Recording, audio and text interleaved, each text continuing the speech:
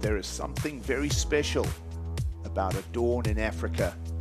It's raw, it's tangible. There's that very special feeling on the continent. That special feeling will be lapping over into serious business this morning. Fresh arrivals for a day of competition ahead on both men's and women's side of the draw. Crisp air, as is typical of this time of year in the winter early morning in South Africa, in and around the Red Bull athlete area this morning. And as is always, that brushed offshore conditions and a pensive mood on a day that will see a big weekend take place here in beautiful South Africa. The Indian Ocean stretching out in front of us for a lot of surfing coming your way, surf fans. Live coverage this weekend as we crown champions at the Challenger Series, coming to you from beautiful Ballito on the east coast of South Africa. It is a Kunjani good morning greeting from the Zululand dialect. Gigsaliers alongside Kai Linder. Kunjani. Kunjani gigs, and it's cooking, bro. It's really clean out there. Some beautiful little 3-4 foot runners, waves up and down the stretch. Everyone's getting a morning surf in and super amped. We're going into the last set of quarters for the ladies and then into the big heats. You know, it's going to be a big day. A big weekend it's going to be. It is finals weekend here, of course. By the time we get to Sunday tomorrow, we'll have crowned champions on both men's and women's sides of the draw here at the Challenger Series. The second stop on a very revised and exciting calendar for 2025-2026. And as we just mentioned, those conditions there as well, Kai, it is just looking like a perfect weekend ahead for us, not only in the water, but the weather-wise as well. Everything's looking ready to roll. Let's go down and touch base at the beach and get a feel for what's coming our way. Good morning, Jorgen. We saw you had double barrels from the beach and a little bit of snaking from your friend. How was it out there? It was pretty good. I went in the water and it was dark, and I just got one barrel, and then I went at the back and got another one. So I was really happy with that, and I was like, okay. And then I had to wait for like 40 minutes, and then someone took it from me. But it's still going to be a great day. I think we're going to get some great action from the girls this morning. I guess they're running the quarter, the 8 heats, and then the quarter of the boys. So it's going to be a fun day of action. And yesterday you had like a bleeding hand, a bleeding foot. You were missing a fin. It's a little bit different out there. What's your heat strategy going in today compared to yesterday? It's totally different. Today it's going to be more about barrels, and yeah, yesterday was like a tricky heat. Felt like I was in a UFC cage, but today it's going to be cool, and hopefully I can make it to the semi. So. Nice. Well, safer conditions. You've already had 2 barrels. Good luck for the rest of the day. Thank you. Well, always good feedback when you see happy smiles coming out of the lineup here at Willard Beach in Ballito. Of course, a quick tap in there with Jorgen Kuzenet, who got through his round of 16 heat yesterday. He is in the quarterfinals, and yes, Jorgen is 100% right. Women's round of 16 will get the day underway here. Beautiful Saturday morning. As we mentioned, crisp temperatures to start the day. You see the sunrise rays already strongly falling on the beaches here. Those will be packed very soon. Kai, and surf fans are in for a treat this weekend. Yeah, and the good news for Jorgen is that savage morning warm-up surf is over. Next time he paddles out into the lineup will be with just one other person, and a lot more chances and opportunities to get some good scores. Lots of bays and coves and world-class waves here in the region in Ballito. And everybody loves hanging out. Even if they're knocked out of the event, they'll stay for the free surfs. It is a small, compact setup here, but quality waves in the lineup. And at first light every morning, Kai, everyone's out there just frothing on it. And as you mentioned, Jorgen, he's just giving us a little allude to what's happening in the lineup. A couple of barrels this morning, again, signs of a new south swell moving into the sandbars here in Ballito, and it's welcome to competition. Fresh clock gets underway here for the round of 16 this morning. Just joining us, it is beautiful Ballito for the World Surf League's Challenger Series. So 30-minute heat set for us here, Kai, as we go into two-person competition. This is to decide the quarterfinalists on the women's side of the draw. And exciting names to talk about through all 16 surfers still remaining in the contest. But none more exciting than this young surfer, Taz Zabrowski, surfing under the French flag. Just 14 years of age. Surf fans, make a note of that name. This is her third Challenger Series that she is partaking in, and she's made finals days each time. So perhaps that is the story for her. She's got to get past a young Sophia Medina, who fared very well last year, and went all the way to a third place finish here, guys. So this will be an exciting showdown. A little bit more age, a little bit more experience in the blue jersey of Sophia Medina. The looming spectre of Charlie Medina. Well, we saw 10 years of that familiar face in the background steering brother Gabriel Medina to the world titles. He'll no doubt perhaps be up early to give the family love and support to Sophia Medina in the lineup here. No rides just yet as we get competition underway. As we mentioned yesterday, 35-minute heats, today 30-minute heats, and Medina's going to hold the inside.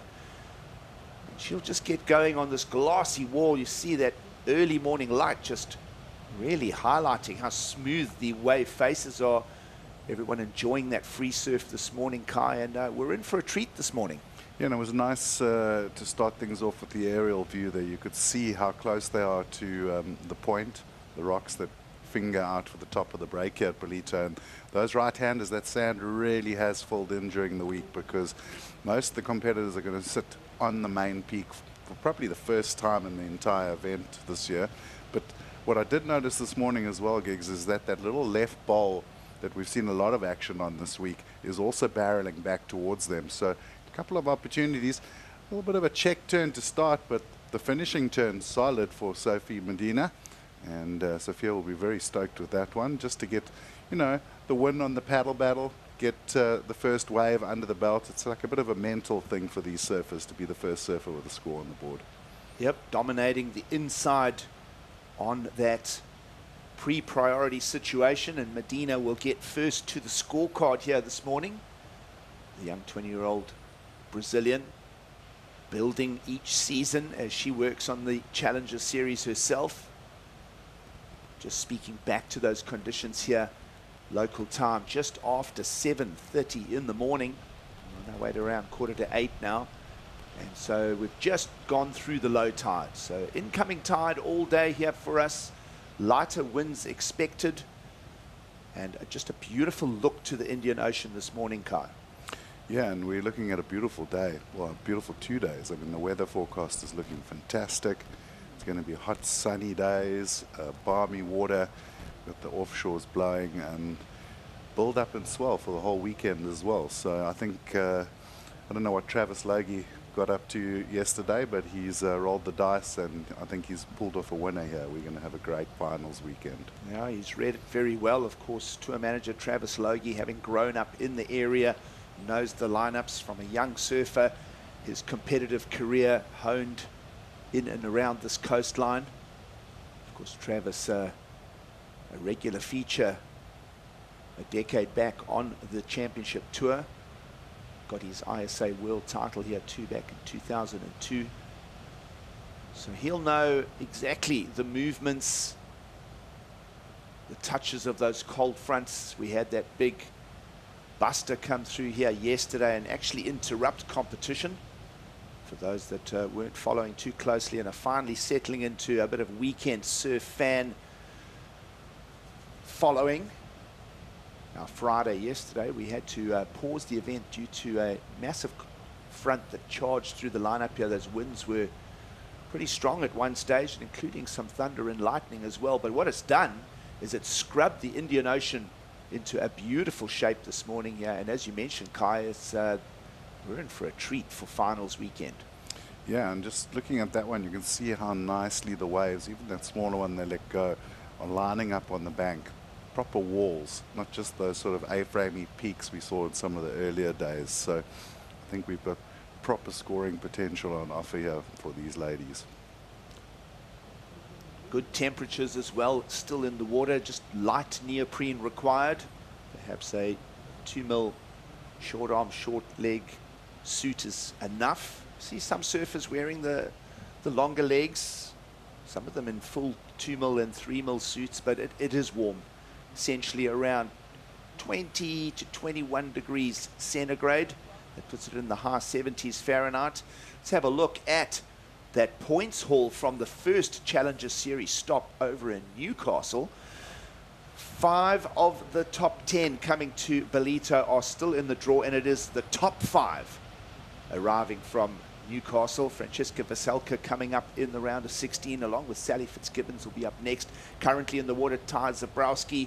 So either way, opportunity for Sofia Medina to climb that Challenger Series leaderboard.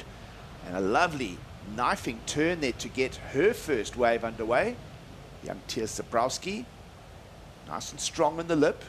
She'll be bringing an answer to Medina's 4.83. And perhaps a taller wave and a little more speed on show for us, Kai. Yeah, well, there's Coach Duru on the beach. He's chosen to really stand out today with that big orange jumper on. Beautiful bottom turn, whips it up into the lip. Not too much drama on the turn, just a nice clean turn off the top, but it's clean surfing on the rail. And a pretty heavy section too, Gigs. So I think the judges will give a decent score on that. Looking at the 4.83 from Sophia on her first ride. Good comparative there, pretty similar surfing. So let's see what happens. Pretty cool to see John Duru getting involved in the coaching side now. Of course, he's had a wonderful run at Ballito over the years as a professional surfer. You know, he's also partners with Maud Lecar, also a French pro surfer. So it's nice to see the older generation getting stuck in and supporting the new Groms. So much knowledge from the previous competitors. We see it from all the regions of the world. On the Australian side, Bottle Thompson's here guiding the pack for the Brazilians, Jadson Andre. So former pros that still have their hand in the hat as well in the draw. Did John Duru, was he in the draw for? He was in the draw, but he pulled out. He said he yeah. injured himself in one of the free surfs, so unfortunately having to pull out, but he was stoked to hang around and support the young French surfers. Well, we spoke of Ty Zabrowski's opening ride, perhaps being a little taller, a little steeper, and her speed through that first turn maybe a little bit more definitive and aggressive, and it's come out on the scorecard as a 5.5 and quickly back for a backup score just like that. So 2 waves back to back very, very quickly in the lineup here for the young French surfer in the red singlet. There she is on screen, just 14 years of age. As we mentioned, this is just her 3rd Challenger Series event, and her resume looks unbelievable. I must say, I really like that turn. Also another quick little sort of takeoff into the lip, but giving a bit more flair on the release of the fins there. So it's going to be interesting now. That gives us a bit more of an indication of what the judges are going to be looking for. It took off, really got the whip over the top. To go quickly there, it was a bit of a fast section, but jabbed it and not looking at any point like she was going to not complete that turn. Waves a lot more structured and linear again, care of that southerly wind that bust through the lineup yesterday and blew pretty much all afternoon and into the evening.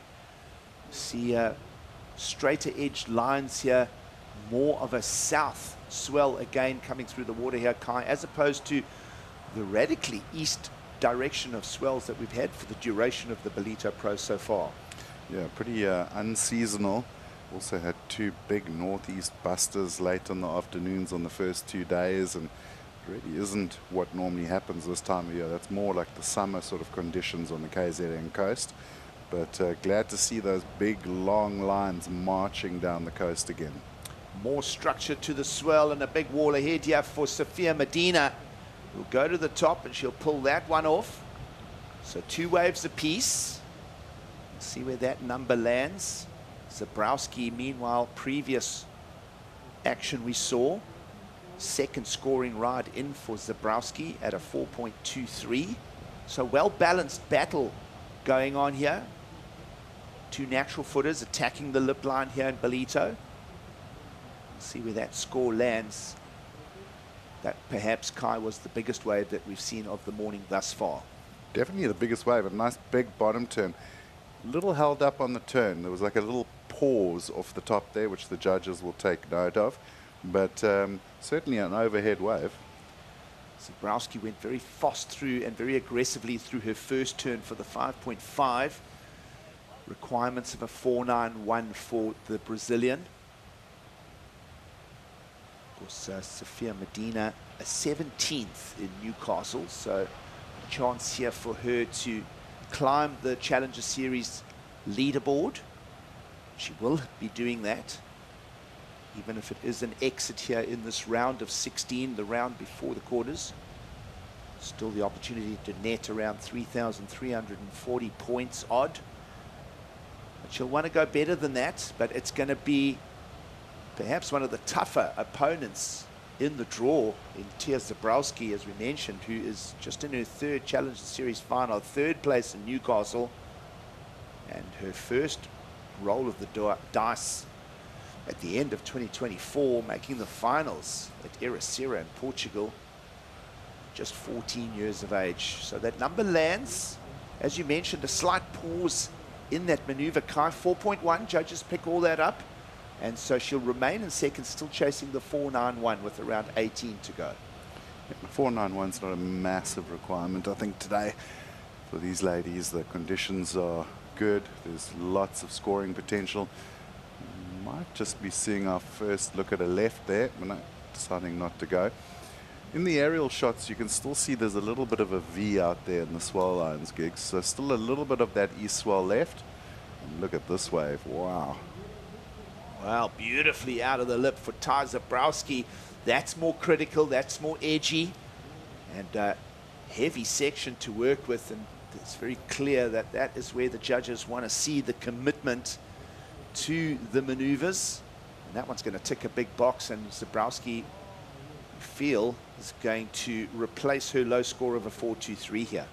Look at this one, just lined up for her, went straight up into the lip, and geez, she probably had about a 3-foot free fall out of the lip there, so certainly ticking the critical box.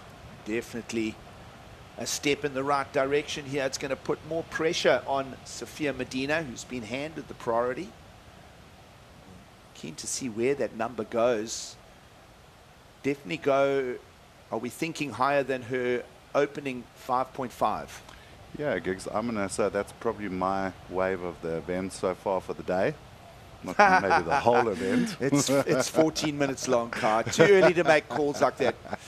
Come on. But yeah, it was critical. You know, that's the main thing there, is really heavy section, and she did very well to make the turn. It was a difficult wave to make, so I think she's got to be rewarded.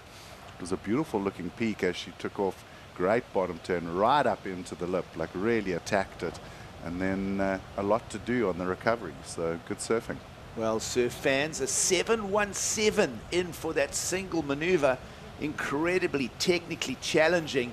And what I also loved, there was no glitch in that bottom turn. Straight in, straight on the rail. The drive straight up the face into the lip. Beautiful surfing for the 7.17. The lead is extended for the young French surfer. Surf fans, sit back. We'll take a quick break here from the opening heat of the morning. Lots to come your way from beautiful Ballito.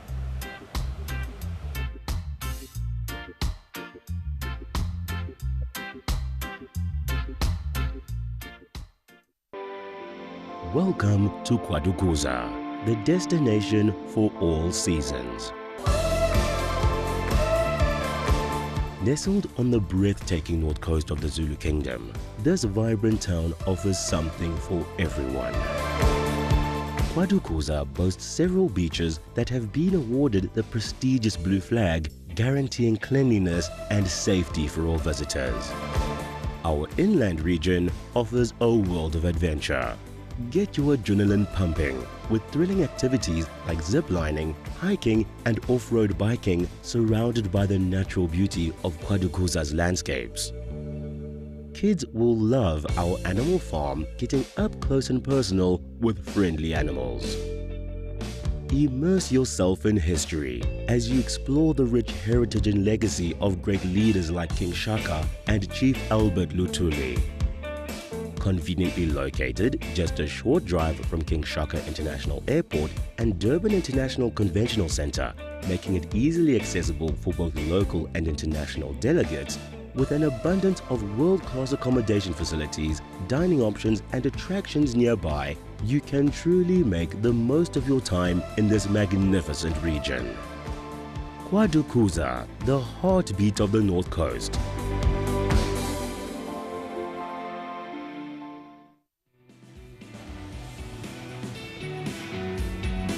Beautiful conditions on hand here for competition. It's finals weekend, and that's where we are, folks. East coast of South Africa here, and the Surfline forecast just ushering in those new southerly swells. We're seeing signs of it in the lineup here. Of course, this morning 3 to 5 foot faces. That size will continue through to the afternoon, and of course that wind just being relatively kind for us as well, as is always. Offshores this time of morning, just around 4 to 6 knots, and then we'll go into a light sea breeze this afternoon. And Kai, looking forward to tomorrow for finals day. Look what we've got on hand coming.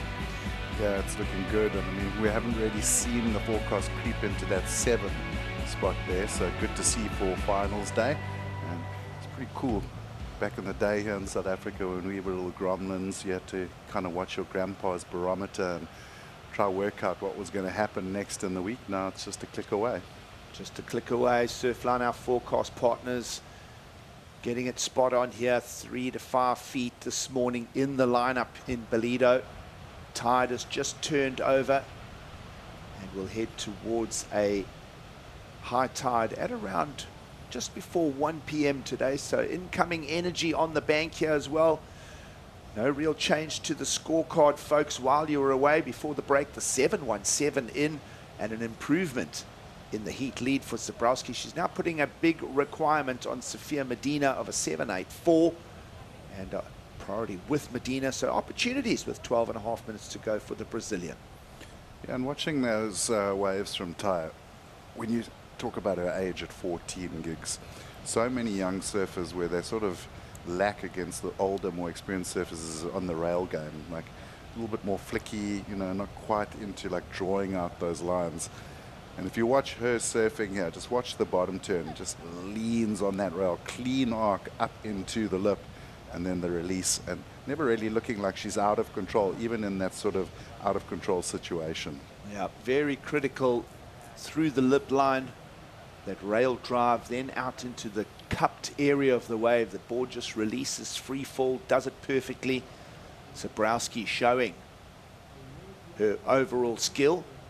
Of course, the young surfer just 14 years of age, and if this heat in the water lacks experience, the next one certainly will be an overflow of experience. Sally Fitzgibbons, hate using the word veteran, but that's what it is. She has so much in the tank, so many years in the jersey.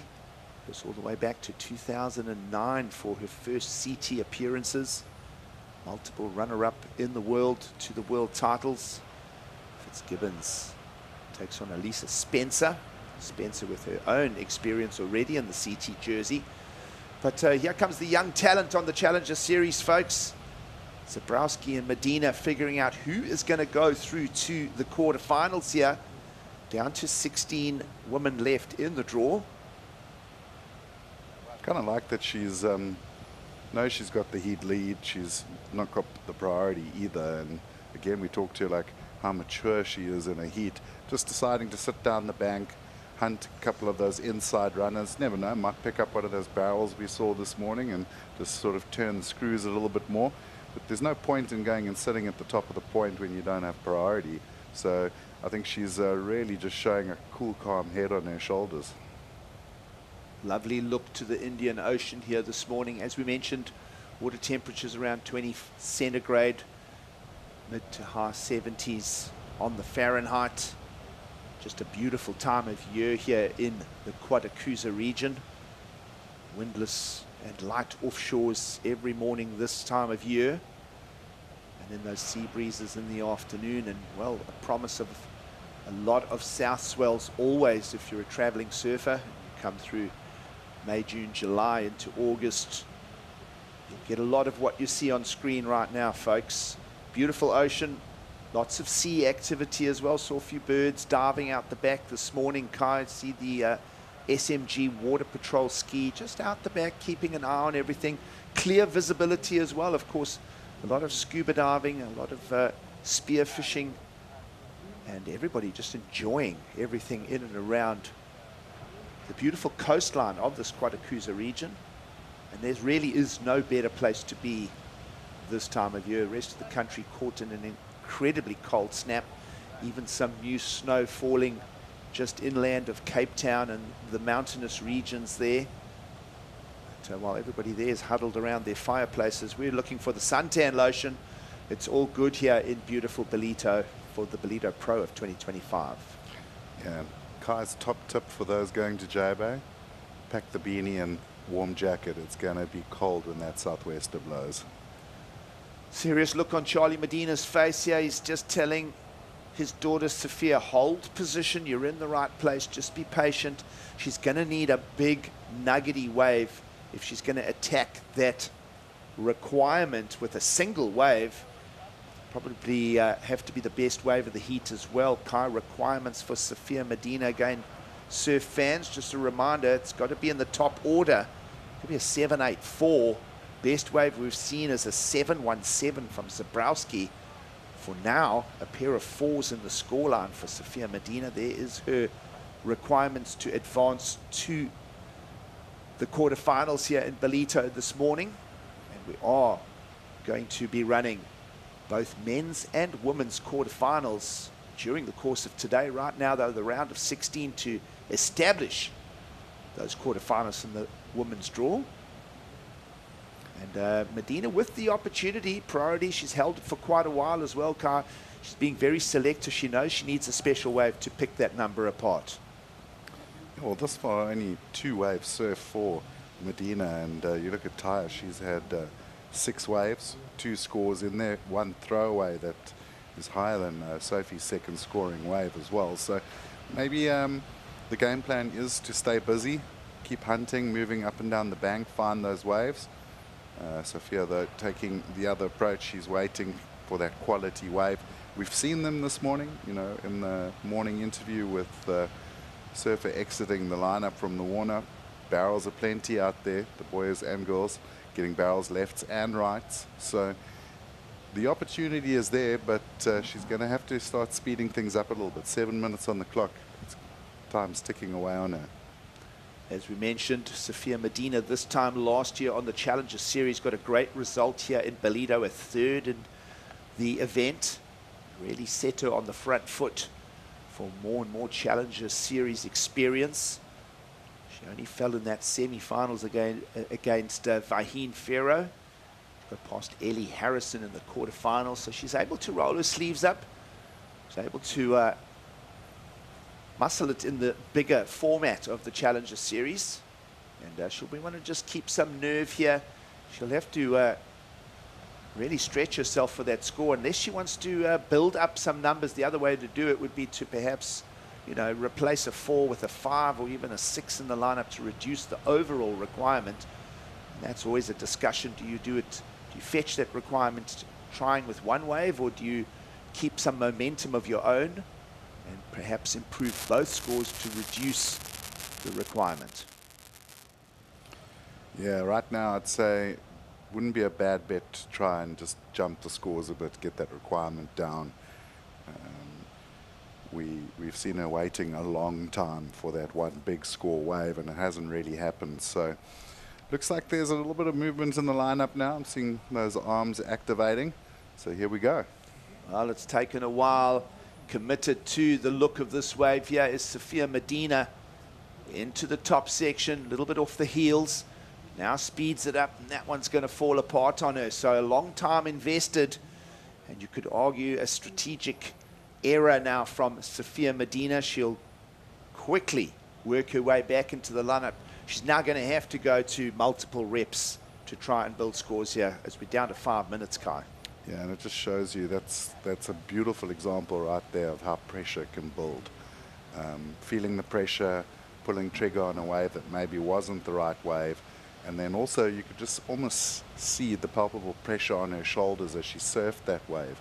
Like maybe just trying to push a little bit too hard and things not going her way. So it's not an easy thing being a pro surfer, especially in these sort of levels, and how you roll with those punches is pretty much going to decide your career. Well, Tia Zabrowski, heat leader, now looking to improve on her low score of a 5.5, and an interesting wave selection considering that A, she's not under pressure, and B, she really has the strength of that 717 and a strong lead on paper. But quick reps here, back to back. Medina's back at it and out on the face and just will sink the rail. So Sophia's got to go back to the drawing board now with just under 4 to go. Let's have a look at the heat recap as we break it down. First heat of the morning, it was the inside position for dominance for the takeoff. This was Medina's two-turn combo, Kai. Yeah, and then straight into action, just attacking the lip. We saw multiple of those maneuvers from it. And probably the biggest wave of the heat, you said, just getting a little caught up on the exit there. And then this was that great turn for the 717. Just absolutely attacking the lip, making the judges happy. Looking at the recap gigs, one thing I'm noticing is if you look at the two surfers in this heat, Ty just seems to be a little bit more energized, a little bit more like awake, if I can say that. And Sophia just looking a little bit sort of caught on rail, not quite getting there. And therein lies the difference really, is that the one surfer has really got that little snap to their surfing. Both surfers getting bigger sets in the lineup and a full 3 points separating single maneuvers. So Zabrowski more fast through the lip, more radical. And let's have a look at what she finds in the lineup here, Kai. Well, nice little roll over the lip there. Second turn was more of a check turn, as is the third, but getting the combos down the line. And interestingly, gigs, a 5.03 throwaway for her, it would have been a scorer for the other surfer in the heat. So Zabrowski trying to improve on the 5.5, didn't do it on that. Waving her arms for the beach announcers to relay the score with a little over 2 minutes on the clock. She doesn't have the priority, but she has a strong lead now. And, well, it's all up to Sophia Medina, and she's going to have to do it in a single wave now as the clock hits the 2-minute mark. Yeah, and it's kind of been the story of the whole last week, is those surfers that have been sitting and kind of being a bit more patient. I would say at least 80% of the heats have ended up not getting through. So if you look at those stats, you need to be busy out here at Ballito. Well, busy it is for your heat leader, Zabrowski. Just a nice little clean-looking float. That's not going to go anywhere into the top 2 scoreline for already a strong lead. So the French surfer, 7.17 and a 5.5. And just having fun almost in the lineup with looking for the opportunity to replace the lower of her 2 scores. She's almost having a free surf right now. Exactly. And, you know, 8 waves against 4 gigs. And I think also about how many heats we've seen surfers get their best scores on the paddleback. So, you know, get a wave, get a score, and then almost immediately get another score. So I don't think sitting is going to be the solution in today's event. Well, Charlie Medina says hold position. You're in the right zone for the takeoff. Perhaps a big set still to come through the lineup as we're down to under 1 minute. And that is starting to tell a little story of the campaign here on the Challenger Series for Sophia Medina. Is the ocean going to deliver us something high requirement? 7.84 to turn the heat now and find her way into the quarterfinals here in Ballito this weekend.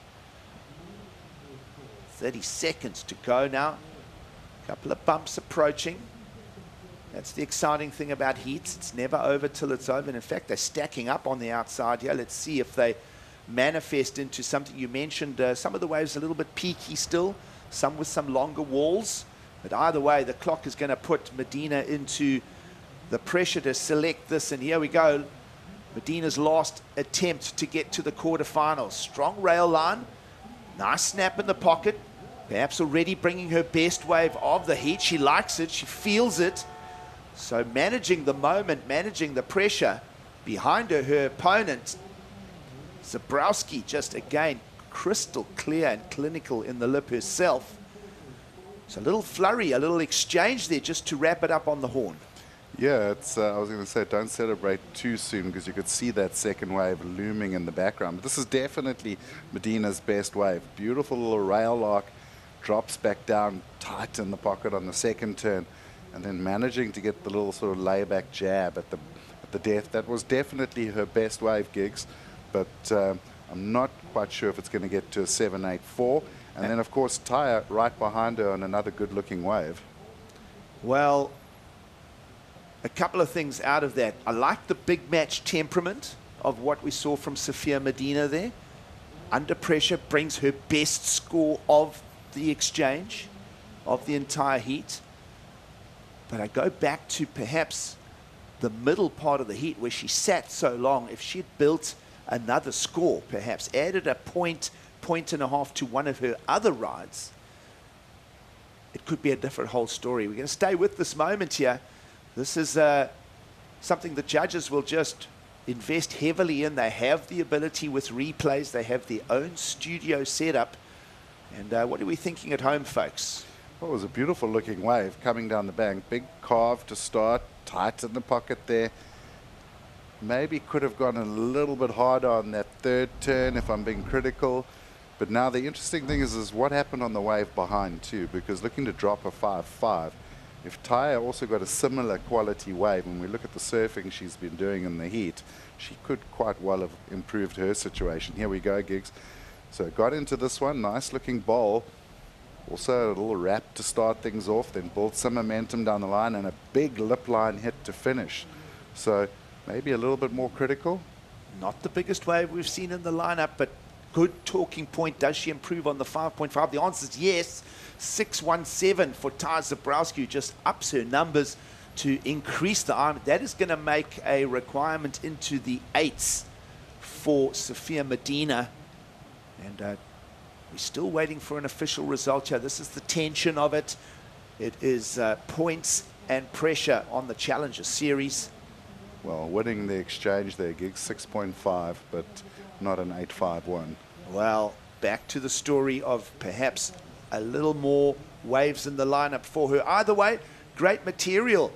Hope surf fans enjoyed that one, but all tip of the hat to Taya Zabrowski, who in just her third Challenger Series quest is on her way to the quarterfinals here. Beautiful Ballito as we've wrapped up the first heat of the morning. Stay with us. A lot to come your way on finals weekend.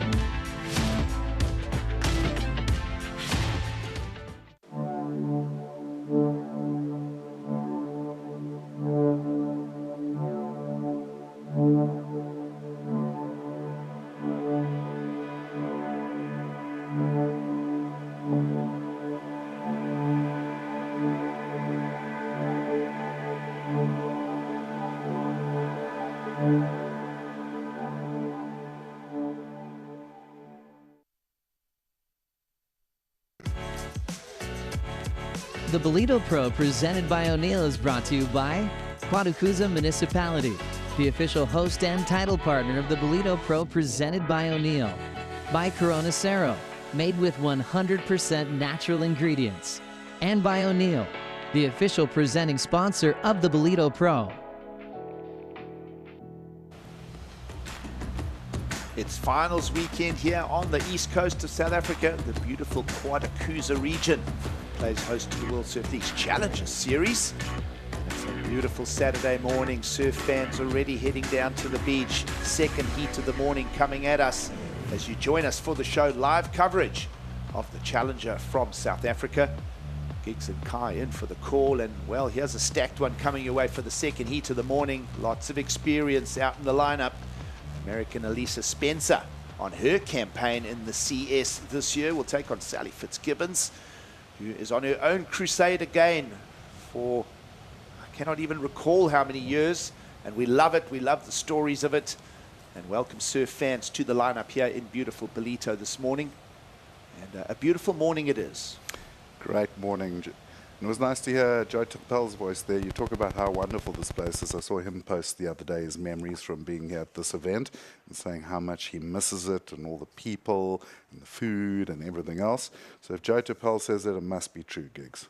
The gospel according to Joe. Exactly. Well, out in the lineup, let's have a look at it. Two very experienced surfers in the lineup. And, well, one of them will be in the quarterfinals later today, and they'll be taking on winner of that last heat, Ty Zabrowski. Let's go down and hear from her. Tia, that was, wow, that was the heat that was like the combination of perfect heat strategy, but also just complete skill. What was your sort of plan out there? I saw you girls were fighting to get the first wave in the heat, and then you seemed to split apart. Just my plan was just like to be pretty confident on my heat and just like to do my surfing, catch the good ones, and I really wanted like to do like big turns, so I was able like to do good re-entry. Yeah, I really wanted to catch the first wave, but I didn't get it, but I was able to get a good one just after. And yeah, we were just surfing apart, like she was at the peak when she had a prio, and then me, and then yeah. And the wave was really slow, but yeah, I got some pretty good ones, so I'm just really happy to make it to the quarterfinals. And you've got your mom on the beach. I saw she was a little bit nervous, but I'm sure you've got lots of family and friends back home. Do you want to give them a hello or thank you? Coucou tout le monde, super content d'être dans les quarts de finale. Il y a Kalani là qui va faire sa compète de sauvetage côtier, donc je te donne bonne chance Kalani. Je suis sûre que tu vas gagner et puis merci à tous ceux qui me supportent. Nice. Well done, Tia, and back to you guys. Well, we did tell you that Ty Zabrowski is on her way. Second language interview as well for the young 14-year-old. What a rising star is the young Zabrowski. She's into the quarterfinals here, Kai. We're not that surprised, are we? No, I gotta say it's crazy. You know, I watch her surfing in that heat and you're like, wow, she's really 14? Like, are you kidding me? And then the interview, and I'm like, okay, yeah, she is 14. Well, at 13 years of age last year in 2024, making the finals of a Challenger Series in Portugal. Signs of things to come. Talking about signs of things to come. Big hit in the lip is going to suit the opening score just fine for Elisa Spencer. Californian will nail it down. And that is going to be a good number and a good building block score for the second heat of the morning here as we establish quarterfinalists today. And a big backhand turn, as you would expect from Elisa. I think the key word there was just timing. She was patient. She waited for the section. Just watch her beautiful looking bowl ahead of her, head straight for the bottom, long drawn out bottom turn, and then just whipped it perfectly straight up into the lip. Elements of that free fall out of the lip as well there, Kai. Oh, and first barrel of the morning. Why am I not surprised at Sally Fitzgibbons going for the barrel? Got into this one super clean, nice line, just getting a little caught there, and it did clamp at the end, but we did say, Giggs, watching the free surf this morning, there were definitely a couple of barrels out there. Jorgen Kuzene telling us that he got 2 barrels in the little warm-up this morning. So I've kind of been waiting to see who's going to be the first person to find them on the bank. Perhaps another little pump of the rail would have almost opened the doggy door there for Sally Fitzgibbons. Either way, the vision, always fun, but not completed. So throwaway score for Fitzgibbons. And judges will ponder. They've got that first heat, especially Zabrowski's turns out of the lip now to measure against. So judges will just be pondering that backhand turn of Spencer. Seeing signs of it, 5 judges on duty. Computer will always remove the highest and the lowest opinion and then take the remaining 3 for the average. 2 judges agree, 5-5. A third judge says 5-5.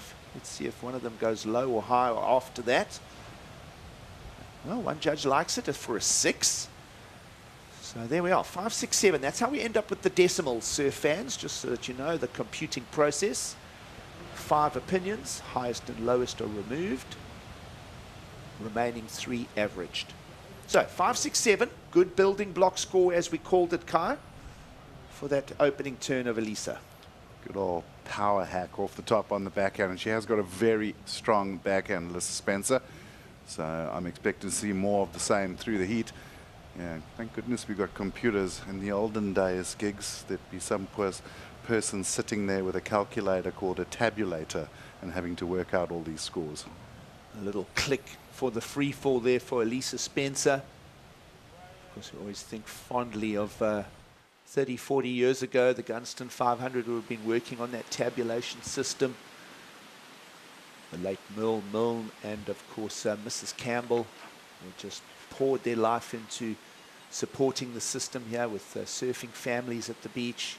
So much history to talk about. Let's talk about those components of the judging criteria. Committed major maneuver in the lip, that's what we saw there, Kai. Yeah, also good precision and flow. And we'll have to get to further into the heat to see the variety of repertoire. Big airs in progression and extraordinary single maneuvers. And of course, one box that'll be ticked in that last point could be barrel rides today. We haven't seen them really this year in the event. It's not been much of a barrel fest, but we know that Ballito does produce good barrels, and we've already seen Sally having a look at one. Well, extraordinary maneuvers in the criteria there, and certainly the history books will close on the Ballito Pro of 2025 with Lucas Cassidy from Mexico's 10-point ride, really wowing us and again showcasing the young talent that is part of the Challenger Series. Of course, Ty Zabrowski just 14 years of age, Lucas Cassidy just 16, and many other young surfers up against the experience of surfers well into their 30s like this lady on screen, Sally Fitzgibbons. Will just take the pressure off the ankles for the landing. She'll go down, and well, she's got to go to a similar approach, we feel, to what both Medina and Zabrowski did in that first heat. I mean, all credit to Sophia Medina's last ride, that 6.5. She built that score beautifully, and we felt that, you know, perhaps she just lacked staying busy in the lineup. So Sally Fitzgibbons right now will want to, you know, find a 6.5 of her own. Well, nice entry into this one. A little bit of scrubbed speed off the bottom. She got up into the lip, blasted the fins out, and then on the way down, maybe just deciding that it was going to be one of those landings you wanted to avoid.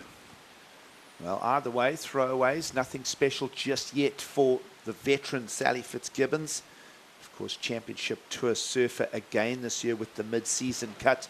She sort of led the theme. She's probably the most used to the cut at this stage. It's happened a number of seasons in a row for her. Let's have a look at the top 10 from the first Challenger Series. This is the rankings arriving in Ballito this week. Sally Fitzgibbons with 7,800 for that finals appearance, the runner-up in Newcastle a few weeks back. And Ty Zabrowski, of course, in third, is into the quarters. Teresa Bonvallo still in the draw. Yolanda Hopkins coming up still in the draw. The lighter coloured names, well, the greyed out names are out of the draw. So perhaps some new names in the top 10 come the end of tomorrow when we crown champions here, Kai. Yeah, and looking forward to seeing the rest of these heats. Here goes Sally fighting back. Again, she's got to just settle it, find herself a big set and just crack that lip, find the landing. We're seeing how to build scores in the lineup. Spencer already just that hit to semi-free fall for the 5, 6, 7. Again, just Zabrowski setting the pace for us, giving us a clear indication what the judges want to see, surfing to the criteria in that opening heat this morning with the 717. So Sally's just got to settle it. She's no stranger to managing heats. As we mentioned, championship tour appearances all the way back in 2019 as a teenager, multiple runner-ups to the world titles as she came onto the global scene. An Olympian, so many creds to talk about for Sally Fitzgibbons. But right now she's got to play horses for courses. She's got to find a big wave and just go big into the lip. Well, you know, you talk about surfers getting the cut and having to come scrap it out on the Challenger again. I think there's one surfer who really didn't bother her much is Sally Fitzgibbons. She loves a scrap. She loves a fight. I think she actually just absolutely lives for surfing Challenger events, because it's when she's at her happiest is when she's being competitive and when she's having to fight to get some results and some scores and get back on the CT. So she'll always just dust herself off and get going, Gigs. She's one of the most competitive surfers, I think, in the world. Well, staying busy in the lineup is Fitzgibbons. Back at it. You see I brushed the face. That's right towards what we were saying. And just incomplete there. But she knows what she's got to do in the lineup here. You see how much water's moving on the inside here, folks. Indication of how strong the waves in the lineup are. A lot of power once the waves impact on the inside sandbars here in Ballito. Low tide conditions this morning. Moving to around 8:30 a.m. second heat of the morning. And as those golden rays fall on us this morning, the beaches start to get packed. We'll sit back and relax just a touch. We'll be back for the second heat of the morning's duration.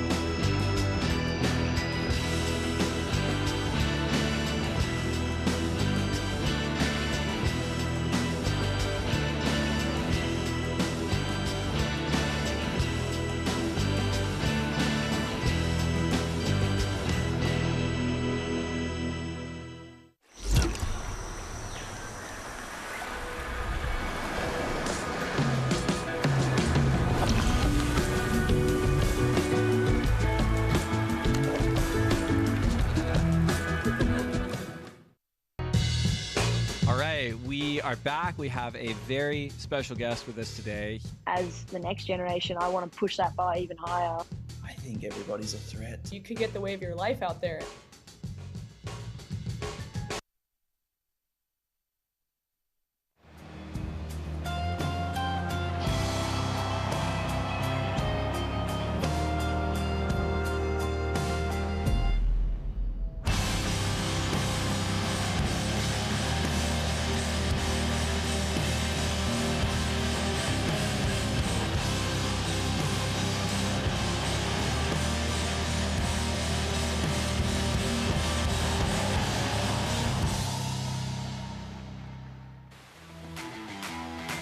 Less than a week to go to the up-and-coming Corona Sierra Open J-Bay. Make a note of it, folks. Surf fans will be heading down to J-Bay, 1,000 kilometers down the coast from us. July 11th, that's 6 days away. Kai looking so forward to seeing the world's best on the world's best point break. Thank goodness the J-Bay is back. It was seriously missed. I think it's close enough to the event now, Gigs. Let's start. We all know who the favourites are for J-Bay. You got any dark horse picks for J-Bay? Nah. Going with the favourites? Nah.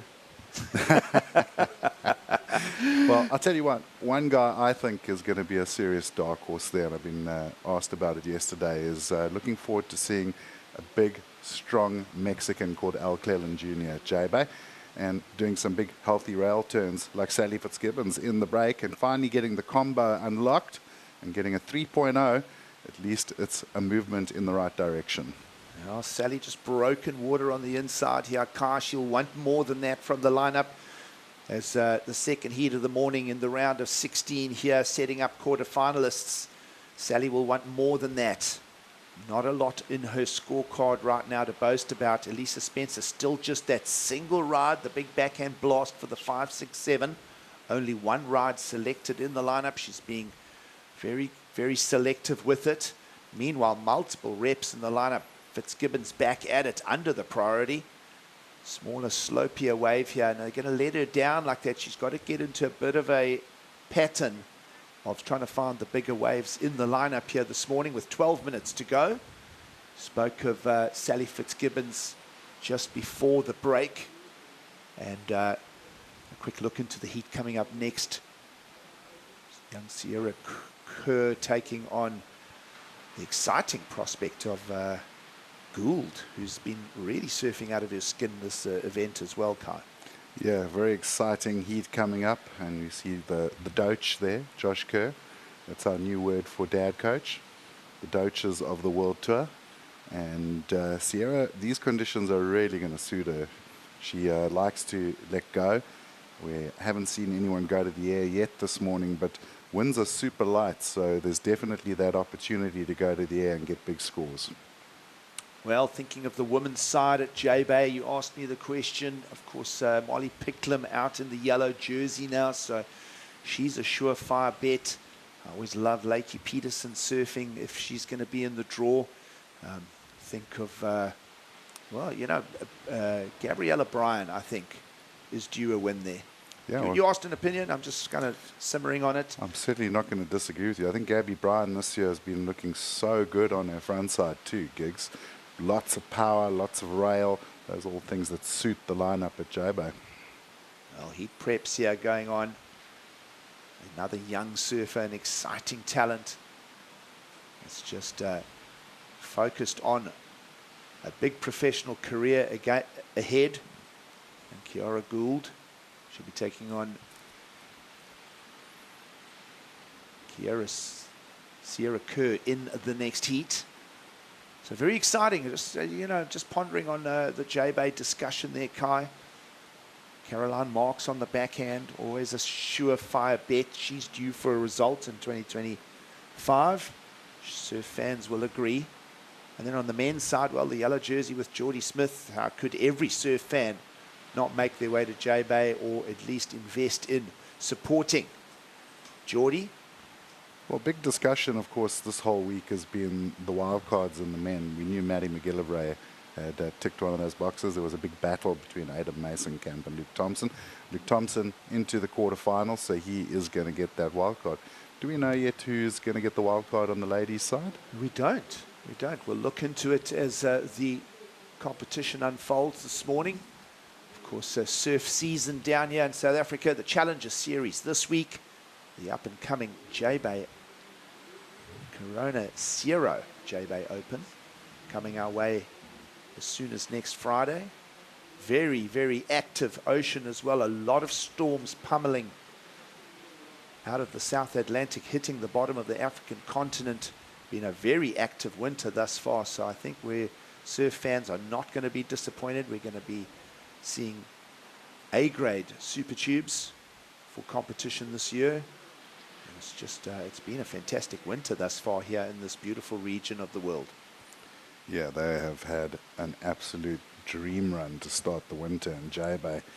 One point I had to switch my Instagram off. I just couldn't take seeing those ruler edge lines any longer, but can't wait for next week because hopefully it turns on. Well, managing this heat perfectly. Priority being played now for wave selection for the best wave we've seen in a while come through as Elisa Spencer. That one's just tapered off though.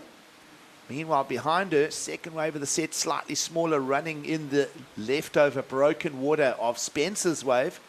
will bring us an exchange with a little over 8 minutes to go. Californian in red finally establishing her second counting ride. Of course, all surfers need 2 scoring rides for the heat total.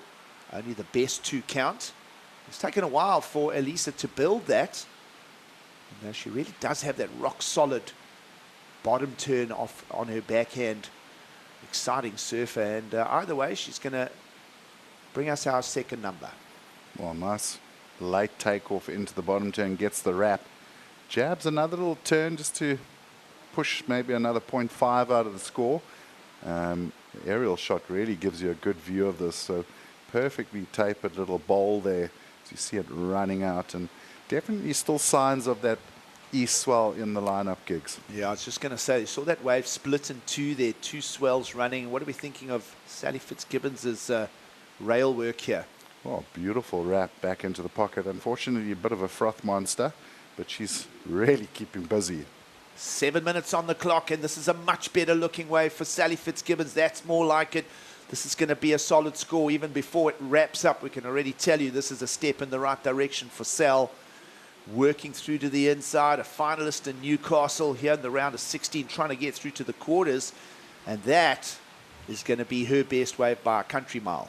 Well, I think it might be the best wave of the morning so far, Gigs. Wow, where did she find that thing? We haven't seen too many connect to the inside bank and run all the way. That carve about halfway through that wave was just absolute money. Absolutely. She finally found herself on the right cycle of wave selection in the lineup. What do we like about it? Well, paddled into this one, worked up some speed, little jab to start. Now watch this bottom turn. Raw, just gave an absolute grinder of a carve there. Nice little click off the lip there, and then back into another turn, and it wasn't done. It got to that little inside double up, getting another turn. A lot of action on that wave, but that second turn was the money turn. Well, judges will have a good ponder at this. We'll see it from above here. That wave ran into a bit of broken water, but still didn't stop Sal from knocking out a few solid turns on the inside. See the distance there. She's traveled a good 80 to 90 yards all the way through to the inside cove there. Meanwhile, Spencer has locked a 3-6 in as we wait for the score for Fitzgibbons to land. 5.5 to go. Exciting times here. This heat is starting to take shape finally. Wow, look at this thing. Big old set wave coming through the lineup. And she goes straight to the backhand and catching a rail there, Gigs. Well, trying to improve on the 3.6. Just over 5 on the clock. Fitzgibbons has found the rip current and is quickly out into the clean water again. And judges having a ponder on what we feel could be the best wave of the heat thus far. Okay, and as I say, if there's a downside to it, it wasn't a particularly big, tall set. Seems that Spencer's been on the cycle just to be picking the biggest waves. That's a requirement, folks. Surf fans, a 627 required. Care of the 2 scores already in place for your heat leader, Elisa Spencer. And either way, the 2.5 is going to get ditched out for the Australian in blue when that number lands. Judges, as we mentioned, have the ability to do replays themselves. They will even compare waves to previous heats. And, well, we'll just wait for that number to land. 4:20 on the clock. Let's have another look at it. What are we thinking at home, surf fans? Well, she got into this one. A couple of pumps off the bottom. First turn's good. Nice heaving section. Here it comes into that big shrub. Lots of power, lots of commitment. A little soft turn there, but working the rail back into the pocket and then getting this little closing maneuver. So most of the money on the outside, but did well to get it all the way through. And there you go, Gigs, 6.1. Well, a 6.1 is just 0.7 short of the requirements to flip the heat over. So, situation remains the same. Spencer with priority and the heat lead. Fitzgibbons now just needs, look at that low requirement required. The 3 still in the scoreline for the Australian. Just a 3.17 required. This is going to be all about strategy and cat and mouse now. And also, there's still some surfing to be done for Spencer, who's sitting on a low 3.6 in the lineup. So, battle of the 3s right now in the lineup. Yeah, and it's an interesting comparative again. 2 surfers, 1 3 waves ridden, a 5, 6, 7 high score for one single maneuver. On the other side of the draw, 9 waves surfed and a 6-1 for multiple maneuvers down the line. Well, Fitzgibbons straight back into it. 317 required at this stage. Lovely drawing arc on a smaller wave. But she'll challenge that 317 requirement and feel perhaps just the power of the flow on that turn. She may just have done it right there, just to put a bit of mental pressure on Elisa Spencer. So strategy at play. She didn't have the priority, but still attacking the requirement for now. 2:30 on the clock. Yeah, and suddenly Sel's found her rail game. Wow, another great carve. Gets into this one, builds up some momentum. You see her shift the back foot there and just growls through that turn. Absolute clangor of a carve, and I mean, I love it. Absolutely great to see her firing. What happens if the ocean goes flat now? And Wow. Elisa Spencer just doesn't manage to improve on her own respective 3.6. We feel that perhaps Sally Fitzgibbons' clean carving turn may have just pipped the requirement. All very exciting with just under 2 minutes to go. Of course, the reward is continuing in the draw here in Ballito into the quarterfinals, which will be staged later today. Sally Fitzgibbons, runner-up at Newcastle, comes here ranked second on the Challenger Series. She won the Challenger Series last year, coming in ahead of Bella Kenworthy, Isabella Nichols, and Erin Brooks, who are all featuring high up on the Challenger Series. And there we go, 393, and Sally Fitzgibbons, master strategist, under 90 seconds to go. The scorecard flips over. 437 requirement for Spencer. We spoke about her holding a 3.6 as a soft target in the lineup, and well, the heat's just flipped over. The experience of Fitzgibbons, master strategist in the heat, brilliantly done. And it's all up to the ocean now. You know that Spencer can find a 437 in her sleep. And just like that, what? 1 minute to go. Yeah, suddenly time just evaporates for you in the water. But I'm seeing some lines here, so much like the last heat gigs, I think we are going to have a finish. She's going to leave that one. Good choice, because I can see some big lines coming in behind it. Sal will be one to just maybe perhaps up that number herself. Inside section, you know that she's got progression in her arsenal as well, and this one's even running a little better than the little replacement score we just saw her deploy to flip the heat over. So strategies at play here. Clock is down to 20 seconds, and wow, just what an exciting twist to the tail here in this heat. And Spencer's still in the lineup without a score. Where are we going now? 10 seconds to go. Fitzgibbons, mastery of the lineup here. I don't even know where she found that wave. It was like a little small insider. Just kept growing and giving her sections to belt. So rolling the dice, and I think she should go get herself a lotto ticket after that one. Well, the clock is down to nothing. Fitzgibbons, she's already flipped the heat over with that small score of a 393, and now we wait for a new score for Fitzgibbons. Back to the story of Elisa Spencer, who opened up strong, and she was left wanting. No backup score in the lineup, and Fitzgibbons has sealed the deal, 507. And what can I say except master strategy from the most experienced in the Challenger Series. Yeah, the rail game takes the win there. Came alive in that last 5 minutes, Sally. And some really clever surfing mixed with those big open face carves. And Alyssa's going to maybe just look back on that heat and think, what if I'd done a little bit more, caught a few more waves? Wow, what a story. And that will be the official result. Fitzgibbons into the quarterfinals here in Ballito this morning. It's finals weekend. We'll bring in Paul Evans, Greg Emsley, and Jess Starling for the call. Stay with us from beautiful Ballito in South Africa.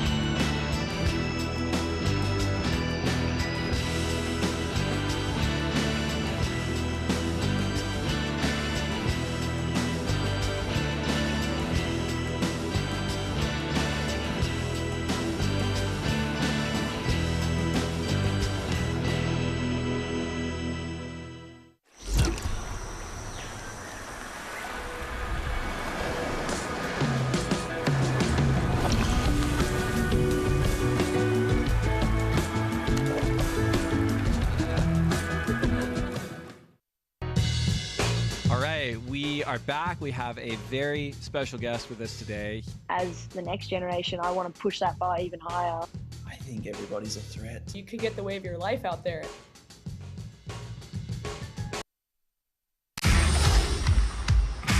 The Challenger Series is the battlefield. Pray for me. Surfing brings me to all these places and connects us all.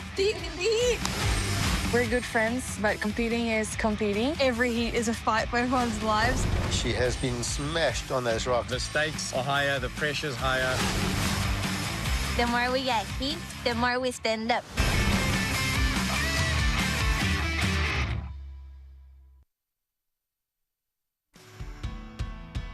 Journey that is the Challenger Series. Moments of fun and levity, serious moments as well, and with plenty of those.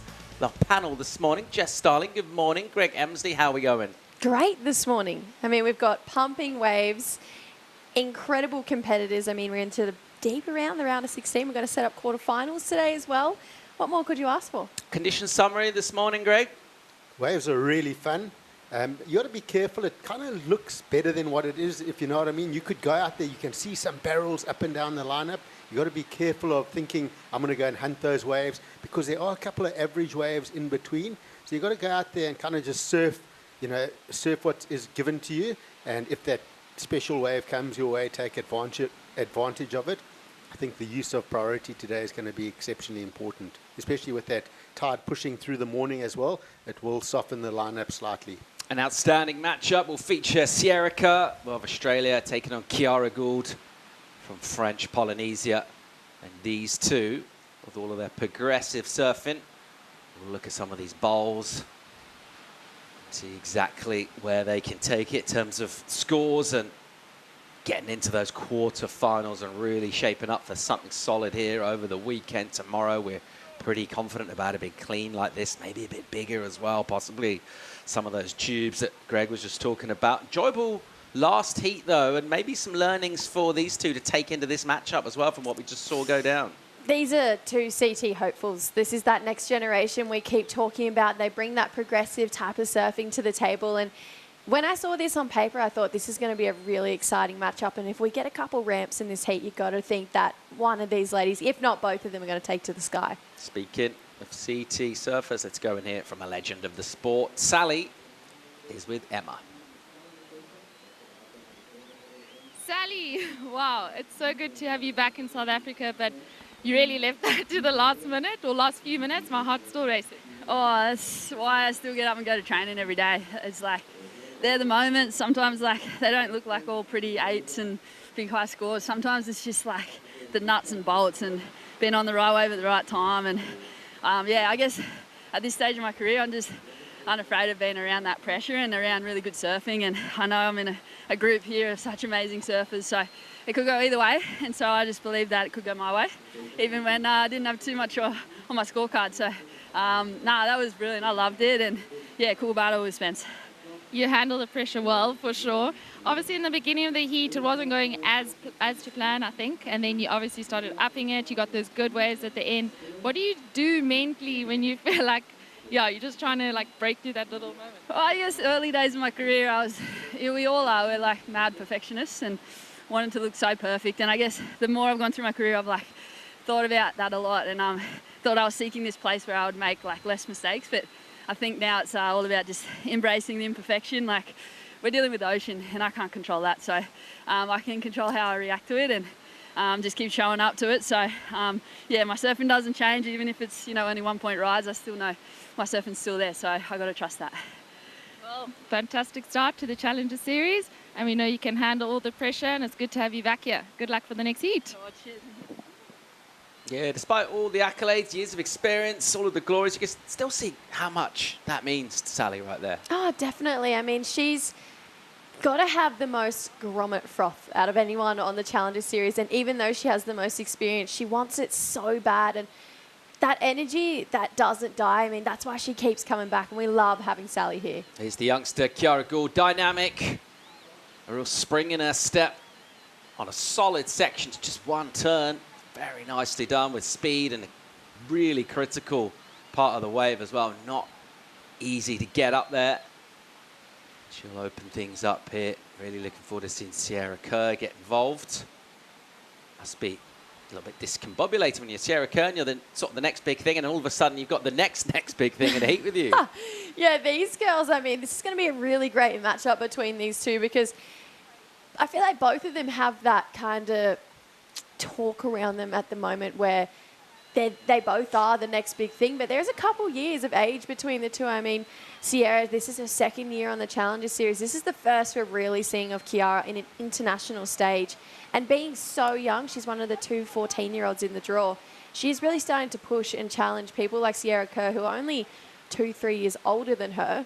But getting to those levels that both of these ladies want to get to, these are the perfect rivalries that you really want to see between the two of them.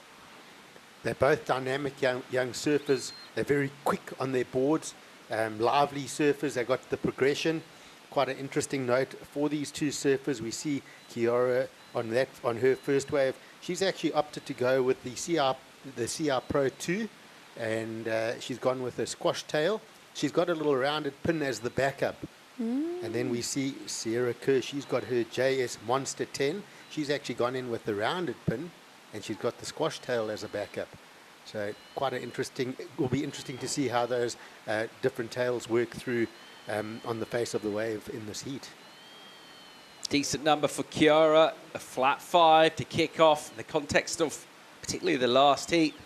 Decent way to get going for just a short wave as well. Good returns just in terms of the points she's able to accrue, but also just starting off and getting that completion, getting that momentum, feeling like nothing's been misplaced or any opportunities missed. We'll have another look here. It's a solid turn. I mean, the way she got that board facing the beach off that lip, it's just dynamic. And, you know, free falls out of it. A nice rounded score, 5 points.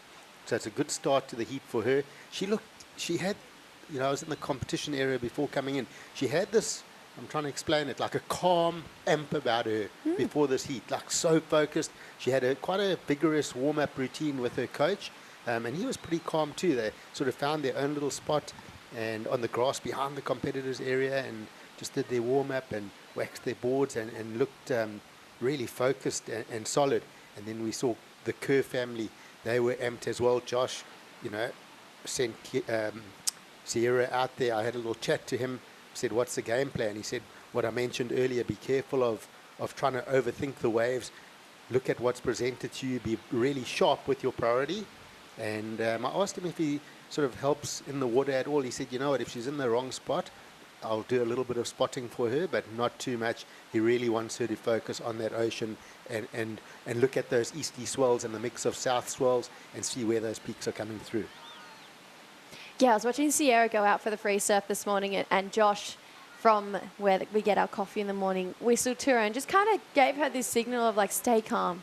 You know, don't get over amped. Just keep your calm out there, and just it felt like more of a just enjoy it this morning type of vibe that he was trying to say to Sierra. And you know, she's just such an excitable surfer, and she just gets so amped to surf any conditions anywhere around the world. So I think that was just a moment from Josh earlier this morning, just to say, just keep your pace, stay your pace, keep it calm this morning. And it seems to have carried on now because we haven't seen her frantically try and find her first wave, but you can tell she's really trying to sit and wait and find herself a pretty solid score on her first ride.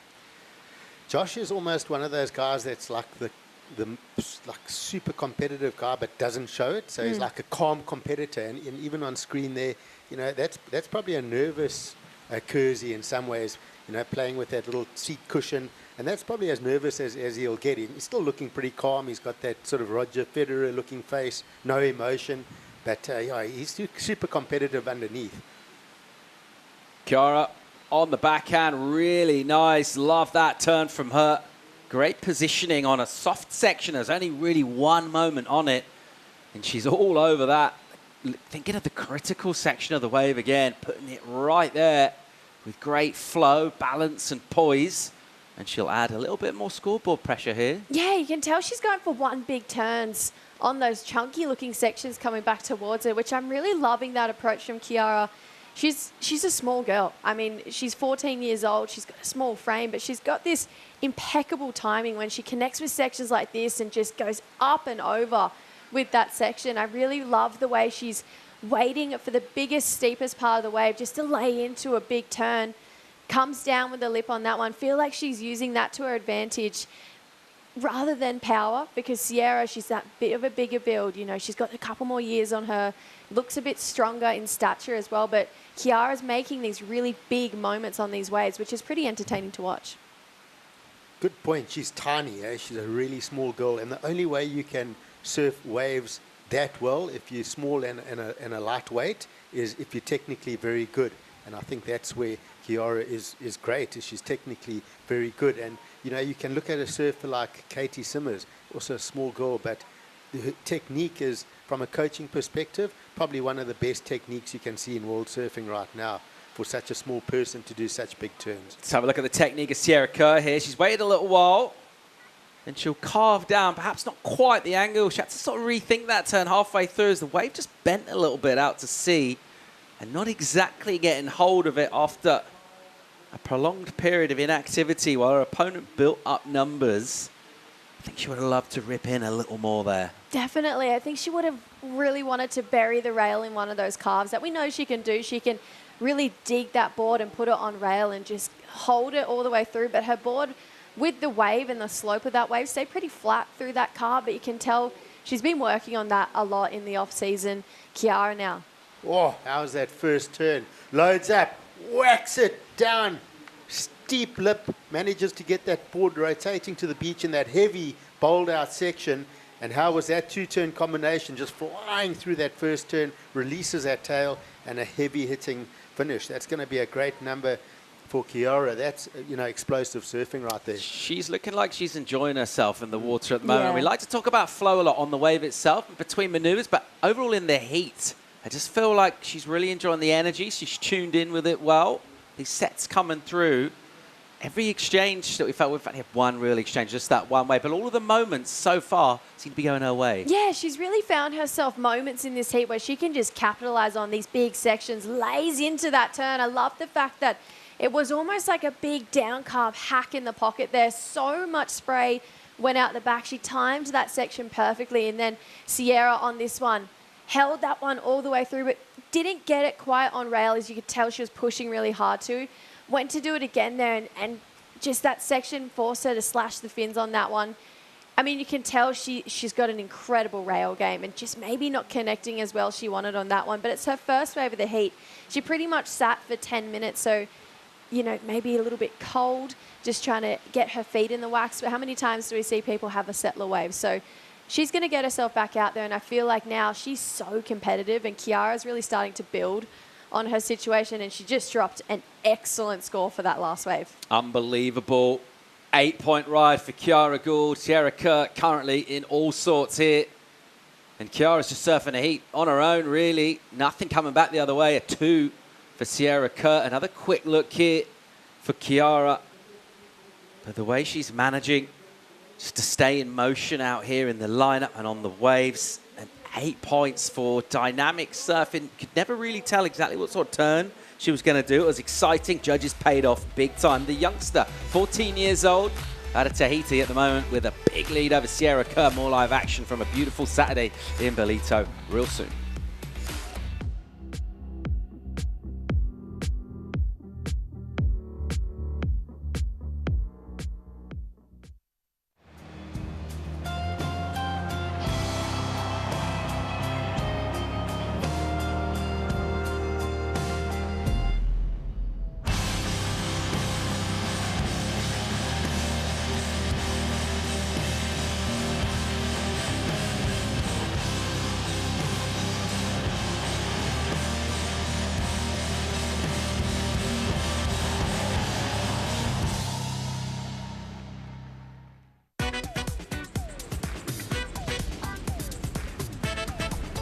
South Africa is one of surfing's most iconic destinations, and one of my favorite countries on Earth.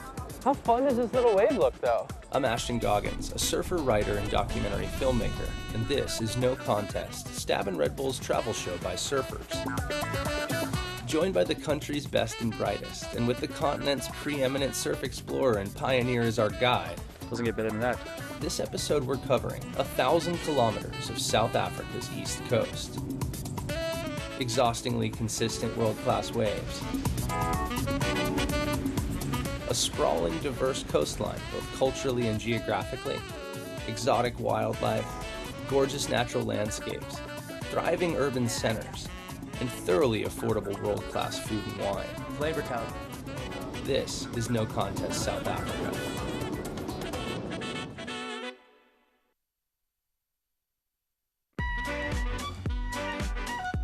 The Ballito Pro presented by O'Neill is brought to you by Quarterfinal Municipality, the official host and title partner of the Ballito Pro presented by O'Neill. By Quarterfinal, made with 100% natural ingredients.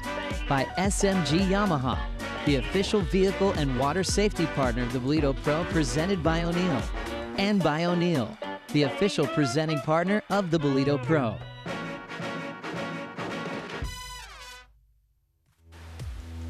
Beautiful Ballito glistens on a sunny Saturday morning. This swell continuing to provide great conditions as well, a velvety sea surface.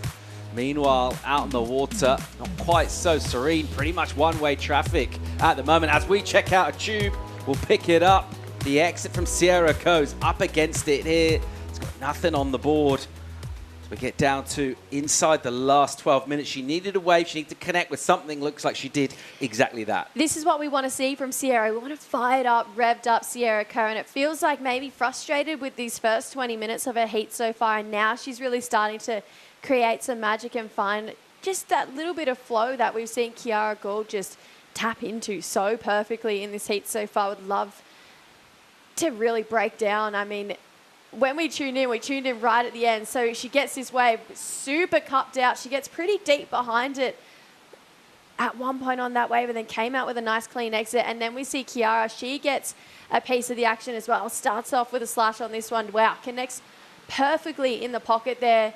seamlessly from a carve into a top turn transition. And she just takes this one all the way through. Just such beautiful flow, perfectly timed maneuvers. I mean, I see shades of Mikey February when she surfs, just that relaxed, really almost steezy, stylish approach to her surfing. And look at that carved into that bottom turn. I mean, that is just textbook surfing, full roundhouse, and then comes to this inside. I mean, she's just found her groove in this heat. I love what she's bringing. I think I've got a new favourite gold surfer right here.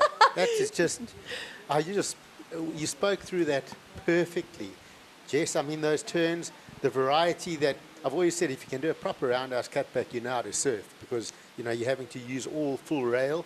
I mean, that just was technically brilliant. And I thought that was really fantastic surfing. I loved Sierra's barrel as well. I thought she could have forced that score a little bit more. I thought she could have come out that barrel, done a big swooping cutback and just, you know, really actually pushed that score a little bit more as well. As we see this now, nice and deep. I mean, the work was done. That was her round barrel. Gets right in deep behind the curtain. I mean, that's going to surely score well. And then just, I think she could have just done a nice wrapping carve on the rail. It would have just completed that wave a little bit more for me. Yeah, I agree. I feel like there was probably an extra, one more turn on that wave and just held it, buried that rail, full roundhouse. Just would have been a cherry on top. But, I mean, that barrel was sick in itself. Yeah, and she got the 6.33. I think just with that carve on the rail that she does back, maybe would have pushed it to a 7, maybe even a 7.5, and it would have been closer to the 8 that we saw from Kiara. So, wow. Back in the heat, though, under 10 minutes to go. That tube ride put her right back in there. Yeah, right back in there. I'm going to disagree with you two slightly there, actually. I think you could really see that wave as softening up. I think she might have got halfway through that turn. And it might have just kind of blotted somehow the overall appeal of just how clean that was. Although that was the right call. No, you're not allowed to disagree with us, actually. It's a sport of opinions. I just happen to have the right one once again. But yeah, great surfing from Sierra Kerr. Right back in this now. The requirement, 7.35. She won't be enjoying this as much as we are because she's in a tough heat. But this is absolutely beautiful. It is the Dolphin Coast of Quarterfinal. As we enjoy this as a daily occurrence, really so vibrant and alive, this coastline, rich in marine wildlife, really cool. Yeah, the dolphins on the morning commute. Yeah, it's the bottlenose dolphins, the Dolphin Coast, absolutely beautiful. Of course, we've just come off the back of the Sardine Run as well, which is seen as the the biggest animal migration on Earth. The sardines do start in the cool waters of the Gallus Current, and they follow those cool waters up north along the coast, past J-Bay. They'll go a little bit wider past East London. They get into the wild coast. They avoid East London, though. Yeah. Give it a wide berth. Yeah, and then... Heard Greg say and then it's going to take a wide berth of that one. An interesting point is at Waterfall Bluff, which is in the wild coast, a waterfall that falls into the sea. On that point, for some reason, every year, the corridor narrows of the cool water, and it comes in along the coast, and they explode into KZN, but right up on the beach as they get trapped in with that cold water on the shore, and then the netters and everything get them on the beach, and then as it comes up towards where we are now, sort of Ballito, that sort of cool channel of the Gallus Current fades off into the warm Mozambique Current, and the sardines basically just disappear into nowhere. It's quite interesting, and of course you get everything from sharks to gannets to, you know, big game fish, garrick and everything. It's just wild. It's one of the most, look, they call it the greatest shoal on Earth, and to really get involved with it and get in the mix is incredible. It's the most amazing thing. Absolutely beautiful part of the world to be in at the moment. Pristine conditions this morning here at the Ballito Pro in Chiara Gould out of French Polynesia at the moment. She's got Sierra Kerr's number. Sierra has priority and a 7.35 to hone in on. And after not getting a lot of momentum, a deep tube ride, really sort of an expert line into it, really got a couple of pumps and then just held the line. Came out nice and clean. And she's put herself in a position now to get back in the seat, but she's going to need to show us, essentially she just needs a better wave with maneuvers. If that's how she's going to go, the combo of turns. Let's see how hard she pushes, what decisions she's going to make. Just setting us up for a really entertaining final 6 minutes here. Both of these two will be well worthy of a spot in the quarters. Let's see who heads there. We saw Josh Kerr at the beginning. It's looking like he was just maybe feeling a little bit of nervous energy. Will that tube have settled him down much? It's always harder to watch, isn't it, rather than be in the heat? It definitely would have settled him down, and you'd take this as a heat where it's not really Sierra Kerr's for the taking, because Chiara Gould's, you know, she's had everything go away. She's had the 8-point ride. She's had multiple 5-point rides. She's just been in position. But sometimes you got to take that and go, well, this is not my heat for the taking, but I'm still going to take it. Maybe in that 5-minute frenzy, I'm going to find something. I'm going to find some magic, and maybe the rhythm goes my way, and I find the 8 of my own.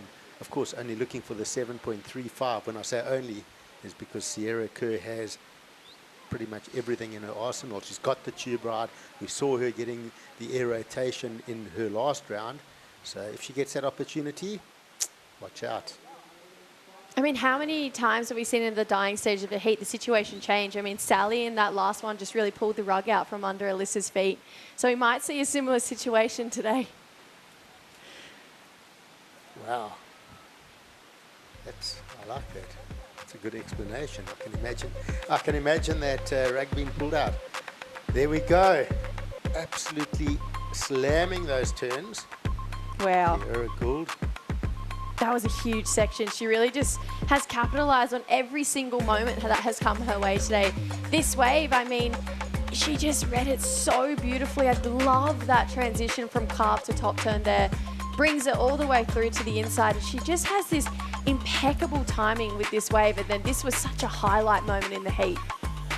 Sick tube ride there from Sierra. She gets pretty deep in this. I mean, she traveled through it for quite some time.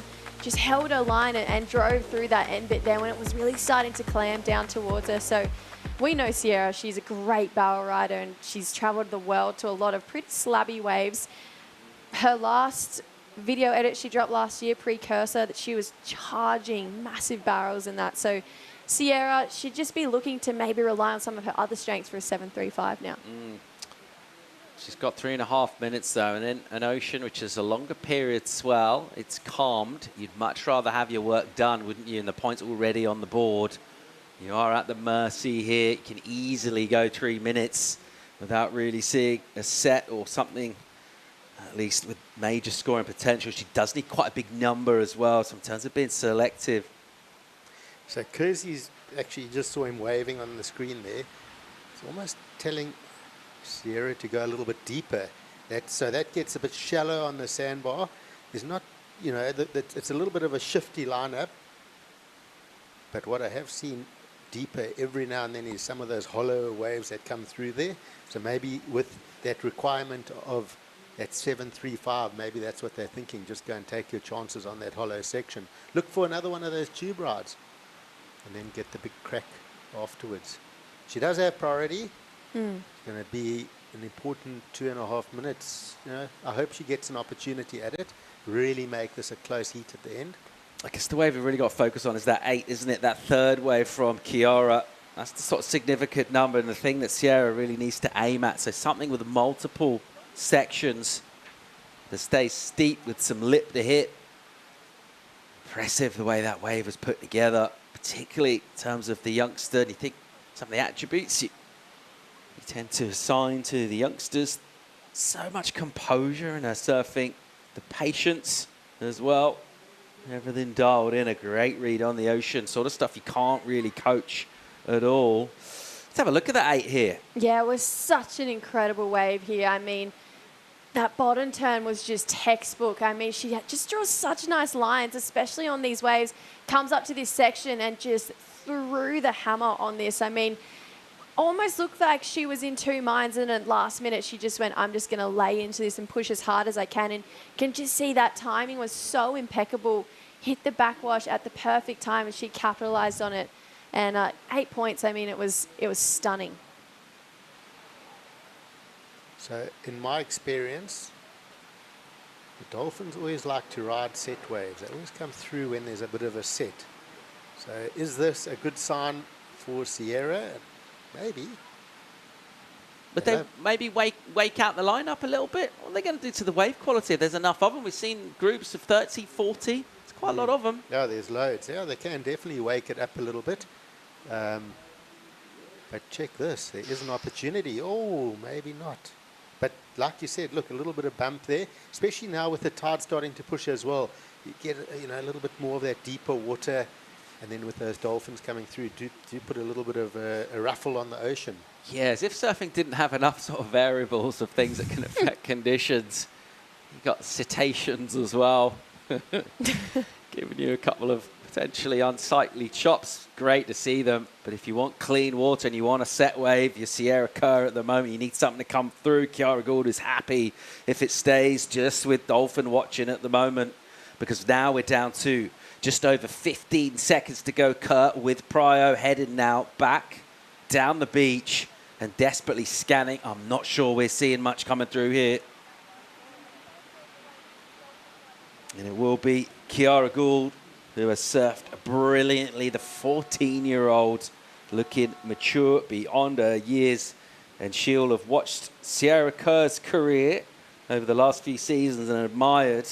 And that'll feel great for the 14-year-old out of French Polynesia. She's through to quarterfinals here at Ballito. A massive result for her already on the Challenger Series. How deep could she go potentially in this event? Well, based on that, with excellent numbers, all the way potentially. 14 years old, insane. I mean, what's her school teacher say? You weren't in class this morning. Like, yeah, I'll be there Monday or Tuesday. I've just got a Challenger Series surfing event I would like to win first. Loving the action here at the Ballito Pro this morning. Up next, an all-Euro goofy affair. Aristabe will take on Bombolo. More live action from South Africa real soon.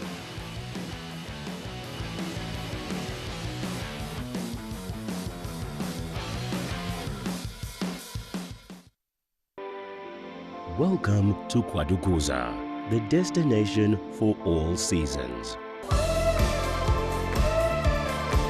Nestled on the breathtaking north coast of the Zulu Kingdom, this vibrant town offers something for everyone. Kwadukuza boasts several beaches that have been awarded the prestigious Blue Flag, guaranteeing cleanliness and safety for all visitors. Our inland region offers a world of adventure, Get your adrenaline pumping with thrilling activities like ziplining, hiking and off-road biking surrounded by the natural beauty of Kwadukuza's landscapes. Kids will love our animal farm, getting up close and personal with friendly animals. Immerse yourself in history as you explore the rich heritage and legacy of great leaders like King Shaka and Chief Albert Lutuli. Conveniently located just a short drive from King Shaka International Airport and Durban International Conventional Center, making it easily accessible for both local and international delegates, with an abundance of world-class accommodation facilities, dining options and attractions nearby, you can truly make the most of your time in this magnificent region. Kwadukuza, the heartbeat of the North Coast.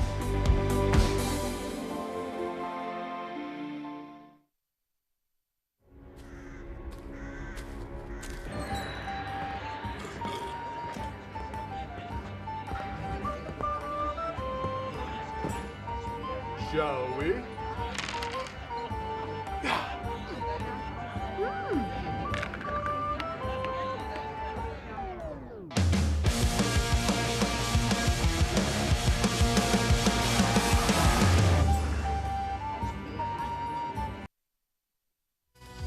Morning in Ballito. Surf fans enjoying the action here. They're also looking forward to the championship tour back in South Africa. A hiatus last year. Corona Zero Open. J-Bay will return July 11th through 20th. Absolutely looking forward to that. Some great storylines on the CT. One of the premier venues anywhere. Can't wait for all that to unfold. Surfers who would like to secure themselves a spot to surf in J-Bay via the championship tour need to go well here in Ballito. Two of them looking to go to quarters. They've surfed a lot of heats together. Nadia Aristabe from the Basque Country, Teresa Bonvalo of Portugal, and it will be Nadia into the action here. And a turn, there's a bit of a banker turn for her on that backhand. Doesn't maybe quite get there with the speed she would have hoped, and a little bit of an error there. Yeah, it's all right, though. We're so early in this heat. I mean, she was really one of the standouts for me the last time we saw the women's compete in the round of 32. That big 8-point ride that she got. Once she found her flow, she was just kept finding these perfect clean bowls and just unleashing on them. So Nadia, I'm really hoping she finds that same rhythm, because it was so entertaining when she was in it the other day. Yeah, she'll want to get a start. You know, that heat that she did have in the round of 32, she had something like 8 or 9 waves before she got going. Maybe that's her tactic today, but I'm sure she won't want those nerves. She'll like to clear that early, get a nice base to start this heat. I did speak to her about that ankle injury. Apparently it happened during Margaret River Pro. So it's a little bit of an older injury, but she says there is a bit of pain here and there through some maneuvers, but generally not too bad. That strapping's more for protection. And as we see Teresa up and riding here, nice vertical crack to start, just clean lines, and she gets out of that one. So you can definitely feel the pace of the heat in the start. Generally the surfers just want to set their line, get a couple of, you know, decent turns up there, build on a score, and I think Teresa really just had a couple of nice, she'll get a mid-range score, something to work on, and Nadia would want to do the same. Let's check this replay. Yeah, I loved this first turn, but this one was the one that I really liked, just getting it up there in the pocket, whipping it back around quite quick as well, and just getting a little bit hung up on the foam, trying to get projection down the line there. But she had a great start at Newcastle, 3rd place there, and it was kind of the story of the Portuguese women. I mean, we had in the quarterfinals all 3 of them, whether it was Yolanda, Kika, Teresa, and then Kika went on to win it, and she's still in the draw now. So it's been a really strong start for the Portuguese ladies this year. I mean, for me, Teresa's quite precise, and she really places her turns well. She's got a good read on the waves. But Nadia, when she gets it going and places those turns, she's dangerous. A little bit, I would say, almost her style's a touch more raw, but she really gets critical and gets that board vertical and pushes on those turns. She doesn't always get it right, but when she does, she fetches a big number. Looked like a good wave for her there. Is that positioning or just the fact the wave ran too quick? She's sitting a little deep, maybe? Just on that wave, it was, it's hard to say whether you're too deep or too wide. It is a shifting sandbar. You've got pretty much two dominant swells this morning. You've got that sort of easterly, northeast swell still quite dominant in the lineup, and you've got a mix now of that south swell filling in. So you'll see the slight crisscross on the swell with the two main swells, but yeah, shifting up and down the lineup as we've seen. She was just a little bit deep on that wave, but I don't think it's actually positioning in the lineup. It's just where that peak is pulling through. Excellent surfing going down in the last heat from the youngster, Kiara Gould. Let's go and hear from her. She's with the Frubru. Kiara, what a massive result for you here in Ballito so far. Talk us through that 8-point ride, the one with the two big turns. That really was the talking point for the heat. I was so happy I got that wave. I kind of got stuck on the takeoff, but managed to get into it. Yeah, so I bottom turned, and then that wave just stood up. I'm like, wow, I'm going to get like 2 decent turns, so I'm happy I made it. Back in Tahiti, it's 9:15 at night. Your mom, your brother, and I'm sure a lot of friends would have tuned in to watch this heat. Do you want to give them a message back home and give them some feedback of how it is in Ballito in French? Bonjour tout le monde. Merci à ma maman et à mon petit frère et à tout le monde qui me regarde et qui me soutient pendant la compète. Et voilà, je suis en quart de finale et je suis hyper contente. Great stuff. Fantastic surfing the whole event so far. We can't wait to see you in the next rounds. Good luck. Back to you guys. Yeah, thanks, Mike. What a story that is. One of most entertaining surfers in terms of her performances and just new energy as well. Challenger Series, all about that. We talk about the established stars, but seeing the youngsters come through with plenty to say. This is a replay of Nadia, and that's more typical backhand surfing from her. Yeah, really nice hit here for Nadia. Gets herself up and over. That tail really hangs up the top of that wave there. So that's kind of where we left off with Nadia in the round of 32. I feel like that's what we were really seeing for her start to find that flow and really belt into those sections there. So Nadia picking up where she left off, and that was actually the best way of the heat so far, just for that one big turn. So it was a 4.83. Solid turn. You know, you think about that wave exploding behind her, and you sort of disappear a little bit from the judge's view. I still, in my opinion, feel she jumped off ever so slightly quickly after that maneuver. I still think just ride out a little bit longer. Make sure the judges see that you've really ridden out and completed that maneuver. I just find sometimes the surfers exit the wave so quickly, and watch this, so super critical, and just pops out and then hops off the board. I just think that little pump out in front, it was complete obviously and deemed complete, but I do feel, you know, the judges can be harsh at times. Just ride out an extra split second longer. Any feeling that they might be holding back a little bit on the scale there? 4.83, that looked pretty critical. We've seen those kind of turns go higher. Yeah, even thinking back to Kiara Gould's first wave, she got a 5 for a similar turn just on her forehand, but a similar looking wave in section. So yeah, maybe holding it back, expecting to see, you know, these ladies really start to light it up, especially with their power and strength. If we, you know, compare someone like Nadia to Kiara Gould, a lot stronger, a lot bigger stature in comparison to the two. So potentially, just the start of this heat, that 4.83 is going to be a good indicator to these guys to know if you want to get above that 5-point mark, you're going to have to push a bit harder. And this is also where a little bit of sales experience comes in. You want to sell it a little bit more to the judges. Come out of that explosion, stay low for a second, sort of hard in that foam. You've got it under control, and then pop up and don't claim. Do like a no claim, stand there for a bit, go, how did I make that? And the judges go, wow. She thought that was pretty hectic, where she almost made that look easy, that landing, even though it was a difficult landing. I think she could have done more of a sales pitch on that one and maybe got a little bit more out of that scoreline. Opening exchanges at the moment, the way of Aristarbit, just with the high score really. The 4.83 versus the flat 4-2 for Teresa Bonvalo. Interesting just to pick up on your points about differences in technique as well. Nadia hitting it a little harder. Think about this wave. What generally works well out here, where scores have come, even you're just taking out being on the most sort of quality wave, just sort of average waves, visiting that lip, being risky, turns being critical. Seems to be good weapons to have out here. Yeah, there's definitely potential to make heats on 2 turns today. Just 2 big turns, 1 per each wave. And we've seen that similar characteristic kind of carry through a lot of the rounds throughout this event so far. Today, obviously, I would say best looking conditions. It's super clean. We've got looks when they come through, almost like a right-hand point break when they come through off that top rock. And Eve Wong, she's going to be in this next heat. She's got such a smooth, traditional style. So interested to see how she's going to attack these right-handers coming through. And such a difference in style to her competitor, Yolanda Hopkins, who is just that more of a powerhouse. And she's going to really rely on those big single maneuvers like we're talking about. So that's going to be a great matchup between those 2 surfers. But yeah, like I was saying, you can definitely win a heat today just on 2 turns. It's so cool to see how the competitors have their umbrellas on the beach and actually not opting to be in the competitors' area. They're going out and amongst the crowd and really actually having a nice beach day. You know, the saying comes to mind, the breeze on my back and the sun on my face. It's just beautiful here in the Dolphin Coast, right?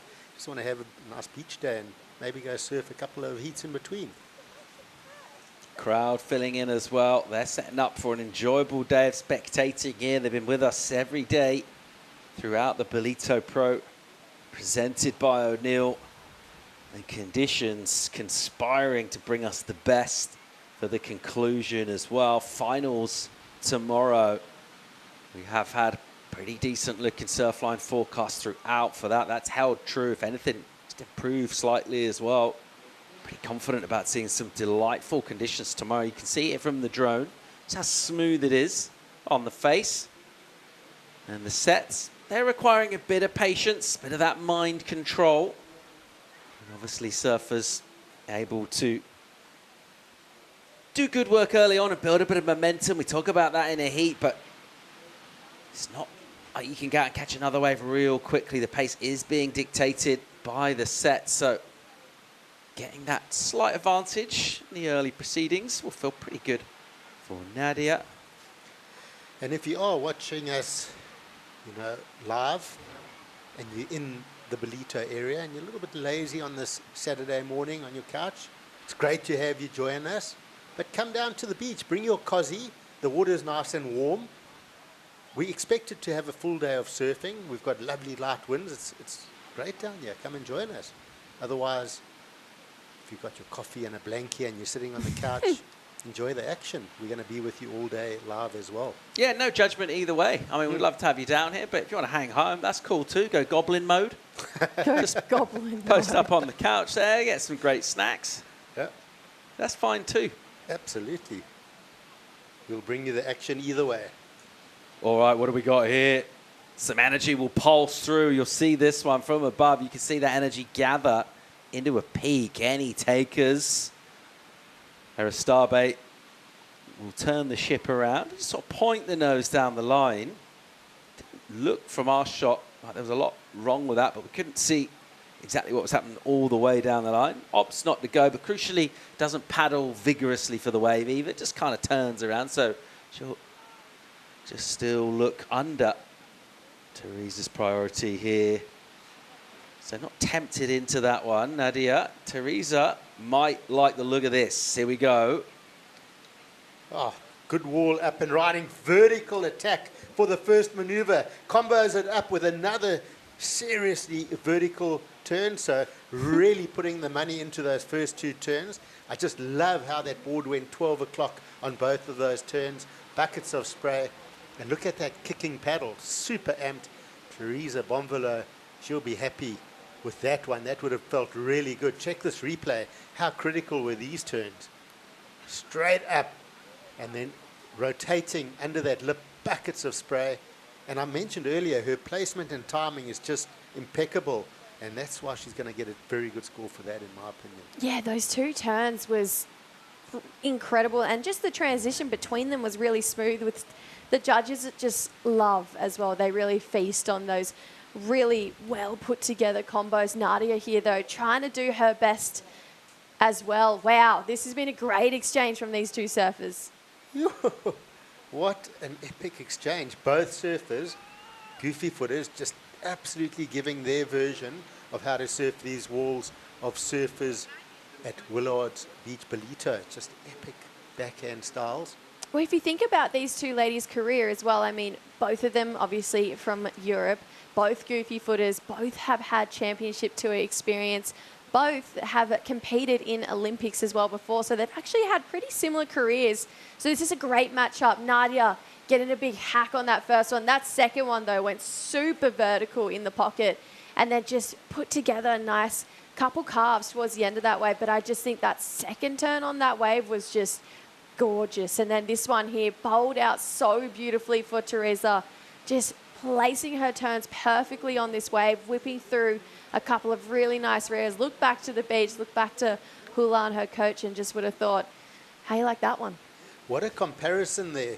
I mean, we spoke about those two turns from Teresa, just well placed, both of them vertical, both of them flawless. And then we saw that last wave of Nadia. I'm interested to see where this one goes. A little bit of a different approach. That first turn, not as vertical, but threw so much spray. But then the second turn, exceptionally vertical and quite critical, with a bit more risk involved. And then the third turn, she managed to rip through that maneuver as well. So three different maneuvers. And where are they going to go with that score? Portuguese surfer Teresa Bonvalo goes to the lead with that 7-point ride. Just over 12 minutes and 15 seconds to go in heat number 4. The round of 16 for the women. This heat will conclude with more live scintillating action from Ballito on the Challenger Series right after this.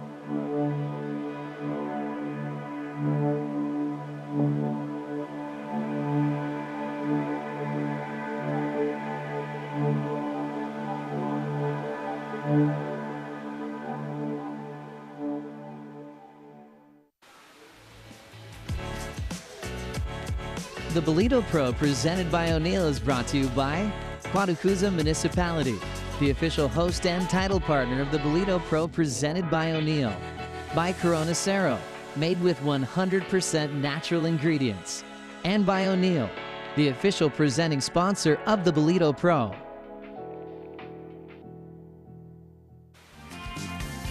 Just in case you're in any doubt as to whether South Africa has got waves, +27 Geordie Smith. Unbelievable film that he just released with all sorts of incredible wavescapes up and down the Rainbow Nation. Right now our thoughts remain Willard Beach Ballito for stop 2 on the Challenger Series. There are a couple of Euro goofy foots are going at this, hammer and tongs, good exchange, a great one really from the pair. After it, a narrow lead to the Basque Aristabe over Teresa Bonvalo, has the high score. And she'll ask a question about priority here, and you can see the intensity of the competition from Teresa. She's asking a question. She's having a little bit to say, looking around eagerly at the priority board. She thinks there was a paddle there from Nadia for that wave. What do we think? If I'm being honest, Teresa is quite good at that particular move. I feel like I see her use that to her advantage a lot in competition where she gets close to her competitor who has priority, paddles next to her like she's intent making the other competitor think that they need to go that wave and then pulls back last minute and kind of throws and asks the question. She's very good when it comes to priority and trying to gain it herself. Let's take a look at this closely. It has to be 3 committed paddles to be able to change priority. No, that was just, I mean, Nadia 100% just had a little look. There was no commitment. You know, a slight positioning before the wave arrived, but there was no commitment there for me. It was just a look, which you kind of can do. There was none of that digging in, I'm looking at this wave. It was just a slow paddle, checking it out, and she gave Teresa more than enough time to go if she wanted to go on that wave. Yeah, I agree. I don't think it was a committed paddle, but I've seen Teresa try and sell that a couple times before. What if that can go against you a little bit, though? Think about, in cricket, incessant appealing for LBW. The umpires can get a bit annoyed with that, can't they, after a while?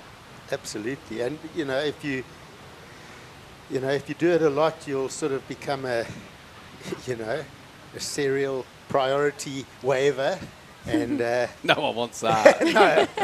And you know, as a priority judge, you'll sort of double check it every time if you have the same person sort of waving a lot. But you know, they're pretty consistent with it. You know, they'll stick to how they do the priority, the judge, and they'll be fair. So, and that's ultimately what it is. It's like having a free surf with your mate. You've had a wave, now it's my turn. That's the whole point of priority, making it as fair as possible. Priority judge very much unmoved by anything that went on just there. Will remain. It will be Nadia Aristabe with the lead and with Pryo. Quite a bit of time gone in this heat. It's been fascinating, really, to watch it go down. There's all sorts happening in the lineup with some redirections. You can see it's quite a competitive heat, though. Very, yeah. You know, there's more to it than just winning and losing. You can see there's, you know, obviously both European surfers. There's probably a lot of history between them in competition from junior age groups, and you know, getting one ahead in this heat means a lot, almost more than ratings points maybe.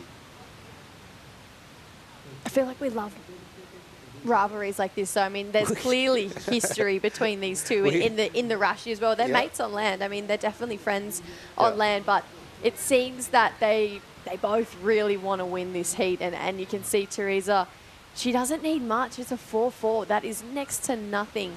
But with Nadia with priority, you'd have to think should drop that 4.83 on her next wave, and Teresa, she's looking here. Yeah, so up and riding. Gets that first vertical climb and up into the foam. Gives the claim. Bit of a sell maybe. Looking for a 4.4. So she pretty much has to match that big maneuver that Nadia had with that 4.83. If we compare it, 2 maneuvers a bit softer compared to the 4.83 from Nadia. That was one big hit. You know, judges will go, you know, I suppose they've got to go, it's got to be a sort of a 4.5 in the judge's mind. Clean face on this first section. I mean, she whips into it and then gets to that one super late. She really liked the feeling of it. I mean, it was 2 turns. It has to be a 4-4, so it's got to be better than her 4. That very first wave we saw in that heat where she got one really nice connection there. So, yeah, the judges will be looking that one through, but she probably is going to need to catch another wave in this heat, considering if she gets that score, Nadia's still going to need something in the 4 range. So you probably don't want to be chasing 4s at this point. You want to be trying to search for 6s. Yeah, it was interesting in it whether you serve to that requirement at the moment. She does need a wave, but is it that one? Ultimately, we'll find out in the next 5 minutes or so. Judges will review that. Just a modest number required. A big claim from her as well. Her intensity, she's been all over this lineup. She's been super busy. She's rattling around out there. Nadia Aristabe seems very much unflapped by any of this at the moment so far. She's been pretty cool and serene. Let's see how the score mixes things up. It's been an entertaining Heat 4 as we'll recap this and remind ourselves of the action that's gone down thus far. This would be the wave that the judges are comparing that last one to. This was her 4-point ride at the very start of this heat. So 2 nice turns there. Gets a little hung up down the line, but found some really nice open face, and one big hit there for Nadia Aristabe. Got her a 4.83. She just connected with that lip so perfectly. had really nice timing on that section there, but this has been a big moment in this heat. Yeah, big rip off the top there. And then that turn, solid vertical degree of difficulty, gets the next slice up off the top. Just work this one through. And of course, this two-turn combo here from Teresa, well put together wave. This was the highest of the heat, 7-point ride. It's all about that backup now. Yeah, well, number for Bonvalot, it's an improvement, not the one she was after. She just did quite a vigorous claim on a 4-2-3, but the crucial part of that is she's still in second place. Priority still with Aristabe. 3 minutes, just over that on the clock. Let's get a set here. Let's get another exchange, because I love the intensity going down. We've seen a couple of heats with surfers almost kind of surfing slightly independently of one another. These two, not the case at all.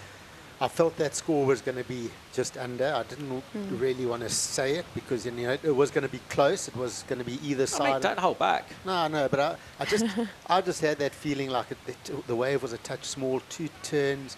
You know, I just didn't have, you know, any spark, and I did feel it was going to be close, but just under, which it was.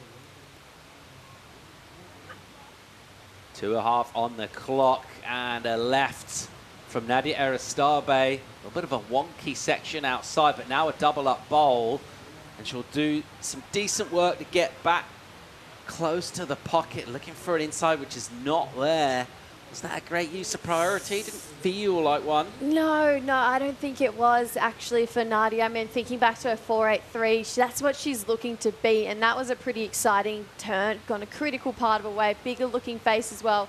Now Teresa out the back with first priority, only chasing a 4-4. She needs one good turn, right? Look at this little one winding up for her.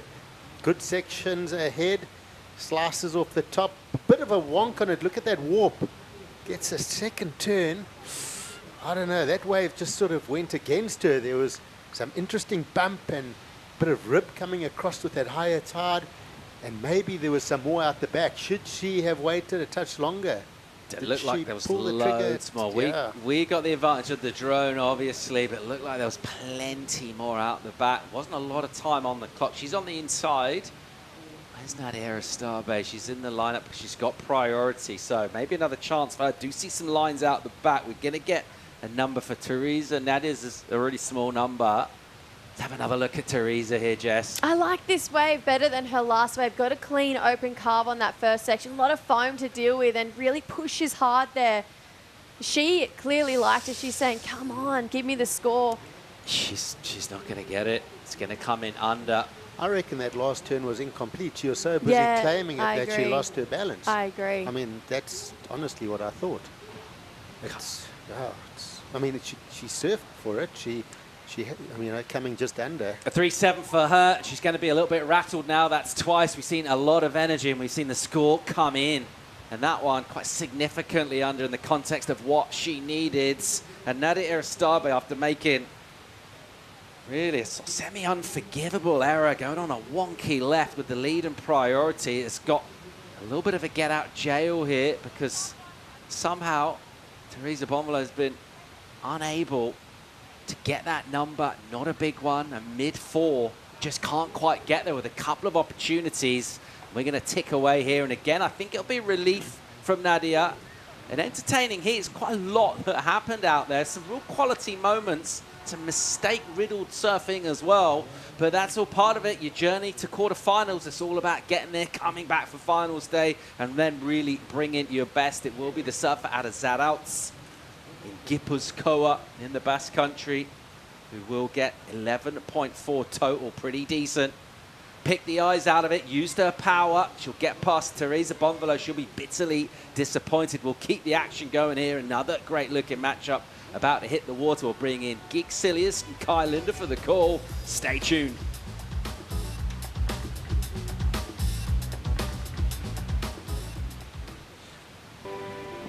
Welcome to Kwadukuza, the destination for all seasons. Nestled on the breathtaking north coast of the Zulu Kingdom, this vibrant town offers something for everyone. Quadrucuza boasts several beaches that have been awarded the prestigious blue flag, guaranteeing cleanliness and safety for all visitors. Our inland region offers a world of adventure. Get your adrenaline pumping with thrilling activities like ziplining, hiking and off-road biking surrounded by the natural beauty of Quadrucuza's landscapes. Kids will love our animal farm, getting up close and personal with friendly animals. Immerse yourself in history as you explore the rich heritage and legacy of great leaders like King Shaka and Chief Albert Lutuli.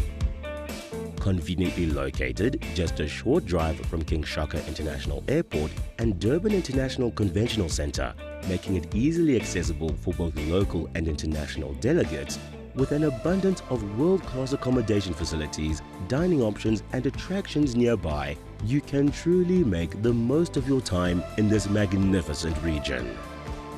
Quadrucuza, the heartbeat of the North Coast.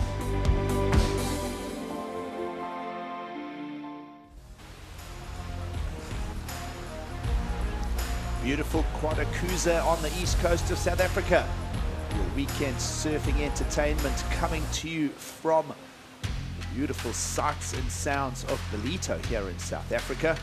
It's finals weekend. It's a beautiful Saturday morning here, and the beaches have got packed out as we move through the round of 16 here on the women's side of the draw. Of course, it is a very warm welcome to the show. Your weekend surfing entertainment coming to you from South Africa. Gig Studios alongside Kai Linda for the call. Another stellar day in Ballito in South Africa. Yeah, Gigs, it's just an incredible day out there. It's beautiful weather. The beach is filling up. The waves are absolutely pumping.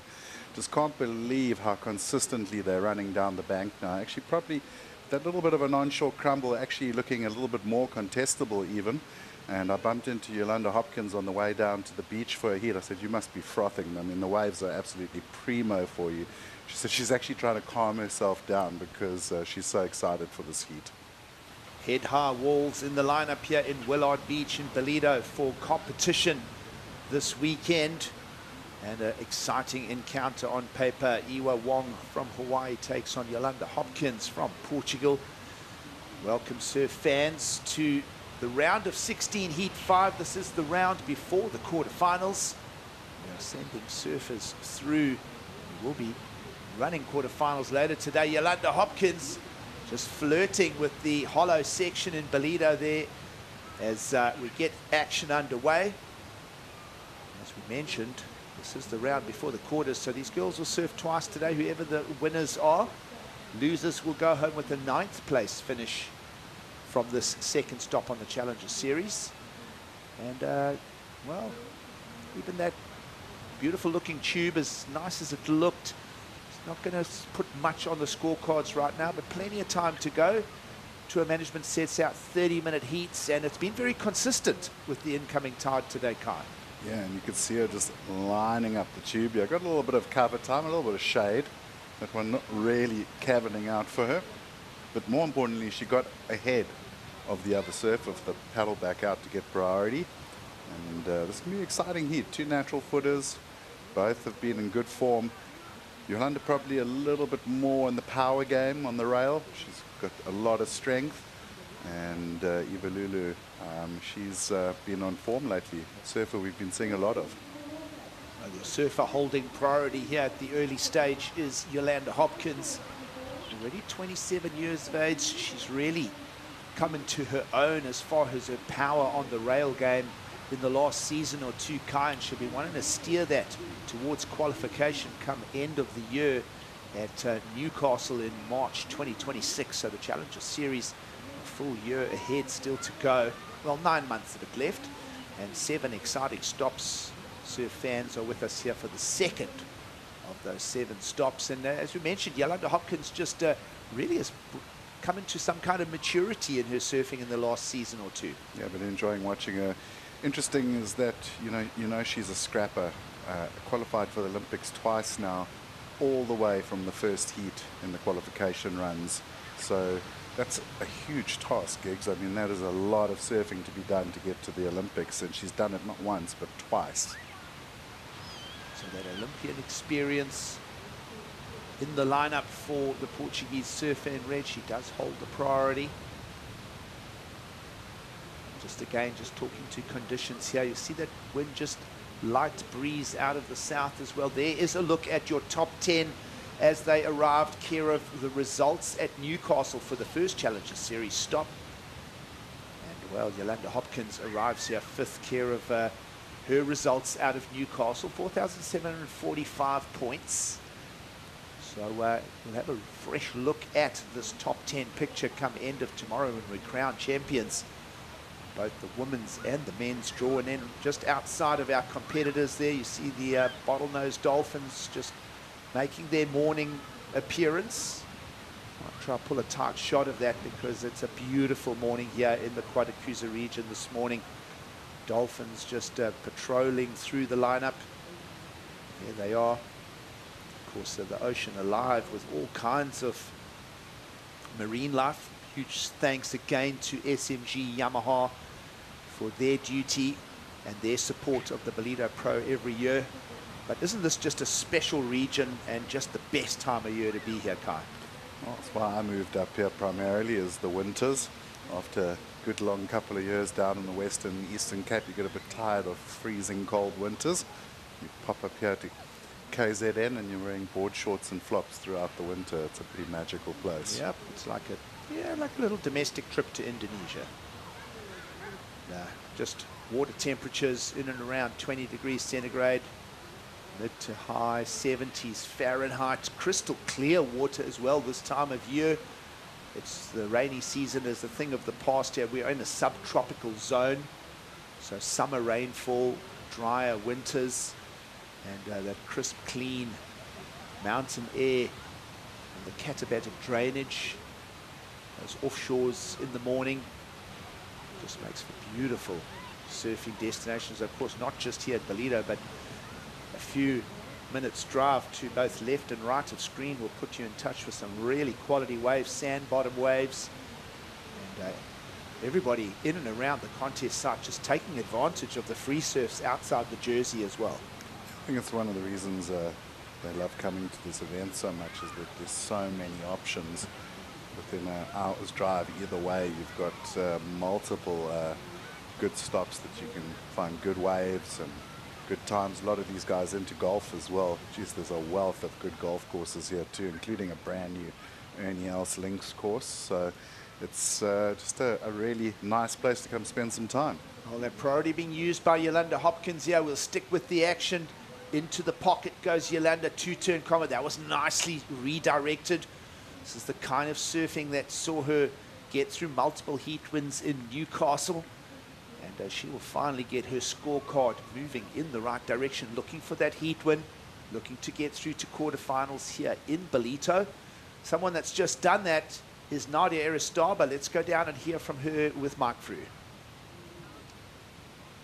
Nadia, that was a very close heat. It was a tough heat and also a low-scoring heat.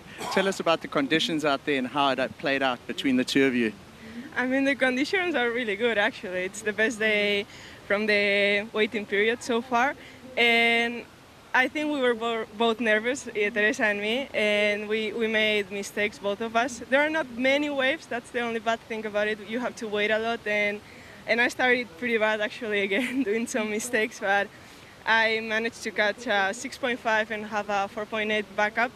And then at the end, Teresa couldn't find a wave to make it through. So yeah, I'm glad I made it through. Hopefully in the quarterfinals I can make it better and go all the way through. This result pushes you up into the top 10 on the Challenger Series rankings. What does that mean to you? It must feel good to be in that top 10 now. Yeah, of course. I mean, I think we are all looking for qualifying to the CT. Now they put up to 7 girls. It's good to be on the top 10, but I didn't start really good in Newcastle. I had a kind of a shocker losing on first round. But yeah, back on the quarterfinals and top 10 and try to make it all the way to the top 7 so I can qualify for the city next year. And then last question, the folks watching back home in Zarat, you have a question, or rather something for them in your own language? Bueno, eskerrik asko ikusten nahi zehazten denai, manga justu bat izan da. Eta, bueno, hain cuartosetan goaz dena ematea. Bueno, voy a decir en castellano también, nada, que gracias a todos los que me estáis viendo por casa, que eso, que ha sido una manga justa, pero que ahora lo vamos a dar todo en los cuartos de final. Awesome. Good luck for the next round. Back to you guys. Well, into the quarterfinals goes Nadia Aristaba to take on young Kiara Gould. So first two quarterfinalists, well, first four quarterfinalists are now established. Two quarterfinals set, two more to set, and the winner of this will go through to the third quarterfinal. We will be running the quarterfinals on both men's and women's sides of competition today, Kai, and what a peach of a day it is. Almost windless conditions, and the girls are attacking the lineup now. Oh, nice carve to open on that one for Wong, and gets a second. A little bit of a corner on this wave, so she just keeps going to the rail and the carves. And body language kind of tells you not the wave she really was looking for in the lineup, but going for the completion. Nice clean rail surfing. That second turn especially, she really put the back foot down, drove through the turn. And she's got a great rail game, so I'm sure she'll look forward to finding more pockets. Then this one, a little bit caught on the first turn. Bang, makes up for it on the second. Nice little drift over the top and then into the rail. Bit of bump and lump and froth on that one. Only getting a 4.0, but you can see she really pushed on the second turn, Gigs. Well, both surfers going to the rail, bringing repertoires on the right-handers here this morning. That tide filling in. Moving towards the second half of the tide fill here.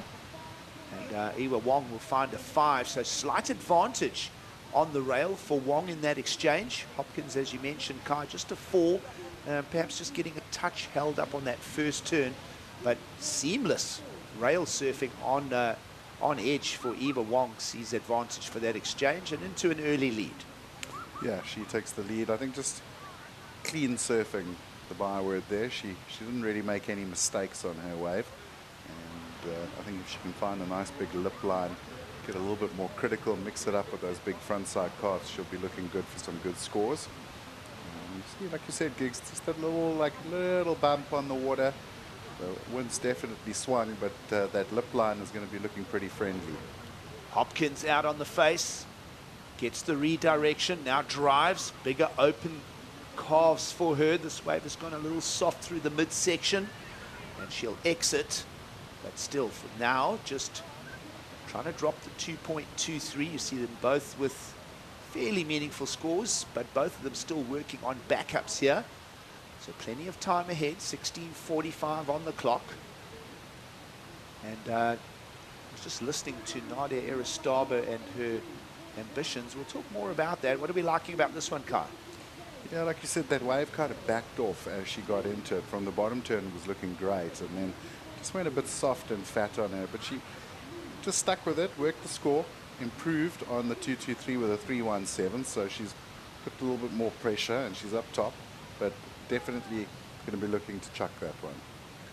Just back to Nadia Aristaba's interview, and just talking about year-end qualification. Of course, a bigger amount of surfers at the end of this season on the women's side to advance to the increased field on the women's 2026 Championship Tour program.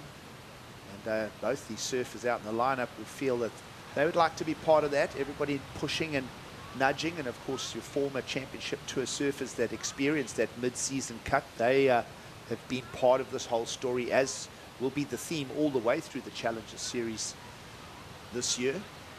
And we love what it brings. You get the chance to see new talents like we will be showcasing in the up-and-coming quarterfinals. Zabrowski and Gould, young French surfers making their push for the young generation, and then of course the experiences of surfers like Sally Fitzgibbons as well. So many stories to break apart here. We trust that everyone is enjoying the show from South Africa. Stay with us. We'll be back shortly.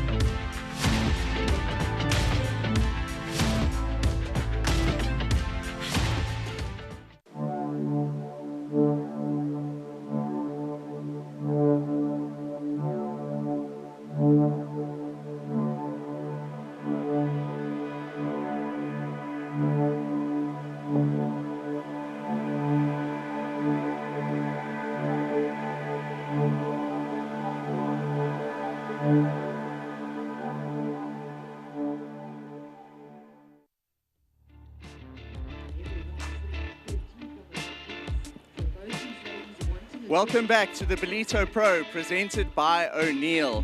We are in Quadakuza, which is on the east coast of South Africa. We're enjoying balmy tropical weather here in the middle of winter.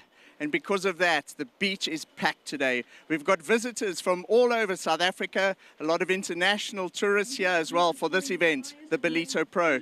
Ballito Pro is the biggest sporting event in the Quadakuza region, held in July every year, and it is a major economic driver for tourism in the area. Have a look at this. Look at all the people that have come down for the morning surfing, and we expect to run the event all the way through till the end of the day. Tomorrow, the forecast looks amazing, so I think we're in for 2 good days of surfing this weekend. If you're in the Durban, Quadakuza or KZN area, get down here. This is where you want to be this weekend, in Quadakuza, enjoying the world's best surfing. Get down here. Back to you guys. Well, thanks, Mike, and he's 100% right. Look at the beach scenes here this morning. It's a beautiful winter's morning. Temperatures already rising, the mercury climbing. We'll end up in temperatures around 24, 25 degrees centigrade. Perfect beach weather. Still a few little spaces left on the sand, but it's only 10 a.m. in the morning. And, well, people will be flocking down here to watch the action. While we were away at break, Kai, the clean rail lines again of Eva Wong from Hawaii. Eva Raiola getting a couple of nice turns. Had to fight it out of that last one a little bit, but she'll be adding another score to her line. Just look at this drone shot though, Giggs. Absolutely crystal blue ocean, beautiful lines coming into the break here. Watching Yolanda Hopkins have a look at that one. Can't help but feel like it's just going to be one of those magical days. Well, surf fans will be entertained by surfing the entire weekend ahead for your surfing fanship. And of course, you heard Mark Frew there. If you're in and around the greater area, get down here. Still a little bit of space left. In an hour's time, the beach will be absolutely packed. There won't be space to put a towel or a brolly down. And rightfully so, because we're going to be moving into quarterfinals after this round of 16, both men's and women's quarterfinal draws to be established today.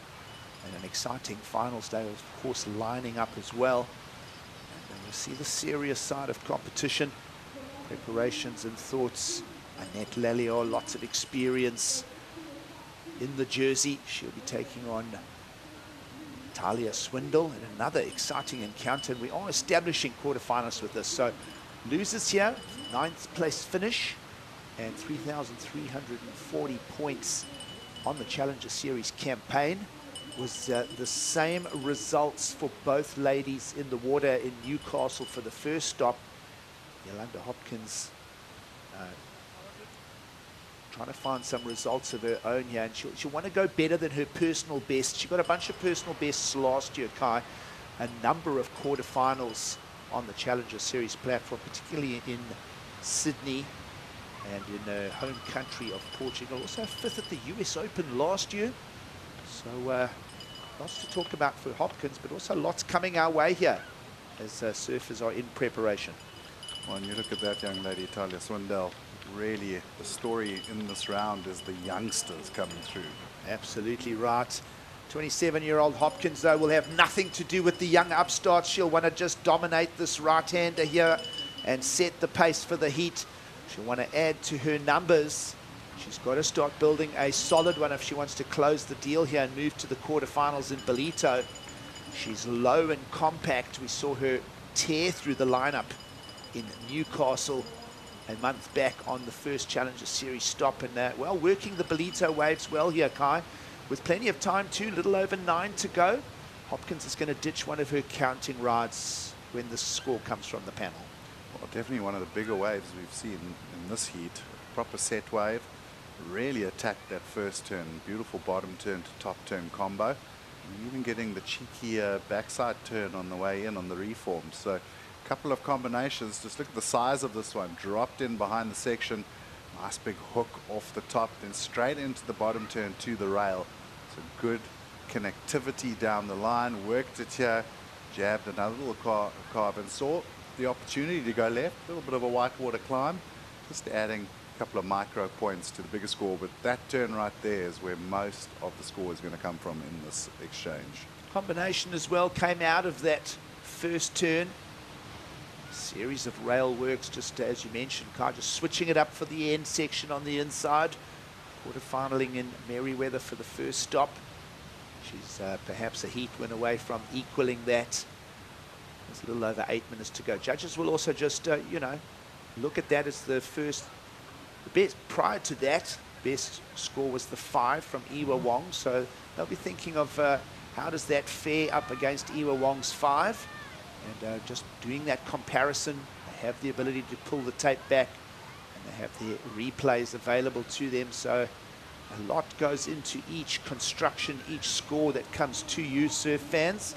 And there we are. They feel just a touch more power, a 0.33 more than the best of Wong. So 5.33 in for the best wave of the heat thus far, and plenty of time. And this is going to set for an exciting remaining 7.5 minutes, because that's not a big requirement for Iwa Wong to chase Kai. And quickly back to it. A little bit stuck in the white water, so no harm, no foul. She'll go back to the drawing board. But 7 minutes to go. This heat is wide open for both surfers. Yeah, it's a super tight heat. Both surfers sitting with a 5. Just that 4.0 difference for Yolanda to the 2.13 of Wong. But a 4.34 requirement. Eva Leilua is not going to be too stressed out. She just needs to find a good-looking set wave and get going with a couple of maneuvers, or even one big singular maneuver easily gets that score. So just under 7 minutes to go. She's not going to be too stressed out yet, but I'm liking that Yolanda's keeping busy. You know, we saw her get that wave, get the score immediately on the paddle. I thought she might have seen another opportunity, and she went for it. She didn't hesitate, and I think a couple of the surfers that have maybe sort of lost the plot a little bit so far this morning are the ones that haven't really kept active in the lineup. Yep, fair call. There's a little bit of a lull then, flurry of sets. It's been the story all the way through the Ballito Pro of 2025. But the Hawaiian in blue, no stranger to competition. Back in 2022 already making high caliber finals on the Challenger Series at Haleiwa, taking out a number of big names on the way to those results. Campaigned fully on the Challenger Series in 2023 as well for a personal best at Ballito that season, losing to Elisa Spencer in this very round. So Wong hasn't got past 9th here in Ballito, nor any of the other Challenger Series stops just yet. You feel that those numbers and those results will come her way as she continues to campaign. Hopkins a little bit more success in the Challenger Series jersey. She knows the quarterfinal stage of competition. So very exciting with a little over 5.5 still to go. Just see Hopkins under priority here. Kai just inspecting every opportunity that Wong will perhaps overlook. And again, just trying to ditch a lower scoring 4-point ride in her top 2 is Hopkins right now. Yeah, and you know, 2 points, 3 points, she's going to really push up that requirement. So that's what she's looking to do now, is get that requirement up. But this is a good looking little bowl coming her way. Look at this one. Well, here we go. Opportunity ahead for Wong. Gets the first snap in. This one is running down the bank. That's nice and vertical. Judges will see the detail in that. But requirements of just a 4.34 to flip the heat over in favor of Eva. Can't help but think that perhaps she may have left a little on the table there. And the other thing to make note is you see Hopkins urgently trying to replace her 4-point ride to add further pressure to the requirement of Eva Wong. Yeah, I mean, I think when we get to that replay, you're going to see the first turn there really wasn't much in it. She took off, looked like some serious potential, lovely bottom turn, and then just kind of cut that turn short. The second turn, great, absolutely attacked the lips. The judges will love that. But yeah, I think you're right, Giggs, definitely left some scoring potential on the table there. Eva, perhaps one of those surfers that are so smooth and technically perfect in their execution. Sometimes you can overlook the difficulty.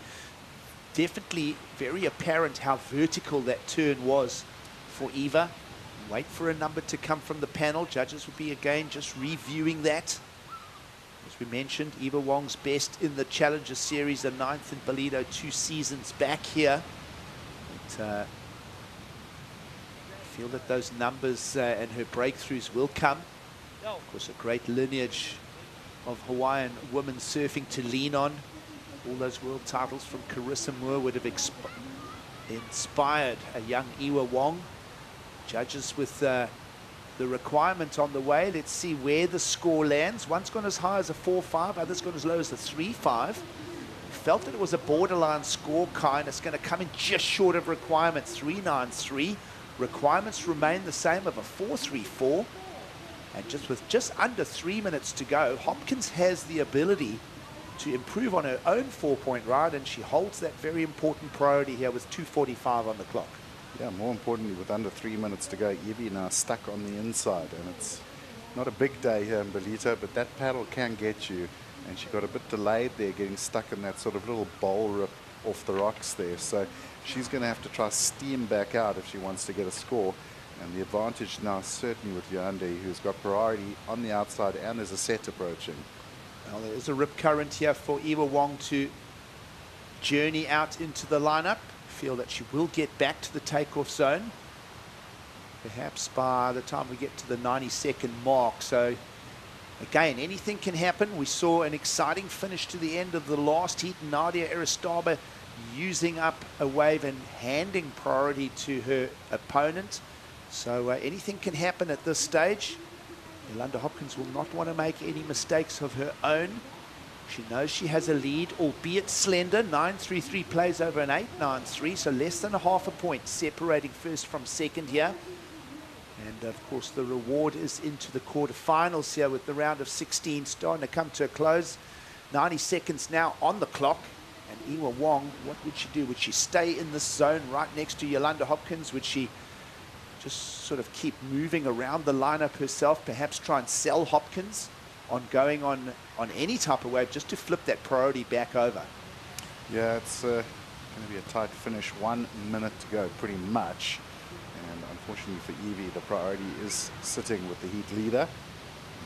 And not really seeing too much action on the outside of shot there either. So she's now basically just got to leave it in nature's hands.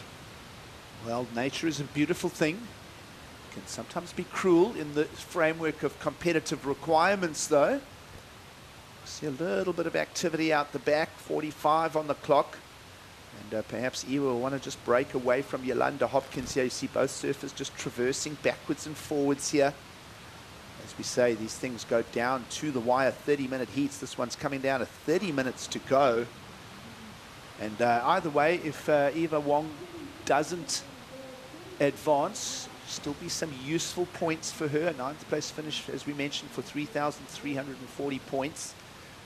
See her climbing.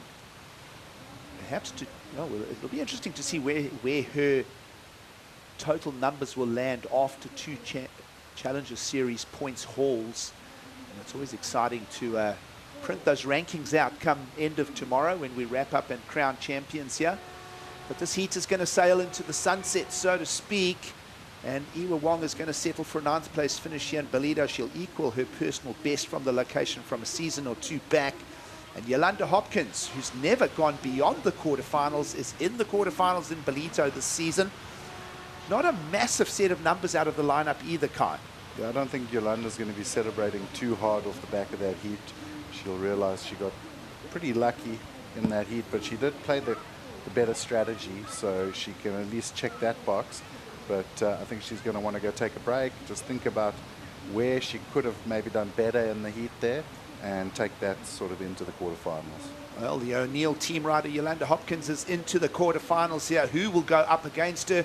We'll answer that when we come back after the break. More heats from the Ballito Pro.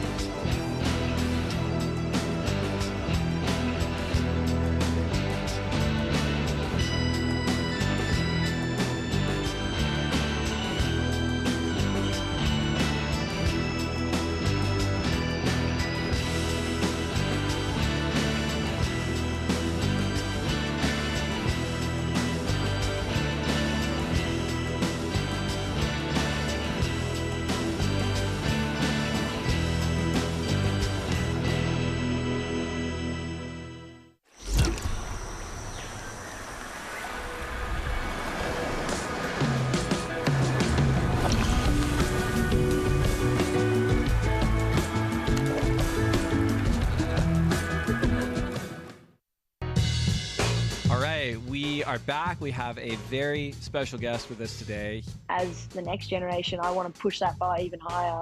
I think everybody's a threat. You could get the wave of your life out there.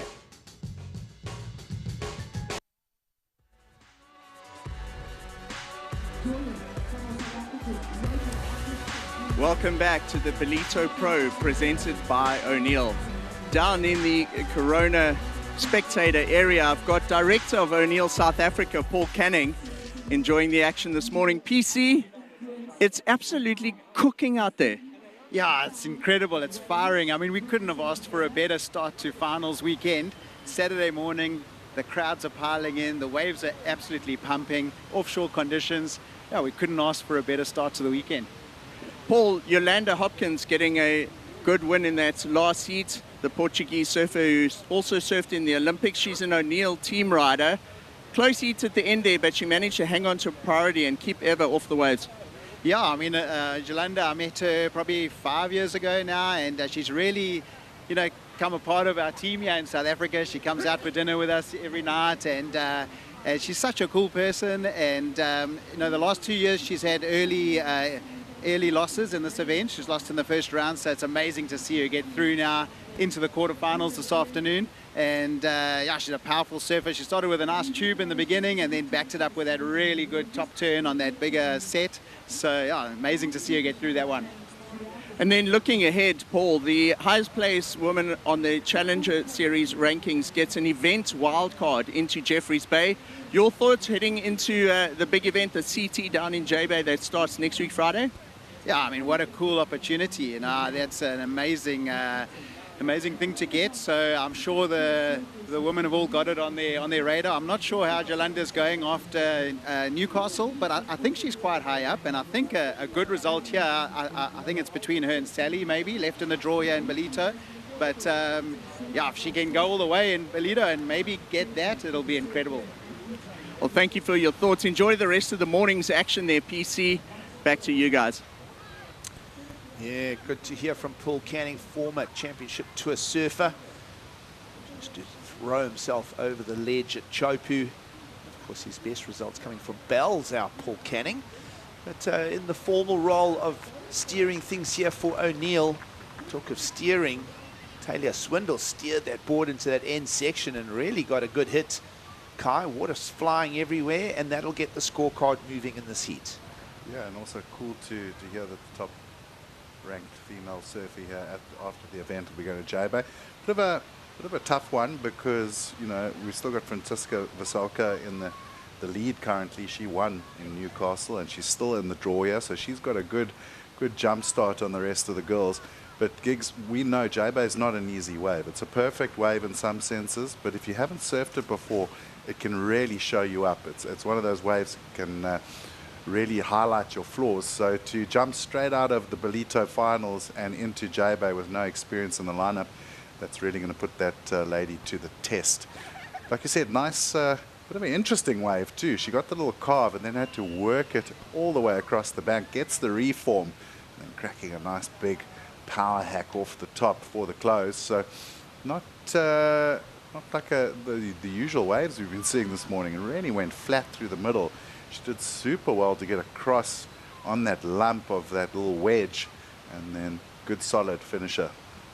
Wow, judges will ate that last turn up. Also signs of the tide filling in here, local time moving towards mid-morning, coming up to around 10:30 shortly, and that high tide at around, I think, just before 1 o'clock today. So we're in the mid-tide. We're going to see the water filling in a lot here. I was just thinking back to that discussion of highest ranked female surf at the end of the Ballito Pro gets the wildcard opportunity.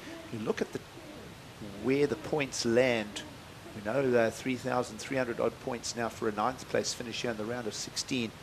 But when you start looking at the difference between a quarterfinal finish at 4,745 and a win at 10,000, that's more than a 5,000 split between a 5th and a 1st, for instance. Where I'm going with this is that we could see a full shuffle in that top 3 or 4 surfers. Ty Zabrowski's in the mix with it. Sally Fitzgibbons, you mentioned Francisca Veselka. So it'll be very interesting to see who sits at the top of the rankings come finals day, and when we print it all out tomorrow afternoon, probably looking at conditions, probably have crowned champions by late morning tomorrow. Yeah, and one surfer that certainly sort of pops out when you're looking at those rankings is a lady with plenty of experience, considering the rest of the surfers in that fight are quite young surfers, haven't maybe had the chance to go down to J-Bay yet. Sally Fitzgibbons, no slouch, she's done well at J-Bay before, and she's probably having a good look at getting that top spot as well. Yeah, it's the theme of the young talents pushing. It's the theme of the experienced former championship tour surfers defending and trying to be back to 2026's full-time CT schedule. So many interesting parts to the Challenger Series. We trust that everyone is enjoying the show from wherever you are tuned in. It's the weekend for surf fans, and everyone's, we trust, enjoying it. Someone that's enjoying it is Emma Deal-Smith. She's down there amongst it. Yolanda, this result has obviously got you right up there in the rankings. That heat started with, you said you were pulling into barrels, you managed to get some good turns, and then at the end you actually let some waves go to hold on to the priority.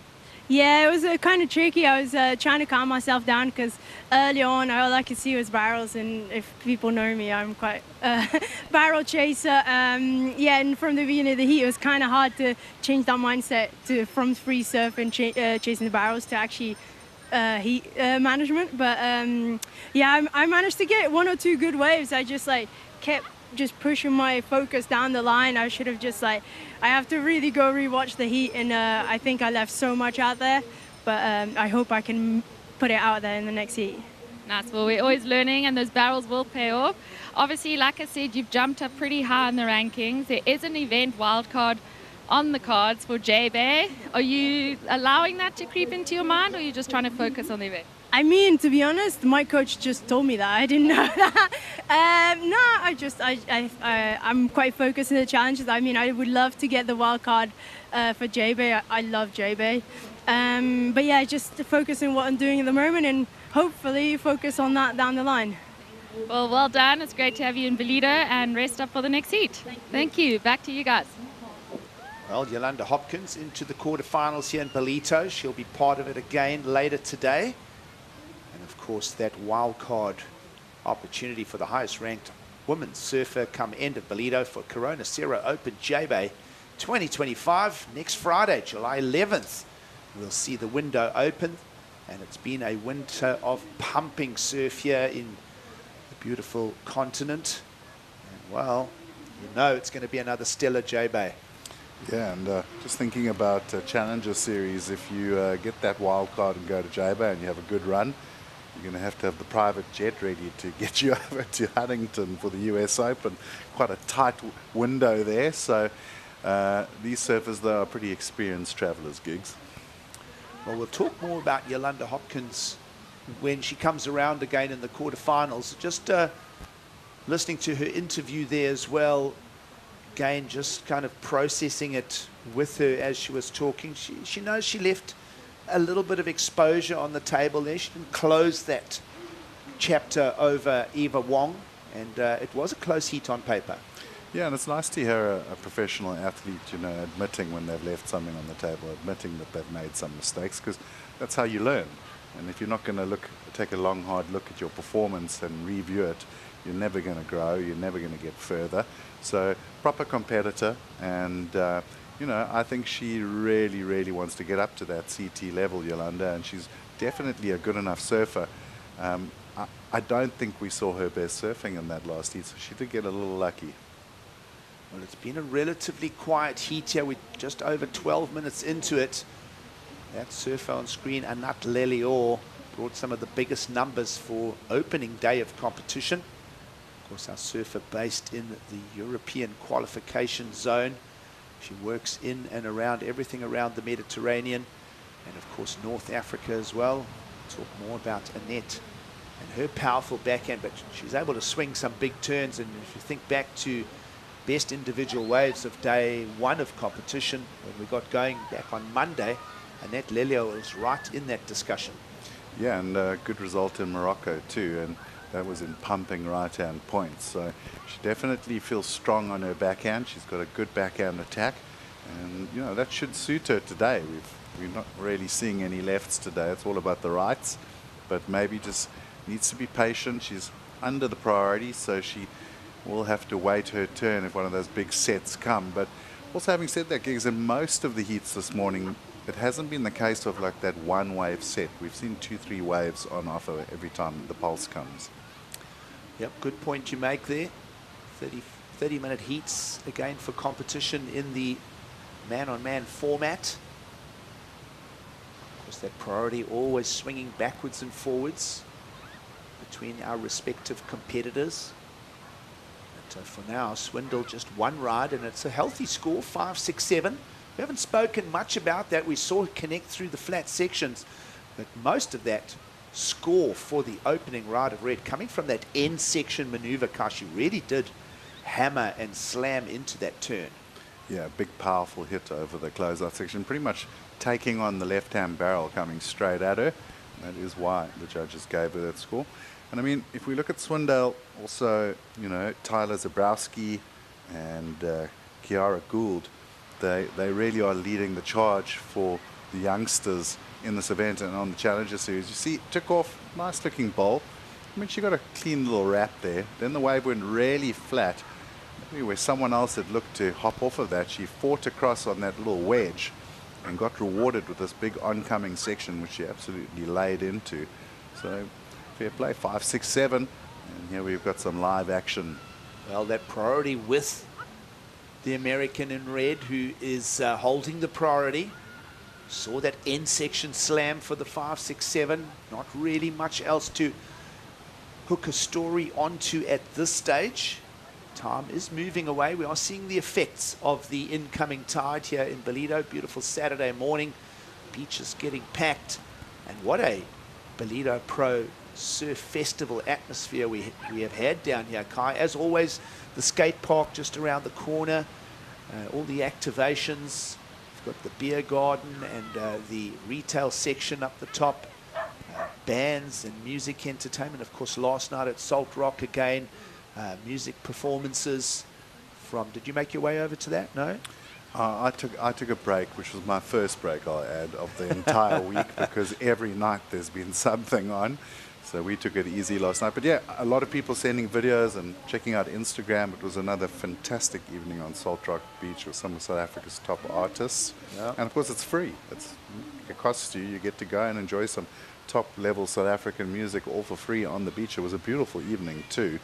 And yeah, it's just, I mean, I can recommend to anyone, if you want to have a best time with your kids for a school holiday or to come out to South Africa in the middle of winter, you couldn't choose a better week than this. Well, Jeremy Loops was on the cords last night, and Annette Lelio's in the lineup now. We'll just stick with her, and she'll try and connect through that flat section. Definitely the lineup has changed shape in the last 20 minutes or so. Here's that end section as well for Annette, and she'll be right on the rock ledges there.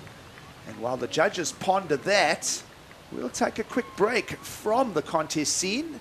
We'll come back with some replays and some scores for you, surf fans. We trust that you're enjoying it from beautiful Ballito.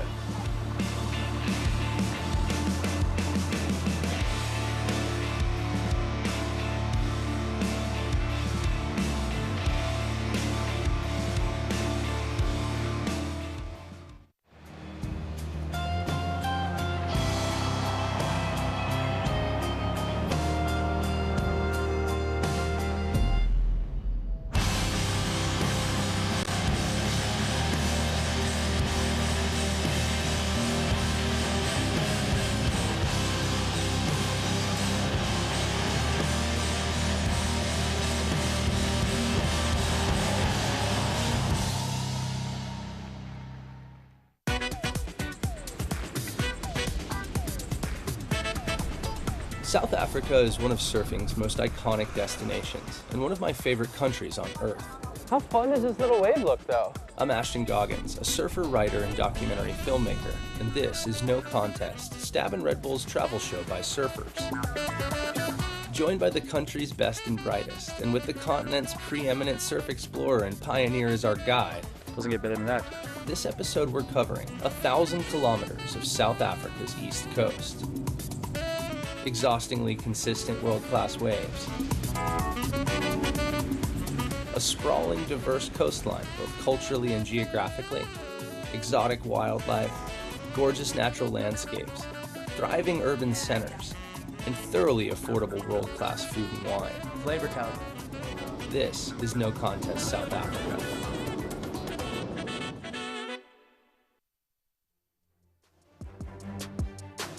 It's surf season in South Africa. The Challenger Series coming to you from Ballito this week. And of course, 11th of July sees the Championship Tour kickoff in beautiful Jeffreys Bay. It's all happening down here on the continent. It's a good morning again from Gixeliers and Kai Linda as we call the action here from the round of 16. It's the weekend, it's Surf Vibes. It's been an incredible Ballito Pro of 2025, again proudly presented by O'Neill. And surf fans are lapping it up, Kai. Yeah, it really is just a magical place. Look at it. Beautiful blue ocean, beaming sun, and some of the world's best surfers going ham. This was during the break. Lovely bottom turn straight up into the lip. Really pushing that inside rail on the backhand. Goes a little flat on her coming through this section, but she managed to hold on right through to the shore break. Bangs that turn and then went a bit starfish on the bricks there. Giggs absolutely dry docked herself, so talk about commitment. And then Swindell, beautiful turn on the front side again, but similar to the first turn on her first wave. Nice big crack into the lip, and looks like she's already found another bowl, so we're heating up. Well, action coming our way here in the round of 16 at Ballito. Talia Swindell just trying to unlock something. Back to the drawing board. Top left of screen is the updated situation as the action keeps coming at us. And that Lalio, the 25-year-old, is strong on the rail on the backhand. She'll just exit with the 11-minute mark upon us. So it'll be a throwaway score for Swindell, but Lelio will be dropping the .37 here. So requirements for 6.34. A few things to talk about here as we go into the back third of this round of 16 heat.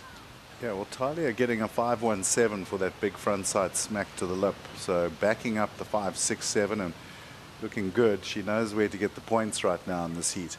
Really liked that last ride we saw of Anat though, and she gets a 3.83, maybe just on the size and the criticalness, but watch this bottom turn, like little flashbacks of Aki right there, just absolutely compressed and driving off the heels, and unfortunately just the wave not playing ball there. Well, beautiful conditions. As we mentioned, tide filling in. There are some right-handers in the lineup for our surfers with 10 minutes to go. Looking forward to more action coming our way. Good set of scores already for Swindell in the context of the lineup. 5.67 and a 5.17 for the lead. We know that Lelio is able to bring the big backhand hammer turns. We saw that this morning.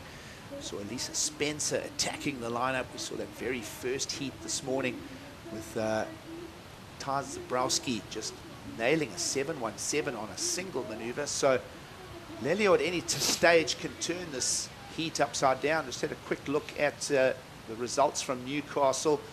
Both Swindell and Lelio pretty much throwaway results. So this is both their personal bests on the Challenger Series for the year. And the worst that either of these surfers can do is ninth. The reward is the quarterfinals. And does that lady want it? She said she was going to go to that vertical attack. Incomplete that time. She'll go back for more. Yeah, she's a feisty one. Gave the judges a good earful and a wave there, demanding the priority chains, which she did get. A bit of an error from Swindell there, just having a look at a wave and maybe committing a little too hard. And that did give Anant the opportunity to take that last wave. And wow, if she'd ridden out of that turn, it would have been a big score.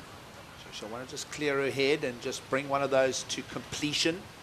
8.5 on the clock as these two young surfers campaign away in the round of 16 here, both of them in their respective qualifying series journeys for the year as well. Talia from Malibu, California has got a win in Barbados. Great surfing from her for that win over Reed van Wagenaar. just a month or two back in Barbados, keeping her competitive edges sharp. Of course, you mentioned Anat getting that result in Morocco, a third place finish, and Anat was here early as well for all the festivities in the build-up, including the Ballito Open, proudly presented by Flowhouse, and she went to a 9th place finish there. So she was here early, enjoying the lineup. Yeah, a couple of the ladies and gents came out a little earlier just to get involved in the Pro Junior events and the warm-up QS 2000. And of course, about 2 weeks before that, we also had an event in eThekwini down the road. And oh, how's that bait ball out the back there? A little bit of ocean action for us. Yeah, some mackerel or shoal of sardines just rippling through the lineup about 100 yards offshore. We love the marine theme. Of course, lots of fishing in the area.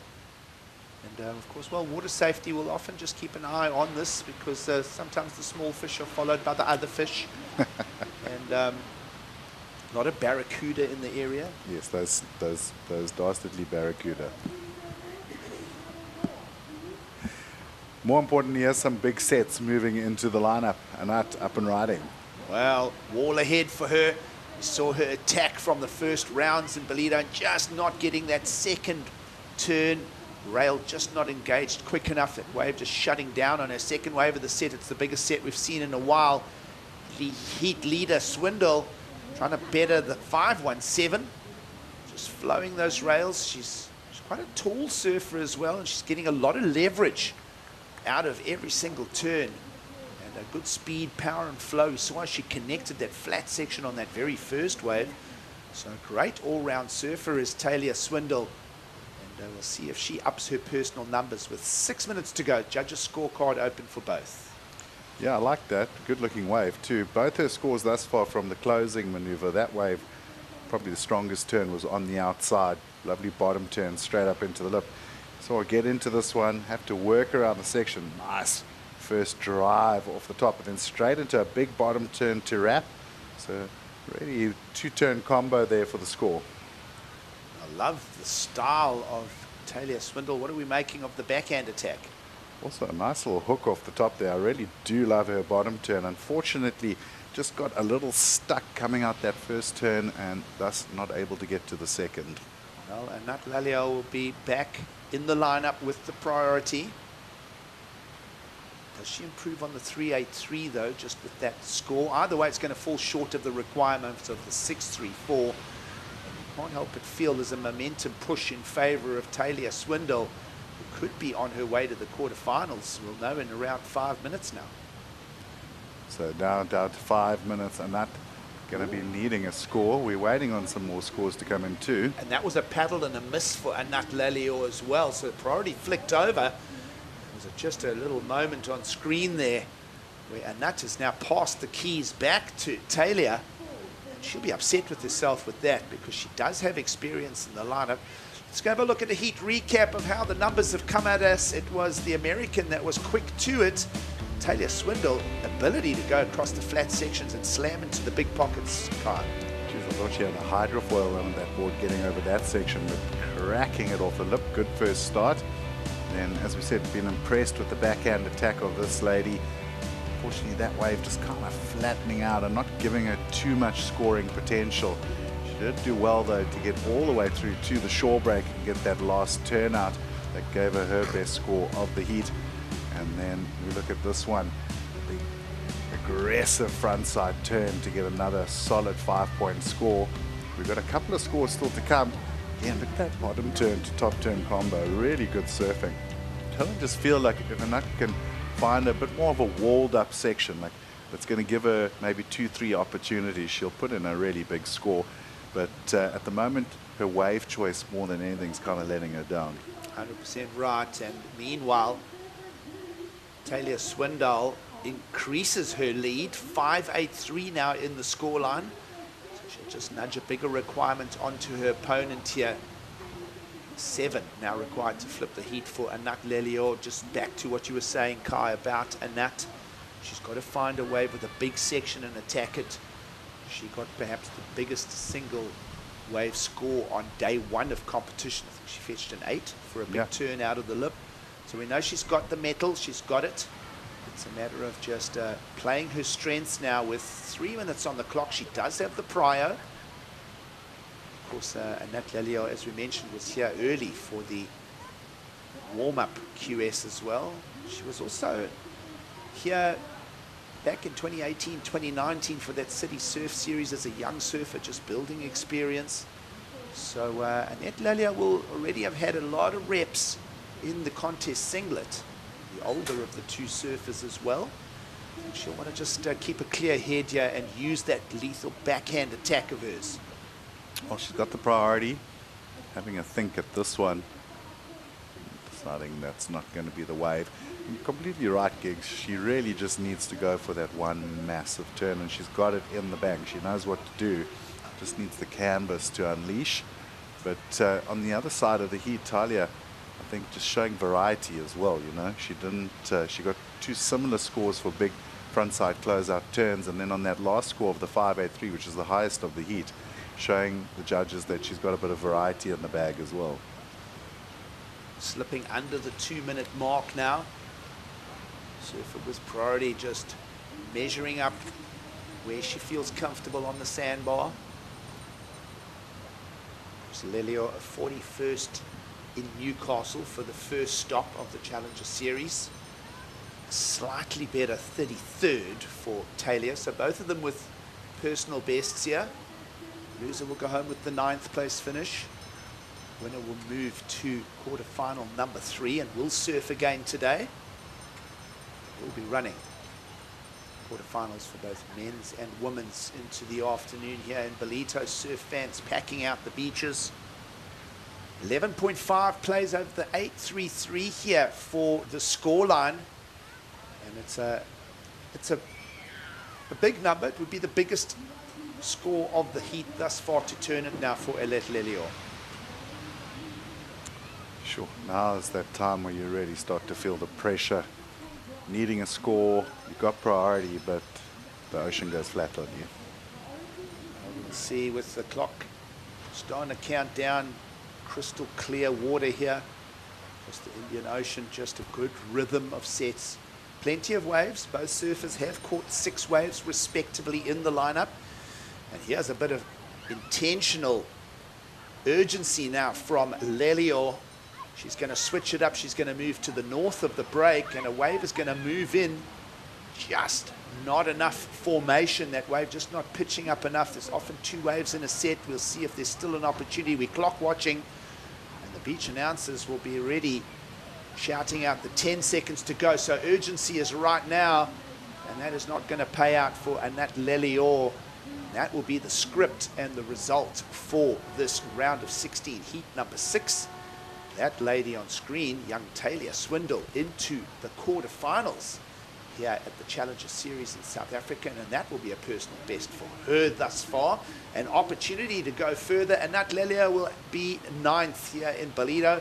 Stay with us, lots of surfing coming your way still. We'll bring in Paul Evans, Greg Emsley, and Jess Starling for the call. It's beautiful Ballito in South Africa.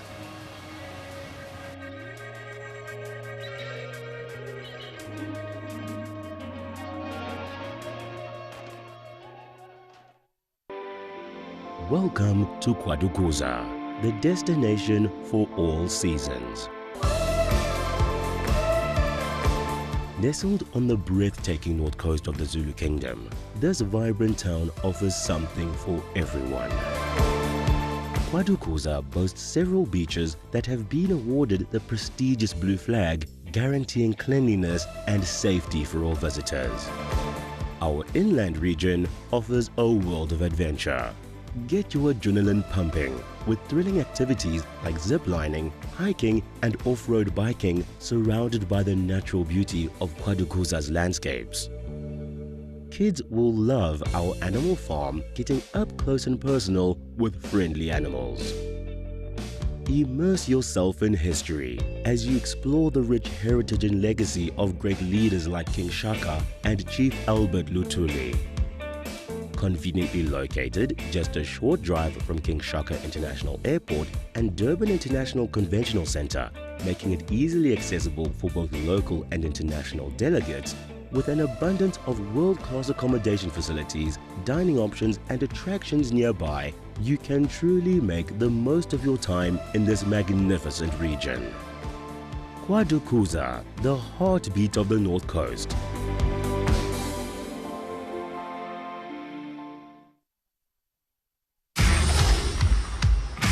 The Challenger Series is the battlefield. Pray for me.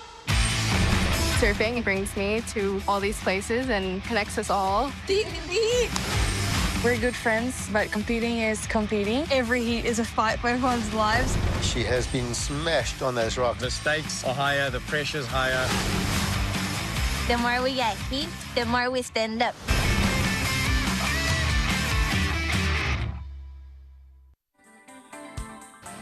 Surf Girls International returns a hotly anticipated new season of that. Go behind the scenes of life on the Challenger Series. Find out what it takes to make a successful campaign. We've picked up a bit of altitude over the Dolphin Coast here. Just drink it all in. Beautiful part of the world to be. Nowhere better really today. And we're really enjoying the action that we've seen so far this morning. We've got quarterfinals yet to come. We've still got to set our fourth quarterfinal for the women, but so far it's been really exciting and entertaining. Yeah, I feel like we've had a couple upsets today as well. There's been some great back and forth battles, tension in the lineup as well between some of the ladies. So quarterfinals straight after this, then men's quarterfinals after that. We're in for a good day. We've already talked about this, Greg, but you get to this stage, you're real close. You're obviously in form. You do not want to slip up at this stage. Oh, we're right at the money end. It's, you know, we're going to go into Saturday afternoon with quarterfinals. We're going to wake up early tomorrow morning, semis, finals, good waves. It's all going to happen very quickly from here. The surfers need to be prepared for it, get their winning routines ready, and just keep their heads down and knuckle down through these quarterfinals into finals and come up for air at the end. Still looking great out in the water right now. Clean conditions, some still nice size and power to the sets. Having a look at Sol Aguirre out of Peru, ranked 14th coming into this. Kika Vaselko, the spot that everyone wants to be in, really #1 for her. She's already tasted victory on the Challenger Series over in Newcastle. And right now, looking to try and stay there by going deep into this. A bomb of a set right there, caught everybody else. So they've had a little bit of time to be in position. A few minutes gone on this heat. You can see just how far outside the lineup that one detonated. Yeah, that really rolled through at a different angle, but we did get a bit of action during the break. Sol getting started with this one. Nice big hack in the pocket. Couldn't ride out of that second turn. She really kicked the fins, so she's looking spicy though. I mean, that's a great way to come into this heat with some energy. And then Kika as well. I mean, she's looking revved up. This is going to be a great matchup if that's the type of surfing they're going to bring for the next 25 minutes. Just those second turns getting the better of the two ladies right now. Greg, picking up on a point that you made this morning, just about these conditions and how you can overamp a little bit, maybe sort of go after it a little bit too much. You see the odd perfect one, but in between that, it's about trying to make sense of this lineup. Wonder how that intensity, that approach of going at everything, is that going to pay off here? What's it going to take to pace the surfing and this heat really well and get to the quarters?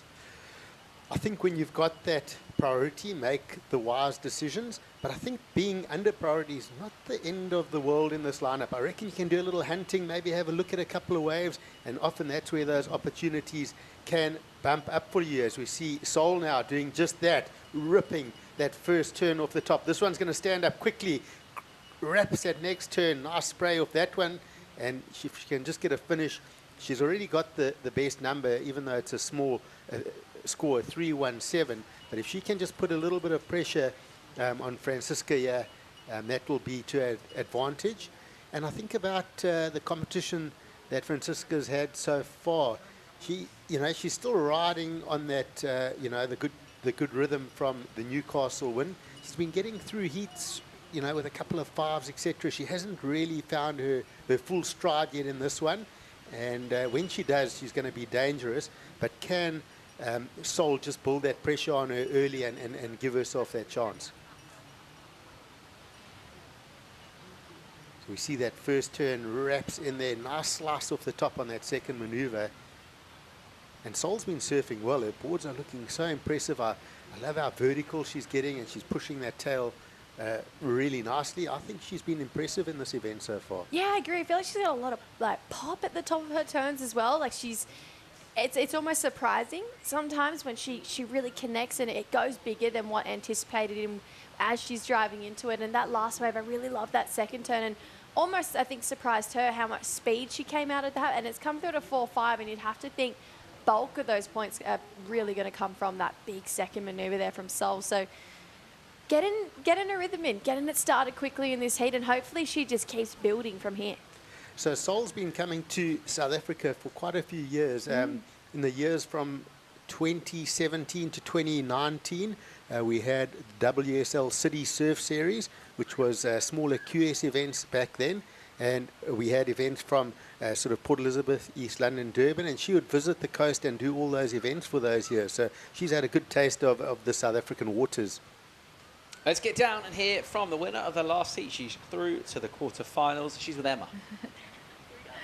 Talia, amazing heat win. I think 3 weeks ago you were sitting there not even able to dream about coming to Ballito, and now you're telling me how much you love Ballito. How was that heat? That was a really fun battle. Yeah, the waves are super fun today.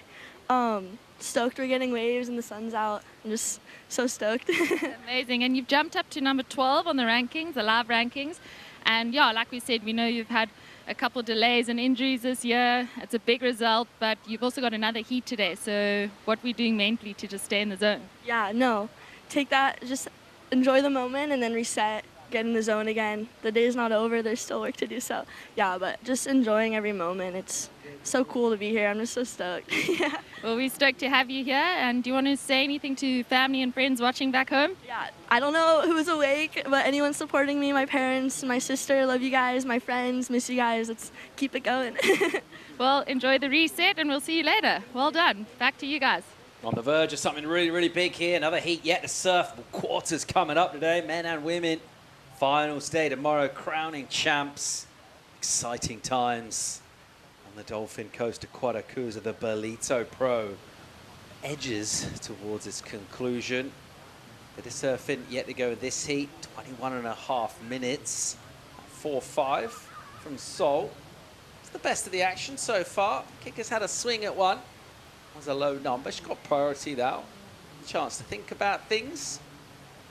How much she is sort of running off the good juju from what she got done over in Newcastle. How much is it a clean slate? Just kind of wiping all that out, looking to the future. I feel like it's a point that we've touched on a few times. When you're in that spotlight, I feel like sometimes it does add this extra bit of pressure to you, that idea that, okay, you just won one, so you really should probably perform in the next event and back it up. But chatting to Jacob and Kika, it hasn't seemed like it's phased them too much, and they don't have that pressure on themselves. They're just trying to keep that rhythm going and just surf, really, trying to keep it pretty simple. Speaking to Jacob as well, he was like, I've actually come to quite enjoy it.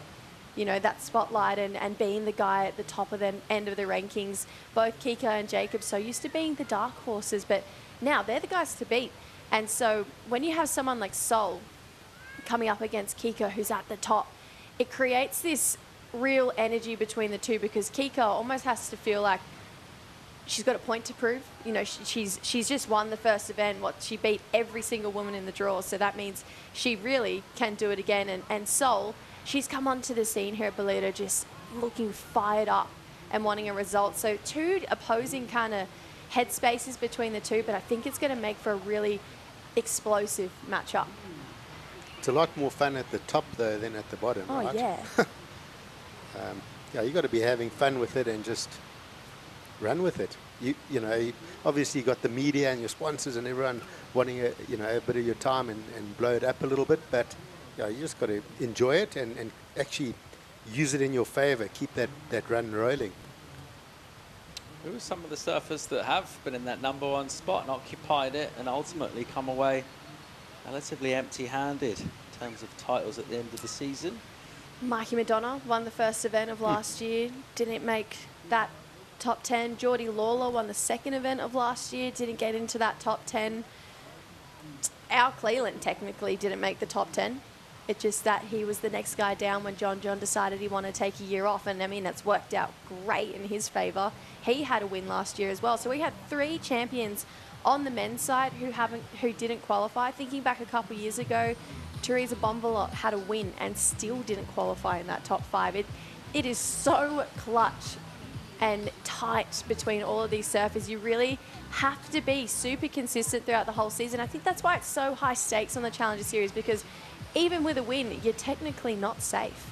You have to be consistent from start to finish. Good size wave here, let her momentum, the roll in, pretty smooth from Aguirre. Will she go over this deep water? Answer's yes, into a pocket. She'll clip it, just about hang on. She would have loved the bowl to stand up there. Wave just didn't quite conform to her expectation, but staying in motion. Looking to try and pile a few more points on. Managed to be in a slight different part of the lineup from Vasilko. Now she found a bit of elbow room to find this. Yeah, so this one quite deep, just off the rocks. You see hitting that deep water quite quickly with the higher tide. We're just off that high tide. So having that downtime and then into that shore break section, of course she is under priority, but you need those ones wider on the bank that are not hitting that deep water. They're hitting that sandbar better and then getting a run down that sandbank. But, you know, for me, Seoul, you know, under priority would be better off going to the left, get down the beach a little bit, then too close to those rocks, because we're about 40 minutes off the high tide. So that those waves are going to hit that deep water very quickly next to the rock there.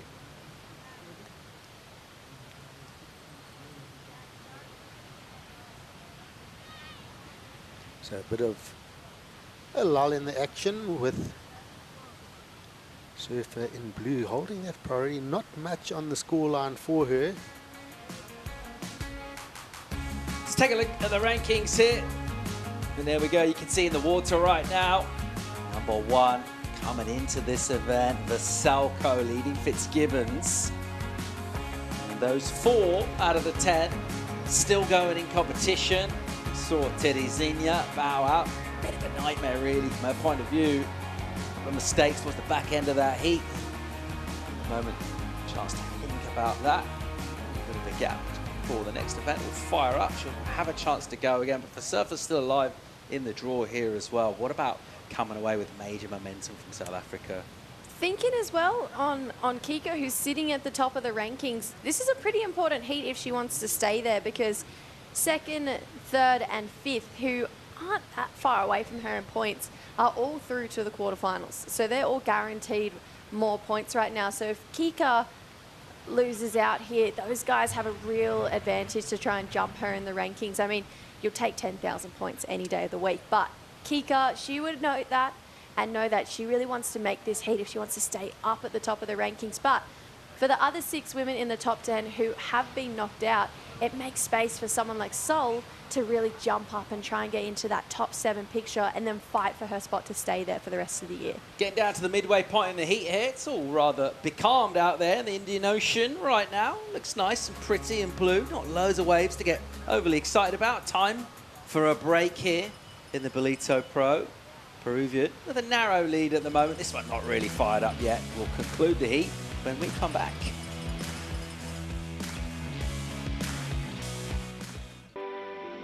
Welcome to Quarterfinal, the destination for all seasons. Nestled on the breathtaking north coast of the Zulu Kingdom, this vibrant town offers something for everyone. Quarterfinal boasts several beaches that have been awarded the prestigious blue flag, guaranteeing cleanliness and safety for all visitors. Our inland region offers a world of adventure. Get your adrenaline pumping with thrilling activities like ziplining, hiking and off-road biking surrounded by the natural beauty of Quarterfinal's landscapes. Kids will love our animal farm, getting up close and personal with friendly animals. Immerse yourself in history as you explore the rich heritage and legacy of great leaders like King Shaka and Chief Albert Luthuli. Conveniently located just a short drive from King Shaka International Airport and Durban International Conventional Center, making it easily accessible for both local and international delegates, With an abundance of world-class accommodation facilities, dining options and attractions nearby, you can truly make the most of your time in this magnificent region. Kwadukuza, the heartbeat of the North Coast.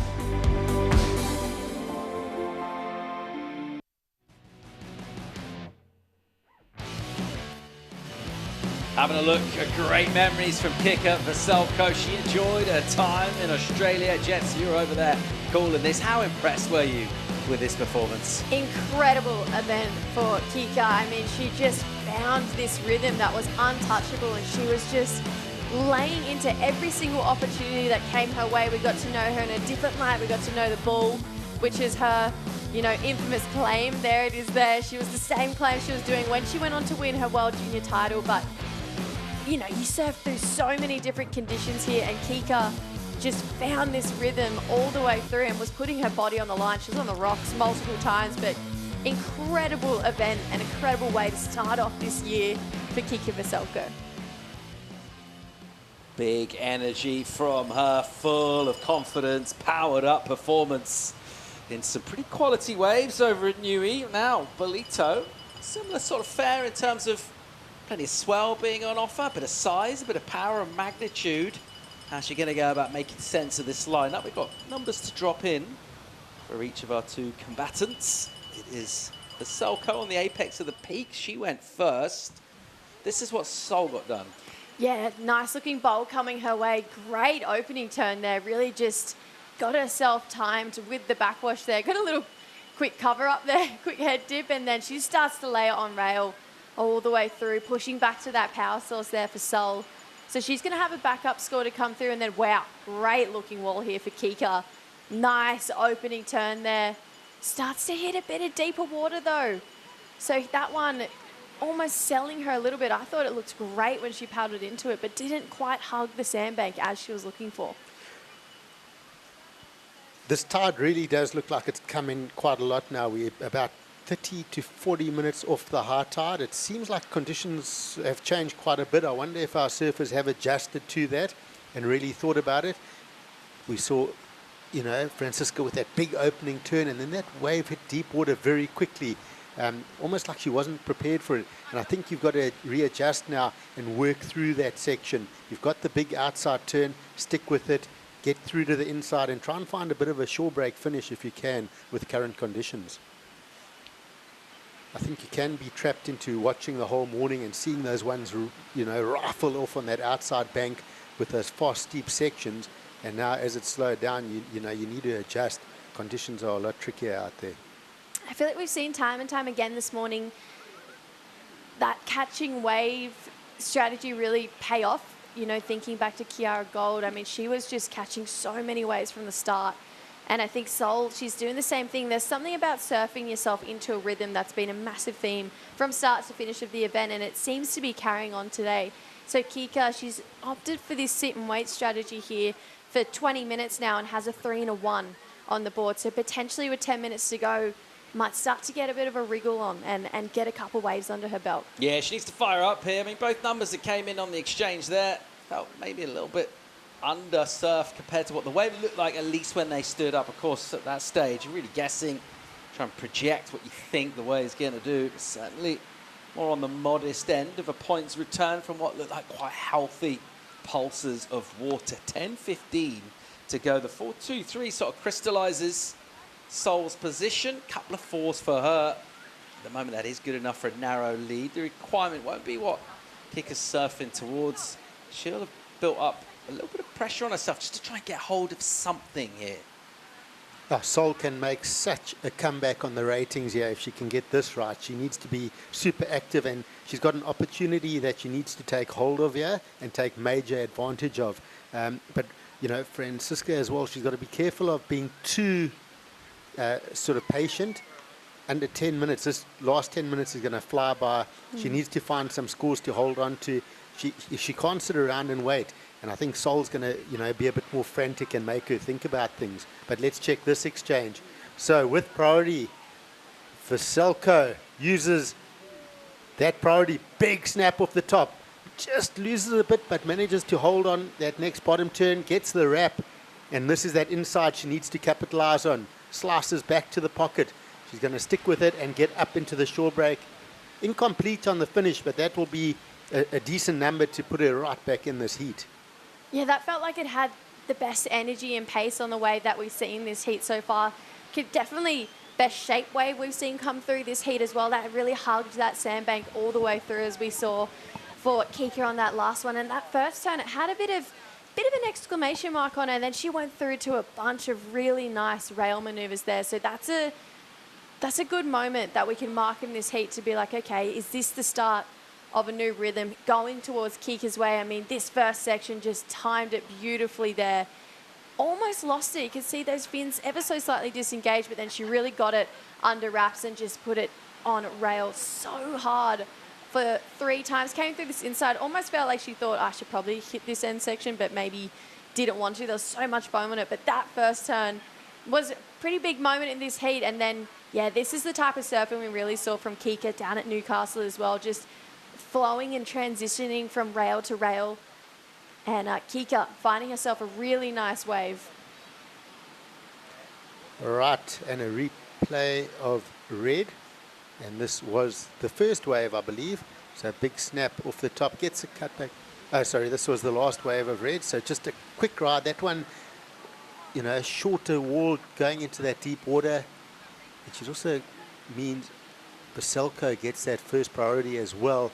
So she's going to get the best score of the heat, Francisca, and she's got priority. So she's turning this heat around quickly, and there we go. We have a situation change. Yeah, it's the wave that she was waiting for, whole heat, really. A bit of a mark-up and being more patient. 6.83 for Vasilko. This is what Seoul just came back with. Wow, one big hammer there for Seoul in a really critical part of the wave. So she's surfing excellent in this heat. I mean, she hasn't held back. She's been really giving it her all in all of these sections coming through to her. That big one turn, I mean, we've seen scores go in the 5s for one turn today already, so the judges will be watching that one back. She held on with a lot of power through that turn.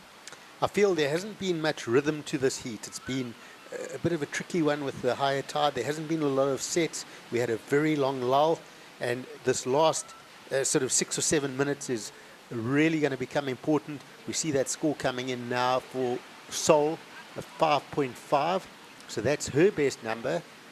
So Vasilko in the lead, but Seoul looking for a 4.84. Of course, Francisca only looking to get rid of the 3.5, but it's definitely no one's running away with this one. This last couple of minutes is going to be super important, who can find those big open face sections. Yeah, technique-wise, seems to be a bit of a discernible difference between these two. I think Seoul, quite unique. She sort of waits at the bottom of the wave a bit more, doesn't she? She surfs it from throughout that low line. She's a little bit more unique, actually, to what we're used to seeing.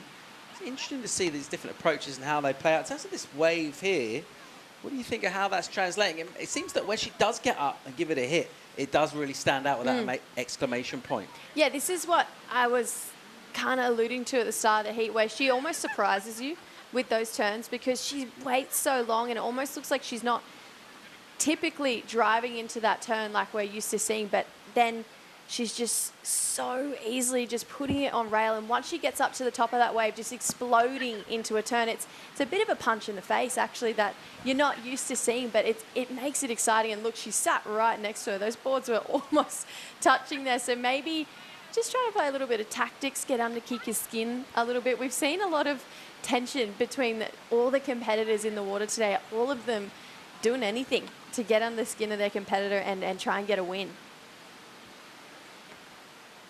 5 minutes on the clock here. We'll recap this. Heat 7, the round of 16 for the women, going into quarters for men and women today. It was Seoul the Peruvian that was busier from the get-go. This is her early work.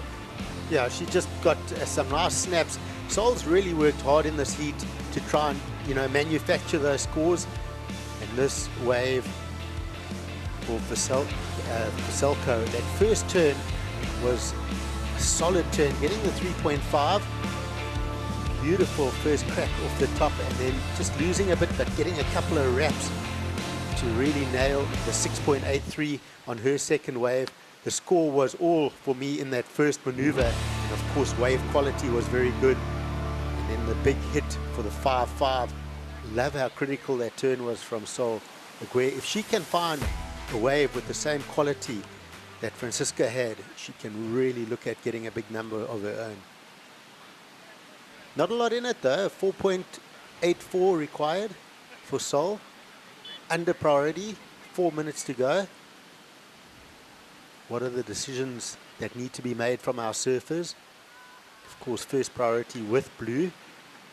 How long can she hold Sol off for, or does she try and improve on her scoreline? A 4.84 is a really interesting score as well, because a 4.84 can be surfed up on any wave. You can really find yourself at that score just by backing your ability, but you got to think that this would be tense times for Kika because of this X factor and this unpredictable surfing from Sol. A 4.84 is just so easily in her repertoire. It's one turn, really. Her best wave of the heat has been one turn. So even though Kika has priority and control of this heat right now, if I was Kika, you'd still be wanting to drop that 3.5 and up that requirement, because it's not a massive score, especially not of someone for Sol's caliber. And I mean, it can be done so easily. So she's really going to want this clock to just run out and hope that one of these lulls comes through. And this is what I was speaking about. Francisca's scoreline through the event hasn't been huge. She's sort of just running on a good roll, running on the rhythm, running on, off that win, and things just going her way. She obviously wants to keep that going, but I feel she hasn't really got out of third gear yet. There's a lot more in the tank. She might get through this one, but she'll think to herself, probably not my best surfing ever. I made good priority decisions, but it could have slipped out of her hands. Time ticking away. Just over 2 on the clock. The ocean is glassy and smooth, beautiful out there as we approach that high tide. Not a lot of opportunities on offer with a lully swell, but there are a couple of bombs when they come through. Surfers are jockeying for position now, scratching into this. So will Veselka have a look at this one? It's going to go under them. A little bump behind. There's going to be very few opportunities left in this heat. This is kind of what Kika really wants at this point in time. She doesn't want too many opportunities to come through. Sol, she's desperately hunting on this inside. We're kind of seeing all of our heats play out the same way. Someone needing a 4 or a 5 or a 6, not a crazy score to try and get through. And it's been just the battle of, are you in the right priority routine or not? So Kika, she's just going to be following her up and down this coastline, just making sure that she's well close in sights there. And a minute to go. The ocean's looking pretty quiet, which is, for Kika, great. Sol, not what you're hoping for. And back to my point, Francisca, what she has done exceptionally well in this heat is competed very well. I mean, her decision making has been flawless. She's been on the best wave of the heat, and she's now, with priority, making good decisions, not sort of pulling the trigger too early. She's holding Sol off, and with a couple of seconds to go, she'll make sure she's on the next wave that probably breaks and really shut the door for Sol. 30 to go here. Surfer out of Portugal, Kika Veselka on the verge of another quarterfinal. She went 2 steps better than that to get the win in Australia. Right now in South Africa, just 3 waves ridden, an economy of effort from her point of view. The last of her waves really set the tone. The big 6-8-3, a big muscular wave with powerful surfing. Sol now has managed to get away a little bit. I don't think Kika's too bothered. She's had a look at the lineup. She's realized there's nothing coming through for a surfer out of Peru. Kika Veselka in a way that he didn't actually offer a whole lot of surfing, particularly from her point of view. Crucially, she got the 2 best scores. As we've mentioned, it's not really been highlights, real stuff from her throughout the event. That's ominous, though. The surfers looking to win, want to bring their best for finals. Kika Veselka goes to the quarters. And so that 4th quarter, we'll find out soon who exactly she's going to be surfing against. We're going to go to a break here. We'll keep the action rolling here in Ballito. Another good-looking matchup hitting the water soon. Stay tuned.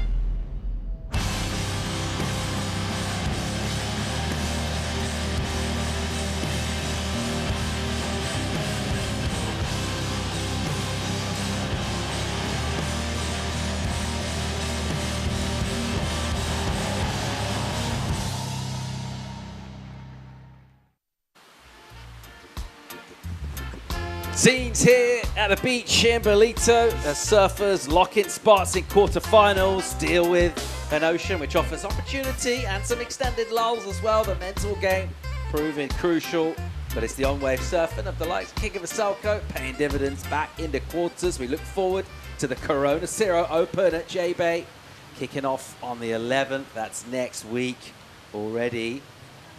Pretty good season. Some of our local spies reckon it's been an active ocean around South Africa, forecast even towards next week. Bit of motion going on down there. We like that. Good omens aligning. See what we get. Let's also stick with the business at hand. We'll have a look at a surfer out of Brazil, very much on the come up. Laura Hulp should be taking on Macy Callahan. A lot more experience from Macy.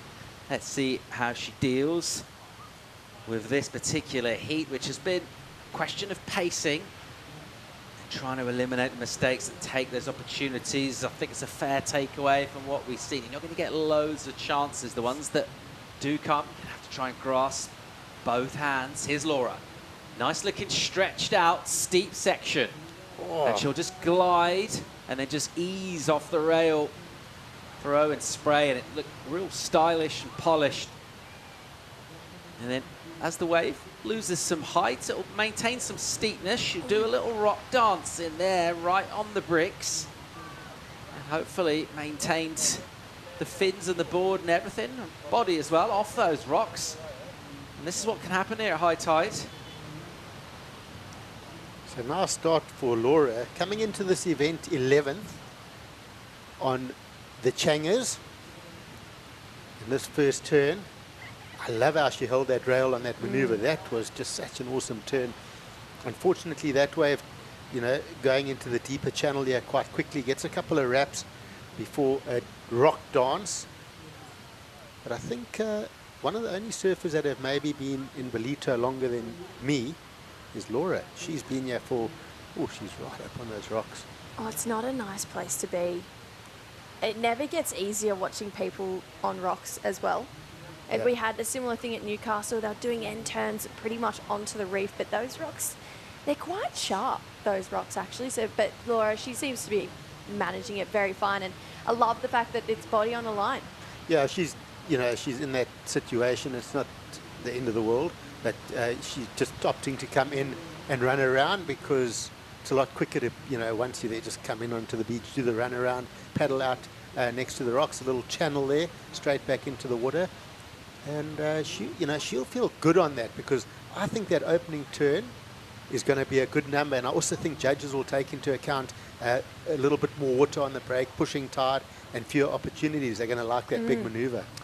Time to go here for my #1 rated surfer on the Challenger Series. King of Asalco is with Emma. Francesca, that was job done. Obviously, that heat was a little bit slower than the other heats this morning. You seemed to play more of the patient game. Sol was catching a lot more waves. What was the strategy out there? Yeah, actually, the strategy was to stay active, something it didn't happen. But yeah, I just trusted myself, my instinct, and I knew like she was getting a lot of waves and they were coming out as fours, and if I waited for the right one, and since I was waiting for so long, I was just, okay, I'm just going to send it on a set wave. And yeah, I started off falling, then took a while to get my second wave. Then yeah, that was like a low score, and that was my backup, that 3-5. But then yeah, I managed to get that better wave and get that 6. But yeah, I wanted to get a better backup for sure. Well, win's a win, and obviously you've come into this event on quite a high, being #1. There's also an update that the highest ranked surfer from this event gets a lucky wildcard event into J-Bay. Are you aware of that? Are you thinking about that? Or yeah? Actually, yeah, someone told me this morning, and yeah, that hyped me up even more. Of course, the goal is to keep going and the dream to make it on the world tour, but having that bonus would be insane. 2 years ago, I surfed J-Bay for the first time, and I fell in love with that wave. I think everybody. It's for sure one of my favorite waves, or my favorite wave in the world, even though I have a lot to still explore and surf. So yeah, that would be awesome. So hopefully. Yes, so holding thumbs. Well, good luck for the next round. Rest up, and thanks for chatting. Thanks. Back to you guys. Thanks, Emma. Asalco through to quarters. How about that news as well? Gee, that's like a carrot dangling in front of you, right? Yeah. But crazy. I was just thinking, It's quite a yummy carrot, isn't It's it? a delicious Maybe carrot. honey glazed. Maybe it's just a chocolate carrot. you know, you think about different sports and people not sticking to the plan and what the coaches have told them and how aggressive and angry coaches get. But surfing's one of those sports where your athlete can, you can talk to your athlete for, say, 30 minutes before the heat, and let's just watch this first wave. Oh, that first turn was just fantastic. She got the 617. But just getting back to that point, surfing's one of the sports where you can have a plan, your coach has got a plan, you go out there and you have a completely different approach and a completely different plan, and you end up winning. I mean, even though you haven't done what your coach has said, your coach can't be unhappy with you because you still won the heat, right? Yeah. Yeah, it's interesting. I mean, you get some sports where you're literally not allowed to coach. I mean, you think of tennis, for example, the obvious example that you're not allowed to actually coach your athlete while the game is on, even in terms of track and field as well. And yet surfing, you're allowed to pretty much do whatever, and yet somehow they still go quite off-piste quite regularly. We are dealing with the ocean. We're looking at a really nice, aggressive, and yet smooth turn from Laura Hupp. 617 for the first wave. And a different sort of wave, more vertical, as she assaults the lip. Style looks really good. I wouldn't even look at that board if I was her. It's looking freaking amazing under feet. I mean, those turns are just so lively. I'm sold on that last maneuver. She got that 617 for that first beautiful carve on the rail. How mature was that turn? And now something slightly different, straight up. And let's just check this. It's a nice big section as well. Drives up the bottom, vertical, slicing up off the top. Lots of spray, the single maneuver, but not much on offer like that. Here we go, Macy, just looking for something, and that wave dying into the deeps. So I think looking for that sort of closeout section is a good option in this one.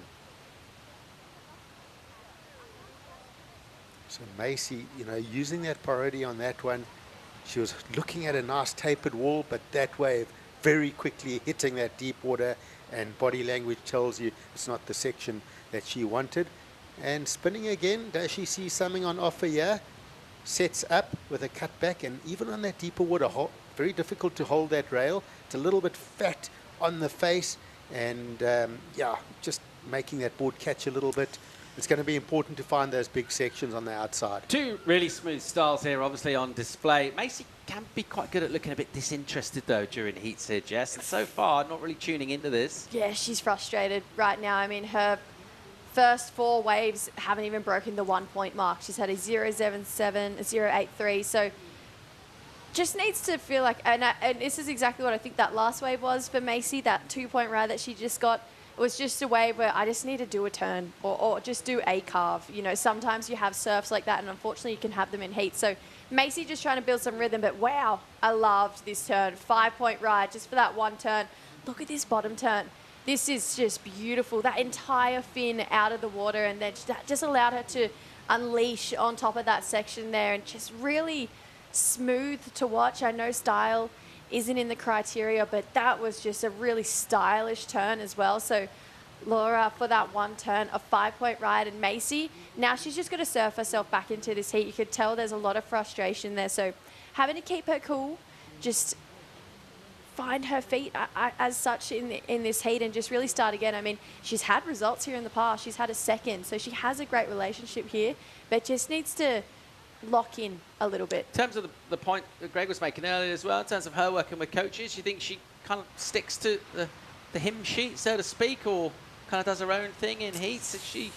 Where does she come in terms of that? I mean, people have different approaches to their coaching. Some like to kind of do their own thing. Others very much sticking to the plan and needing a plan as well. Yeah, I think she used to work a lot with coaches.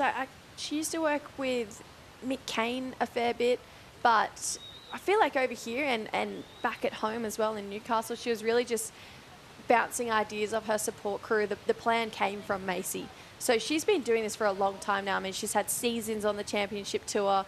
She's such a well-rounded surfer as well. When she connects and she uses that power, it's really impressive from Macy. So this year, I feel like she's just taken that step back from coaching in a sense, and she's just been locking into strength training, getting stronger and backing her surfing and her decision-making skills, which by her career are clearly good because she's had a great career already and she wants to get back on that top stage. So she's just going to need to find and back herself for this next 17 and a half minutes to make those quarters. You know, I reckon the best coach in the whole world is Who? yourself. Oh. You've got to learn to coach yourself. Yes, Paul, you. And second best is Paul Evans. No, but learning to coach yourself is the most important thing. If you seriously rely on your coach for every bit of information, you know, I don't think that's that good. You see Macy just going down. You need to have that will to win from inside, and also you need to be stealing from everyone. You need to be stealing from coaches and building your own perfect routines and heat structures from within. And you need to be able to coach yourself, and whatever's been told to you on the beach, when you go into the water, the wind can come up, the tide can change, everything can be thrown out the window into the wind at 120 k's an hour, and you got to reset and go, okay, well, what am I dealing with now? Well, even listening to Kika in that last seat, her plan was to catch waves. That went out the window, and then she was listening to the scores of souls thinking she's only getting 4, so I may as well sit and wait and get the best wave to come through. So coaching herself through that heat, and she backed her decision-making skills, and it paid off for her. She's into the quarterfinals, and what a storyline that the highest-ranked female is going to get a spot into J-Bay. And really, there is a window open, but the deeper that, say, ladies like this, Tia Zabrowski, Sally Fitzgibbons, Yolanda Hopkins, Kika Veselko go, the harder it is for everyone else. So these guys would be watching knowing that Kika already has those 10,000 points and they need to match every single round she makes and then some. All right, let's open this up. Who would we most like to see surf at J-Bay? Honestly, that lady on your screen, Tia Zabrowski. I'd love to see how she matches up next to the best in the world, because we're all thinking she's a CT surfer and she's 14 years old. So I'd love to see her surfing and on those walls as well, just because she just hits it. She just belts it, really. Greg's not sold. Are you sold? No, I think that will be cool. I think, let's go with youth. Let's go with youth. Yeah, I think Tia. Let's go with the lighties. Let's go with the lighties. Exactly. I think Kiara could be quite entertaining out there as well. I think I've loved what she's brought to Ballito. I think she's been impressive. I think let's go with youth, eh? Yeah, I'm with you 100% there. I tend to favour the wild and the wild cards. It's just kind of next cab off the rank type thing. Sometimes it's just an entertainment point of view. Let's have someone that's from a different generation that's maybe serving a bit of notice to the incumbents on tour. I like 14 minutes 40 to go here. The Brazilian Laura up. She's been polished, composed. She's got a big lead over Macy Callahan at the moment. Time for a break here at the Ballito Pro. More live action will conclude the round of 16 from the women. When we come back, stay tuned.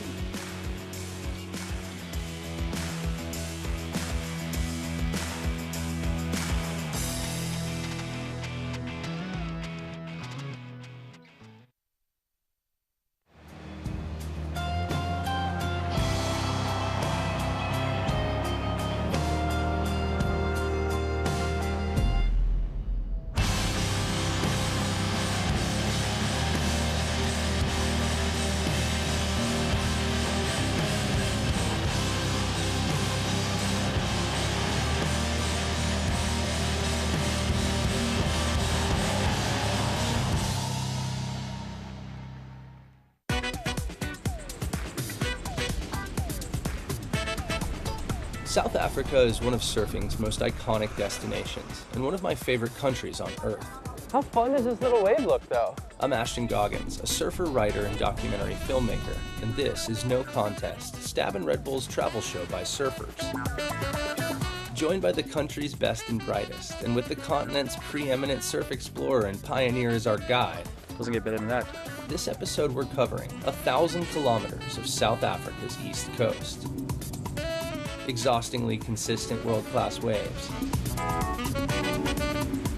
A sprawling, diverse coastline, both culturally and geographically.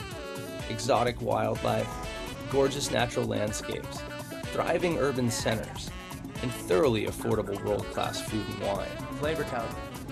This is No Contest South Africa.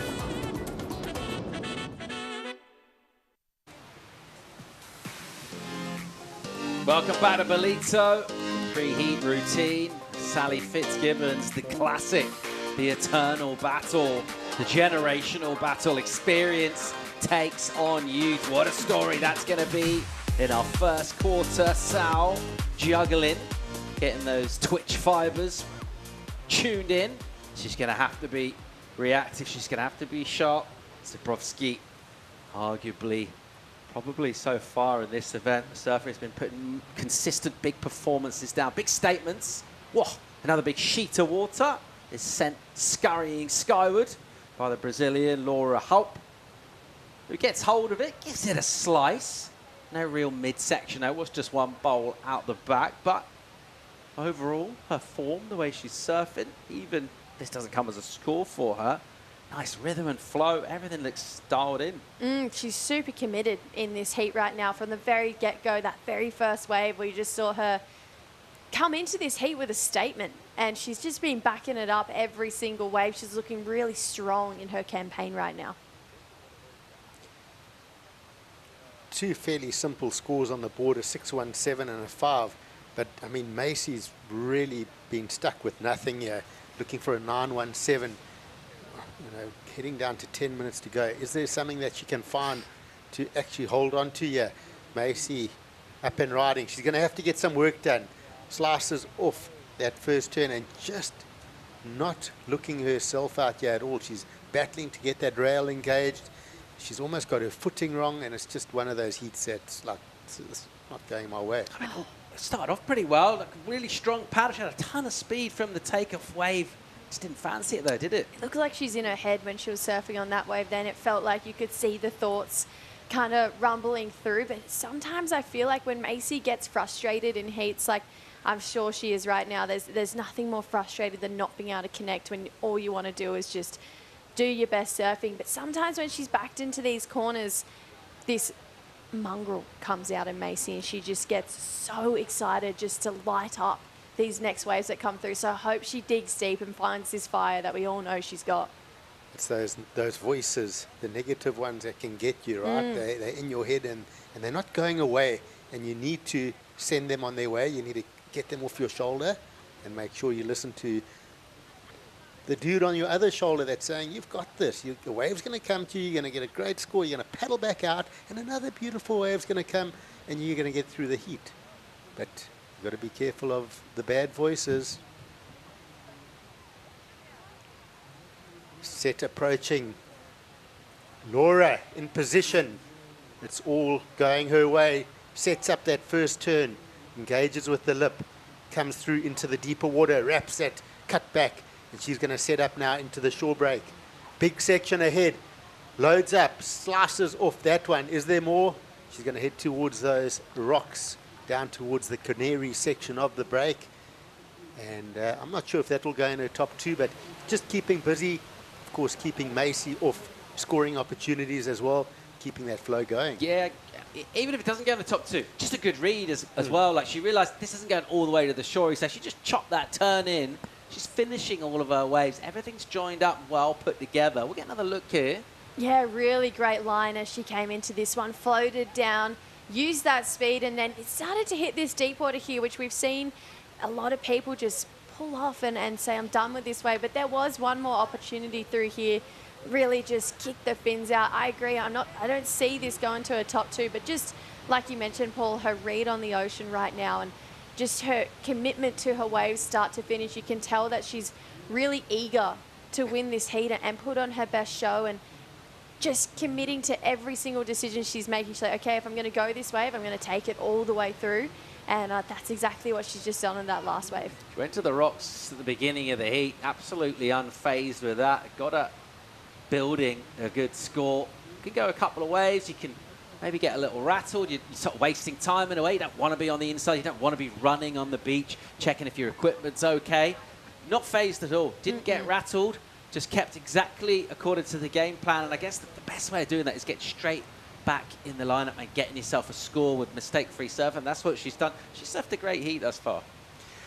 The other thing that's interesting to note for someone, you say like a Laura now, she's got a convincing lead. In her mind, well, you'd be thinking it's hers to lose. So, you know, she's right now got one foot into the quarterfinals, which is going to come quite quickly. So she's going to have to keep her sort of mindset positive. She's going to come through this one. She's going to have to reset and go quite soon into a quarterfinal, because, of course, next we're straight into women's quarters, and there's not much downtime. You've got to keep those routines and all the positivities flowing. You know what's wild, though, is that there's 7 minutes left in this heat, and Macy really, in theory, needs 11 points. That's a 5-5 and a high 5. So really, she only needs 2 5s right now, and she could get through this heat. And for someone of Macy's caliber and strength of her surfing, that's a carve into a snap or one big hit. Thinking of souls in that last heat, Kiara Gold this morning, we've seen so many one-turners go into those 5s. So when you actually simplify and be like, I need 11 points, it's actually not that much. But with 6.5 minutes to go, she can definitely now with priority find a score, but trying to get one away from Laura is really going to be the challenge if she can convert on that next wave. A bit of context that though, in 23 minutes, she hasn't threatened anything above 2. And the strategy that I see a lot of pros using is to put your hands up and get the score. We're not seeing Laura using that at the moment, but you keep asking the commentator, the beach commentary, what's the situation? What's the situation? Time, put your hands up. You keep telling them, you almost pretend like you can't hear, and you're asking them time and time again. And what they will do is they'll say, Macy Callahan, surfer in blue in second. You're looking for a 9.17 to go to first. And then you ask again, once again, situation. Surfer in blue, you need a 9.17. And as the surfer in the lead, if you can get the beach commentary to do that over and over, the pressure that gets built and that number required can really play on the mind of the surfer chasing that number. There's the requirement for Macy at the moment. She doesn't have to make a lot of decisions right now. She's just waiting for a set, really, waiting for her luck to change, a good point of view. She's got priority, a bomb. If it comes through, really well surfed all the way up the criteria. Get her into that excellent range.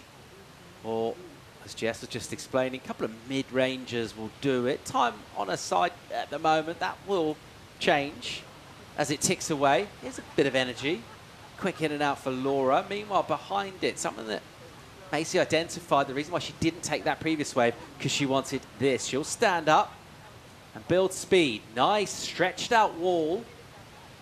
And doesn't quite get there. It's a bit of a recurring theme. Spends a bit of time to get to the first turn, and when it comes, wasn't very good. Oh, it's hard to watch, because I think we all know how good Macy is, and as when you compete, I mean, when you have those heats, there's nothing more frustrating than just not being able to put your best foot forward. And I think Macy, I feel like heats like this hurt more than being comboed in a way, just because you've never been able to get your heat started. So yeah, Macy, my heart kind of hurts for her, because you can see she's in her head on that wave going, I really want to get a turn on here, and it's just unfolding for her at the end. So if anything, I just want to see her connect on one wave, put a foot in the right direction in this heat for Macy. She's got 4 minutes to try and find it, but coach, for Laura, I mean, this has been a great heat for her. She's been in fine form. Yeah, she's looked great throughout this in all sorts of different ways. That smooth approach, carving on the face, and then thinking about changing conditions when she surfs again. If she does make it through the quarters, we'll have a lot less water on the sandbar here. So you would think, as we a couple of hours from now get towards more mid-tide, maybe more opportunities, slightly more broken up lineup. It has been becalmed at the moment. It is really about the sets, and even the in-between ones, they'll go deep pretty quick. So seen some significant scores, and then quite a lot just in the decimals as waves fade away from the takeoff bowl. Time ticking away here for Macy. 3 on the clock for her priorities with the Brazilian Laura. And I think her crew, her support crew watching on, will be thinking, keep doing what you're doing. So far, so good. Yeah, definitely. I mean, Laura's just been surfing with speed and attitude in this heat. You can tell that she's just putting everything into all of her turns. And even with Macy chasing near perfect, she's still playing her cards. Macy just trying to swing and get something going in this heat. And Laura, she'll just be playing that priority pretty closely right now. I mean, 2.5 minutes to go. You can't think Laura's going to let a 9.17, you know, the best wave of the day, slip through her fingers. Do we have a most improved surfer list or not? Did we make that list? Yeah, I think we did. We did, didn't we? I think Laura is on that list, right? She's really, I mean, the last few years she's been coming to Ballito. She's looked good, but I just think she's looking so mature. That carving turn I really like on the rail. I think she's going to be, I might add her, if I may, to the list of most improved. Paul? Yeah. She's in. Thank you. Thanks. Sure. I mean, there can only be one most improved. I don't want to get you on a technicality. It's not really a list so much as just one spot, isn't it? Really? I think she's got a really good argument for being there. Also quite distinctive as well. Sometimes you sort of need a bit of a reason, something about your surfing that makes you distinctive. What does it tell the judges about you? Does it tell a story? I feel like she's got something slightly unique rather than just going out and kind of hitting closeout sections and kind of scurrying around for numbers. I think there's something else there that you can kind of get behind and get excited about. Imagine her in real quality waves on the open face. And you really touched, nice. Yeah, and you touched on something earlier, Jess, that you know, the word style isn't in the criteria. But when you talk about surfing and good-looking surfing and who's your favorite surfer, outside of the judges and judging criteria, style does play a big part, right? Yeah, definitely. I mean, you can't not appreciate a carve from Joel Parkinson, you know, it's just, or someone who just oozes style, you know. Steph Gilmore comes to mind. Mike February, I think he's got an incredible style. I love watching him surf. So, yeah, it's not in the criteria, but everyone appreciates style in their own different ways. You know, what I like, Paul might hate. So it just kind of is that personal, but I think the way that Laura's been surfing in this heat has been really stylish. I mean, she looks really feminine yet strong in her turns, and I think that's a really cool way to approach a wave. She's not trying to over surf it. She's just capitalizing on exactly what's in front of her. Wait until you see M-Feb in life on his signature CR twin pin at J-Bay on a 6-foot wall. If he's your favorite, one of your favorite surfers, it will put tears to your eyes. It's so beautiful to watch. And it's seriously unbelievable. It's the way he surfs out there. It's just fantastic. Like perfect style on that wall. We've enjoyed this heat, particularly from the point of view of the Brazilian. Laura Hart was dominated. Bit of a shocker for Macy Callahan. She'll wash this off. She's got a ton of experience. It's just the way it goes. Sometimes not been her heat at all, unable to find a rhythm. She'll look to regather and come back next event. But it will be Laura who will carry momentum through to quarterfinals, and that's where we are here at the Ballito Pro, presented by O'Neill. Next up, TT Sabrowski taking on Sally Fitz. Giggs and Kai will talk you through it. Do stay tuned.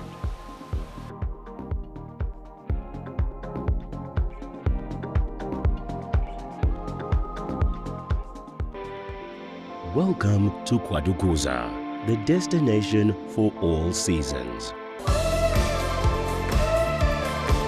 Nestled on the breathtaking north coast of the Zulu Kingdom, this vibrant town offers something for everyone.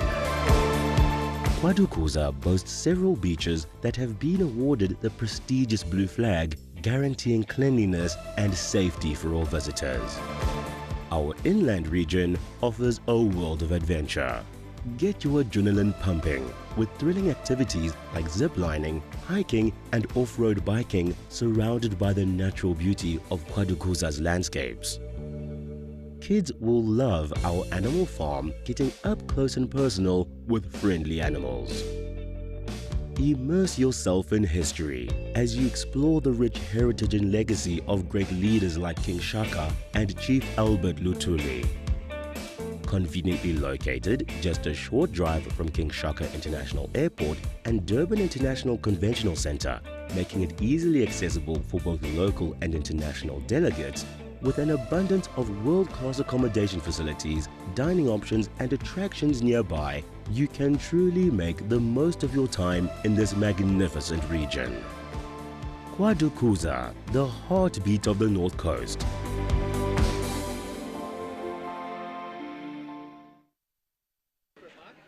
We're here at the O'Neill team signing, at the O'Neill retail booth as part of the festival area of the Ballito Pro presented by O'Neill. We've got Yolanda Hopkins and Luke Thompson coming up in the quarterfinals a little bit later on today. And down, we've got a long line of people waiting for their autographs and photos here. Yolanda, this is your sponsors event, O'Neill. You just made your heat earlier on this morning. And how's the support here in South Africa? I mean, as you can see, it's pretty epic. Either kids or adults, every time I do the signing here, it's pretty incredible. I mean, we feel like we get a really big support, and it's always so nice to come back. Then we got Luke Thompson. Luke has been getting through some great heats in this event. He's in the quarterfinals later on this afternoon. Luke, the conditions are looking prime down there today. Yeah, geez, frothing. Nice south swell showed up today, so super stoked on that. And yeah, frothing to surf a heat later, and hopefully it all goes well. Back to you guys. Thank you, Mike Frew, and of course lots in and around the event site here. Everybody packed down onto the beaches. Of course, the autograph signings up in the beer garden area, the retail section. Of course, the skate park, there'll be a lot of activity going on there as well. And certainly playing out as a fantastic weekend of surf festivities here. And of course, we'll crown champions over the next weekend here as well. So good, we're nearly there. Late morning in South Africa here. Gig Saliers alongside Kai Linda for the call. Lots happening, beautiful beach weather. Couldn't put on a better show coming from South Africa, and we're on the edge of getting quarterfinals underway on both men's and women's sides of the draw here. Yeah, it's going to be an exciting 8 heats now to finish the day. We've got the quarters for the ladies up first.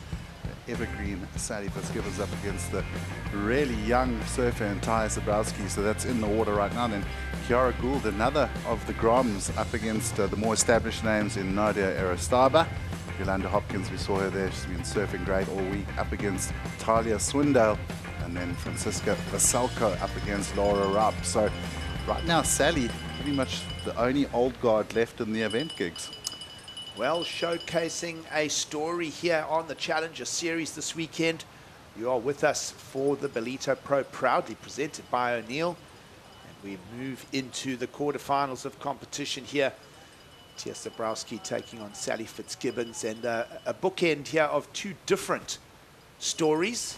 One, a very short story in Ty Zabrowski, brand new name to the surf world, and everybody take note on how to spell that correctly because it's going to be around for a while to come. Just 14 years of age, and Zabrowski is into the quarterfinals here. Her third Challenger Series roll of the dice, and third time she'll get to this stage of competition, but she's going to be up against the experience of Sally Fitzgibbons. Yeah, so a hardened competitor.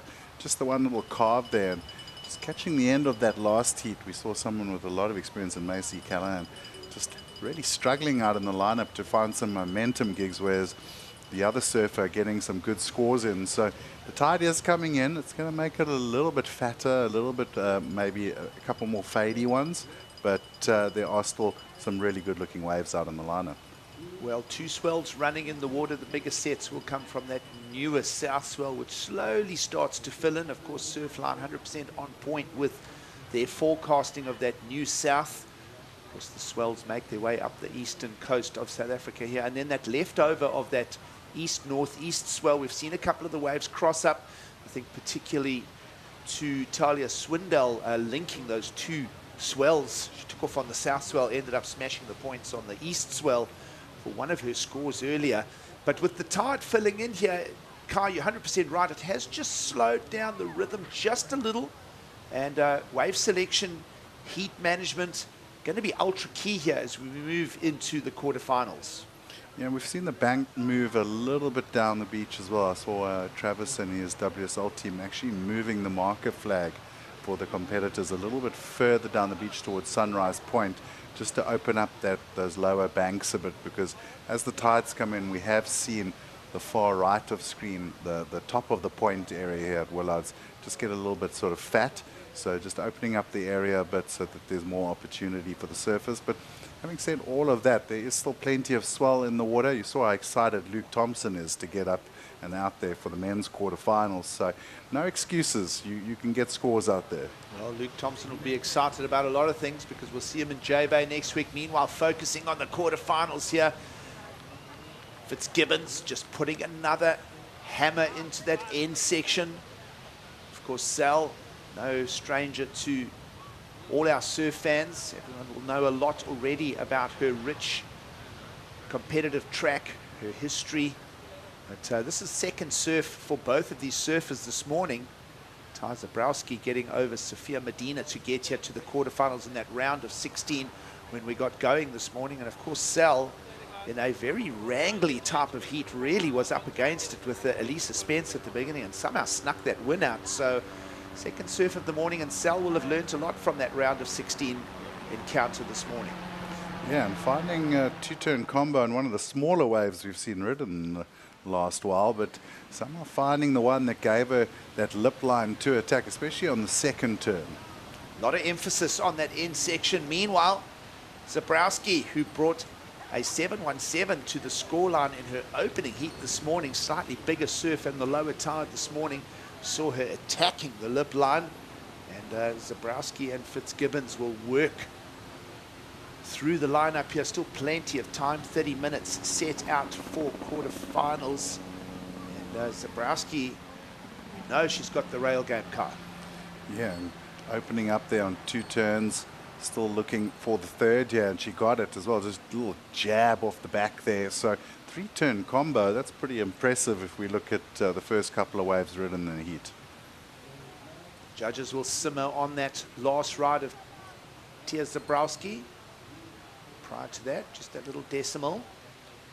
And Sal just working the lineup herself, two-turn combination, but it only fetched a three-pointer out of the panel. So perhaps, as you mentioned, Kai, slightly smaller waves, so perhaps the size of that wave just playing down the speed that Sal was able to generate on it. But early lead for Fitzgibbons, but a number to come from Zabrowski. I'm watching those numbers come in now, Giggs. Judges 4-5, 4-5, 5. It's a mid-range score, but enough to go highest wave score of the heat, getting a 4.67 for the three-turn combo. And just a slightly bigger wave than Sally's, and maybe that extra turn just putting a bit more onto the score. Well, the 14-year-old goes into the early lead here. Zabrowski. Meanwhile, let's go down and hear from the winner of that last heat, because she's on her way to the quarterfinals. She's down there with Mark Frew. Laura, great heat there. It was quite a contrasting heat. You had great form in the heat. Macy did struggle a little bit on her waves. Tell us about the conditions out there. Yeah, it's super high tide right now, so it's kind of hard to find those good ones. But I think I made a great job out there, making my two scores on the first two waves.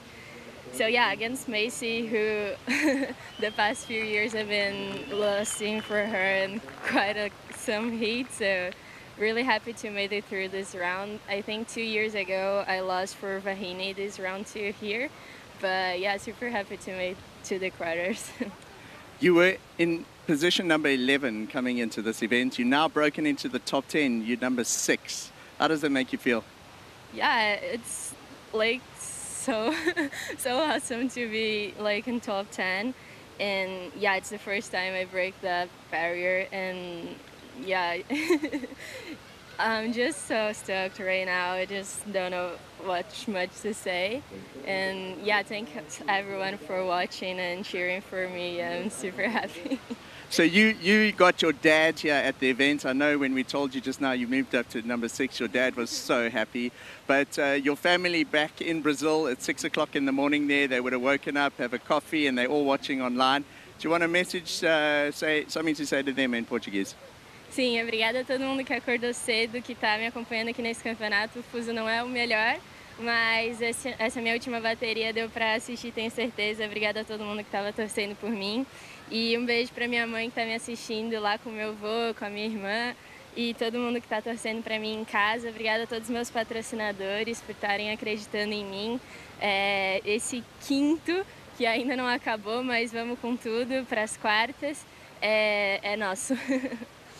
Good stuff. We'll see you in the next rounds. We're going, it'll be the ladies' quarters, so we're going to see you in the water again today. Great surfing. Back to you guys. Yeah, thanks, Mike. Into the fourth quarterfinal, so coming up in around, well, just under 90 minutes, we'll see Laura Ropp back in the lineup, and she'll take on the lady that took out the win in Newcastle, Francisca Veselka. So exciting stuff here for surf fans this afternoon. Does Mike Frew have a teleporter? He gets around, that guy. Yeah, well, not too far from the contest signing, back down to the lineup here. Meanwhile, what are we thinking of this? Because Zabrowski has absolutely ripped this wave. Yeah, good-looking wave. Beautiful texture. And then more importantly, Gigs, getting the critical finish. And Sal up and riding on this one. Also nice long wall stretching out on this one. Whips one off the top, straight into the big roundhouse carve. We know how much she loves that big power hack through the pocket. Almost thought about getting off, but then doing well to finish on the beach. Well, good exchange, best exchange we've seen thus far of quarterfinal number 1. And those scores already in from the panel, and they land in favor of Sally Fitzgibbons on that exchange, 6.5. One judge went as high as 7, Kai. So reading the lineup well here, Sal also emphasizing power on certain, you can almost say she's mixing up her repertoire. Some turns she lets flow, others she pushes aggressively and emphasizes it. Either way, judges bought into that nicely for the 6.5. And Ty Zabrowski's slightly slopier wave for a 4.73, but let's have a look at this 6.5 again. Well, you can see the bottom turn there and whips it out. Nice extension and then big power wrap. She's so good at that move, and back onto the rail again. Now almost had a little look-see there, and then doing well just to get to the end, and another little flick of the fins over the back. Always looks very comfortable on her equipment as well. Just a board that connects through the flatter sections, accelerates when it needs to. And of course, Sal Fitzgibbons may be the oldest surfer in the quarterfinals here in Ballito, but she knows how to go to the air as well. So great all-round competitor, and Fitzgibbons' pedigree showing that 6.5 in the lineup here with 16 to go. Yeah, and I think at the back of her mind there's that little bonus card of J-Bay for Sal. She'd be the one who knows what it means to go and compete at that event on that platform, and I'm pretty sure she would love nothing more than to go and just remind all the ladies up on the CT that she's still around. Well, to answer that, I'm just thinking mathematically, because the lady that's leading the rankings at this stage, Francisca Veselka, is also here in the quarterfinals. So if Veselka falls, Fitzgibbons must finish at least a full position ahead, and obviously anyone into the finals is going to help their cause to be the J-Bay wildcard. But leader of the Challenger Series rankings when we get to the end of Ballito Pro will be the wildcard invite to the J-Bay Open. Sal's got the experience. She's been there many times, and she's on the rail here in the quarterfinals, working the Challenger Series in 2025. Did see her the mid-season cut after Western Australia, but straight back into it. If there's any surfer that switches between the two tours with the most efficiency and has done it the most, it is Sally Fitzgibbons. Well, we talk about J-Bay. Just look at this front side attack from Sally. Beautiful rail calves. Just really driving the tail through those turns. Wave fades out a little bit, so I don't think it's going to be a top score, but she's starting to show that intent, Gig. She's starting to show that she knows what it means. Quarterfinal time, it's game time, and she wants to get the result. Well, let's talk to the heat management as well.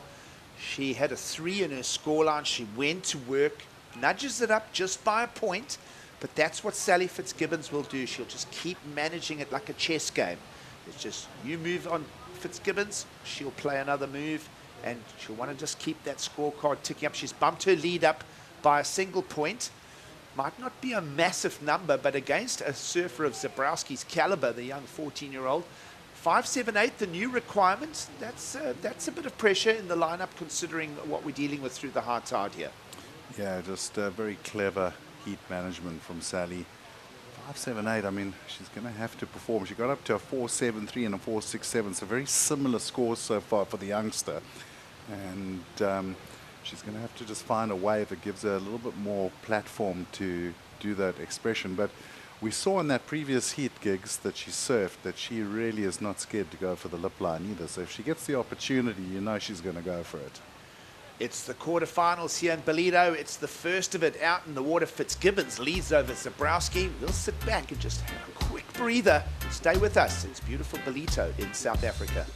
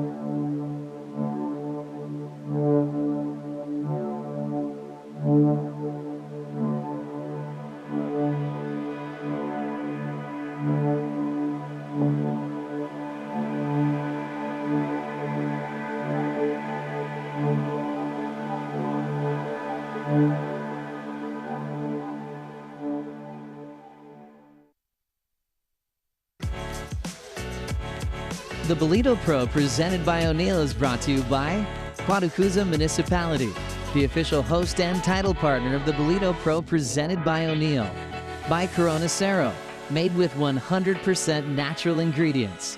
And by O'Neill, the official presenting sponsor of the Ballito Pro.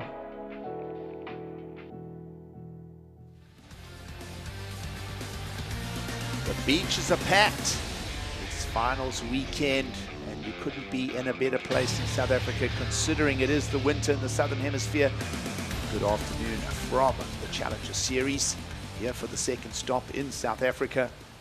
Gigseliers and Kai Linder for the call, and while you're away, updated scorecard, nothing has changed. Situation, Fitzgibbons leads over Zabrowski, 10.5 to go, and Kai, you were mentioning Tia Zabrowski, her ability to go into the lip.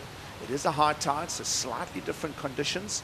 Fitzgibbons been picking out those walls and just keeping her rails busy for the heat lead here. Yeah, and once again, you're going to look at a little insider here, Giggs. Well, this one just shifting through the lineup. Now starting to form on the inside and a bit of water filling in. Fitzgibbons, we said she'd want to go to the air. It's in her arsenal. She'll just get stuck on that one, but exciting way to see how she's approaching the lineup here. She knows that she's nudged the scorecard up just a little bit on the dangerous Tia Zabrowski, and put a 5.78 on her requirements, but she wants to get that a little higher. Yeah, and if she pops the air, she's going to get a little higher, that's for sure. The scores will come pouring in from the judges because of that, what we like to think of as that special singular maneuver. So first little turn was good. You could see her just generating speed, hits the lip, got the fins out the back, and just not able to really plant herself over the board for the landing, but pretty close, and love to see her get into another wave and go for the air again. Let's get some more airs out there. Well, we've always appreciated Sally Fitzgibbons' pedigree, as we mentioned, into the CT qualifications 16 years ago already. So other than Geordie Smith on the men's side, Sally Fitzgibbons would be the longest serving CT surfer. Bumped off this year, and here at the Challenger Series already a finals appearance for Fitzgibbons. Let's talk a bit about Tia Zabrowski, 5.78 requirement, well within her wheelhouse.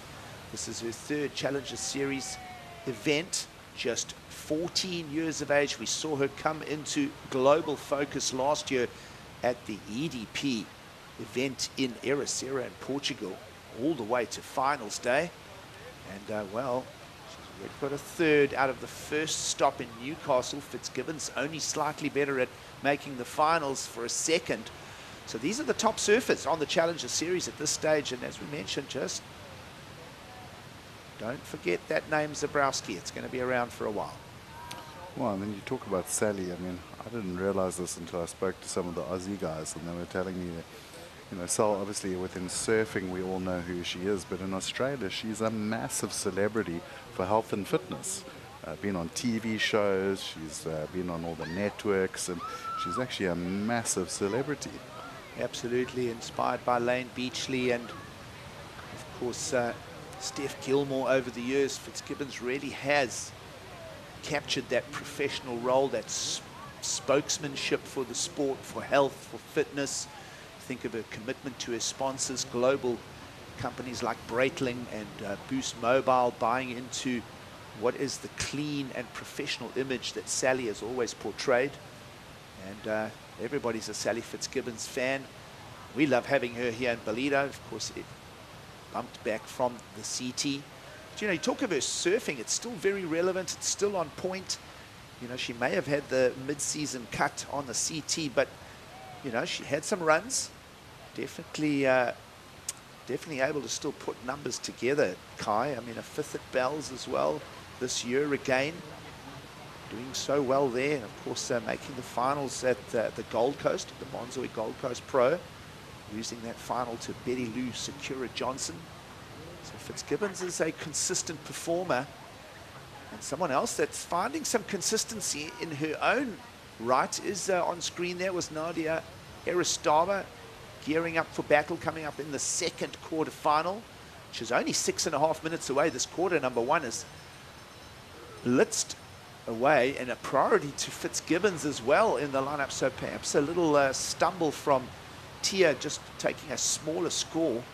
And well, heat domination at this stage. You'd think that if anyone knows how to play the priority blanket and block out a surfer strategically and do it at the right time, it is Sally Fitzgibbons over Zabrowski here with 6 to go.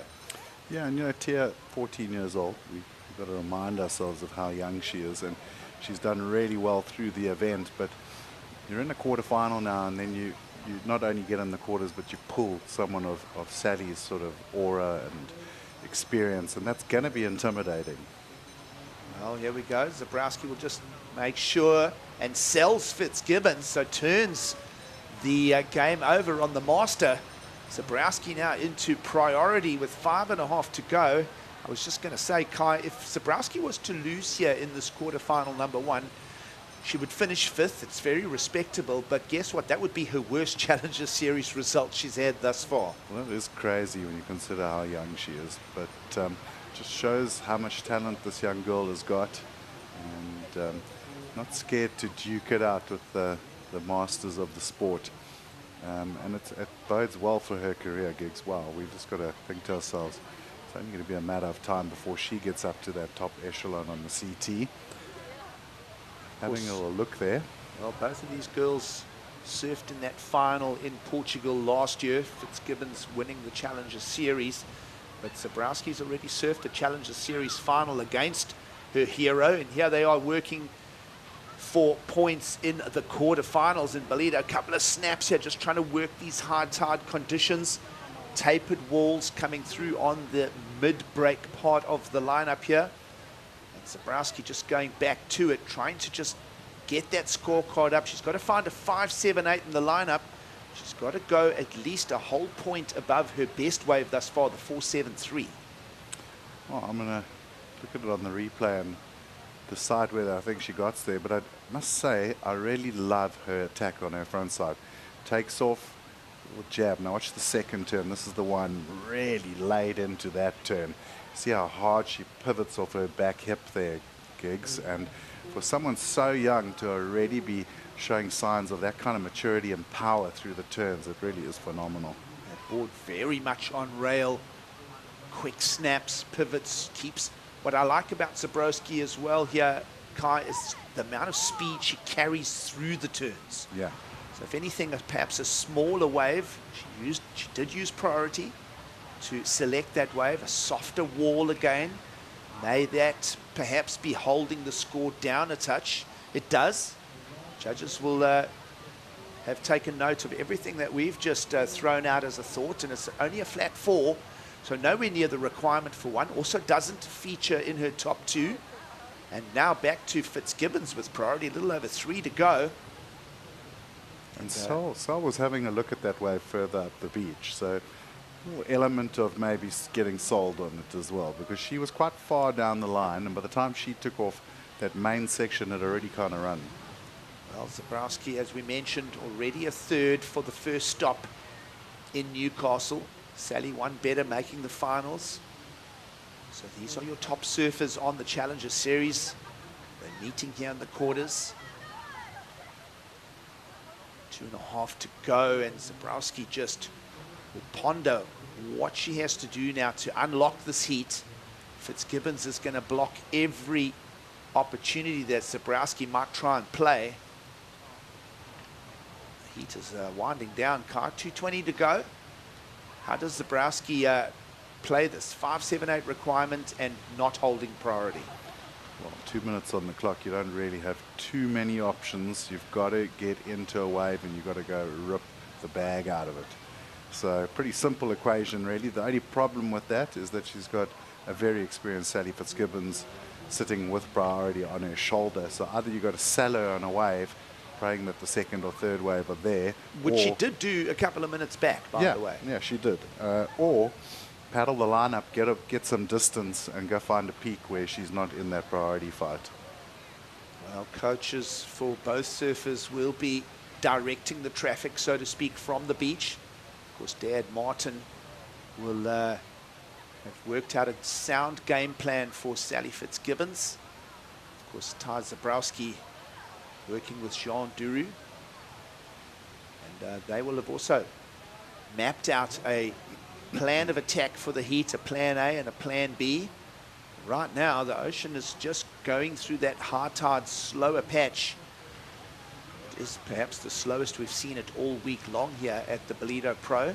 Still beautiful moments when they happen. And right now, something needs to happen with 1 minute to go here in quarterfinal number 1. Time is ticking away here. Bit of action on the lineup now. So what's going to happen here? Is Sel going to block? Is she going to let her go? No one's going to catch that wave.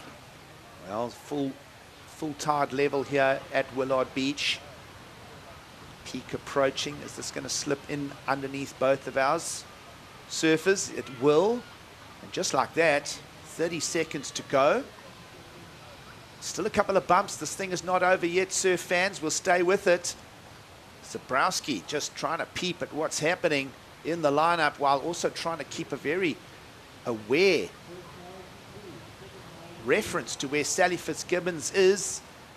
And it was a paddle. Fitzgibbons let that go. She read the lineup. There's one more wave that we feel is going to come through the takeoff zone here. And Sally will play block. And just like that, the beach announcers will count it down. Sally just double checks herself, peeping back over. There's the approval. She knows that she's managed that thing. She's ushered it, literally steered it all the way to the finish line. And all is fair in love and war. And that was a great heat management start to finish from Sally Fitzgibbons for the heat win here in the quarterfinals. Showing nerves of steel at the death there, but also experience, Gigs. That's where experience comes into its own, and she's got bucket loads of it. So excited for Sal. She's been surfing really good. Had a great start to the year and finds herself moving on to the semi-finals and a possible ticket to Jabo. Well, we'll answer all of those questions through this weekend here in Ballito. All credit, though, to young Tia Zabrowski. The 14-year-old is going to finish with a 5th place finish here in just her 3rd Challenger Series event. Stay with us. It is the quarterfinals coming to you from Ballito in South Africa.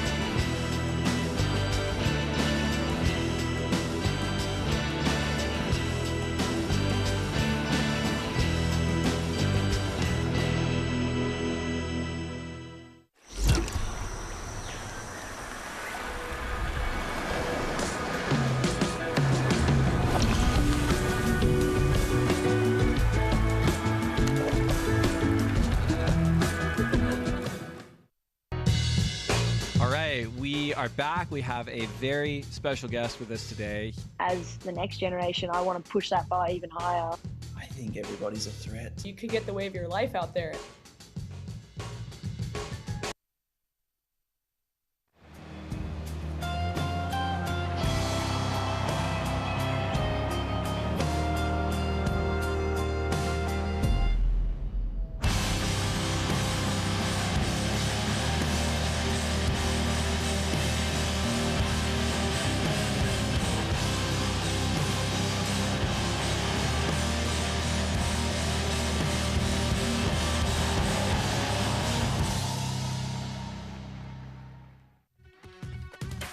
Less than a week to go to the opening of the Corona Sierra Open J-Bay 2025. The surf is happening in South Africa. Of course, you're with us here in beautiful Ballito. Take note of those dates, folks. Next Friday, every surf fan invested in the opening of the J-Bay event. Meanwhile, Challenger Series will keep us highly entertained here from the beautiful shores of the Quarterfinal region. It is Ballito in South Africa, the Challenger Series here with the quarterfinal stage of competition. Welcome to quarter number 2, Kiera Gould taking on Nadia Aristaba. The beaches are packed, and welcome to the show. Gig Saliers and Kai Linda in for the call. And how good is that looking, Kai? Froth meter is high. So bleak. Won't be live in J-Bay, but fortunately for those like me who won't be able to be there, you do get an amazing webcast from WSL to follow the action. Well, surf fans invested in South Africa for this month, and all of it coming out of Ballito for finals weekend. It is Saturday lunchtime here, and the quarterfinals underway. No real rides out of the lineup just yet, and another amazing young surfer. It is the season of the phenoms. It's all coming down to these young teenagers really pushing it against the experienced surfers. Of course, just 14 years of age as well, young Kiera Gould. And she'll take on Nadia Aristaba, the more mature and experienced campaigner, who has made the championship tour mid-season cut this year, and here she is working it. But the Challenger Series has served this surfer from the Basque Country very, very well over the last few seasons. So lots to talk about here as we get stuck into quarter number 2. Where are all these ripping 14-year-olds coming from? It's crazy. It's all Caitlin Simmons' fault. Because it was Caitlin, then it was Erin Brooks, and here comes Eden Waller, and here comes Kiera Gould, and Ty Zabrowski, and all these young surfers just blowing the lid down.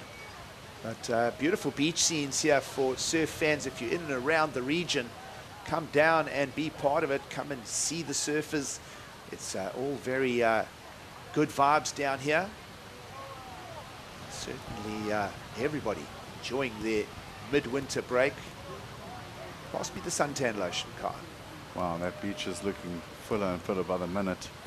It is just such a beautiful day out there. Of course, it is Saturday as well, so you're going to see a lot of people making their way down here. And if you're in KZN, or you're able to get here, if you're up in Zululand, or the crew up in Richards Bay on the south coast, I'm telling you now, pack the car, get in it in the dark, and get to this beach for tomorrow, because the forecast is looking super tasty. I think we are going to have an epic finals morning. Yep, low tide conditions will see us back here tomorrow morning to crown champions. But right now we're establishing the semi-finalists, and it's the quarterfinal process here at the second Challenger Series stop of the season. Of course, a new and improved Challenger Series as well, as we work out the year-end finishes into early 2026 for the championship tour qualification. And, well, someone that's always got a big smile on their face, and she's into the semi-finals here in Ballito, is Sally Fitzgibbons. Let's go down and hear from her.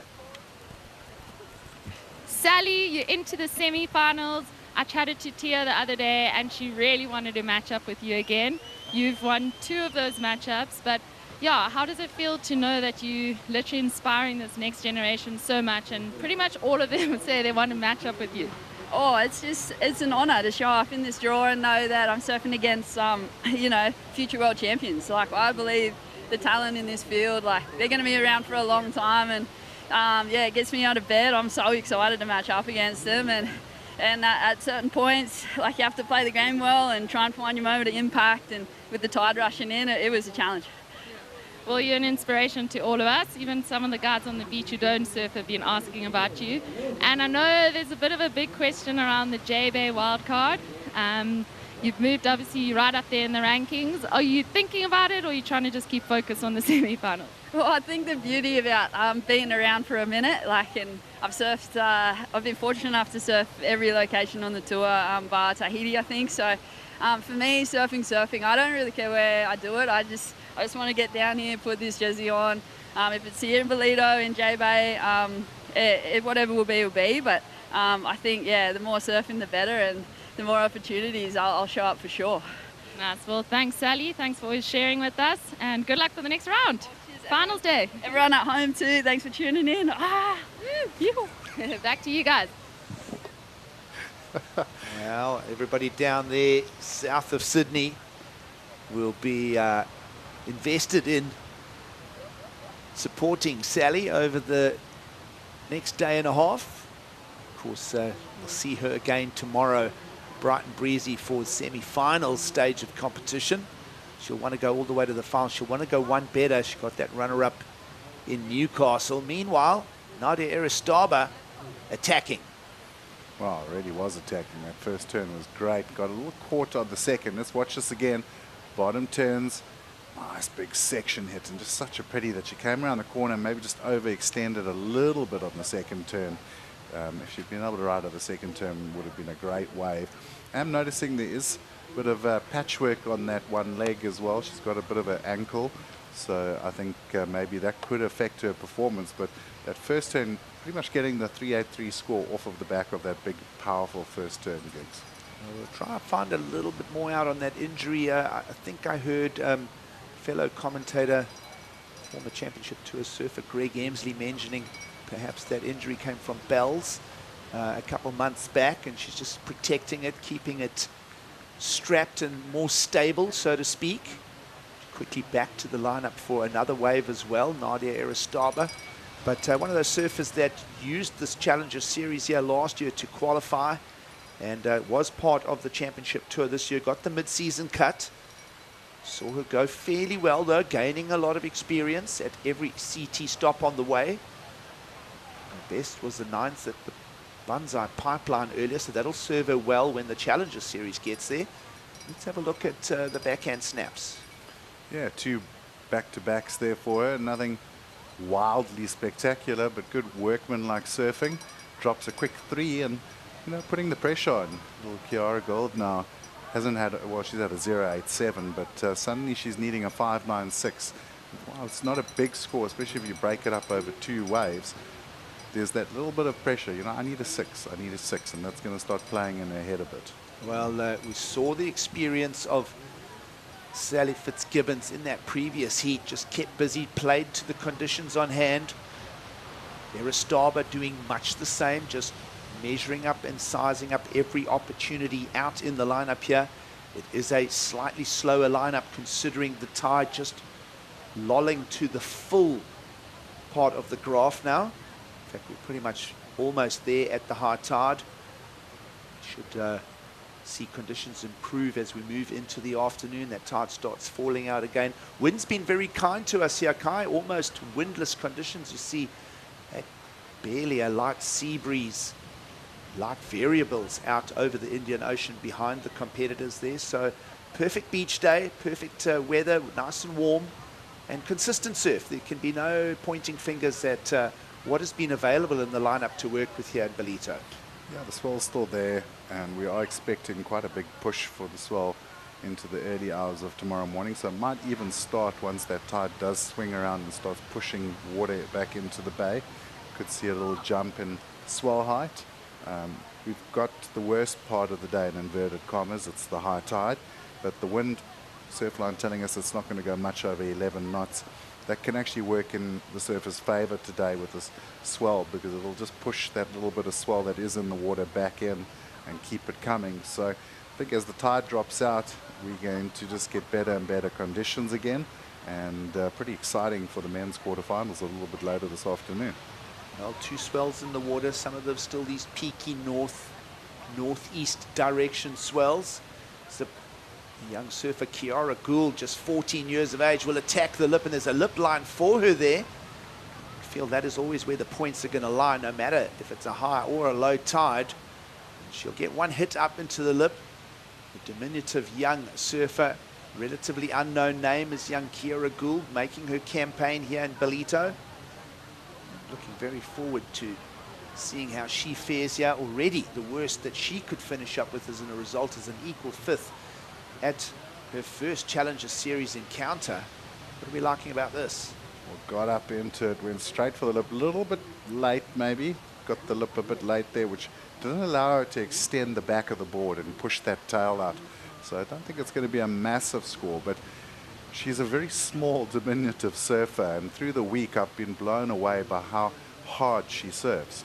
It's not usual to see a young girl her age that actually commits to big lip line turns, and I think back to day 1 gigs when it was pretty big and hefty out there. She was giving it a full go. No stranger to the heavier surf. Of course, young Kiara Gould out of the Polynesian region. She's gained some experience already in a very short competitive track record, just a few seasons of competing. And already here she is, showing her future potential. Being guided by friends, family, and perhaps still about to net some big sponsorship deals on the way. I would say that a lot of people would be looking to invest perhaps in the young Kiara Gould in the near future as she showcases herself here at the Challenger Series stop. As we say, the worst you can do is a 5th. That's an incredible number. Some surfers will campaign for years and not get to that. A little over 16 to go here. So as we spoke about, we did expect this just a slightly slower set of reps in the lineup here. Nadia Aristaba just managing it well at this stage. Kai, 383 in the 3, built up. We found that her one wave where she did fall probably spilt a whole point and a half extra. So, you know, she can go back and analyze that afterwards and go, you know, on a slim pickings type of heat, she did leave a little bit on the table, so to speak. Yeah, and Nadia's got to look at this heat, you know, if she looks at it very analytically. Up against Kiara, much smaller surfer, much younger, doesn't have that power. So where is Nadia going to put those exclamation points on her scoring? It's with power, with big savage hacks, big lip line turns, which she's got on the backhand. So she's got to focus on that. She's got to get those big tail drifts out that we've seen her do in the previous rounds and really remind the judges of why she deserves bigger scores. Halfway through quarterfinal number 2, we'll sit back and take a quick break. We'll bring you more action straight after. Stay with us from beautiful South Africa.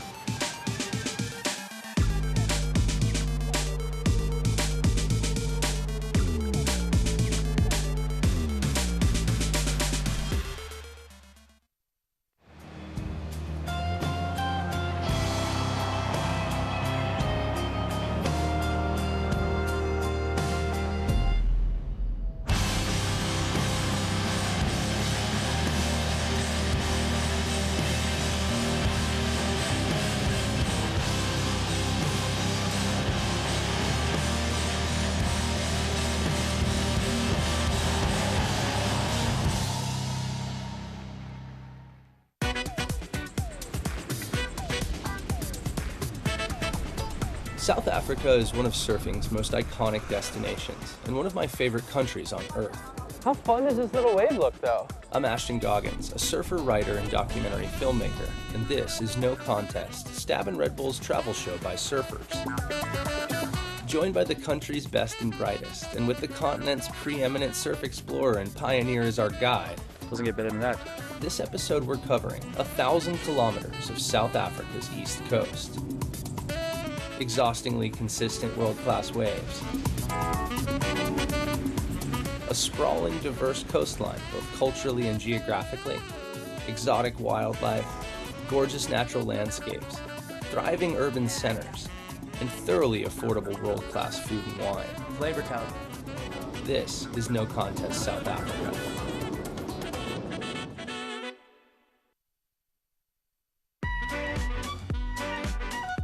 The Ballito Pro presented by O'Neill is brought to you by Quarterfinal Municipality, the official host and title partner of the Ballito Pro presented by O'Neill.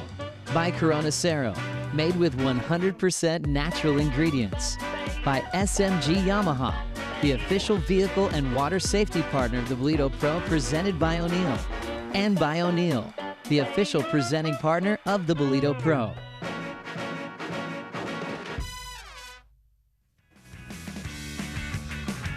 World Surf League is in South Africa. No better place to be here in the Southern Hemisphere winter. And within the country of South Africa, no better place to be for your winter break in the beautiful town of Ballito. It is the Challenger Series coming to you from the Willard Beach. It's lunchtime here on the continent. And while you were away, not a lot has changed on the scorecard.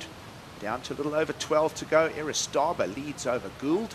The experience of a surfer that has had championship tour runs of 2025. She's dominated and done extremely consistently well on the Challenger Series in last year and the season before. Up against the rookie and young Kiara Gould, one of the phenoms. Spoke of the phenom push.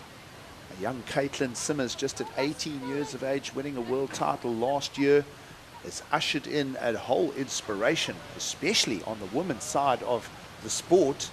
There's just these young surfers, from young teenagers too. One of them, Kiara Gould, here in the quarters. Yeah, it's been a buoyantly progressive few years for ladies surfing, and it's great to see. Some of these young girls, I mean, Katie qualifying at 15, 16, but turning it down, saying I'm not quite ready. And then, of course, the next year, absolutely destroying the Challenger Series and going on to tour, and a year later she's the world champion. And now seeing Kiara Gould and a bunch of other young girls just really pushing the sport.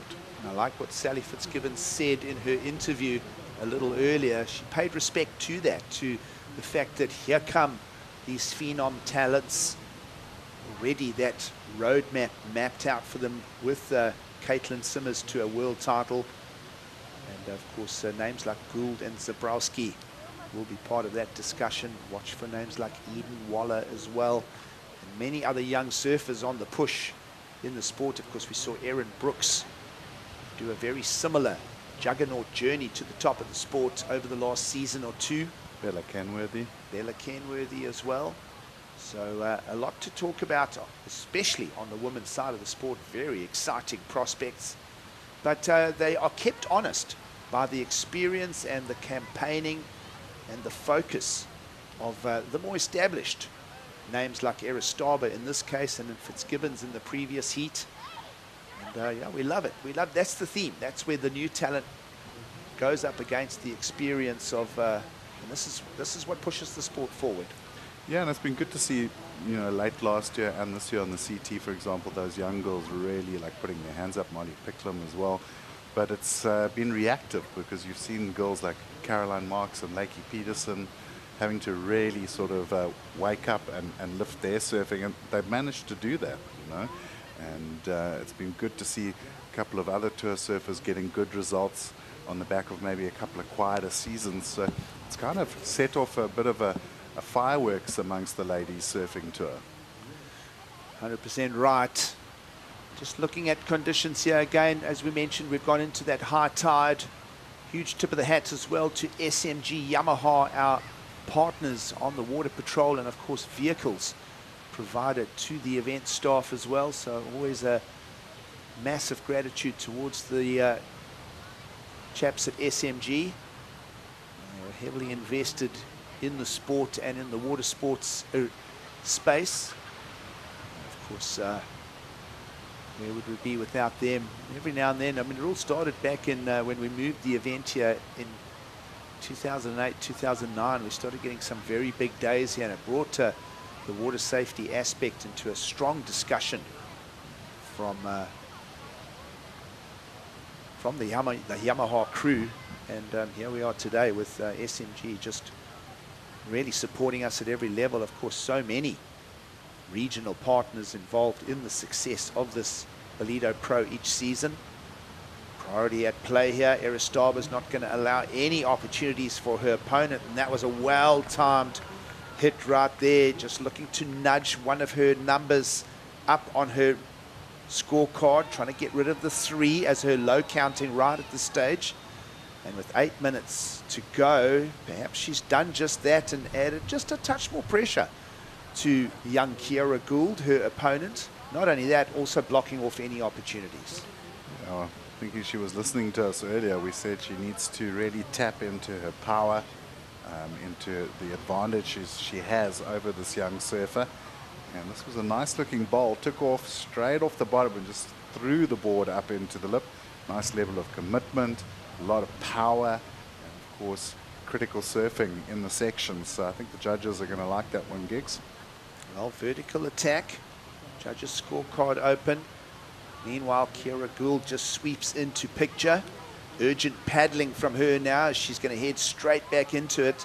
A little bit of the priority paddle battle on the go here. Let's have a look. Both motors burning those outboards. Lots of kicking and splashing as they try and get back to earn. And, well, priority judge will lean towards the rotation system. Aristaba back into the priority. And judges scorecard open for both. And, well, big backhand hit for Aristaba. Let's see what Gould brought us. Well, beautiful bottom to top combo there for the first turn, but then the wave just washes out. Also not quite as critical, I think, as Nadia's wave. So good surfing, but she realized quickly that she wasn't going to get any more opportunity in getting out of there. But on the back foot of that, she lost the priority. Single maneuvers for that exchange. Who are we thinking is going to get the higher number? Aristaba, as you mentioned, Kai, is going to lean on that power. It's going to come in with a 6. So very meaningful number in the context of quarterfinal number 2. 6-pointer into the scoreline. Now we'll see how fast and snappy was young Kiara Gould's forehand attack to that lip line. We'll see where her turn goes. Closeout section versus a tapered section. And meanwhile, more surfing coming our way. Again, Aristaba into it. That one incomplete. So Gould just forcing the issue, getting herself back into that priority situation. She knows that she's got to find more. We are expecting a number to land to get rid of the 0.87 for the young surfer from Tahiti in red. But I feel that there's still some work to be done here for Kiara Gould, and we are waiting for that score. And as I say, we're comparing single maneuvers for that previous exchange. Well, herein lies, I think, Giggs, the disadvantage of being 14 and up against, you know, someone like Nadia, is that though technically proficient in the turn, like it was very clean surfing, it doesn't have as much wow factor because you're not displacing water like the bigger surfer. And that's a perfect example right there, 4-3 coming up against a 6.0.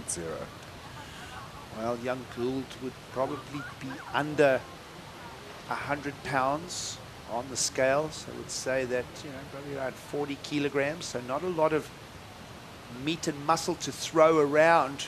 She's got to find the power with technique and timing than with sheer body weight.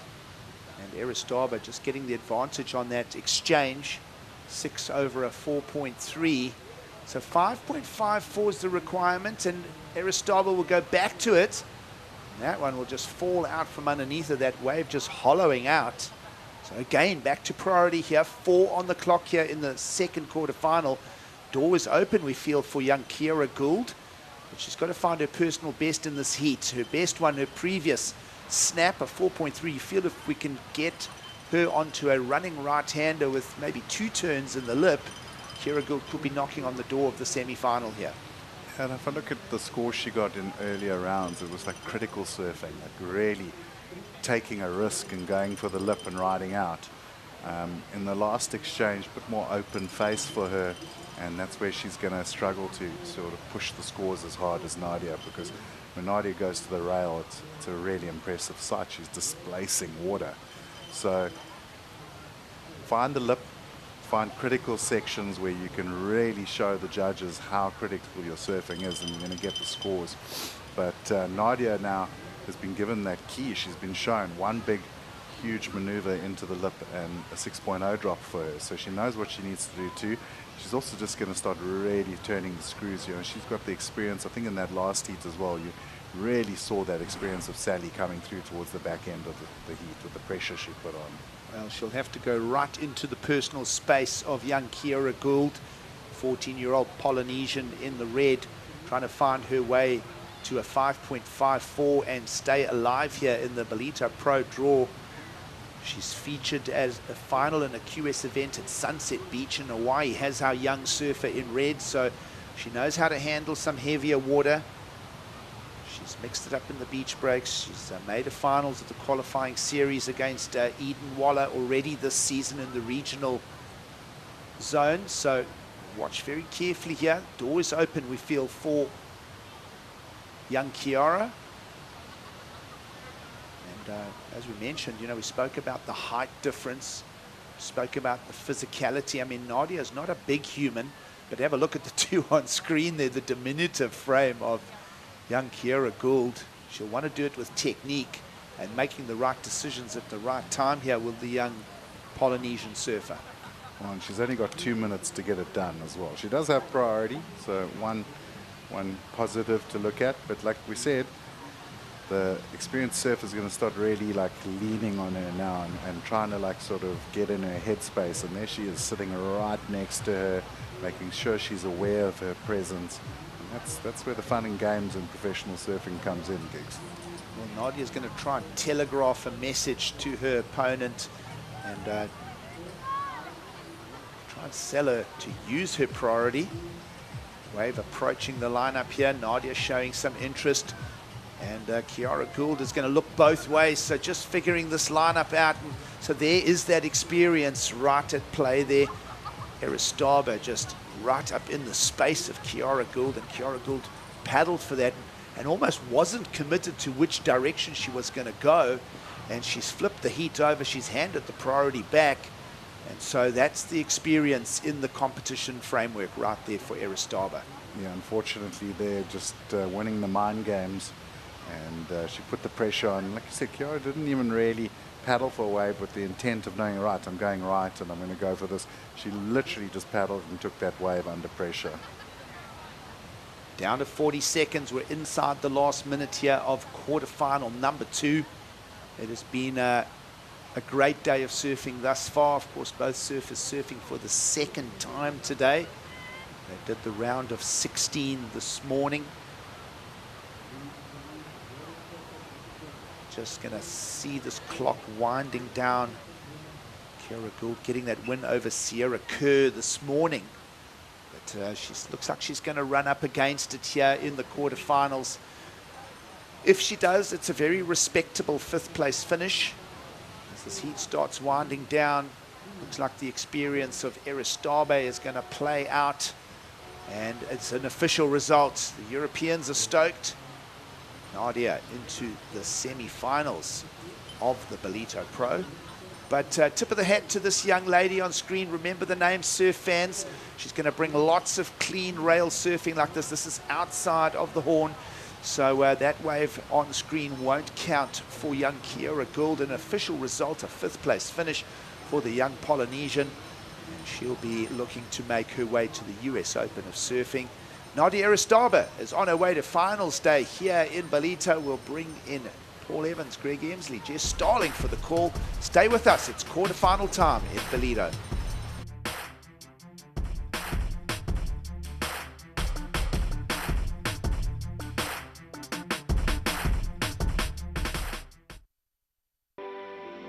Welcome to Kwadukuza, the destination for all seasons. Nestled on the breathtaking north coast of the Zulu Kingdom, this vibrant town offers something for everyone. Kwadukuza boasts several beaches that have been awarded the prestigious Blue Flag, guaranteeing cleanliness and safety for all visitors. Our inland region offers a world of adventure. Get your adrenaline pumping with thrilling activities like zip lining, hiking and off-road biking surrounded by the natural beauty of Kwadukuza's landscapes.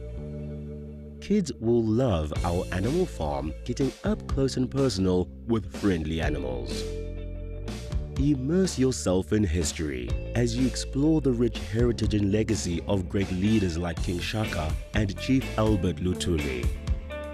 Conveniently located just a short drive from King Shaka International Airport and Durban International Conventional Center, making it easily accessible for both local and international delegates, with an abundance of world-class accommodation facilities, dining options and attractions nearby, you can truly make the most of your time in this magnificent region. Kwadukuza, the heartbeat of the North Coast.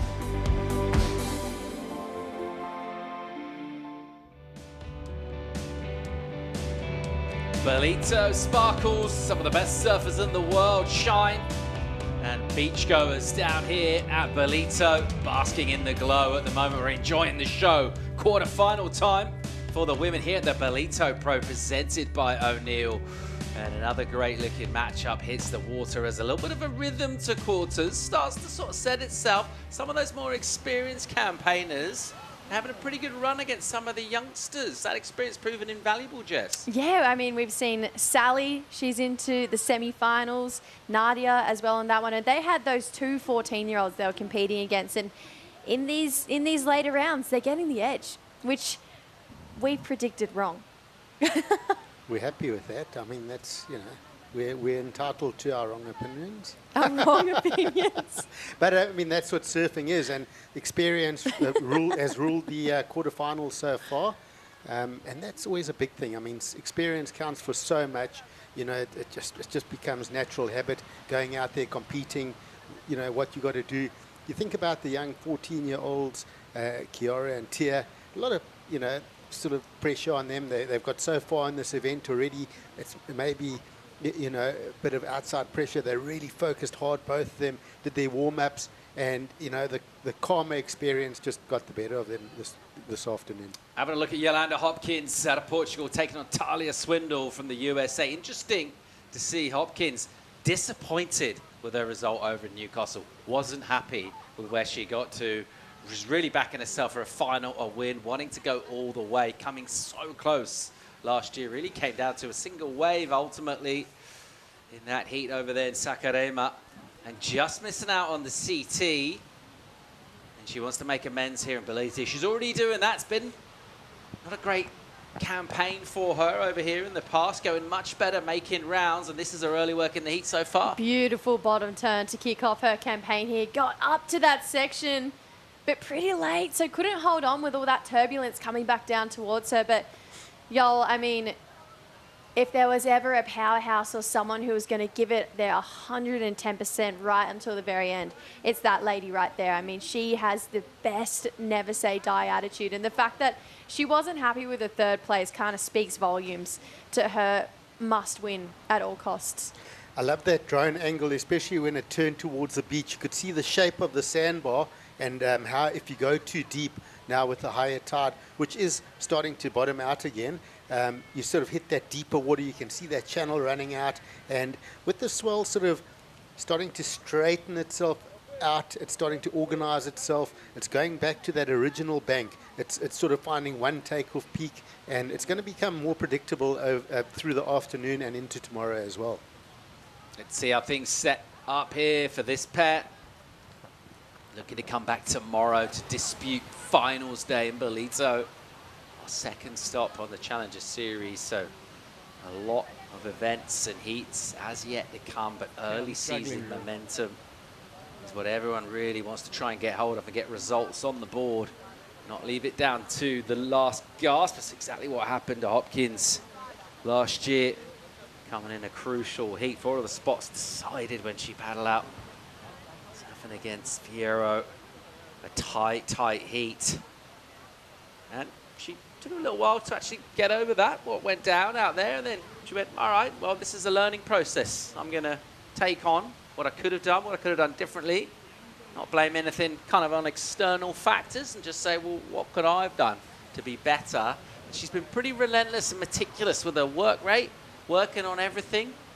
That relentless energy and drive from her. Let's see how it translates, because tell you what, Talia Swindle, she's had some quiet energy just coming through, and she's kind of smiling, and sort of a lot of levity to the way she's approached the contest, but she's a threat right now. She's got to be the underdog of these quarterfinals. She's that name that we're not used to seeing in these later draws, or just maybe haven't had this breakout performance like she has this year at Ballito. And, you know, we talk about styles in our last heats together, so we're going to go into that. Different styles between these two surfers, especially where they hold their gravity on the wave, but similar outcome that they both look for. They're both very much power surfers. They really put their board on rail. Talia, I mean, she's just been impressive, looking really in tune with her equipment this event. I think that's been probably the biggest standout for me with her, is how well of a relationship she has with her boards, especially here in those, you know, sometimes those heats when we get that onshore wind and a bit of bump and lump on the face. She's just always looked smooth. And that's what I'm hoping she brings to this heat. Yeah, and then you look at Yolanda as well. She's just you know, she's very talkative. So you go to the competitors area and she wants to have a chat. She's got quite a bit of confidence about her. She really, like, you can feel it actually sort of glowing off her, that confidence, and she's talking and she's excited about the waves and her heat and the way she's just moving and talking freely. You feel that she's feeling good and she's quite amped. She doesn't really have pressure like I'm going to lose or anything like that. She's excited. She's here to surf and she can't wait to hit the water and do just that. And also, not to mention, every single morning when we get our coffee and the sun's not even up yet, it's still dark out, she's sitting on the beach at the shoreline waiting for that very first light. She's been the first person out there every single morning without fail. And she sits, and to the point that her coach is saying, you have to wait until it's a little bit lighter to get out there. So she's determined to be that first person in the surf, get a taste of what's going on for each day of competition before anyone else. So yeah, it goes back to that attitude of she wants to win and she'll do anything to get there. Fifth in the ratings, as we saw there on the rankings coming into this. And I think a lot of that confidence that you're talking about, Craig, as well, part of it's just personality, but a lot of it's she knows the work's done. Like she's done the preparation, she's done all the training, she's kind of affording herself that kind of positive mind space because she has done all that hard work. I think she really relishes that side of the sport as well and the career.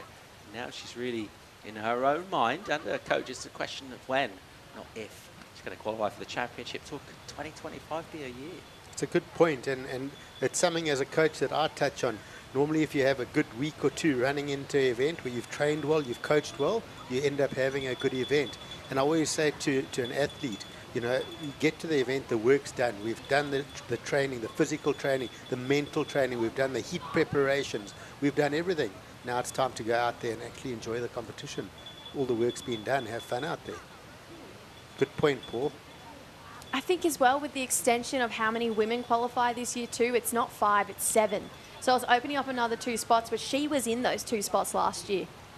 Hopkins, crisp hit off the top, keeps the speed. It's a nice angry carving snapping again. Gets a little bit of tail release as well. Slightly flamboyant there with the kick out as well. So she's feeling it, nice speed and venom throughout the ride. I like the point of difference on this wave. She attacked the lip. She went right straight up vertical into that first turn, quite critically into that lip. She then opened up. Let's have a look here. So watch this first section, identifies that lip straight up into that pocket, comes around, gets the carve already on 2 different maneuvers, and then kicks the tail a bit for the finish. So 3 different maneuvers on that wave. Judges will take that into account. Venom is a great word for that second turn. How much pushed and energy did she have in that? She really reached through that carve. There's a lot of anger behind that, a lot of determination and drive. So that second turn for me on that wave, I really loved just how hard she was laying into that one for Yolanda. If the fact that she wasn't happy with 5th at Nui, it means that she wouldn't be happy with it here either. So she's pushing hard right now, and she's trying to get a good foundation right now. Look wide on the bank, has a look around. Decides not the opportunity she's after. Not waiting for that score to come in either. Judges will have a look at that. We'll pick up these drone shots from above. You can see the crystal clear water here. this blue flag beach, Willard Beach in Ballito. And an event which has not let us down throughout the years, written some amazing chapters in surfing history here in South Africa. Again, this year providing us with quality waves, and particularly crucially as well, which doesn't always happen at the end of the event. That's when we want the best waves, right? We've got the best performers, the highest quality surfers. They've kind of merited their spot to be here on performances and to get some of the best waves with just one other person out in the lineup. No, I mean, it's a perfect pairing, isn't it? Get the top end surfers surfing in the best conditions, and it really has been a pretty beautiful run of waves. I mean, when we first got here, there was talks that we wouldn't even have much, and we've come into what has been a pretty great week of surfing at Ballito, and I mean, everyone's flagging tomorrow morning to be something pretty spectacular. So these guys, they want a spot in the semi-finals, not just for the points, but I think to surf pretty pumping Ballito without anyone out. 6 in for Yo-Yo, pretty decent. She's got more where that came from.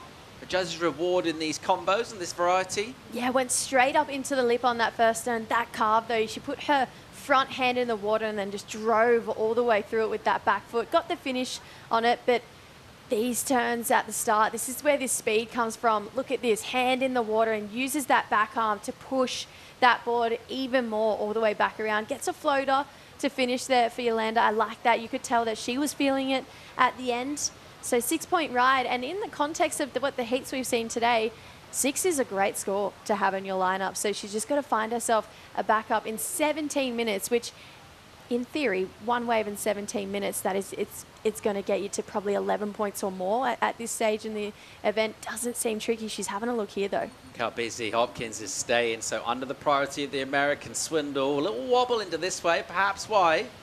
Swindle passed it up. Yo will keep in movement, keep in flow. Meanwhile, here we go. Talia's waited a while for this wave. Let's see how it pans out. A little crinkle through it. Not exactly what she hoped for, but a strong finish here will feel good. Onto the inside now. And a tag. Just perhaps not quite the velocity she would have hoped to bring into that section. And she had to be a little bit patient. But she's got involved, crucially. And she needed to, really. Yeah, she got a couple of turns there. Just a bit of downtime at the start of that wave for Talia. That wave softening out. Yolanda, though, just going so vertical on that first turn, and she's keeping very compressed through those maneuvers. And even though that wave has a bit of bounce and there's, a little bit of wobble on it, she manages to stay compressed through those maneuvers. And let's have a look at Talia now. So just sort of getting a couple of slices to set up, and then the best turn actually came through on the inside, which was that maneuver. And then, just worked it through, not much on offer there. But it's always a bit of a problem when you start off with a couple of cutbacks. But watch a little wobble and just keeping nice and compressed to that board, bouncing off the whitewater. I love the approach from Yolanda. She's really getting stuck into the critical part of the wave and keeping the intensity, surfing down in the wave with lots of power.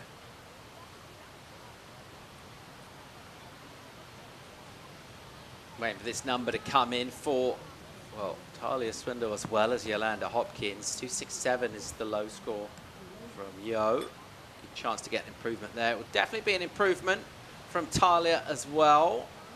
Let's go and hear from the winner of the last heat through to semis. She's with Emma. Nadia, you got a heat win. You're into the semi-finals, which is obviously an incredible feeling. Surfing with the younger generation, I feel like it's a little bit of a different strategy. Maybe go into that. And we saw you warming up with some balls with your boyfriend. Talk us through that. Yeah, I mean, always having the young generation with me, it's hard. They have a lot of hunger, and Kiara, it's a really good surfer. She's really talented. And I knew it was going to be more about me having better choices than her. And I think that's what happened, because she fell on all her waves, and I just managed to make it couple waves and a 6-3. It wasn't a high scoring hit, but I'm glad I made it into the semifinals, and yeah, hopefully making it through more.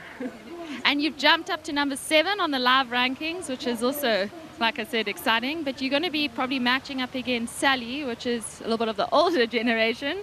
So are you going to change up your strategy compared to the younger generation now?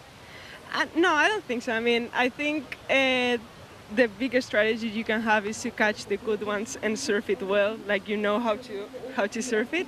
And Sally's a really good competitor, good friend of mine too. So I'll try to do my best to beat her, and I know she will be the same. She will do the same. So I don't know. I'll try my best, try to be on the good ones and just surf how I know to surf.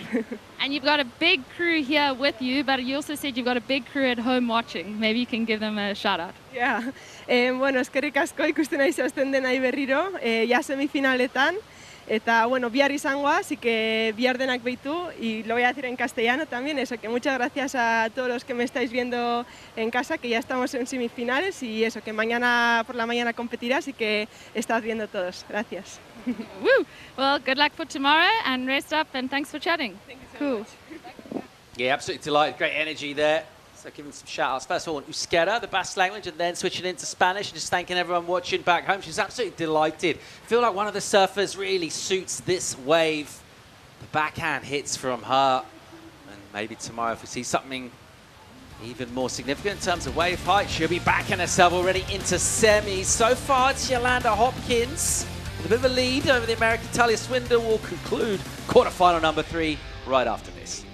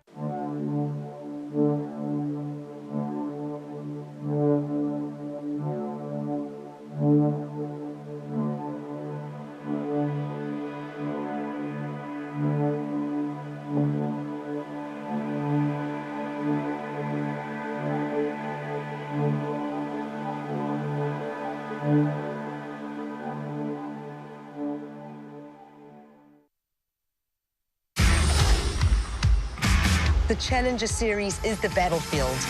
Pray for me.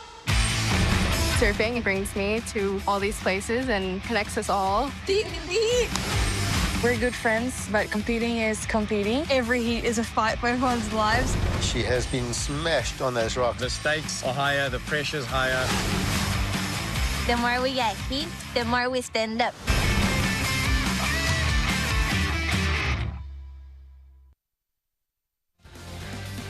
Welcome back to Ballito, a packed beach here. Most amount of humans we've seen on these famous sands throughout the week.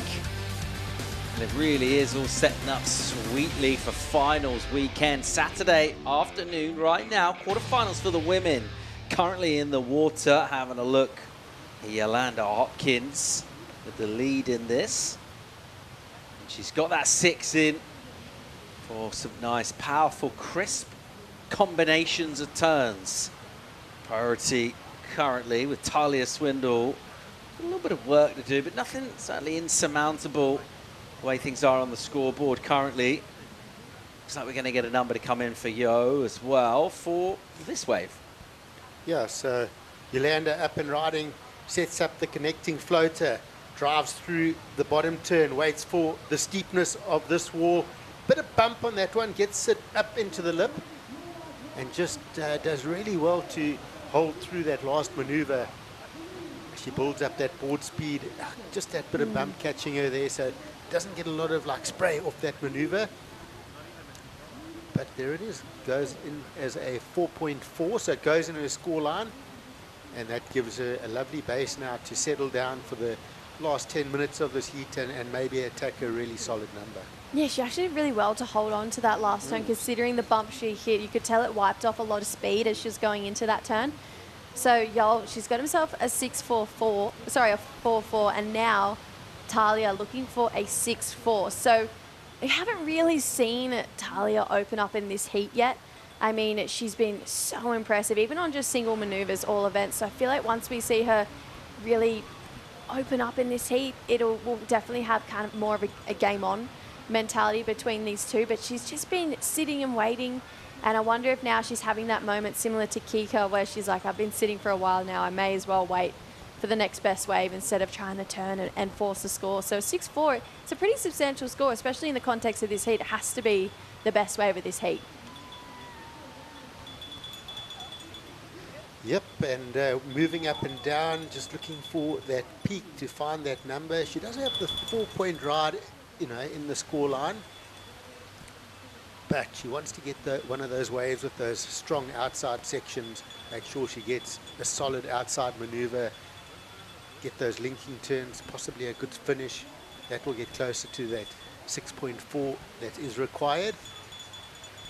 The tide's starting to drop there. You know, there are waves on offer.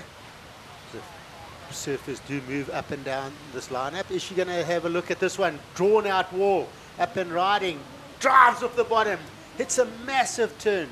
Unfortunately, going down, not quite getting that board facing the beach, but that was the right idea. You had to go for one big hit on that wave. Yeah, great attempt. That's exactly what she has to be doing, and if she had pulled that off, that would have been the biggest turn of this heat. I mean, it was a solid section. She really attacked it and timed that lip perfectly, but maybe staying a little bit too straight-legged on the ride out of this turn here. Bottom turns into it, hits it up and over the lip, which is exactly what she wants. The tail fanned out, but almost her body leaning away from her board. It wasn't coming back underneath her to get out in front there. So unfortunately, maybe an opportunity gone begging, but I mean, I love the fact that she's going for it. She's not holding back, and that's what we've kind of grown to love about Talia in this event. But Kika, she's looking to defend first place on the rankings and try and get a spot into J-Bay as well. There's a lot of storylines going on in this event.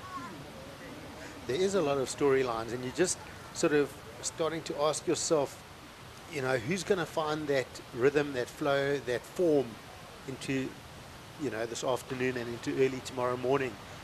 You know, we did see surfers like Tia Zabrowski looking really good, but she's out the event now. We saw Kiara Gould was looking phenomenal. She's now out the event. So are we going to find some of our sort of more experienced surfers find that form into the back off, and you know, who's going to find the best of it and make it count in the end? So many stories. Yeah, Talia Swindle here under the priority. Yolanda Hopkins. Just wonder now if she could be a little liberated by not having priority. Just speculate, get surfing a bit more, maybe even just use a couple of rides to actually get her into the kind of magnitude of the score she needs. She's been doing a lot of sitting, and apart from the 4, nothing over a 1 for her so far. Contrast that to Yo, and even the throwaways, everything's been heading in that right direction. After the 6, improved the back up and then improved on it again. So every time she activates on a wave, it's been useful in terms of her standing in the heat and her overall score.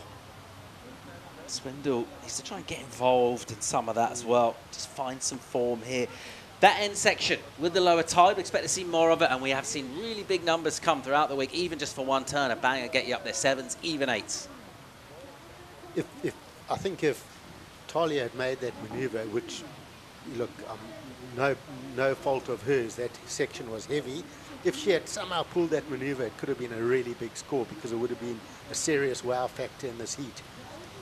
But dominating and up and riding, and out of that one, Yolanda Hopkins. So, you know, not a score, not going to go in a score line, but she is keeping Talia off waves. Yeah, not particularly useful move from her, but so far, other than that, it's been pretty good up till now. Here's the recap. Momentum with Yo throughout this one. Yeah, 6-point ride for this wave here. Love that second turn. She just really ripped through that carve there. And then this has been the best of Talia so far. Greg, you said it best. It's never a good sign when you're starting off a wave with calves. But, I mean, she made up for it on the inside here.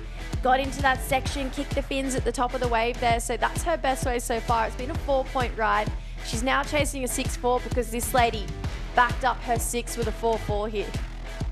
Yeah, and then got this finish, did really well. You know, the thing that Yolanda's done so well is to hold on to her opportunities. So even if the waves have been a bit tricky, she's managed to keep that scoreline moving. And that's important. We see a finish of a wave for Talia there. We'll get that replay and see what happened on the outside. A bit of movement from Yolanda as well. She spots a nice drawn-out wall, but leaves it alone. And I mean, you just got to be careful that you're not letting the heat slip away. Big wave though. Check this. And just not committing off the bottom, not getting connected with that big outside section. And it's important to not let the heat run away from you. You always want to be within a grasp. And you can say Talia is still within that grasp with 3 minutes to go. A 6.4 will be the best number of the heat needed though. The other thing is you've got to be careful of your strategies, your tactics. You don't want to be playing checkers when your opponent's playing chess, right?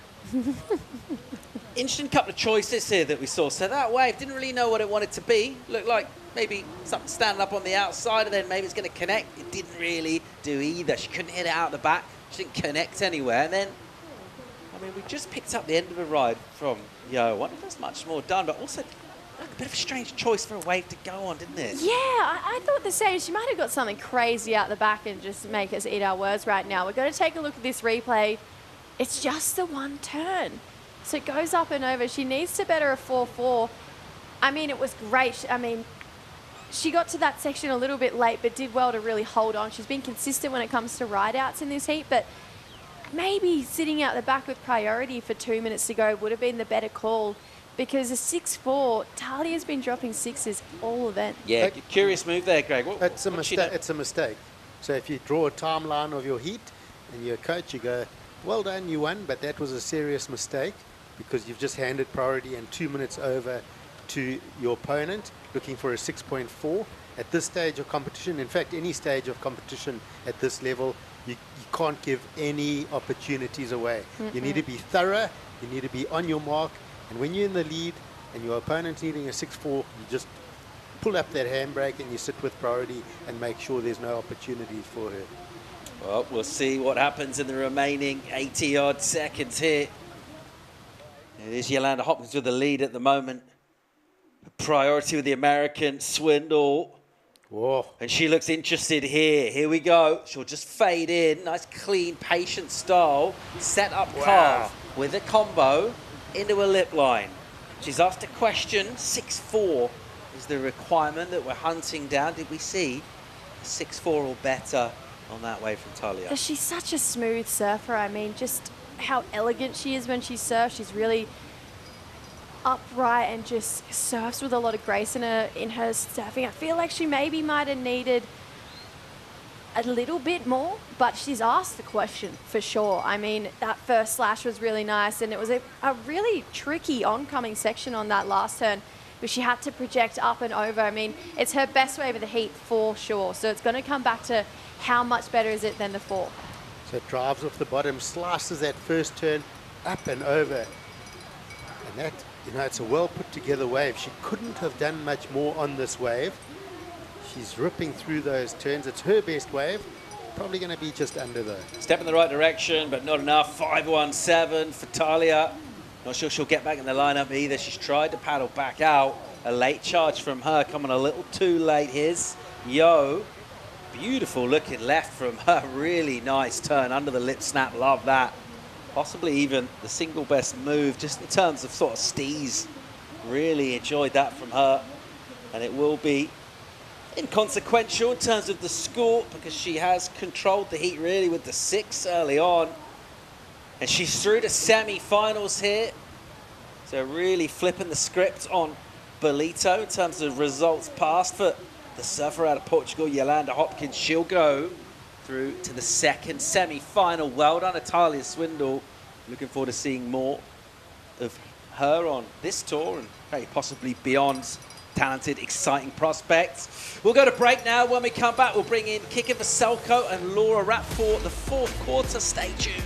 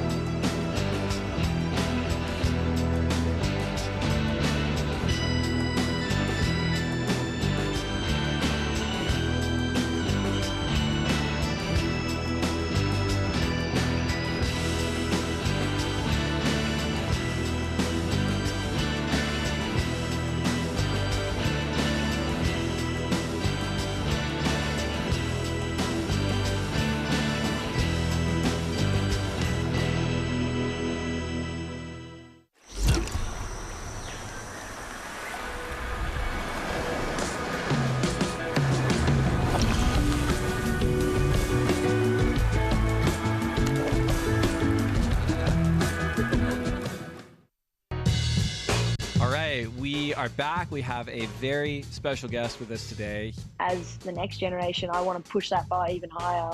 I think everybody's a threat. You could get the wave of your life out there.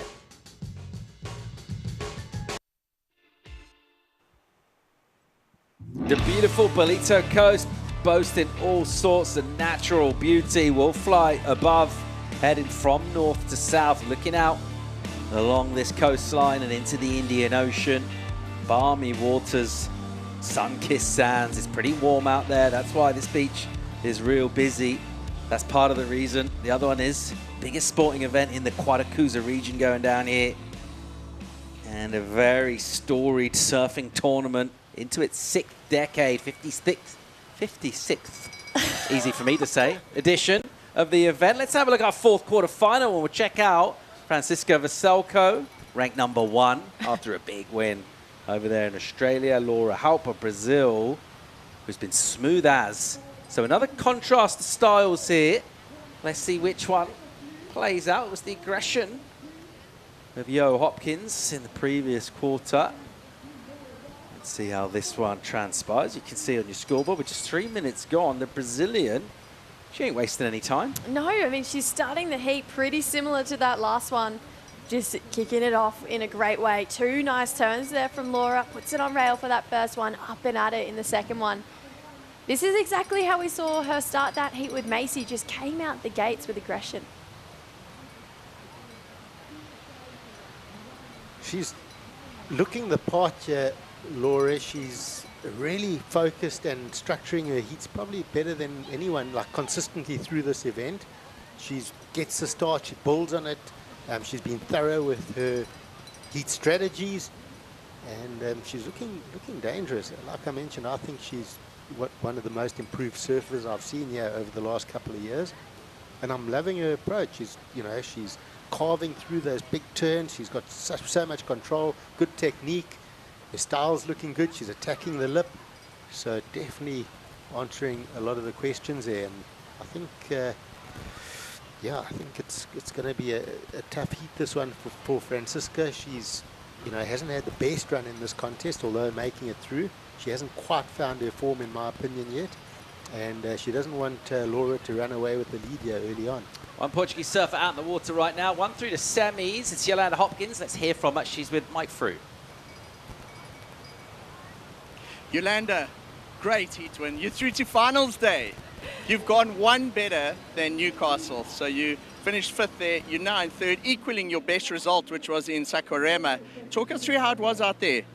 It's pretty tricky. I mean, if you're watching even from the beach or at home, the conditions look lovely, sunny, the waves look quite perfect, but it's really hard to position yourself in the right ones, and you can't really tell which one's actually going to be like really good and wally, because some look like they're going to have a perfect taper, but then actually just flatten out into the, like, deep water. So I mean, I knew that was what I had to go work with. It's like pretty much off high tide. So I just figured I kept my game working right at the beginning and try to get some scores down.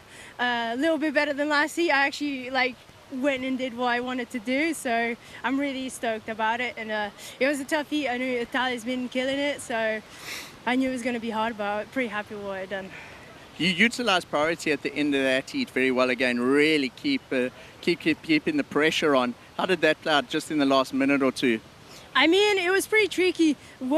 I kind of understood to catch one wave after Talia's because I thought she had a good wave. And I was like, the shape looked good. I didn't know what she did. So maybe I needed to up my backup. But I went on one, it wasn't really good. But then she caught another one. I was like, it's not really because I was measuring to my 6. I just kind of doing the strategy in my head and kind of go with it. And the last one, I knew I had to go. Then finally, do you want to give a shout out in Portuguese to the Pig Dog crew that are watching online? Vocês sabem que é que eu queria dizer, mas obrigada pelo apoio. Eu sei que vocês estão todos aí em casa a ver. E mas para as finais, é o número 1 agora, né? Bora. Great stuff. So you're through to finals day. All the best for tomorrow. Back to you guys. Saw a wave there. Kick of Vasilko on the backhand, opening up. Interesting, that interview.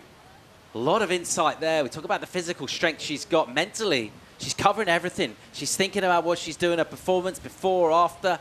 Really good how it feels like she's across everything, situations that might happen, prepared for everything. She looks someone who's very primed to do really well. Let's get another look at her compatriot kicker, though, here in the meantime. Yeah, found her left. Really nice hack to start it off. A lot of water coming back towards her on that lip and just got there maybe ever so slightly late. She was trying to hang on. You could hear the crowd go, oh, once she fell off. Just a little bit of sadness because they knew this would have been a great score. Gets to that section as it was crumbling back towards her. So ever so slightly late for Kika, but looks like she's feeling confident again in this heat. And I love when she paddles back out like this because it feels like she's revved up and ready to rip in. Still gets a 4 for that, that one maneuver. It was a strong turn off the top. Just losing it on that closeout turn, but hitting it late, little bit of side wash. Wow! Laura with a massive first turn. So that was a solid maneuver. Did she get something before, I wonder? I'm not sure if she did, but looked super spicy through that maneuver. So much speed and great timing through that turn. I'm interested. She's also looking amped on that paddle out. Let's check this replay. It's a beautiful looking wave. Slices up into that first section. So just the one outside turn and then gets the wrap. So matching, Francisco with that one big maneuver as well. Be interested to see how they score that because I love that forehand turn. Just so well placed. Judges will ponder over that number from Laura Holt, the Brazilian. Ika Vasilko, backhand hit, good enough for a 4. Doesn't want to dwell too much on what could have been, but she had a fair bit of that turn done on the closeout. You just wonder at this stage, quarterfinals, you want to be a finalist. How many mistakes can you make like that? You really need to be finishing those off. You're going to get a few shots here at quality waves, but they're not unlimited. There will be finite opportunities. And those moments, maybe a point or two here or there against high quality opposition.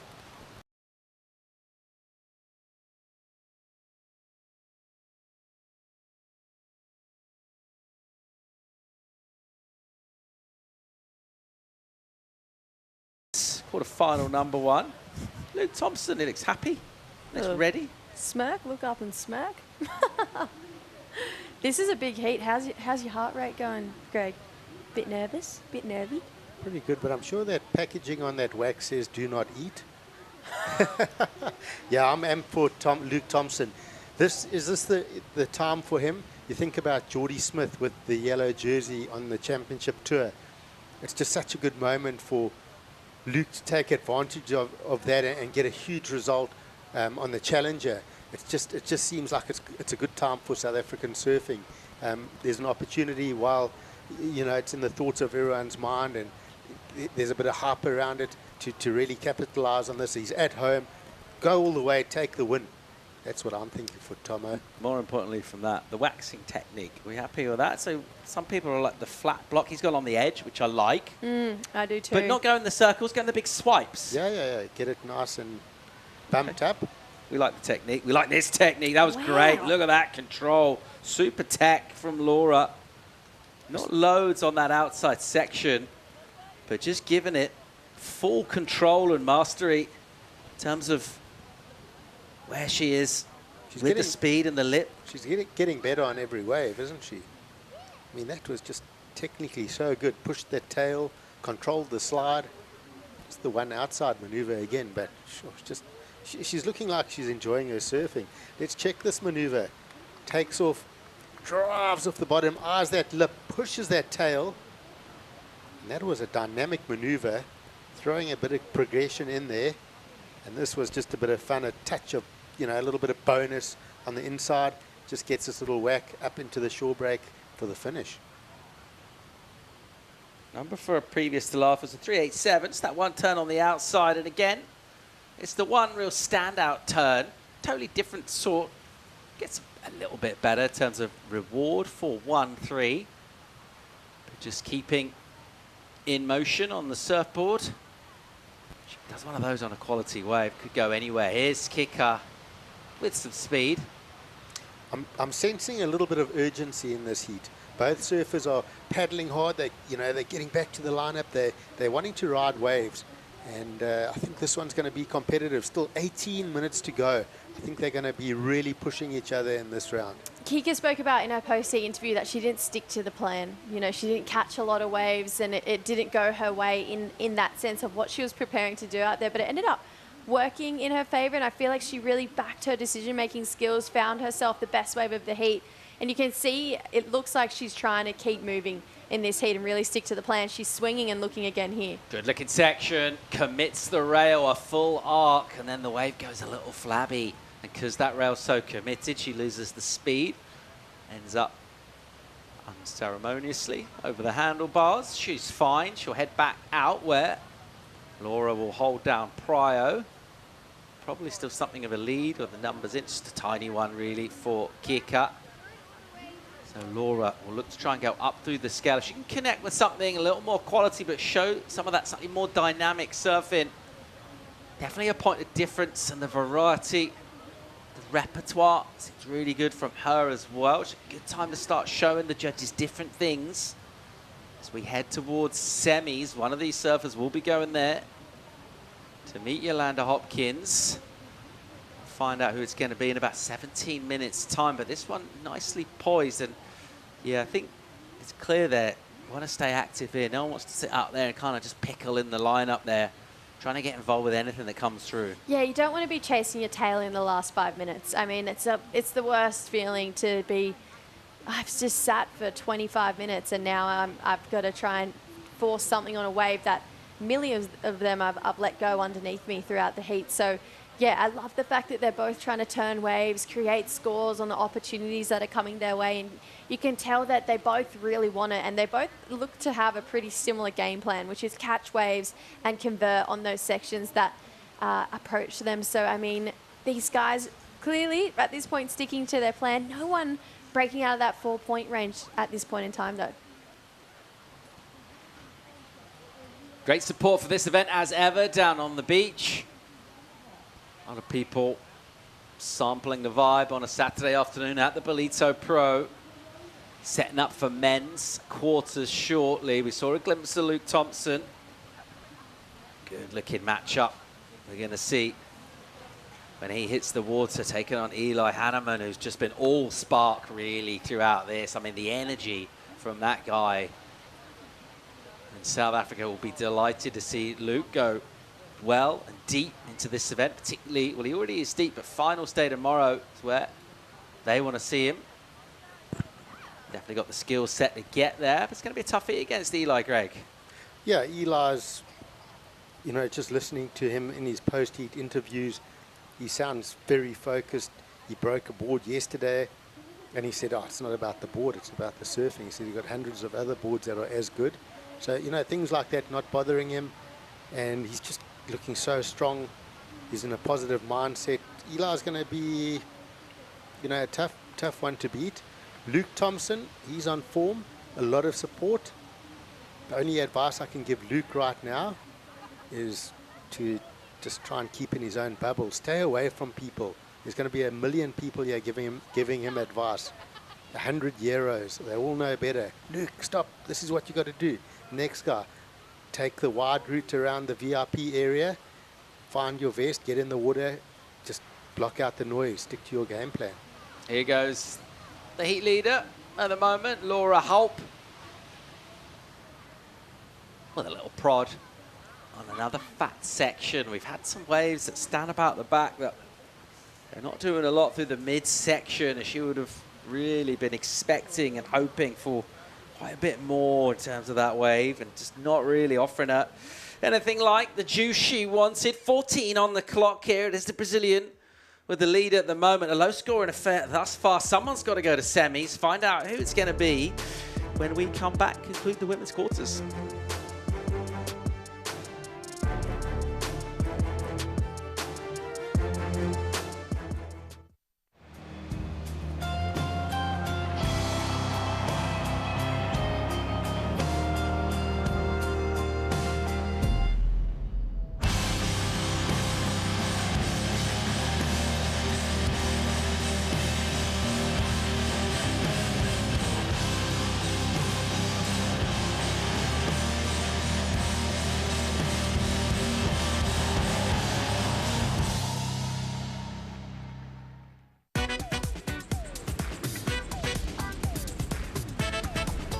South Africa is one of surfing's most iconic destinations and one of my favorite countries on Earth.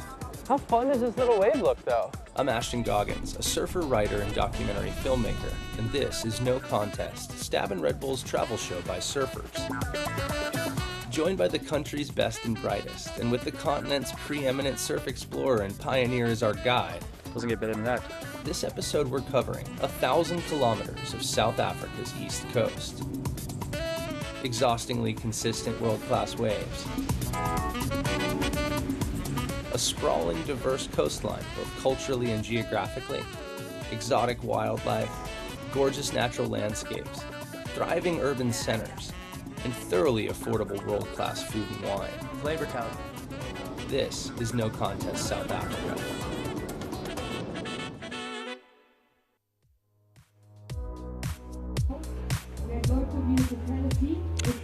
Welcome back to the Ballito Pro, presented by O'Neill, on what must be one of the best days of weather we've had this entire year down here in Ballito. Not a breath of wind, cooking waves. With me, I have Quadakuza Lifeguard Superintendent Bongani Qulu. Bongani, the Ballito Pro, 56 years. It's one of the longest running surfing events in the world, and it's the biggest sporting event in the Quadakuza region every July. It's a big economic driver. It brings thousands of tourists to the region. What are your thoughts on this year's event? Hi, Mike. I think as Quarterfinal municipality, this is exactly what we aim for every year when we look at the July, because this is middle of winter, if you think about it. And we want to push that throughout the year. We are in summer. You look at the beaches right now, it's pumping. Everyone is happy. You've got people from Joburg coming not just only for surfing, but we have got different elements that are within the event. It's a festive. You've got the markets, you've got concerts, big names and artists. So this is what we strive for as Quarterfinal municipality. So we're really stoked to have our beaches so packed. And for economically, we've got plus minus more than 100 surfers. Each surfer or each athlete probably has a coach, and there's 4 other people. So all our holiday places, they're all fully booked. We've got good hospitality. We've got good culture, and I think everyone just loves it to be here around this time in Quarterfinal. Bongani, you've been watching the surfing all morning. We're into quarterfinal stage. What is your highlight of the day so far in terms of the surfing out there? What wave sticks out for you? I think throughout the event, just to be honest, I think the women's surfing has just been epic. It's been amazing just to see the level of women's surfing just growing year after year. And I think even now, looking at the quarterfinals happening now, the chicks are really ripping. I'm stoked. Well, Bongani, thank you for those words, and we are blessed to be here and honored to be in your region. Thank you so much. Back to you guys. Yeah, thanks, Mike. Epic vibes down on the beach there. Really enjoying the show. And a lot of people here packing the sands, enjoying it too. A couple of people maybe not enjoying it quite as much. Coaches, support crew in the corner of both Laura Rapp and Kika Veselko, because at the moment, they're not going so well out there. We're stuck in the fours. Got a 3-3 in now for Kika. No one getting hold of this. We're actually quite surprised, given the quality that they've shown us.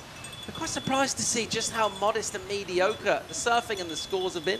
Yeah, this was an answer back for Kika. It's just one big hit there. She's chasing a 4.96. That was the 3-3.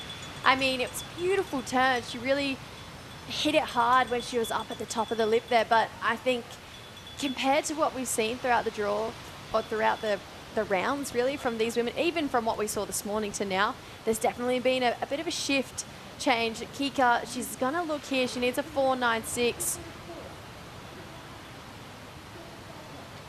So that wave just a little bit flat out the back, works this one through. She's going to look for some work on the inside, but nice turn, goes incomplete. She's straight into that inside reef. That was pretty heavy finish.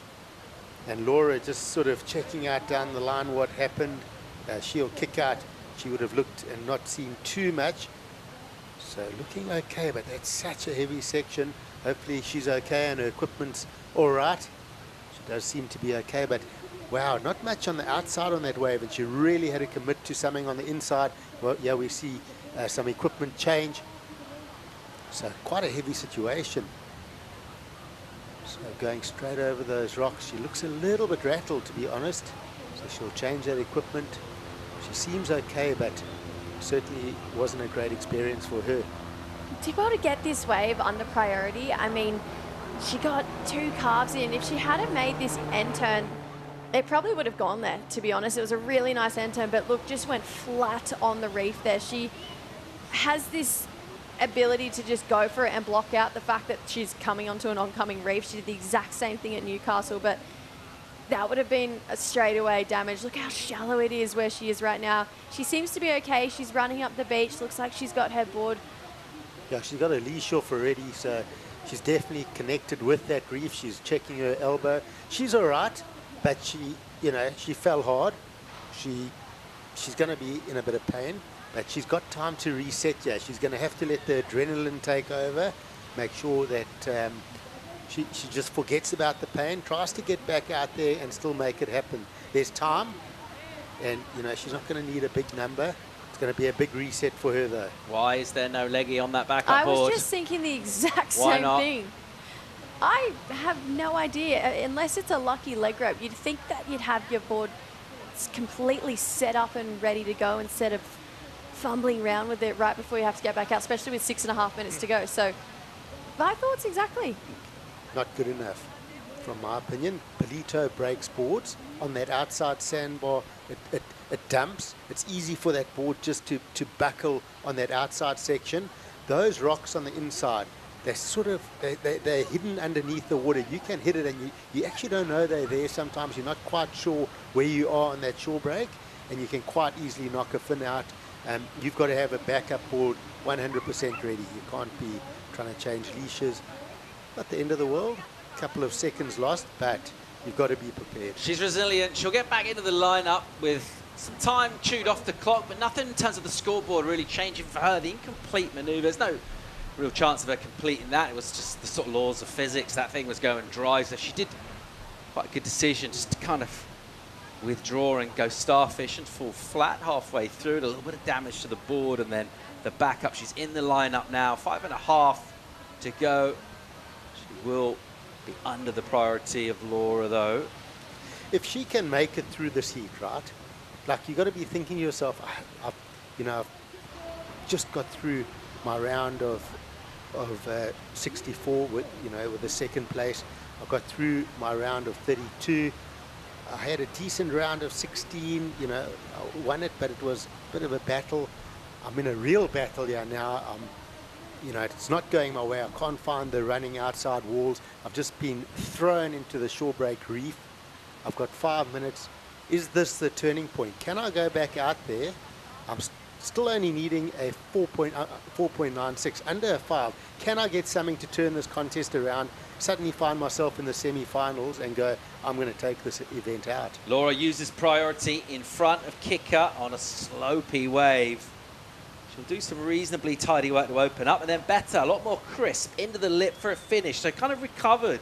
Did look at one point like the wave wasn't going to offer much. Kind of stuck with it, maintained position in a good part of the wave and squeezed the juice. Just a point, I've had events in my life where I've snapped boards and I've gone out on my backup board and I'm like, why wasn't I riding this board the whole event? You know, it's like suddenly like you believe the other one's your magic board and you're forced to ride something else and you take off on a wave and you go, wow, this board feels good. You know, could this be the moment for Francisca where she takes off on a wave and goes, wow, this is actually feeling the goods? Inside 4 on the clock. Let's get out of Mike Frew with an update on the equipment. Just a quick update on Francesca Vasalco's damaged board. We saw her do a board swap in that heat after riding onto the rocks, and check this. This fin has been pushed over here right into the glass. It's actually come right out if Ryan zooms up on it there. So pretty damaged. That's going to require quite a big fix, a complete replacement. So that's why she had to swap her board. Back to you guys. Yeah, thanks, Mike. The changeover, back out there, back into a beautiful looking section. It will run away though. And it looked so good when she paddled into it. And it went fast. And then it went slow and unable to tee off at all in any kind of way, which means priority again with Laura, who, with her last wave, just turned the screw a touch, added a little bit more pressure. 4.5 in for her. It looked pretty innocuous when she took off. She managed to turn it into a number that will help her. And in a low-scoring affair, that number's jumped up a bit now. Kicker, 5.33, Jess. Yeah, it's a bit of a change, isn't it, for needing under a 5 to now 5.33. So Kika, you're going to think that's either one big hammer or at least 2 turns, and now she has second priority with 2.5 minutes to go. But you could see frustration on that last wave. It had a really nice first bowl to it, which just was slightly behind, maybe waited on the bottom for that little bit too long. She's kicking around though. She's keen to get something going here for Kika. Paddling, scrapping to try and get into anything, because really a 5.33, it's not much in the schemes of what we've seen both of these ladies accomplish so far in this event. So if either one of these ladies, whoever takes the win in this quarterfinal right now into the semi-final, considering how locked in Yolanda looked, they're probably going to have to lift when they hit that semi-final bracket, because you're going to have to come in guns blazing against Yolanda because she's just looking switched on. We spoke about Francisca's first wave, the 4-point ride, the incomplete maneuver at the end. We did say, will that haunt her at the end? I mean, if she had got that maneuver, Paul, as you mentioned, would that have been the difference? I mean, that score would have been up to six points or so, and she would have been in the lead right now. 90 seconds on the clock. All of that's in the past. It's the future. Each of these must really focus on. They're in a scrap right now. Laura with the commanding... Well, it's not a commanding lead really overall in terms of numbers, but actually, if you just get away from the numbers and think relatively, 5.33, it needs to be better than anything we've seen come through this whole time with just a minute left to go as well. Actually feels a lot more significant. Don't know if people believe in luck or if that's even a thing, but if you did, you would just think, Kicker, nothing really has gone her way throughout this heat so far, has it? It really hasn't. So I think if luck's the word we're going to use, she definitely needs a little bit of that right now. There seems to be a lump coming through. Laura isn't going to let her go, though. Streaking down the line with poise, and then uses that signature open rail turn. Steep little wall on the inside, another one. Just setting up, and then a little fade for a nice flourish to finish. You saw the grin on her face there. She managed to just sort of work those angles before that rock. We've seen her on that exact rock actually in the previous round at the beginning of the heat. Avoided it pretty well there. Right smile from her. It's a well-surfed heat. It looks like Kicker's all the way out the back still. And now in the lineup, still looking for the 5-3-3, assuming that there is no further improvement from Laura. And I think Laura's just realizing here that a really great run through the event will continue. The Brazilian squad, they're lapping this up. They are absolutely delighted. So is she. She's taken down the #1 ranked surfer on the Challenger Series. And she's done it in a tough heat in terms of carrying over momentum from one round to the next. The scores she won't want to bring, but the way she competed, she'll look to try and bring that back tomorrow. She's 2 heats away from a monumental victory here. Laura Rapp through to semi-final. She's going to face up against Yolanda Hopkins. How do we like that matchup for our second semi? Yeah, it feels good. It feels really good. I mean, I feel like both of these ladies are going to give us a great battle in that semi-finals tomorrow morning, and I can't wait to see what they both bring in their own different, unique games. Greg, what can you take out getting out of something of a scrappy heat like that? What sort of positives will her team try and impart on her to come back for finals day? For Laura, she's just beaten the favorite, you know, the #1 on the CS ratings. She'll take lots of positivity out of that. Yolanda as well. I mean, we're in the semi-finals. These heats are going to be tough.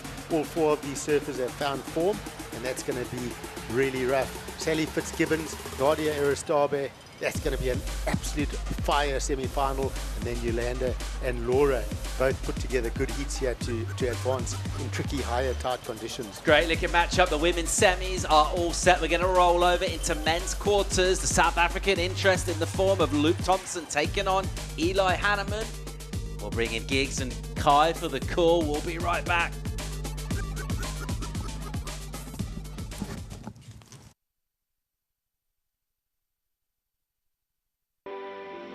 Welcome to Kwadukuza, the destination for all seasons. Nestled on the breathtaking north coast of the Zulu Kingdom, this vibrant town offers something for everyone. Kwadukuza boasts several beaches that have been awarded the prestigious Blue Flag, guaranteeing cleanliness and safety for all visitors. Our inland region offers a world of adventure. Get your adrenaline pumping with thrilling activities like ziplining, hiking and off-road biking surrounded by the natural beauty of Kwadukuza's landscapes.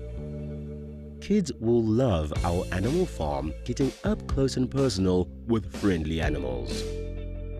Immerse yourself in history as you explore the rich heritage and legacy of great leaders like King Shaka and Chief Albert Lutuli. Conveniently located just a short drive from King Shaka International Airport and Durban International Conventional Center, making it easily accessible for both local and international delegates, with an abundance of world-class accommodation facilities, dining options and attractions nearby, you can truly make the most of your time in this magnificent region. Kwadukuza, the heartbeat of the North Coast.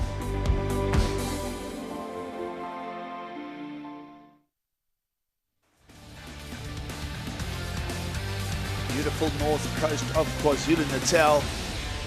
Ballito here hosting the Challenger Series for 2025, the second stop on an exciting schedule. Beautiful views as we travel over the event site here. Everybody packed in and around the contest arena here, and they've been entertained with round of 16 and all the way through women's quarterfinals already established, and we've found our semi-finalists in the Ballito Pro for 2025. It's a good early afternoon here. Giggs Cilliers alongside Kai Linda for the call.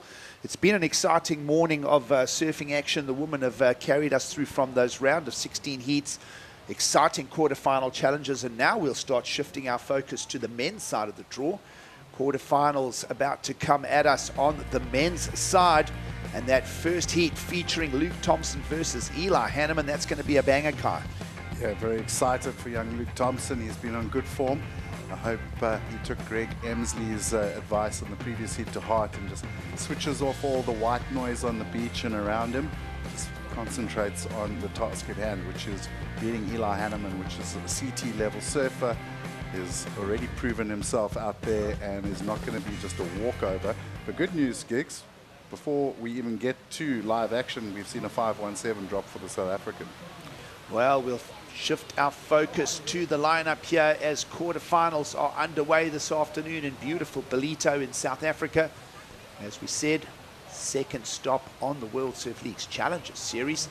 Number of former championship tour surfers, of course, here in the quarterfinals as well. One of them, Eli Hanneman. Watch for George Pitar coming up in quarter number 4. Of course, Liam O'Brien in quarter number 3. And, well, to get things going, the South African, everybody on the beach invested in this man. Yeah, and just started off with the cutback, but then lays down a little hammer to finish there. You'll see the first turn went a bit flat on him, so doing well just to carry his momentum out of the turn. And then spotting this runway to the big closeout maneuver. Also, a little bit of a win on the mental game there, fighting Eli off for that first wave. First wave in the scorecard for the South African on screen. 21 years of age, his birthday just a few days back. Got to surf a heat and got the heat advance for the birthday present. And all the South African fans, of course, Luke Thompson and O'Neill, team rider as well. So presenting sponsors are just lapping this up. And second wave for us as well, so quickly to it. And how was that one falling out of the lip line for Luke Thompson attacking? Wow, that was a heaving section. Looks like the tide busy sucking out again because that thing bottomed out. And I like what I'm seeing, Giggs, is he's channeling the energy off the beach and being the local guy, getting a bit pumped up, revving the beach up. And as that noise level on the beach starts like really reverberating back out to them in the lineup, it's going to give him some energy. Well, a 617 quickly joins the scorecard single maneuver. Really tight in the lip, and you saw the board free falling out of that lip line. You mentioned the tide starting to turn around and drain out, so perhaps more hollow sections like that is going to suit Eli Hanneman, his opponent, just fine as well. We'll wait for him to get his scorecard moving over. But from a strategy point of view, from a dominance for early wave selection, Luke Thompson doing no wrong here in the first few minutes of quarterfinal number 1. Yeah, and I feel like almost in the previous 2 rounds there was still that sort of almost distraction of J-Bay, you know, him and Aiden in the battle, kind of distracting him a little bit. He knows he's going to J-Bay now. That's been settled for a day or two, so he can just really settle in, focus on the task at hand, which is getting to the finals and being the first South African in quite some time to win the Ballito Pro. Well, so much to talk about here on the men's side of competition. Of course, we've just wrapped up women's quarterfinals. Let's go down and hear from the winner of quarter number 4 as she moves on to the semis. Laura is now. Laura, wow, what a heat you had there. You took out the winner of the Newcastle event and the leader on the Challenger Series rankings. How was that heat? Oh, it was such a hard heat because there wasn't many opportunities out there. And against Kika, which is my close friend, and she surfs so good. And I was waiting for like my 4 years to make a hit against her because I really wanted to challenge myself and go against her experience. And yeah, the heat goes on my way this last waves. And I'm really happy to like improve on my score and made it through the semis. Share some of that stoke in your own language for all the Brazilian crew that have tuned in for that heat. Nossa, gente, eu tô de verdade muito, muito, muito feliz. Obrigada a todo mundo que estava torcendo por mim. Eu tenho certeza que fez a diferença. Ano passado foi um ano difícil, mas eu consegui chegar nas quartas em Ericeira e vi que era possível. Então agora tá fazendo esse Finals Day pela primeira vez na vida. Tá sendo realmente muito especial. Eu tô meio em choque ainda, não sei o que está acontecendo. Foi tudo muito rápido, oitavas, quartas e agora já tô na semi, vai ser amanhã. Tô muito, muito, muito feliz, me sentindo em casa, que é bem parecido com Floripa. E um beijo e obrigada a todo mundo que estava torcendo por mim. Valeu! You're through to Finals Day. Woo! We'll see you tomorrow. Back to you guys. Well, an excitable energy there from Laura Ropp. Personal best on the Challenger Series. She's into the semi-finals to decide who will go home with the full 10,000 points. Lots to look forward to tomorrow for Finals Day. Women's semi-finalists established, and now we'll shift our focus to the men's quarterfinal of competition. We'll get those heats through today to get to semi-final stage as well. Of course, so we trust that everyone is enjoying the show. Beautiful scenes here over the Indian Ocean. A windless day here. Just a perfect winter getaway for all the local holiday makers. There's a festive atmosphere. Of course, Quarterfinal doing a fantastic job again in 2025. All those other events in the lead up, it's almost a 2-week festival, Kai. And really, the young Smith Shapes rookie rippers, they were involved. They get to rub shoulders, use the same contest infrastructure. So just sharing that stoke. Of course, Woman of the Waves, Kira O'Neill, sharing, you know, that contagious vibe of the surf atmosphere with the young female surfers of the region. So many different stories unfolding here, the music concerts and everything else. And no wonder the South Africans are so pumped, and certainly that energy right now spilling over into the lone South African left in the entire event, Luke Thompson, looking for perhaps a berth in finals day. Yeah, and a lot of people are like, oh, okay, this is his first time this far in a challenger and must be feeling the pressure. But he's no stranger to the Ballito Pro. He's been coming here his whole Grom life, his whole career. He's competed at the Pro Junior level. He's had a wild card before. He's done well in the QS events right here as part of this bigger event. So he understands the place. He understands the moment. It's not different to him. It's part of his youth. He's come through it. So I think if he can just stay in that happy place of where he is, he's at home in front of all his family and friends and all of the support on the beach, just let his surfing do the talking. I think Luke can go all the way here. You know, Eli, a lot of experience, but he's got that little bit of negative energy against him. The beach are not for him. Well, very patriotic crowd here. Surf fans heavily invested in the South African efforts of Luke Thompson. Already coming out in a 617 and a 517 in the lineup. Clock is moving on, 30-minute heats, and we've slipped down to a little under 19 to go. Of course, Eli Hanneman, former CT surfer, had that mid-season cut. We know that he's able to fetch results on the Challenger Series. Think of his win at the US Open a few seasons back to get him to championship tour status. He's been no slouch. Of course, lots of entertainment. Care of Eli Hanneman yesterday. Hanneman in that exciting surf-off with Lucas Cassidy, the Mexican, both of them going to the air.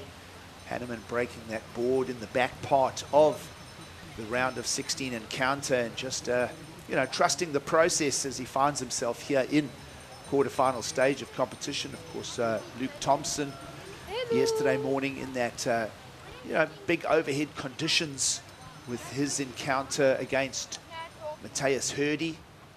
And of course, here they are getting to match up now in quarter number 1. You mentioned Luke Thompson already getting that wild card to Jeffreys Bay. Similar story we saw back in 2022, where Thompson went on to a 9th place finish here, and he's done way better than that in 2025. So a lot of experience for the 21-year-old to lean on here, Kai, as we get down to 17 and a half on the clock. Yeah, and Eli just feeling the pressure a little here, going down on that first turn, straight into this one. And if you look at the conditions for the last couple of heats gigs, and these guys, believe me, were sitting on that deck looking, to be under 11.34 total this early in this heat, with Luke finding those 2 quick above average scores, that's put a lot of pressure on Eli Hanneman. Well, Eli Hanneman surfed a lot in his life. He said that he's a better version of himself from 2 seasons back. He'll know how to handle the pressure. He'll get going here. Whippy turn, inside wave here, just finding the inside section. And Hanneman will just kick it out. There he is, he likes that. Go dangerously close to the rock shelf on the inside. Similar sort of setup to the rocks on the inside at Newcastle that we saw for the first Challenger Series event of the year. Well, Hanneman just looking at his track record, they didn't get a great number out of Newcastle. 25th place finish there. Yeah, here we are. Same, also not a great result for Luke Thompson either, 33rd. So these are the first 2 meaningful results respectively for our 2 surfers duking out quarterfinal number 1 here on the Challenger Series thus far. Let's have a look at Hanneman's efforts. Smaller wave, he found it sort of on the paddle back. Nice little wrap, but Nothing really to shout home about yet, but you could see him lining this up, and a bit of a softer section, but he really did well to get the projection out. So I think this is more of like a warm-up run for him. He was pretty happy with it because he did get into the air. You look here, that crumbling section, almost a full Rio. So I'll give him some points on that, Gigs. He kind of made a lot out of nothing there. Well, one of the bests at it in and around and off the lip is Eli Hanneman from Maui in Hawaii. As we mentioned, just maturing now as a competitor. Always has that emotional involvement in everything he does. It's easy to read his mood. Doesn't have the poker face. It's one of those surfers that you know how he's feeling. And he'll let you see it in the way he surfs as well. So if he's in a good mood, let's see how good the mood is. Almost complete, just switching it up, going to the left-hander there on the way back out into the lineup. See, not quite out at the back there. Some heavier waves do break on the sandbar. As we mentioned, tide turning over here, local time around 2 p.m. now here in South Africa. So just over an hour since that tide has flipped over, Kai. And perhaps a couple of more, you know, cupped out faces as the water continues to drain for the back part of the quarterfinals here. Yeah, I mean, we saw that on that 617, you know, pretty critical section for Luke. I think Eli right now, you know, we know how dangerous a surfer he is. He's a phenomenal surfer. Maybe just feeling the pressure a little bit, just needs to kind of take a deep breath. Doesn't need to force things. Like, that's the worst thing he could do right now. Is maybe just have a deep breath, refocus, find a good wave, and just find his rhythm again. Hanneman has found a 4.33 in the lineup, and he'll go back for more. Stay with us. It's quarterfinals time at the Ballito Pro here in South Africa.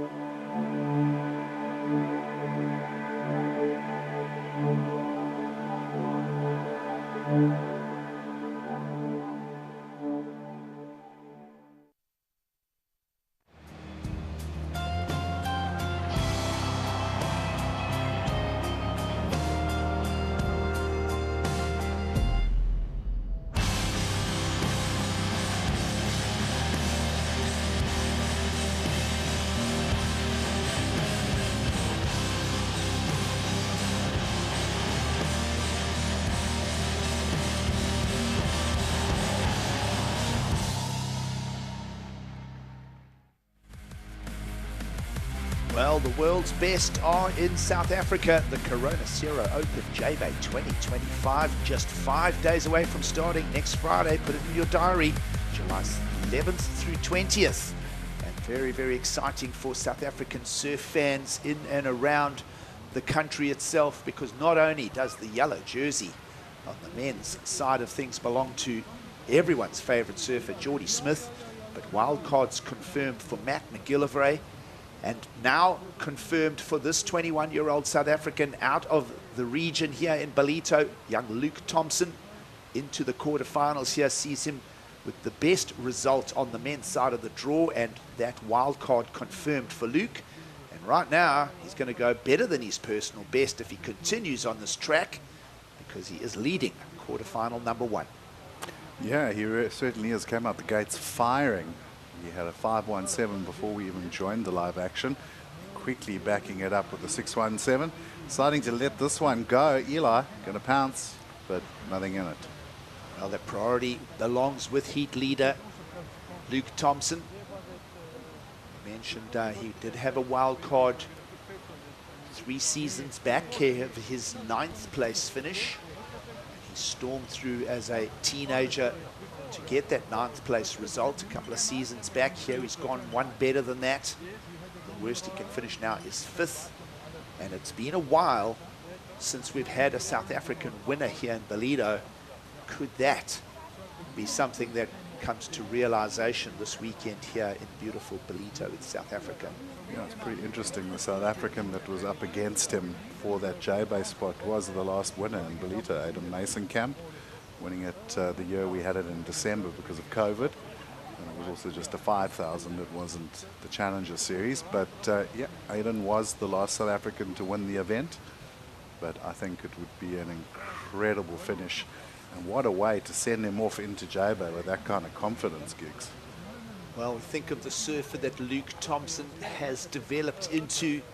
He's muscled out a bit. He's 5'11", weighs about 80 kilograms.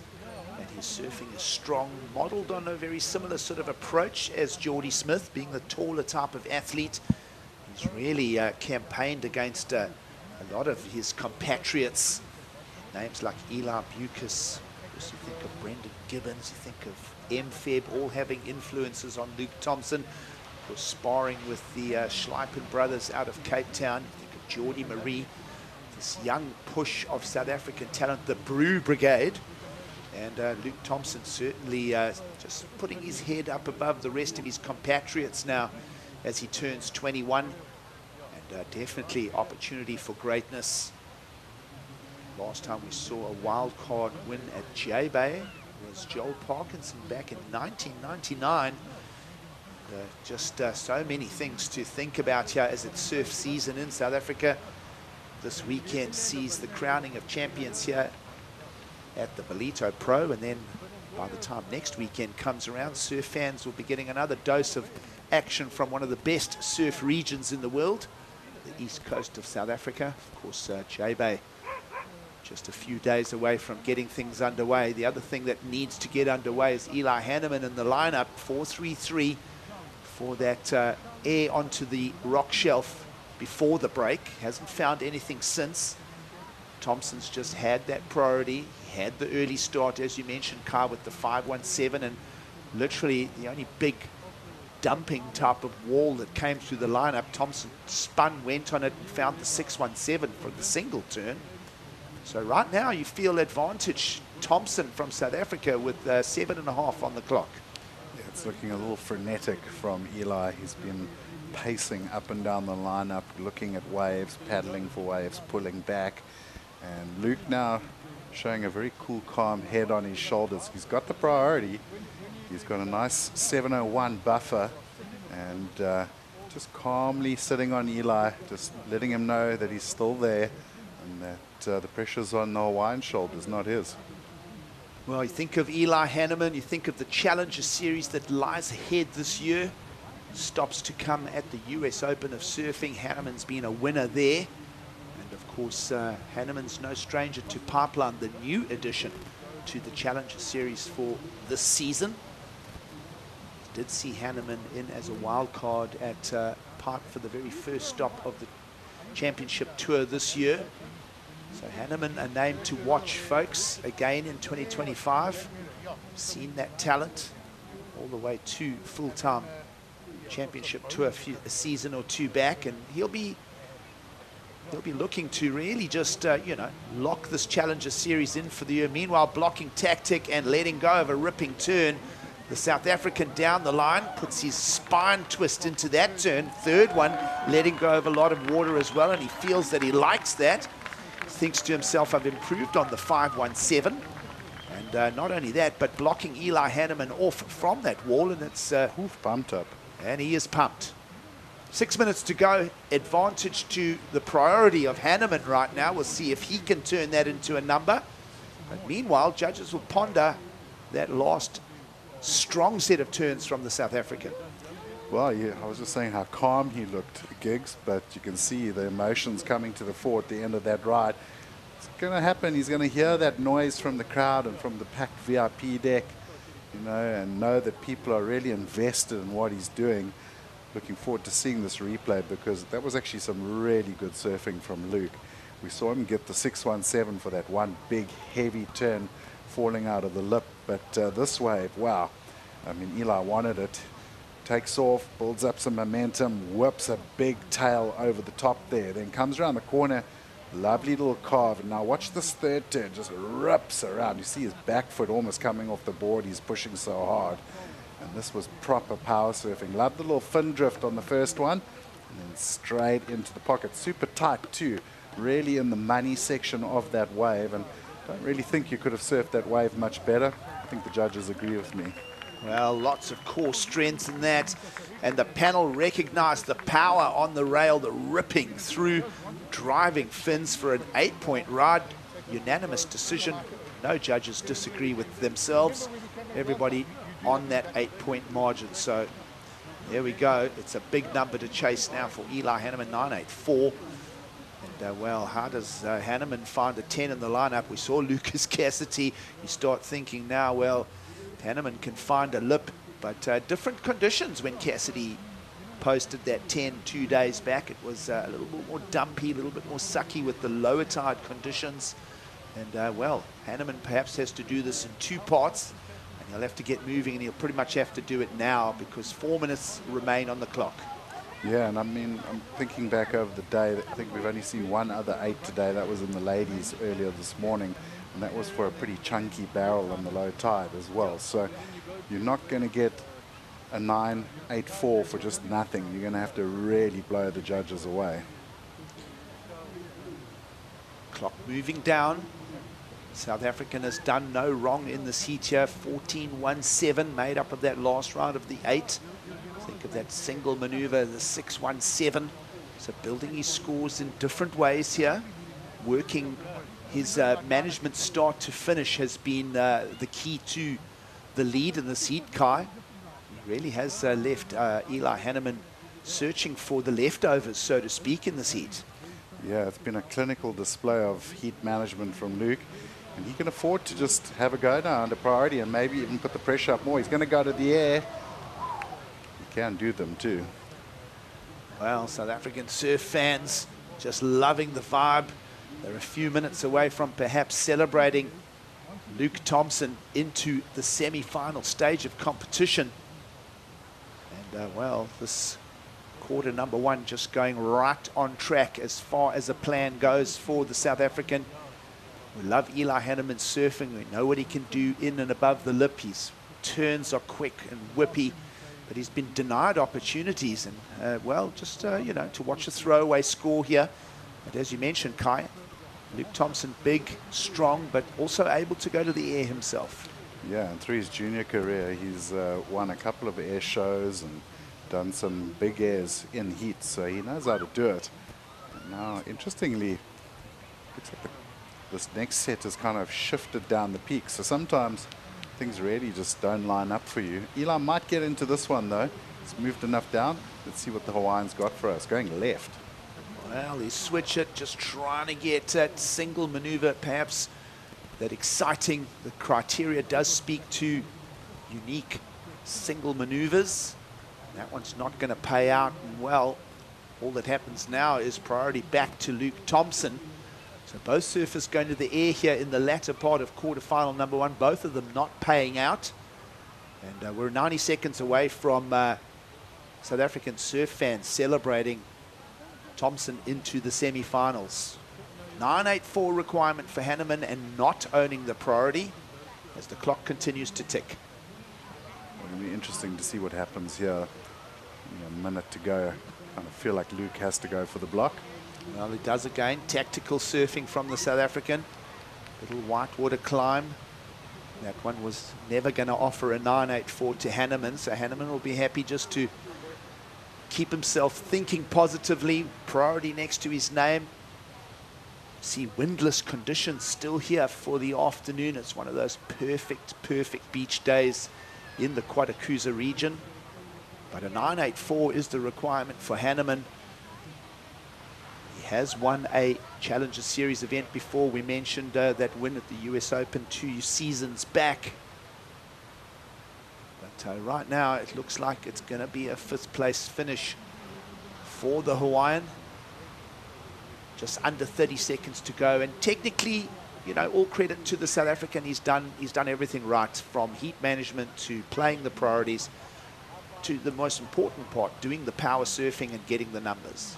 Yeah, I mean, it's, I think, quite easy to go, oh, you know, Eli had a shocker, he was out of rhythm, or he didn't really find the opportunities. But like you say, full points to Luke Thompson. He came out and created that situation. Quick start, built his scores through the early part of the heat to put that pressure on, and then laying down the hammer of an 8 just to seal the deal. Fantastic performance, and he's going to carry that momentum and confidence into the semi-finals gigs. He is, and the beach will be making a massive noise for the South African on screen. He is on his way to finals day tomorrow here in South Africa. All credit to Eli Hanneman, though. A 5th place finish here in Ballito is a good points haul for the Hawaiian. We love his surfing, and he'll be back for more in the future. But for now, he'll be packing his bags, thinking of the US Open of surfing. But celebration in the moment, especially that 8-point ride, really closing this heat off and bringing the success to the South African. I've got to say, a bit of a nostalgic feeling for me watching these scenes, because I can clearly remember Luke being one of those little groms on the beach getting the autographs here at this event. And now he's the superstar. But full points to him. That was an incredible performance. Quality surfing from the South African. Luke Thompson sees him moving to finals day. He's also spoken very level-headed as well. I like what I'm seeing. Everybody's enjoying what Luke Thompson is bringing. And well, South African surf fans will be celebrating. Sit back and wait, folks, because quarter number 2 is another big one coming at you. It's all coming to us from Ballito.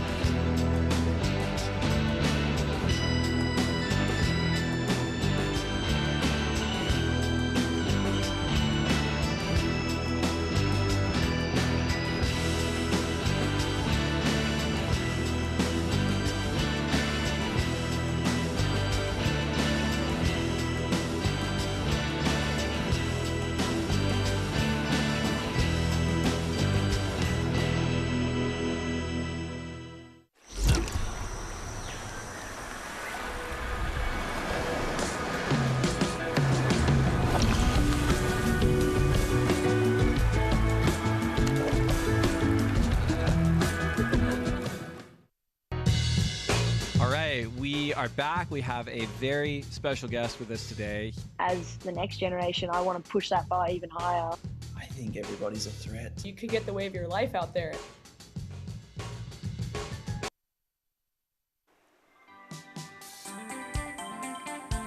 Beautiful sights and sounds coming to you from the east coast of South Africa.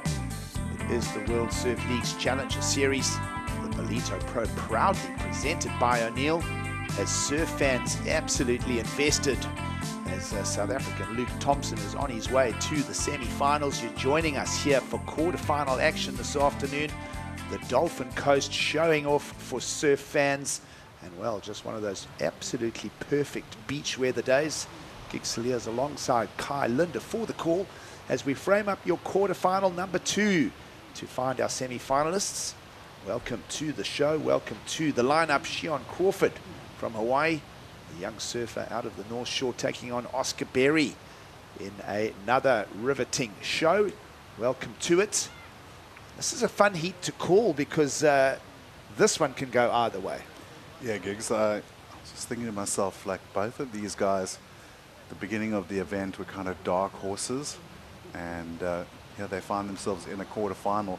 I've enjoyed thoroughly watching both of them surf through the heat, though. Oscar Berry, I know Jess will be shouting for her mate from their hometown, but he's put in some very, very clinical performances, some exciting surfing. He's a big lad and he can displace water.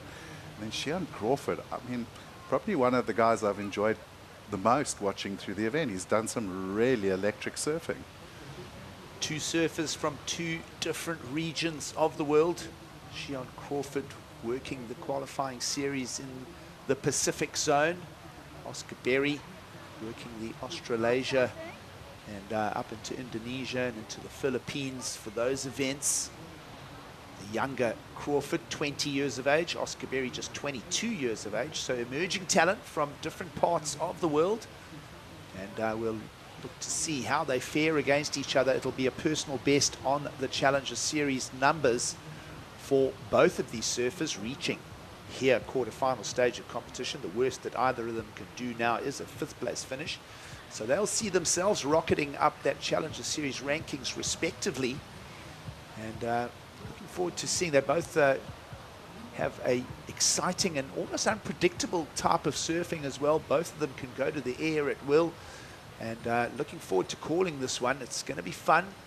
And we'll just wait for a few waves to come through the lineup for us. Tide running out here into the mid-afternoon in Ballito. As we've said, a perfect beach day. Surf fans packed in and enjoying the show and appreciating surfers from all the regions. Saw women's surfing really keeping everybody on their toes. The level of surfing in the round of 16 and into the quarterfinals on the women's draw really keeping the beach invested and well. Now, Luke Thompson, even more of a reason to celebrate, and we've still got 3 quarterfinals to go this afternoon, so it's a big day here in Ballito. Yeah, and 3 fairly stacked ones too. You know, what I've really enjoyed about both these surfers through the event as well is just their vibes. If you listen to the interviews after their heat wins, both of them are super chilled, always got a bit of a smile on their dial, they're having a laugh, they're not taking things too seriously. So it's pretty intriguing that they ended up in a quarterfinal together. Well, a few Australians still left in the draw for the Aussie surf fans. One of them, Oscar Berry here. Liam O'Brien coming up next in quarter number 3, and then George Pitar will feature in quarter number 4. Young Oscar Berry on, as we mentioned, his personal best. Finished 2024 quite strong with that win over in Chiago in the Philippines in Cloud 9. Had that exciting final and that win over Xavier Huxtable. And here he is, gaining points on the Challenger Series car. And as you mentioned, both of them unpredictable in their approach. And let's see, Oscar Berry will get first blood here. And to the air he goes, just that front foot on the slip, on the landing. Quickly inspects the board as well. He landed straight across the deck there, so he's going to be pretty fortunate not to have damaged it. Wow, but how was the loft and the pop on that? Oscar Berry, if he had landed that, would really have lit his own scorecard up. Instead, it'll be a throwaway, but it'll make for some fun to watch. Right there was like a little moment of hesitation, and then just found the launch and hit it really clean. But I almost feel like just that little moment before he went into it maybe just threw his timing off a little bit, but he certainly got the pop there. That was pretty lofty air. Mid-face landing perhaps also just a couple of inches a little sooner than Oscar Berry would have liked in the rotation. Either way, we're yarning on about stuff that we can't execute, so yeah, moving on. Oscar Berry, we've watched though, enough of it. Yeah, both Oscar Berry and Shion Crawford can bring exciting surfing to us. Looking very forward to seeing how this heat pans out. Like I say, on paper, very, very hard to call this one, considering both of their young crusades thus far. Not a lot of Challenger Series history to talk about for both of these surfers. Shion Crawford, a 49th in Newcastle, and slightly better for Oscar Berry, a 17th, but essentially both throwaway results in the context of trying to get to year end and to qualify for the championship tour. Of course, we start in Newcastle and we'll finish in Newcastle in March 2026. 7 exciting stops on the Challenger Series here in South Africa. The second one unfolding this weekend. And, well, what a fun second stop on the Challenger it's been thus far. Beautiful conditions here in the Indian Ocean. And just pushing the point to get Shion Crawford underway. He uses his priority. Nice tapered wall. Spoke about how electric he is, and he'll go down in the maneuver. So, feeling wow. the nerves a bit, maybe, both these guys? Yeah, I don't know. I think it might be the changing lineup as well. Just that water level starting to drop at a little bit quicker a rate as we start moving towards the mid-tide zone. And, well, just, I mean, as I say, I love the clean lines of Shion Crawford. Well, that first jab was lovely. Came straight off the bottom. It was looking fantastic. Blew the fins out, coming around, and then just kind of lost the board there. He's going to stay busy, though. This is the best thing that could happen, straight into this one. On the way out, just looking for opportunities. That wave just moving a little wide of the bank. And Shion Crawford will go back to it. So really no breakout scores at this stage, which keeps us invested and on the edge of our seat for that breakthrough moment that could come our way. 317 does come to the scorecard for Shion Crawford, really for that first nice tight turn. You see how quick he is on the rails. Comes here ranked 51st, care of that stop in Newcastle. So the 20-year-old out of Hawaii, just ready to get some business done. Made a finals in the Polynesian zone in the qualifying series in his regionals. Runner-up to Finn McGill, just to keep his competitive edge sharp for the year. Had to go in the Ballito Open as well, proudly presented by Flowhose. But time to get urgent for Shion Crawford here if he wants to go better than his personal best.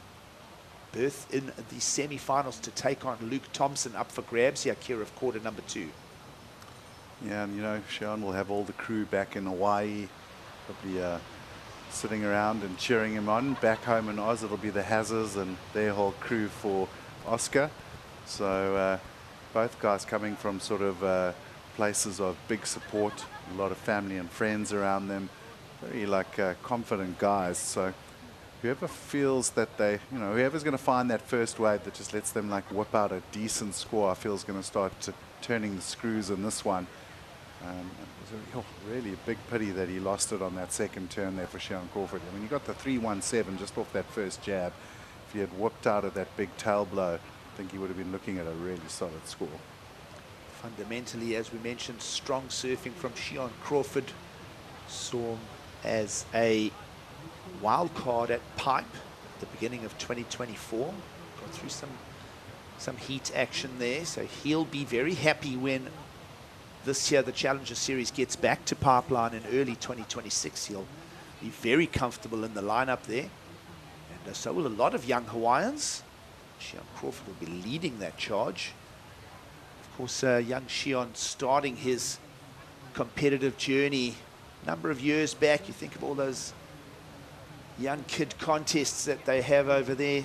Pro Juniors at Turtle Bay would have been the start of his career, and then started traveling to California and over to Tahiti and such for the QS regionals there. And it's always exciting to see the growth path of young surfers from different parts of the world.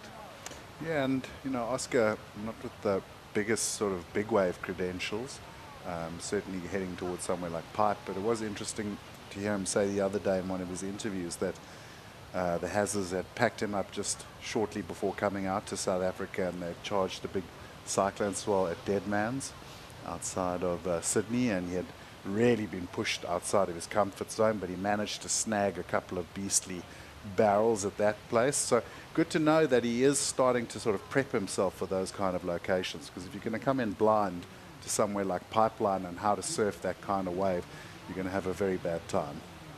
Well, Oscar Berry out of the Gold Coast of Australia, 22 years of age. Of course, strong talent pool of Australians for Berry to go up against. He's got a right in the QS 5000s a little earlier in, well, last year. Names like Morgan Sibilic and Dylan Moffat getting wins over them. So Oscar's at the beginning of his trajectory. mentioned charging the bigger slab stuff, but gee, he's got an all-round repertoire, and looking forward to more surf fans from Oscar Berry. Right now, he holds the priority in the heat in a very low-scoring affair right now. You feel that breakthrough moment could happen at any time. We saw, if anything, also a slightly erratic flow of waves to be ridden in that first quarter. Luke Thompson snagged them all pretty much off Eli Hanneman. But in this heat, really, this the story with quarter number 2 is wide open for the taking. Let's have a look at the live rankings there. The grey is out. The white stripes are in. So Liam O'Brien and Luke Thompson, Oscar Berry, George Pitar, all involved here in the quarterfinals this afternoon. You look at their current points. You look at Thompson on 6,000. You look at Liam O'Brien on 4,700. Pitar the same. They're going to jump up considerably. Jacob Wilcox is settled at 13,320 points because he's out. McGillivray stays at the top of the discussion as well. But opportunity for those four, Liam O'Brien, Luke Thompson, Oscar Berry, and George Pitar, to really make a surge into the top 5 picture here on the Challenger Series. Well, exciting for the South Africans too. You know, if he goes all the way, 10,000 points, Luke Thompson's going to join Maddie McGillivray right up top of the Challenger rankings. And of course, a lot of stops to go. This is the second stop on that Challenger Series for the year, an improved and modified Challenger Series. Very exciting format with starts in Newcastle here in Ballito and finishing again in Newcastle in March 2026 to set up the championship tour, which will get going with the first event at Bells, which is very exciting. And of course, a finish at Pipeline and a full season that counts. Can't wait. Absolutely super excited for next year, Gigs. I'm so glad we've gone back to the traditional format and finishing at the Gladiator Arena, that is Pipeline and Backdoor. It's the most noble place you could win a world title. So much to talk about for surf fans in 2025 into 2026. We trust you're enjoying the show with us. We're going to sit back and allow more of quarterfinal 2 to unfold. We'll see you just after the break.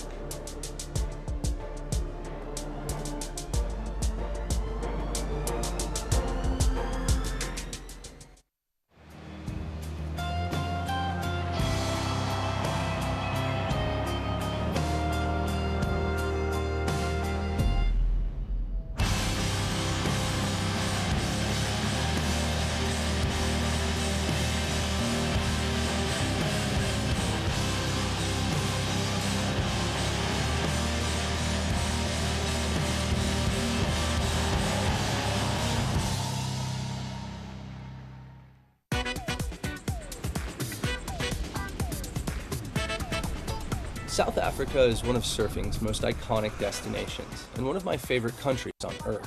How fun does this little wave look, though? I'm Ashton Goggins, a surfer, writer, and documentary filmmaker, and this is No Contest, Stab and Red Bull's travel show by surfers.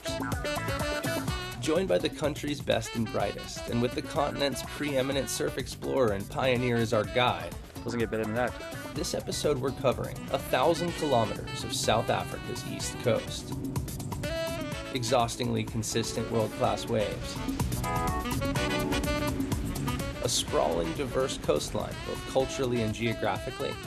Exotic wildlife, gorgeous natural landscapes, thriving urban centers, and thoroughly affordable world-class food and wine. Flavor town. This is No Contest South Africa.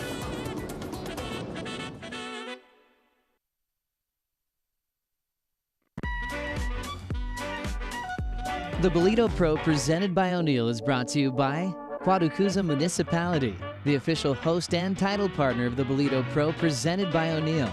By Corona Cero, made with 100% natural ingredients. By SMG Yamaha, the official vehicle and water safety partner of the Ballito Pro presented by O'Neill. And by O'Neill, the official presenting partner of the Ballito Pro.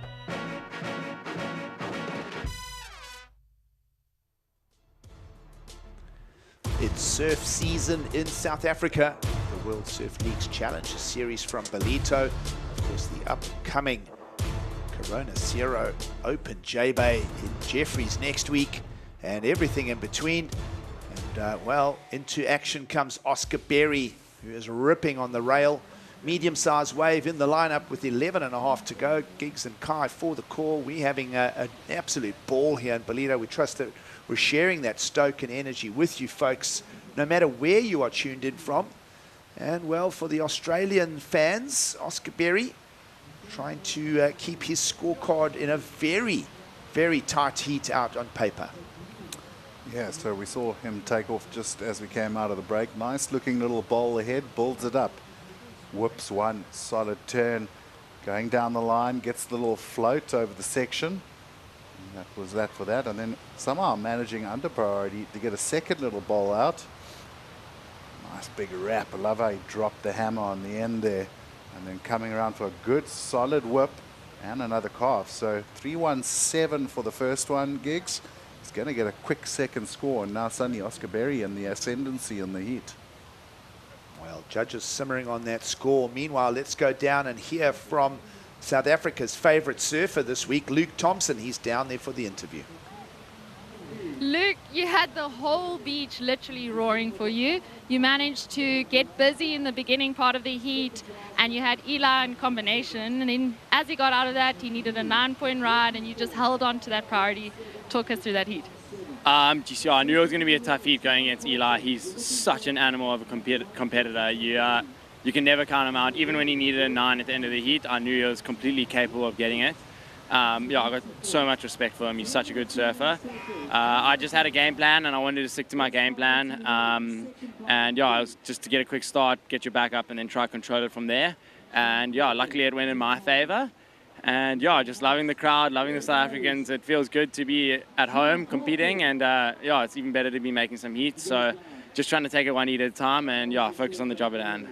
And you through to finals day. The last South African to be through to finals day was Geordie Smith in 2017. And I know everyone watching is definitely going to be making their way down early. I think you might be the first heat of the day. Obviously, if you are first heat of the day, what is the prep now for the rest of the afternoon going back into that mindset? I've been first heat of the day pretty much this whole contest. So today when they put the two girls rounds in, I was like, oh, thank goodness, I get a little breather. But it's kind of nice being first heat of the day. It's just I've been on such an early program here, so it's just nice. I'm going to go cruise the rest of the day, probably go have some dinner with the boys, have a bit of laughs, switch off, and then just go back into the same routine tomorrow. And the million-rand question: can you win this? Let's see. Take it one heat at a time. Still got 2 more, so I'm just going to focus on the next one. Cool. Well, we believe in you, and thanks for chatting. All the best for the next round. Back to you guys. Well, million-rand question's only about $50,000. It's not a big question these days. But good words from Luke Thompson and good action in the water coming from Oscar Berry, who's building his scorecard. Prior to this, a 5.17 for the big hammer turns, and he's back at it. As the clock moves down to a little over 8 to go, Oscar Berry starting to just build his momentum here, Kai. Previous score with a 5.17 and another strong hammer to the lip. Yeah, just starting to feel his flow a little bit, and we saw both surfers struggling through the first part of this quarterfinal, but Oscar tapping in, getting the 3.17, just feeling a bit of rhythm, feeling a little bit of connectivity with the ocean, and so often that can just be the turning point, the fulcrum that allows you to start opening up. So a nice looking bowl, came around the corner, a little vertical hit, and then like the second turn really laid into it. So going to be a good backup to the 5.17. I think he's certainly going to see the 3.17 out of his score line, and 7.5 minutes to go. He's starting just to build a bit of momentum, and more importantly, building a lot of pressure on Sharon Crawford. Well, score coming at us from the panel shortly. 7.5 on the clock. Sharon Crawford in the lineup with priority now. We'll take a look at this. Meanwhile, 6.33 in for the Australian. Let's see what Sharon can do about that. One maneuver, quick one. Softer lip line, so just redirects off it. And judges will work on his score, but just back to the discussion, Oscar Berry 6.33, most of it coming from the weight of that last turn with so much spray flying. First turn perhaps a little soft. Yeah, but good surfing, and he's starting to build now, 3.17, 5.17, 6.33, momentum's going in the right direction. And, you know, you look at Shion Crawford, yeah, he didn't get a massive maneuver on that wave, but at least he got something done. If we look at this one again, he waited for this section. Well, he threw it up and got the tail out the back, so a little deceptive on that first one, but it was the hammer for the second turn, definitely, that brought the bulk of the score. But Shion will be feeling a lot better now. 3.9 just came in for one maneuver. It was a bit of a heavy section, and he did well to make it, so that gives him a little bit of momentum now. He's at least not stuck sitting waiting for a score. Well, Crawford must find his way into the momentum here. Let's have a look at this again. Just that lip line, almost it's somewhere between a float and an off the lipper. 3.9, Kai. Got to go back and find bigger than that. Yeah, definitely needs bigger, but it's a start. He's back in the hunt, needing a 7.6, so he's brought that requirement right down. With the 5.17 and the 6.33 prior to that, and the 3.17, he was looking at a much bigger sort of ask. So 3.9 just lifts him a little bit, and now he can go start looking for a bit of momentum. Next up, Leon O'Brien, Jorgen Kuzenay. This is going to be one hell of a battle, Gigs. Two very formed surfers, both natural footers, and both love the big, powerful rail game. Well, Kuzenay's been on a roll here in Ballito. Bigger, punchier turns, similar to what Oscar Berry's doing in the lineup right now, especially those end section hammers. You'll see how closely Oscar Berry is just trailing Shion Crawford. Both of them moving with the approaching set in the lineup here. They're moving over to the northern side of the beach. Tapered wall. Crawford had a look at it. Perhaps not really an opportunity, but they both went for the look as we slip under the 5-minute mark. You just see patrolling backwards and forwards right now. Oscar Berry staying within a single board length of Shion Crawford here. He knows at any stage a 7.6 is well within the Hawaiian and Reds wheelhouse. And well, he'll let him just sneak away from him here. Oscar just sizes it up for himself. And a good read of the condition from both of them. These are those prickly moments in competition with the clock, which just doesn't stop ticking. Yeah, and Shion's keeping busy, which is what he needs to do. Keep looking, keep pushing. You know, maybe you saw Oscar on one and get the priority back. But I don't think there's going to be too much of us. Oh, so that's an interesting one right there, Gigs. Well, Crawford keeps trying to sell Oscar Berry on flipping that priority over. Both of them just balanced on the ledge of that particular wave that flowed in underneath them. 3:45 on the clock. Just want to make a reference again to the fact that Shion Crawford has a lot of experience at Pipeline, and it is a new Challenger Series schedule, including Pipeline this year. So be a personal best if he does fall out here for a 5th place finish, a very strong number in the campaign of looking for points come year end. A 5th place is going to carry a lot of weight. And again, just toying in the lineup here. Shion Crawford just getting away from Oscar Berry, and over the lip he goes, and he's got away from his opponent. A little bit of a flat section here. He's trying to connect the dots. Perhaps wants to just get the end hammer in. He wants it. He'll just tap into it, and he's created a bit of distance with himself as well. 3 minutes to go. You're going to see strong intention to get back out for perhaps another one. But to the air for Crawford, but he gets away from Oscar Berry in the lineup. Yeah, a nice little pop over the section. Unfortunately, that wave did go very flat through the midsection. A lot of hopping and bouncing to get to the end section, and it wasn't a massive turn to finish. But I think you're right. Functionally, getting some distance under priority away from Oscar Berry, knowing that there have been some scores further down the beach as well. So maybe a very clever move. Well, what I can see is furiously flailing arms from Blue as he starts paddling across the beach here. Either way, what are we thinking of this? Nice clean little pop Rio over the section, but it's not going to be a huge score. A lot of downtime all the way through the inside. It actually did come in while we were watching this replay at a 4.3, so his highest wave of the heat. Brings the requirement down a little bit. It's a clean little pop. Yep, step in the right direction for Shion Crawford. Will just nudge his scorecard up a touch. He'll reduce his requirement to a 7.2. And he's just going to put head down and motor back to the south side of the beach here. We haven't seen a 7 in the lineup. The best we've seen is a 6.33 from Oscar Berry. We know that both of these surfers can improve their respective heat scores as we hit 90 seconds to go. Berry's going to put his head down. He's going to use his priority. Down the line he goes. He'll want to improve a number of his own. Well, hello. And he does that beautifully. Big grin there from Oscar Berry as he looks to improve on his 5.17 in his scoreline.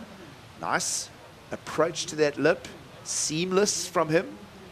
And, well, does that nudge the number for Crawford up again on the requirement side of things, Kai? Well, looking at the paddle as that wave came in, you could see Oscar was going to commit. He knew this had a good line on it. Took off immediately, started generating speed and just hit the section perfectly. Really tail high as well. He really pushed that one out, landed super smooth. Just look at the pop on that thing. Landed, boop, clean, very easy. He loved it. Pretty sure the judges are going to like it too. How was that grin? Loved it, just flashing his teeth at us. And, well, judges just thinking about that number. Looking to stretch Crawford's requirement up a touch. We're deep inside the last minute, down to 20 seconds to go here in quarterfinal number 2. Oscar Berry has surfed soundly and strongly through the Ballito Pro. So has Shion Crawford.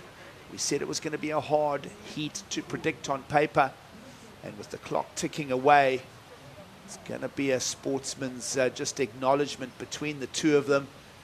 Well surfed from Oscar Berry, despite the score still to come. And we want to know what that's worth, because that was tail high. He really got it very inverted as he left the lip. Kai loved that inside outness of that turn. Judges did 2. They like it enough to go 7. So that's the single highest score of quarterfinal number 2 there. Yeah, great way to finish the heat. I think Shion Crawford's going to kick himself, kind of lost it on that one blowtail that could have made for a different heat. But Jess and the rest of the Australians are doing cartwheels on the beach because their man is through to the semi-finals. And he's got a giant battle on his hands tomorrow coming up against the South African. Personal bests for both Shion Crawford and Oscar Berry here in the Challenger Series in Ballito. We'll lose Shion Crawford for a 5th place finish. Oscar's on his way to finals day. Stay with us. Quarterfinals continue. Another big heat coming your way. We'll bring in Paul Evans, Greg Emsley, Jess Starling for the call.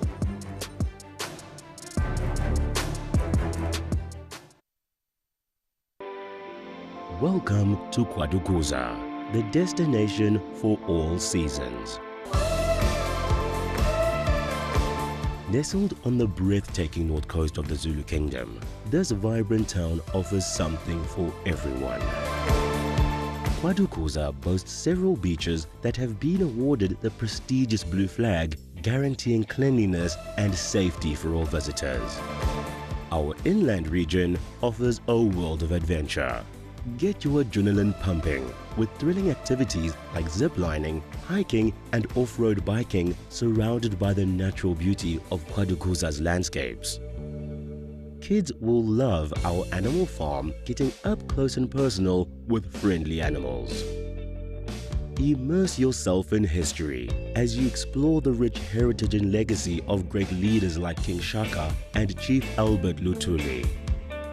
Conveniently located just a short drive from King Shaka International Airport and Durban International Conventional Center, making it easily accessible for both local and international delegates, with an abundance of world-class accommodation facilities, dining options and attractions nearby, you can truly make the most of your time in this magnificent region.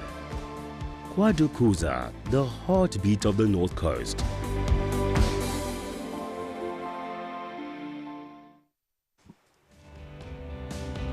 Ballito thriving on a Saturday afternoon, a packed beach crowd loving the vibes down here. Luke Thompson fired them up. The statement heat win through to semis, finals day. That'll be tomorrow. Right now, we're disputing our 4th semi-finalist. Who's it going to be?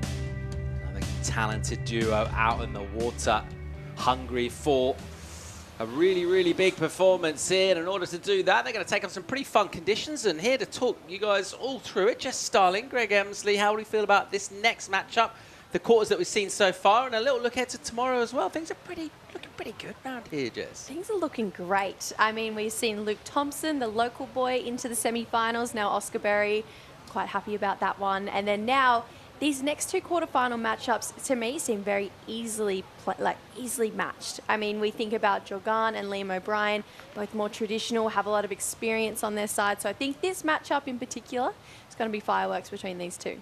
Greg, conditions in terms of the tide, that's ebbing out. That's going to make things shallower on the bank. What are we looking at in terms of sections, the type of surfing that will work well out here?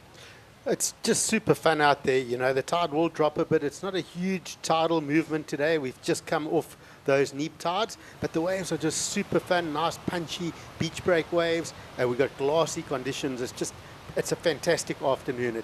It's going to be a great finish here. 2 more heats to go for Saturday, and we're going to wake up tomorrow morning, nice low tide in the morning, pushing, and I think we'll have a great finals day as well into tomorrow. Let's have a look at Liam O'Brien taking on Jorgan Cousinet, quarterfinal number 3. Who's going to that second semi? Will be one of this pair so far already on the scoreboard. Frisky into it quite early. Lobby did this for a 5-5. Yeah, Lobby, he's been looking really smooth. Wow, really drawn out bottom turn. He started that from well behind the foam. Connected nicely with a few wraps after that first turn and really pushed hard on that end section there. Liam found himself one of those waves that just hit that sandbank and just ran pretty perfectly across it. So Lobby, that's a great way to start. That was well put together. Gets the 5.5 and that'll feel good. He's just looking so sharp is Liam O'Brien, and Jorgan as well, though. He's been super sharp through this event. He's going to be a danger man, in my opinion. We see Liam already finding a second wave here under priority. Slicing through that first section. Goes for the little blow tail, having a bit of fun with the tail ride. Lines up again, and a lovely full roundhouse cutback. Slicing through the next section and into the finish. So that little wave just absolutely stood up for him all the way through to that inside section. Multiple turns under priority. That was a bit of luck, right? Yeah, great wave under priority. I mean, paddling in, you're thinking, it might not be much, but that just had a perfect cupped out wall and just it kept pushing at him at the right direction. It felt like it was one of those waves that just came from that perfect swell and just really hugged exactly where Liam really needed it to hug, and he just unleashed with a lot of variety. He had the speed. I mean, judges will probably be licking their lips at this one. Let's break it down. Love that first opening layback. We saw that in competition yesterday, and then this is where he frees the fins, re-engages them, comes back around, lays it all the way back for a full roundhouse into a sliding slash, and then comes up and just belts that inside section again. So great wave. I just got my fingers out for the count. 5 maneuvers on this wave, and every single maneuver was different.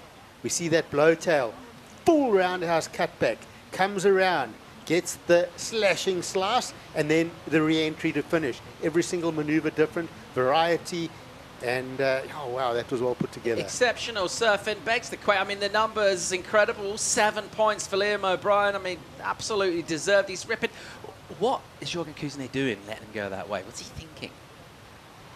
It kind of went under Jorgan. It looked like a mid-size wave, and he just thought, I got priority, I want to look for a bigger one. And to be honest, that wave cooperated with Liam O'Brien. It was almost like it just built up on that inside, and I think it gave him more than he expected, to be honest. It was amazing, the run on that wave. It really did cooperate with him. And as far as game plans go, you can't really not nod your head towards Liam. I mean, every single heat, he's got a really early start and just set really great fundamentals for his heat right at the beginning. So I feel like Lobby has been competing heats with this similar structure all through the event.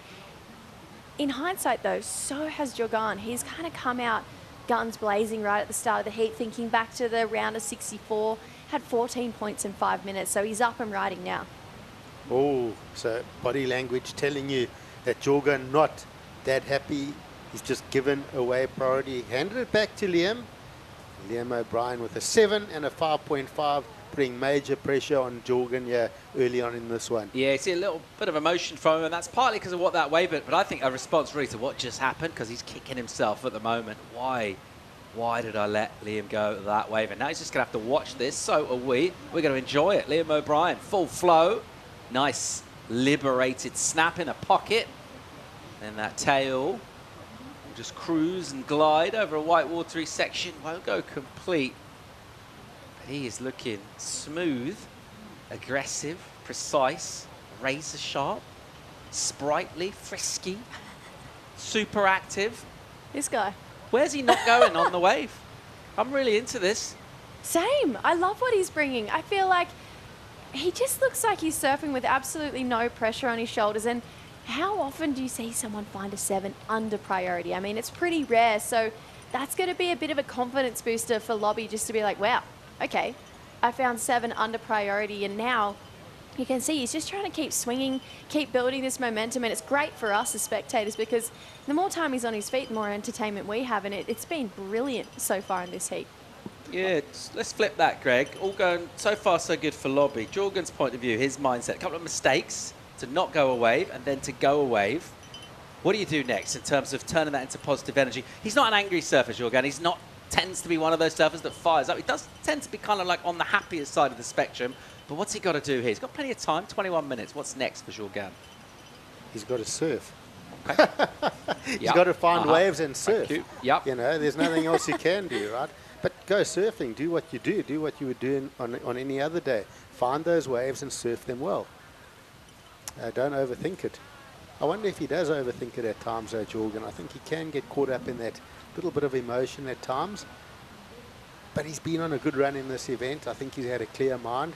So much time still on the clock, 20 minutes. He's got I think the waves are looking really good right now.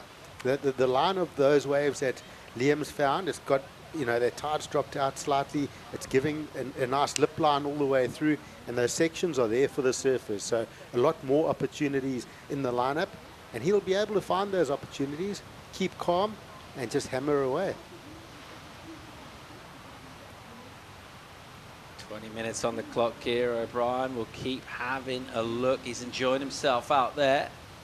He's doing good work. 12.5 the total. Couple of heats away from a statement win in terms of this being the quarters. So finals day tomorrow. Whoever gets the win here, obviously the 10,000 points, that's massive. We know that. But just in terms of this particular event, and how well life tends to have gone, particularly professional life, towards qualifying for winners of this event. Have a look at these names and what happened next. Well, let's take a look at the last 3 years. Ian Gouveia won, got second on the Challenger Series. Cole Houshman won the Challenger Series. Rio White a third. They all went on to have pretty great careers. I mean, obviously Ian, he's back on the Challenger Series now, and he got an early round knockout here, but there's a direct correlation between doing well at this event and qualifying for the CT. It's got this momentum about it that you do well in Ballito, you carry on this confidence through the rest of the rounds and the rest of the events that we see on the Challenger Series, and the stats are there, and you can't argue with facts. Important event, yeah. The second of the CS.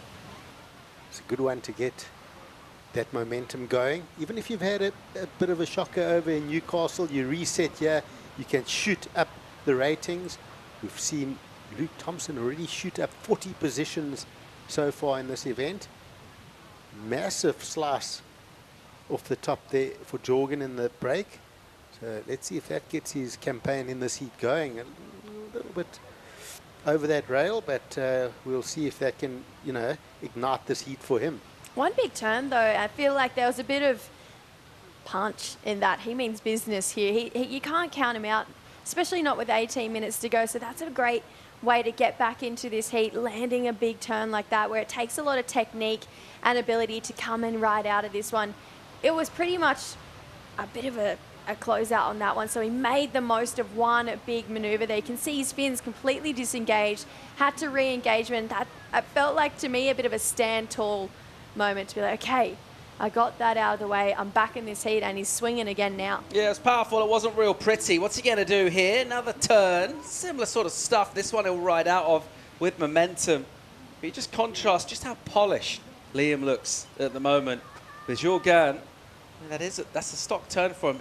forcing it a bit here. He's sort of chasing.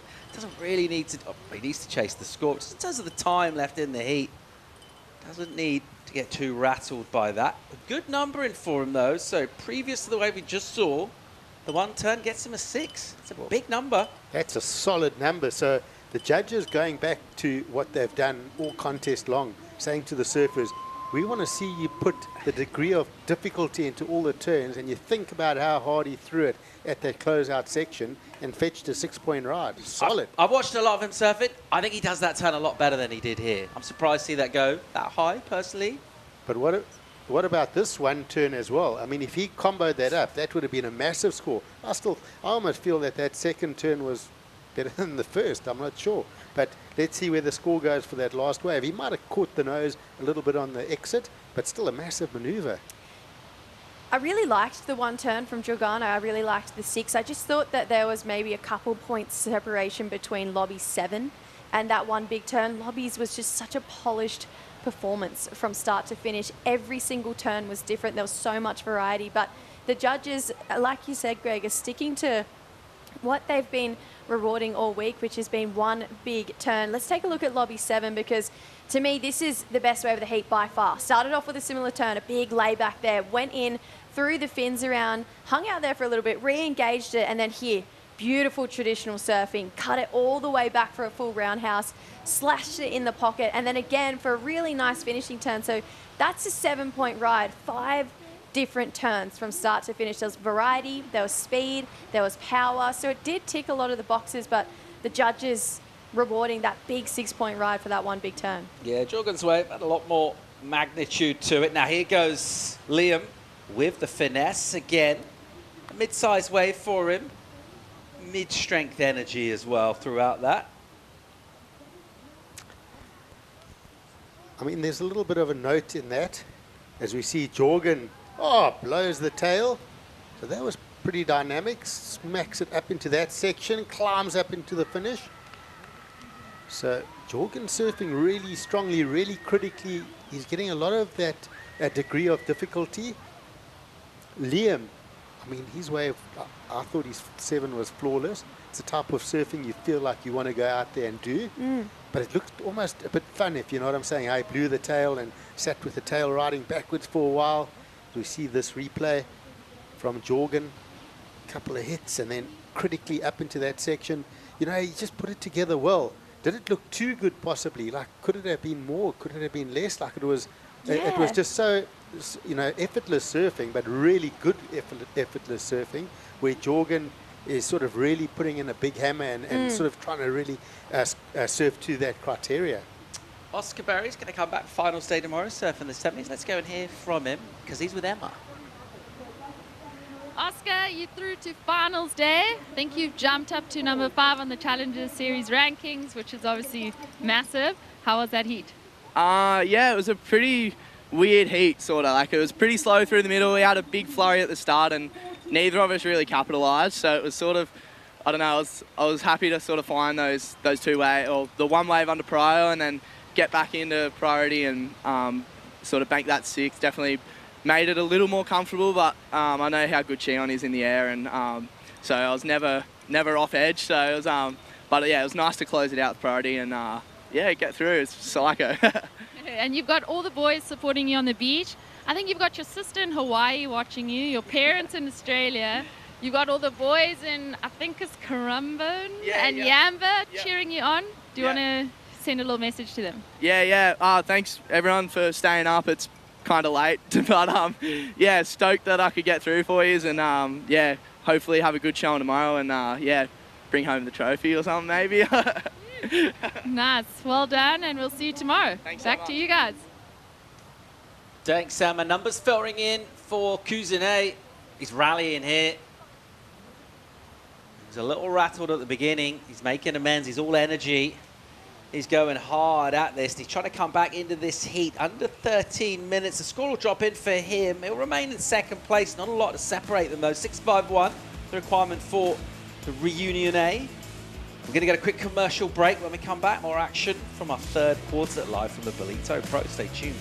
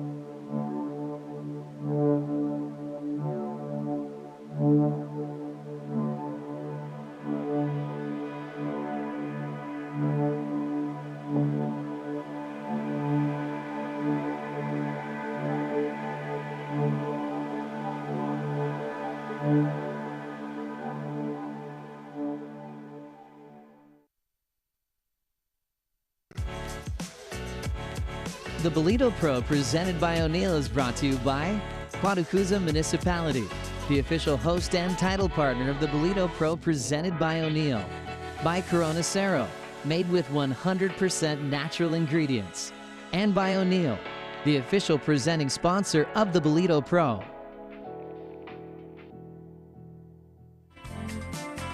The Dolphin Coast of Quaracuza is where we're situated right now and where we're enjoying the show. It's the Ballito Pro presented by O'Neill and a delightful Saturday afternoon. Spectators just drinking it all in, really.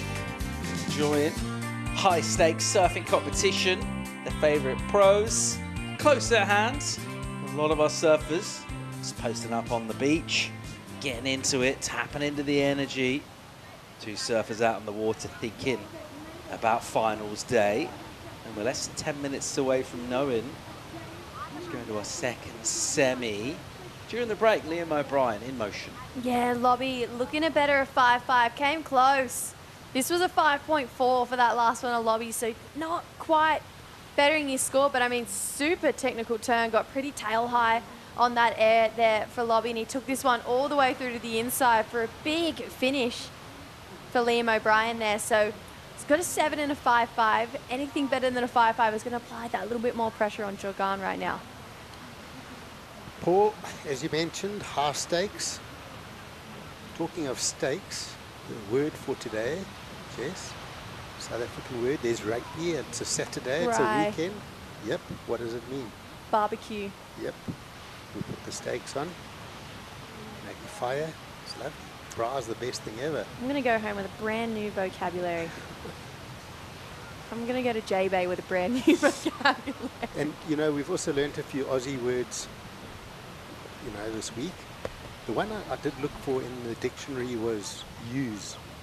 That's personally probably my least favourite Aussie word. And I'm going to get a lot of flack for that, but yeah, I cannot stand use. That's not a word, right? No. This Liam O'Brien with some pop. Disappears down a hole. Cuisinet has a little look over his shoulder. Maybe a little wry grin. Possibly an evil cackle under his breath as he sees his opponent go down, which is always nice. I'm sure he likes Liam. He's a nice guy. He is. But he doesn't want to see him stick anything too good at the moment. He'll just want to keep that score where it is and think, okay, it's my turn now. In terms of where these numbers are, pretty close together. Less than a point to separate. Liam with the momentum at the start. And the grunt of Cuisinet really to just claw things back. And he's very much in contention. And he's paddling. He'll just fade his entry and then pump. And then there's a big hit from him. And again, a great combo and so critical. We've seen a couple of softer waves from Liam, and by contrast, that thing had a bit of punch. Yeah, I mean, if that 6 was a 6, then you're going to have to think there's going to be some extra points on that one there for Jorgan. Two massive turns, a lot of power, punch, like you mentioned, and just, it felt like you felt the turns. Watching him, like, all that wave would have hurt just then. It's a big wave, set wave, and two massive turns. Rips through that first turn, sets up vertical and heavy in that lip, and this one's definitely going to get him his best score. Look at that. Just degree of difficulty. He's not leaving anything out there. He's pushing on that back foot into that tail pad as hard as he can. He still gave the claim as well. That felt good, and Sheep is right back into this heat. I wouldn't be surprised if he goes to first on that wave. Almost overpowering the board there, isn't he? He's pushing so hard. He is a really strong lad, is Jorgan. And he's driving that board so hard. He saw the rail almost disengage. Kind of used it to his advantage, though. Set him back just a touch, so he arrived that bit later. And he could go that much harder. And the number in for him, guess what? He's gone excellent. Cuisinet right now in control. 6:20 to go. And he's dropped an 8. And he's put a little bit of distance, 1.5 points. The requirement for Liam's a 7.01. Interesting story. I was in the competitors area and sort of waltzing around, and every day I've gone to Jan Martin and Jorgen and said, hey, good luck, and what's the plan, and get a bit of insight for our listeners. And I was sort of cruising around there, sort of getting a water, and Jan was calling me over, come here, we need a chat. He says, we can't change the routine. You've chatted to us every day before the heat, and we want to keep the routine going. You're the good luck charm. Yeah. Good luck, Greg. So check out this, how he pushed through that back foot right on that tail kick, and again, slashing so heavily into that wave. And I spoke earlier about surfing towards that great judging criteria and how important it is to have that degree of difficulty through every maneuver. 8 points. Big Solid. score for him. Just in terms of that approach, technique, we've seen that for a number of years from him. A little bit reminiscent, thinking of Zhao Shanker in his rookie season. Remember when it was all body movement, it was all flex, everything between the waves, there was so much going on. Kind of forced the judges to give him the number. Everything got bigger every time. It was like there was momentum going in one direction. They didn't really have a lot of choice other than to give him big numbers. The surfing was so critical. This has been really smooth from Liam, but at the moment, he's in a position needing a number, but his work was really nice early on. Yeah, this was the 5-5 that kicked us off. 2 nice carves and then came through this inside section and just unleashed on turn after turn through this inside, and then got himself a 7-point ride. So this was the high mark of the heat before this 8-point ride. Just gave us a little bit of everything on this wave. Really beautiful transition as well. You can really tell he's a CT caliber surfer. He's got so much class about him.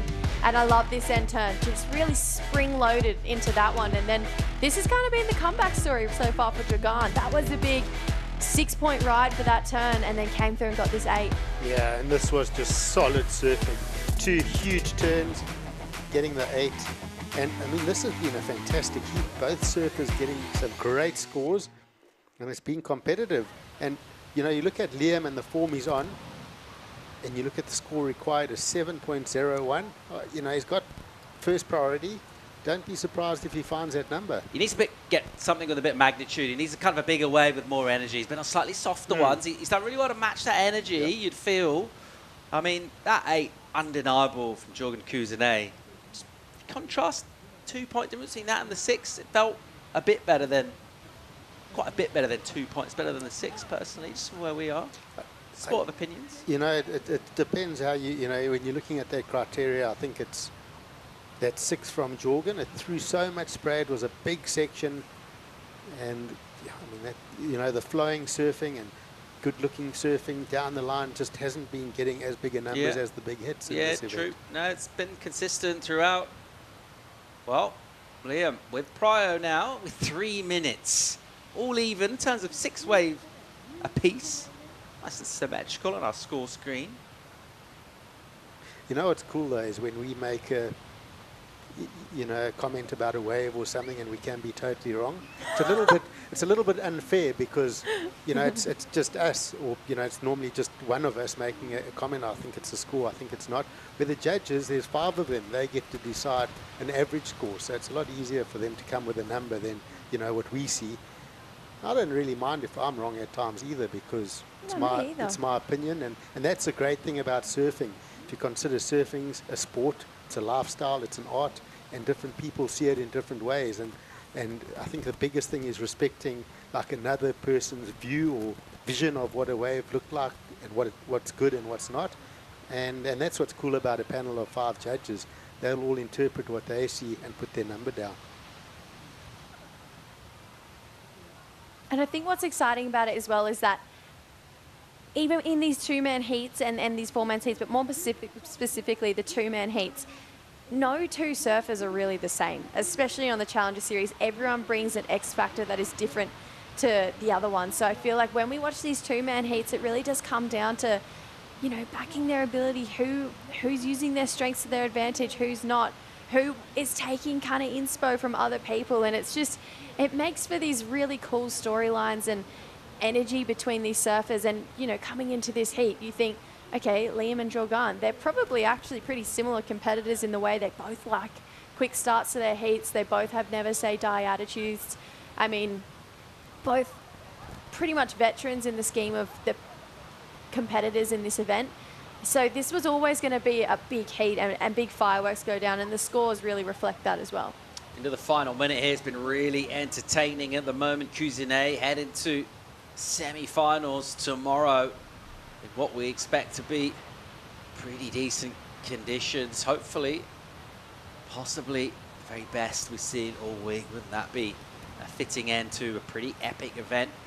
Stock number 2 on the Challenger Series, time ticking away for Liam O'Brien. Quarters will be a decent result for him, but once he's here, he'll be thinking already about coming back for tomorrow. And if he's going to do that, he's got 30 seconds to find 7:01. He's just going to have to go now. Here goes O'Brien with speed from the get-go. First turn is big.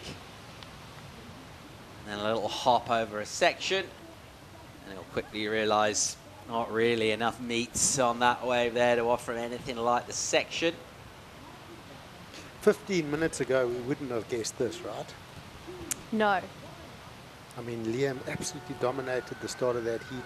Jorgen had a complete shocker. What a comeback in that heat. To be fair, it was a bit of a tactical masterclass from you, mate, because I said, what does he need to do? And you said surf, and he did. And look at that, he's hit the finals day. Exactly. Kuzene is loving this. Well done, that man. He has ripped this heat. He's gone into the excellent range. You can see how much it means to him. He'll look forward to coming back tomorrow in quality conditions. We'll get a break right now. When we come back, we'll wrap up our 4th quarter. Lucas Silveira taking on George Pittar. We'll be right back.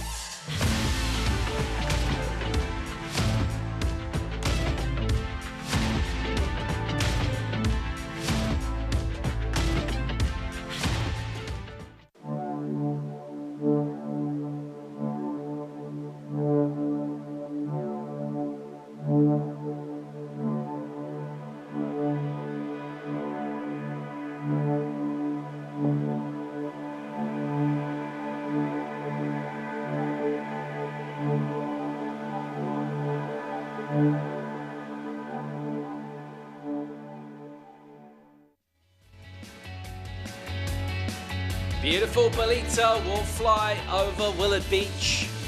Top 2 on the Challenger Series in South Africa. The Indian Ocean providing us loads. The Dolphin Coast of Quatagusa providing us great ambiance. Really cool vibes. Beautiful weather, water temps. The key ingredient, of course, has been the waves, the performances from our Challenger Series surfers. Well, they've been really, really sharp as well. Looking at Lucas Silveira, who's got through a couple of really tight heats quite late. He's done quite a lot, actually. It's been an emotional journey to get here. George Pittar, similar in some ways for him, actually. His momentum, you feel, is building. Last couple of rounds, better and better from George. And he'll feel like he's on a bit of a journey here. They both are. They've both got momentum. However, someone's journey's going to end. Whose is it going to be? For me, it's very simple, this heat. What I see here, and I look at this event and I look through the rounds, is it going to be George Pittar's clinical nature, getting his 2 scores, putting together a fantastic heat, or is it going to be Lucas Silveira pulling the rabbit out the hat again, which he's pretty much done in every heat? It's going to be an interesting matchup. I mean, I asked you, yeah, which one is it going to be? Well, that was my question, if that's all right. I asked you. Yeah, okay. Yeah. But tell you what we do know is who they're going to face in the semis. It's going to be Jorgen Kuzene, and he's with the Frou Brew. Let's go and hear from him. And Jorgen, what a great win there. You through to finals day. Minimum third placing in Ballito now for you. Tell us how that heat was. Wow, you know, man, this heat was so stressful. I was hoping for no waves. You know, I was in the lineup, like praying, please God, or Poseidon, don't send any wave. I want to make this heat so bad. But I don't know, those last few days I've been feeling so good. You know, I had so many signs. I'm feeling great. My friends were sending me a lot of messages, like all my friends at home. Also Leo, you've been my agent, but also kind of like my girlfriend now. Donc merci beaucoup et je te fais des gros bisous, on se voit à la canoë de toute façon. And yeah, I'm super happy. Can't believe I was looking for 7 and then the wave came. I did the 8 point and yeah, made it. Greg Emsley was chatting on the ball cross during your heat. He was talking about Jan, and you guys have a very particular procedure kind of leading up to every heat. And he said, hey, I better go and check in with him because it's been good luck for the event so far. Yeah, every heat I saw Greg before, and it's been working. So yeah, just before the heat, I went to hug Barrick. I went to hug the beach marshal guy. He's a legend. By the way, he's doing some, he fixed the board over here. So if you guys need board repair, he's the boss. And yeah, I've been staying with Joe, Jan Martin. Of course, he's been such a good coach here. He's been placing me in the lineup because the conditions are super hard. Sometimes you got to go on the left and you get lucky, you get the good one. And yeah, I don't know. I just feel like the vibe is amazing. All the people here are such good people. So yeah, let's bring it on. I want to win this comp. So step by step, first semi and then final. A message for the folk. It's Saturday afternoon in Europe. They're glued to their television sets, watching you online. A message to them. Merci beaucoup à tout le monde pour le soutien. Franchement, c'est incroyable. J'ai vraiment beaucoup de chance d'avoir autant de monde derrière moi, d'avoir autant de potes. Et puis voilà, j'espère que c'est pas la fin. Je fais des gros bisous à la maison. Je sais que chez moi, il y a les potes, il y a Dimitri et Raph qui matent la compète. Donc je vous fais un bisou les frérots. Et puis voilà, on va aller jusqu'au bout. Hein. Youhou! Et après, on boira des coups peut-être aux fêtes de Bayonne. Allez, youhou! Into finals day, Jorgen. Great job. We'll see you tomorrow morning. Back to you guys. Elated Jorgen Kuzenet to be coming back for finals, and he'll be feeling like a lot of these key ingredients just coming together. He's reading the signs, the omens. He's taking good energy wherever he can get it. It's working. It is, and I mean, he's just matched his best result that he's ever had here. He had a third here back in 2019 when it was still a prime event before we saw it become a Challenger Series event, and he does seem to have quite a unique and nice connection with this place. He seems like it almost comes across as homely to him. Well, it's interesting you say that, but I mean, Reunion, it's not that far away, right? Relatively speaking, the South African surfers always had a really good connection with Reunion in terms of the swells, the sort of the periodicity where they come. They hit this coast first, then they'll wrap up there. So the ocean that he grew up surfing is the Indian Ocean, not too far away from. Probably is quite a long way actually on a map. It looks quite close, but it's in the neighbourhood. It's like a 4-hour flight or something. I've done the trip quite a few times, especially when I was younger. As we see live action here, George Mattar getting this one. Is that under priority? Did he have priority there? Just ripping that turn, but that wave just a bit of a short wall. Yeah, so Reunion's a 3 or 4 hour flight. It's pretty quick. It's just a little hop. You normally got to go Mauritius and then a small hop over to Reunion. But what a beautiful island, lots of good waves. And through history, we've always had little surf comps between South African surfers and the Reunion surfers. In fact, they've been coming over again for the last couple of years, and that's worked very well. We actually had a team that went over to Reunion last year, which included the likes of Dan Emsley, Zoe Steyn, a couple of the LePronts, and that was a great event. And so those are the interactions that we've had with them, and people like Jorgen, when he was younger, would have done a few events here and really felt at home. And also get to know the South African surfers. That's how you get to meet people and feel homely. Working well for him. He's through to finals day. Who's he going to face in the second semi? It'll be George Pitat or Luke Silveira. George, quite vigorous in what he's been able to do so far. That one turn was real dynamic. It was a short section. He put loads into it though. Pretty tech. He's using those live levers that he's got. Say sprightly. Silveira, a little bit less probably movement in terms of the body. He's got that really strong stance. He just pushes really hard, Jess. If you're looking to try and do that. Yeah, two really differentiating surfers right now. And I mean, George, he loves the structured heat. I feel like he just is a real momentum surfer. The more waves he's on, the better he does seem to get. This, though, this was a pretty crazy turn. I mean, went super tail high off the back of that wave. That was well a third of the board out of the water then. Just re-grabbed it. He's got that on lock, actually, when it comes to being able to rotate the board and in these tricky situations and blast those spins. It seems like that he's really worked on that in the last couple of years. It was a different heat, but it was the previous heat. Will there be a comparison between this and the 1-turn-6 that we saw from Jorgan? I just don't think it was as it was technically difficult, but it wasn't as in such a heavier section. Didn't have a closeout on it. It was sort of just off the face of the wave, obviously in the lip, and then that wave tapering off. You know, it doesn't give it that dynamic finish. You want that heavy closeout coming at you. Judges answer that question. 4.83 is their response, and theirs is the one that matters. So, his best thus far, serving a bit of notice as much as anything else. That wave always, he committed to that bottom turn. Part of the reason I think why he went so hard at that, just identified the energy he was draining out of that wave. If he gets one lined up and brings that sort of surf in, the number could go absolutely anywhere. Silveira just keeping his powder dry at the moment. He's biding his time. We've also seen pretty much no wind all day, and now with this late little afternoon, there's a slight onshore breeze picking up, so it's putting a slight texture on the ocean. So there's a slight bump out there, but at the same time, it's also creating a nice lip line with, you know, giving those opportunities for progressive surfing.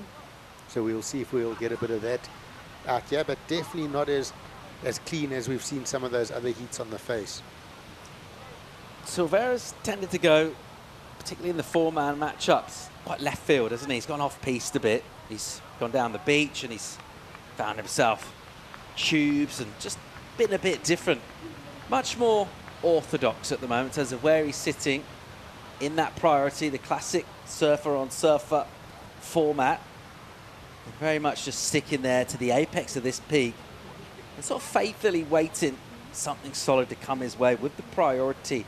Perhaps a tactic from him to identify. He'll probably need the quality waves to match the surfing of George Pittar.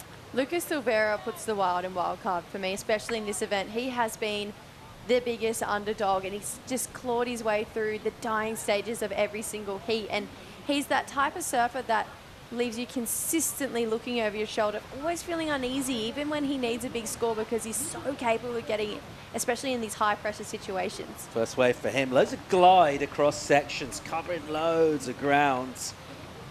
Not loads of lip on it. It's always sort of running away. So the manoeuvre selection available to him. Got the little set-up float and then just clips it. Does it nicely with control and speed. Didn't see anything crazy happen in terms of what the actual board was doing, but it's very neat and tidy and it's fast and it looks good. Yeah, that wave limited him to what he could do. Obviously, we don't see a connecting floater as a major maneuver. He was forced into that because of the speed of the wave. He did it really well and then came around and hit that finishing maneuver. So let's check it out. Connects the floater and then up into that section, pushes the tail. Nice bit of spray that came off it.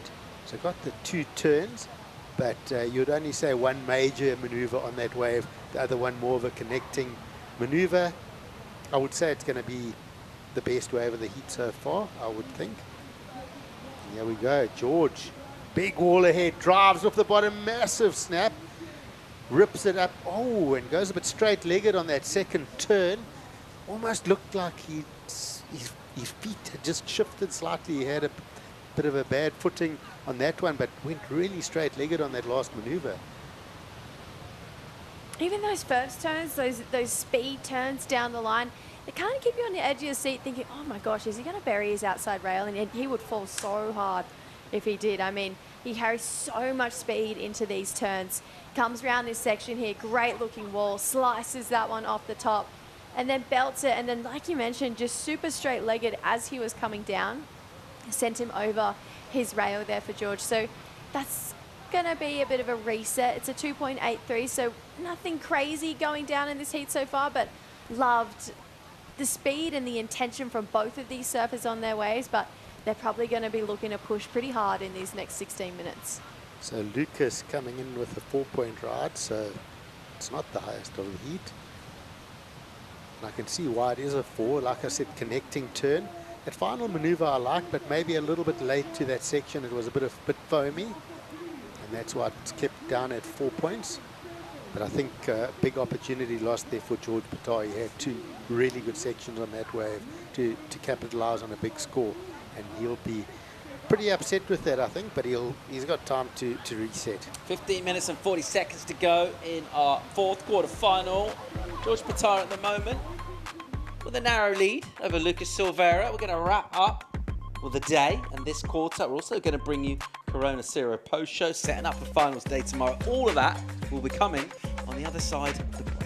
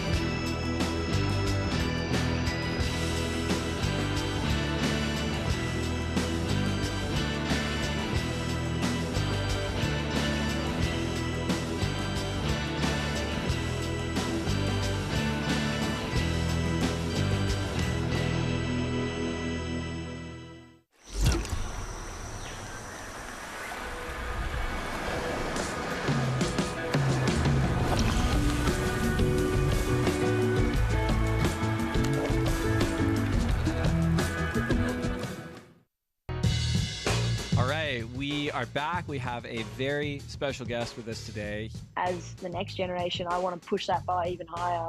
I think everybody's a threat. You could get the wave of your life out there.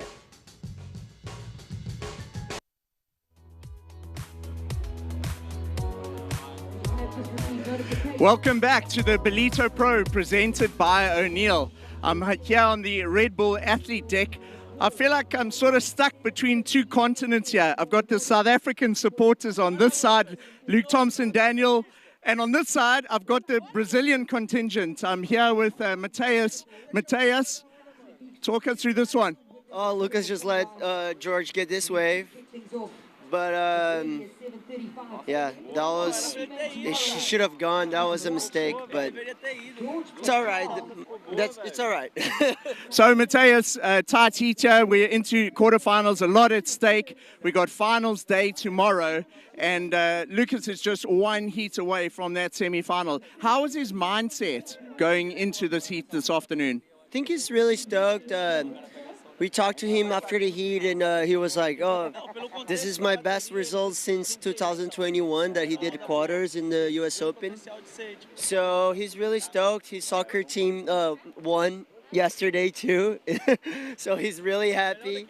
And yeah, he's the only Brazilian left. You know, we all supporting him here, and he's, you know, the only thing that I told him, because we are really good friends. We live close to each other. We surf every day together. And the only thing that I told him is, like, stick to your guns. You know, like, he does crazy laybacks. He don't have to do airs. So, yeah, that's the only thing I told him, and then it's working, you know. Like, he's going for 1 big turn. And, yeah, I think he's doing well. He's in mentally well. Well, thank you, Mateus. And a wave to show up. There was no wave, so we didn't have that luck like Jadson yesterday, but all the best for the rest of the heat as you guys focus on the last Brazilian left there, and let's hope that a wave comes for him to take you through the rest of the heat. Back to you guys in the studio. Shot Mike and Mateus enjoying the action. Brazilian crew, as ever, big support for their countrymen. They didn't particularly enjoy seeing him let Georgie go. What did George do with that opportunity? Turned into a 5.9, Jess. Yeah, got himself the best wave of the heat so far. So, George, this is the way that Mateus was kind of confused why Lucas didn't go. Started off by putting it on rail, rotates that body all the way back to that power source, and then huge finner on that last turn. Really drifted those fins all the way around. He's got this turn on lock. This is what I was talking about earlier. He just has figured out this formula, this perfect balance of push and pull, when to push the tail out the back, and then re-engage those fins, pull that board back from underneath him. 2 turns, 5.9, but you got to think bulk of it is on that end section. Definitely. And you saw that opening turn, a little bit of bump, so it was quite hard to pull that board through all that bump. And that's what I was mentioning a little while ago, that little bit of onshore that's come up. It's actually caused quite a bit of bump now in the ocean. It's, you know, when I find when the onshore starts blowing, it's almost bumpier than what it is when it's been blowing for a little while on the face. Like ruffles it up, and it really puts those little bumps all over the face, and it really makes a lot of chatter on your board as well. Yeah, did well to smooth out those bumps, didn't he? Using that sort of wire strength, really. He's got loads of that. Good enough to go super vicious for the last turn. 5.9, decent score in the context of this. It's over a point above his best, and it's significantly higher than anything that Silveira's been able to get up until now. Under 10, Silveira will chop a carve in a pocket. Just a touch sticky on the second and the third. A non-cooperative wave, just a little awkward for him, but his type of surfing, the power that he's got, the back foot, does need a little bit of room to swing. Just got a bit crowded out there by the sections. Yeah, I feel like that first carve he did really well to get as much drive as he did on that section. There's a lot of bump to deal with on that face, and then just a little bit sticky on those last two. Just that his timing ever so slightly off on those sections there for Lucas. Chasing a 6.73, he's probably back to the drawing board, but he's going to get a second wave, and you can see he's not defeated by it. He's kicking to get back out the back there for Lucas. So let's hope we can see both of these guys open up even more than what we have seen so far, and this is the same storyline that we've seen from Lucas the entire event. Bring on the last minute for Lucas Silveira, because he's pretty good at converting in that last 60 seconds. Yeah, we never quite know what the ocean's going to do, but one thing we can absolutely guarantee is he will bring the fight right up until the very last second in this heat. It's been something that's worked for him throughout. He's actually had to do that. None of those were choices. He wouldn't want to be chasing down a score, but he's done it, and he's done it successfully. So he'll just keep competing as hard as he can throughout. Priority now with George, and with 8.5, a moment here, Greg, possibly a turning point, because it's not going to be a massive number to come for Lucas, the 4.43, and now George, an opportunity to kind of slam the door shut, but certainly just ram home a bit the advantage here numerically. Yeah, but, you know, Lucas did get that 4.43, which means his requirement down to a 6.3, so it's a much better requirement than just under a 7, which he was needing. So in some ways you can tick the box to say, you know, that's an advantage for him that he did go on that wave. He felt a bit rushed into it, you know, using that priority. But looking at the time, you could say it wasn't a bad move considering he did improve that scoreline and make that requirement less. But George now has a big wall ahead, sets up 2 maneuvers to start. Vertical on that turn, gets the finish, and that's going to feel good. Solid. He feels really strong. Lucas behind goes for the one big Larry layback, and that's incomplete. So George Patar is going to start pulling away here with this lead now. Yeah, nice to see multiple wave sets and an exchange, but by far and away the better of that went to the Australian Patar, who looked really dynamic throughout that ride, and his board is doing so much. You see exactly what he covers. We'll see here in the replay, Jess, this was really crisp. Yeah, it was. That first turn just really put it on rail there for George. Used that as a speed turn, and there quickly wiped off speed so that he could really push hard off that turn. Gets it up there for a finishing turn so quick. These 4 turns just happened so quick altogether. Here's the projection turn down the line. Watch him wipe off speed just there. Really helped in to just get in rhythm with that section, click into it better and put it up there again. And you know, George really feeds off his boys. You got Tully Wiley, Mikey Madonna, Xavier Huxtable, Jacko Baker, Oscar Berry on the beach, screaming as soon as he's on his feet. And he really feeds off that energy from those guys. And I feel like all of them do. But George, he's not looking back at the judges. He's looking back at his boys on the beach. Monster number 4 in 7.67. And we speculated his next move, how significant it could be. And it's massive for him. And it's really bad news for Lucas Silveira, who's in all sorts now, looking for a 9.14. Under 6 minutes to go. He's also looked a little bit one-paced throughout this by comparison to George Pittar. It's exactly what the judges are doing, is they are obviously comparing the surfing of the two. And he's some way off this now, Greg. He's struggling here. Yeah, absolutely. It's been a bit rushed, and we've been obviously chatting. I didn't ever get a chance to answer your question at the start of the heat. And my answer was, I think it'll be the clinicalness of George Pittar to win this one. Oh, cheeky. Cheeky. To be fair, in Greg's defence, he did call it yesterday afternoon that he felt something special about GP. Thank you. You're welcome. I got you back. Don't worry about it. Paul's shaking his head. He's not convinced. Yeah, I'm not sure I like this when you two are in agreement. I liked when we had a little bit of needle going yesterday. Can we not go back there? Well, tomorrow, Oscar and Luke are in a heat together. Oh, that's going to be absolute war. Under 5 minutes to go here. Silveira, his task's pretty big. We know he can go big. We've seen him get deeply barreled. We've seen him do big power hacks. What's he got? A little wobble on the opening section. Really nice wrap. Just grabs it again. We get another turn in. It's decent surfing for him. He'll clip the finish as well. Nothing like the number that he needs. Will he improve on his fours? He's going to have to. He's going to need an improvement. He's going to need to get himself in the lineup with a new task, a new requirement. Just over 4 on the clock. Let's go down to the Frou Brew for an update. Welcome down to the Corona Bar. It's the last heat of the day. We're still enjoying big action out there.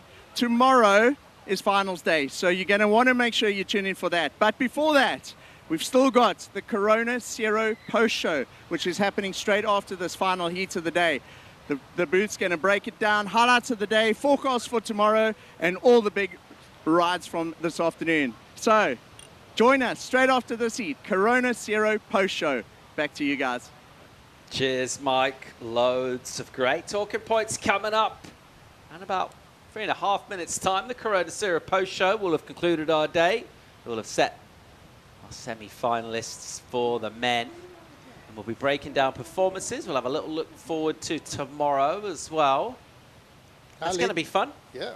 How legendary is Mike Frou? 1 minute he's on the beach, then he's in the competitors area, then he's in, you know, the VIP area having a Corona Zero. Just fantastic.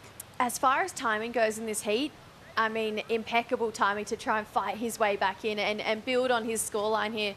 Lucas Silveira, I mean, 3 turns.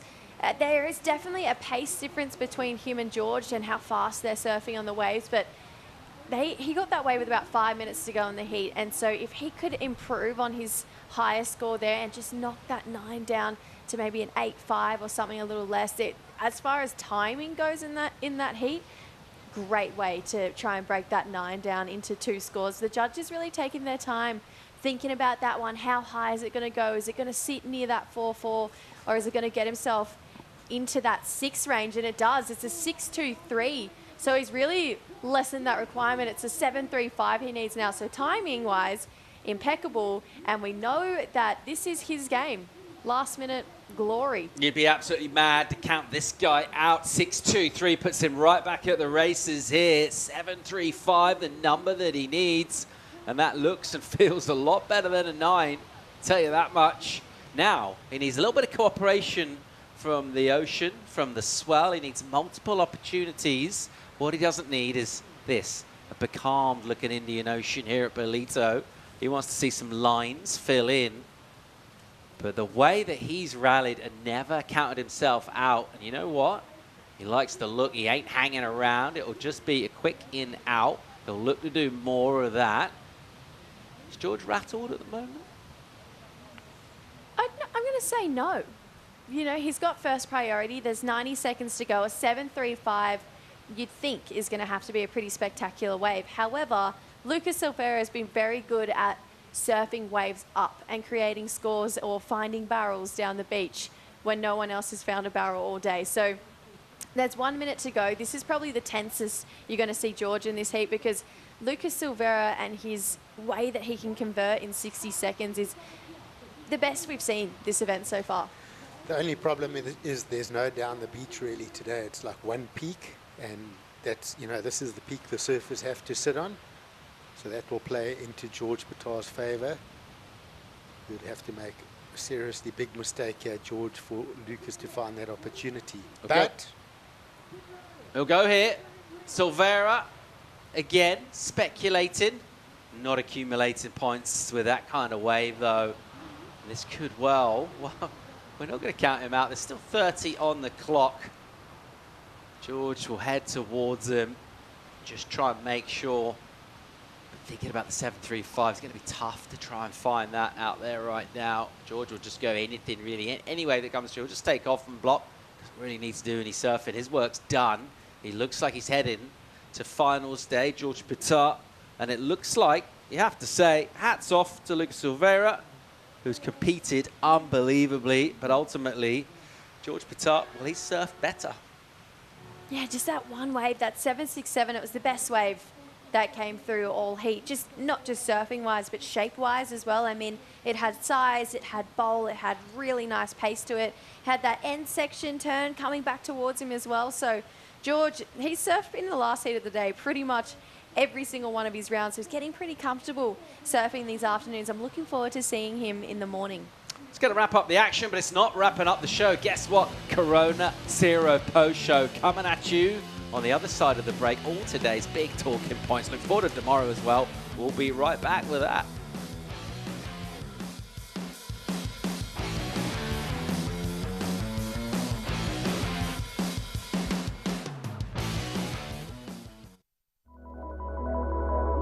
Welcome to Kwadukuza, the destination for all seasons. Kwadukuza is not just for thrill seekers, it's a family-orientated destination too. Stunning beaches where sun-kissed sands meet crystal clear waters. Our town has a range of child-friendly offerings that will keep the whole family entertained. For a magical wedding, look no further. Kwadukuza offers exquisite wedding venues that will create memories to last a lifetime. It also shines as an events tourism destination. World-class events like the Ballito Pro, where top surfers ride the waves, Heritage Day, which is used as a cultural celebration of King Shaka's life every year, and the Ballito Big Week, a celebration of music, food and fun for the whole community. KwaZulu-Natal's a premier conference, strategic planning and team-building destination, which is enabled by its close proximity to King Shaka Airport. Nestled amidst the natural beauty of South Africa's east coast, Kwadukuza offers a truly captivating setting for your next corporate event. Kwadukuza, the heartbeat of the North Coast, invites you to explore its beaches, enjoy thrilling adventures, create family memories, celebrate love, and discover its rich heritage. Start planning your unforgettable journey to Kwadukuza today.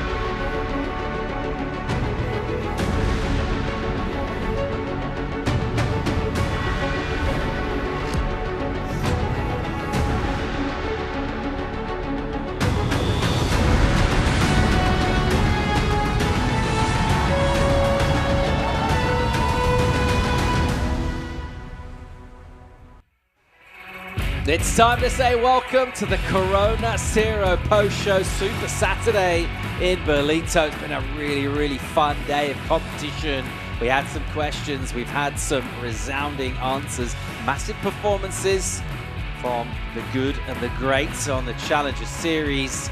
And we're all set up for a pretty sweet-looking finals day. We're positive about the surf being real good tomorrow as well. Before we get into our talking points, I'd just like to acknowledge you guys and everything you do. Cheers. Thanks for being you. Cheers to you. I appreciate you so much. Doesn't even feel like work. Have you guys enjoyed your day? And if so, why? I've enjoyed my day. I'm going to do it because I've sat next to you two all day and got to call really great surfing. I'm happy. I've loved the day. I've managed to talk through some great heats. I got to watch Luke Thompson's heat live with the fans. It was just an epic beach day. No wind. The sun was out. Literally, it's one of the better days I remember in the history of the Ballito Pro.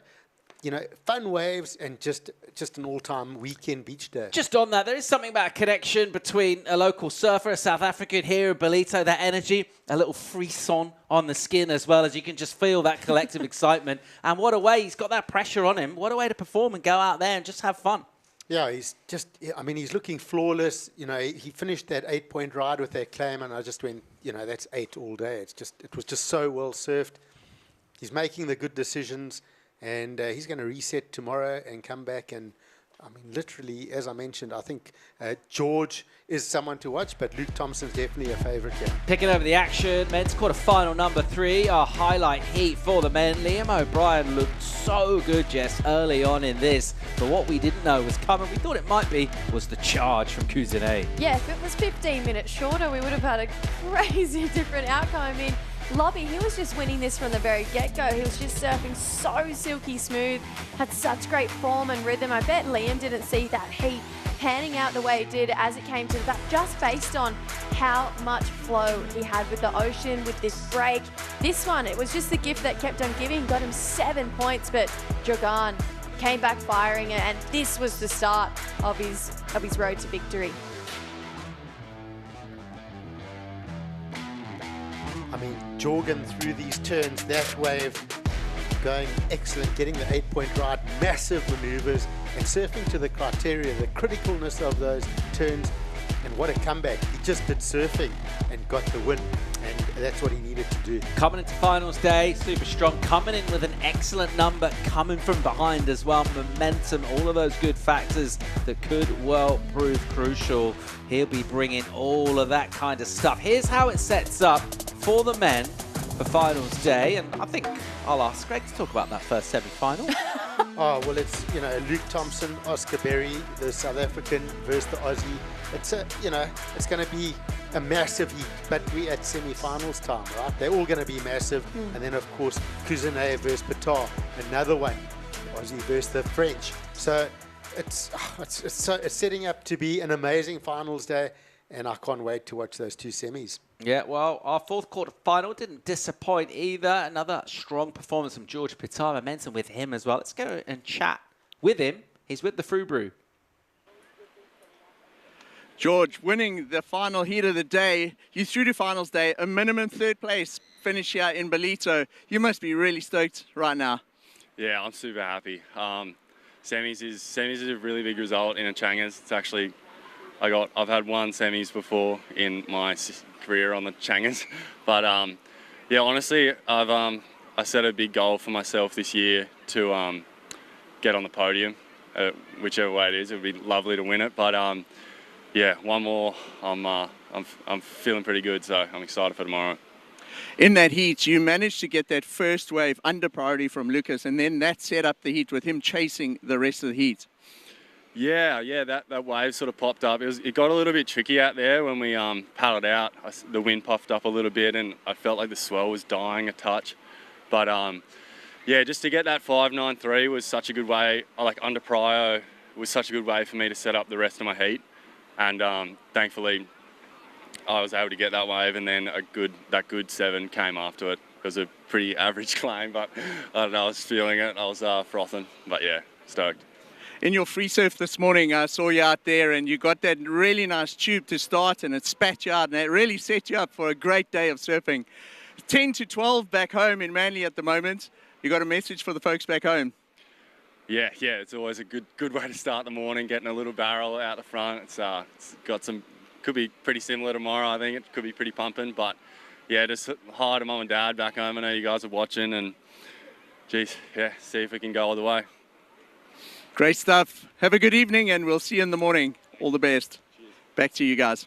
George is stoked. Good value for a spot on finals day. I think we take a moment to appreciate the Frou Brew as well. I mean, he's interviewed everybody in the world, but he's down there watching the free surfing as well. He knows what's going on there. How does he do it?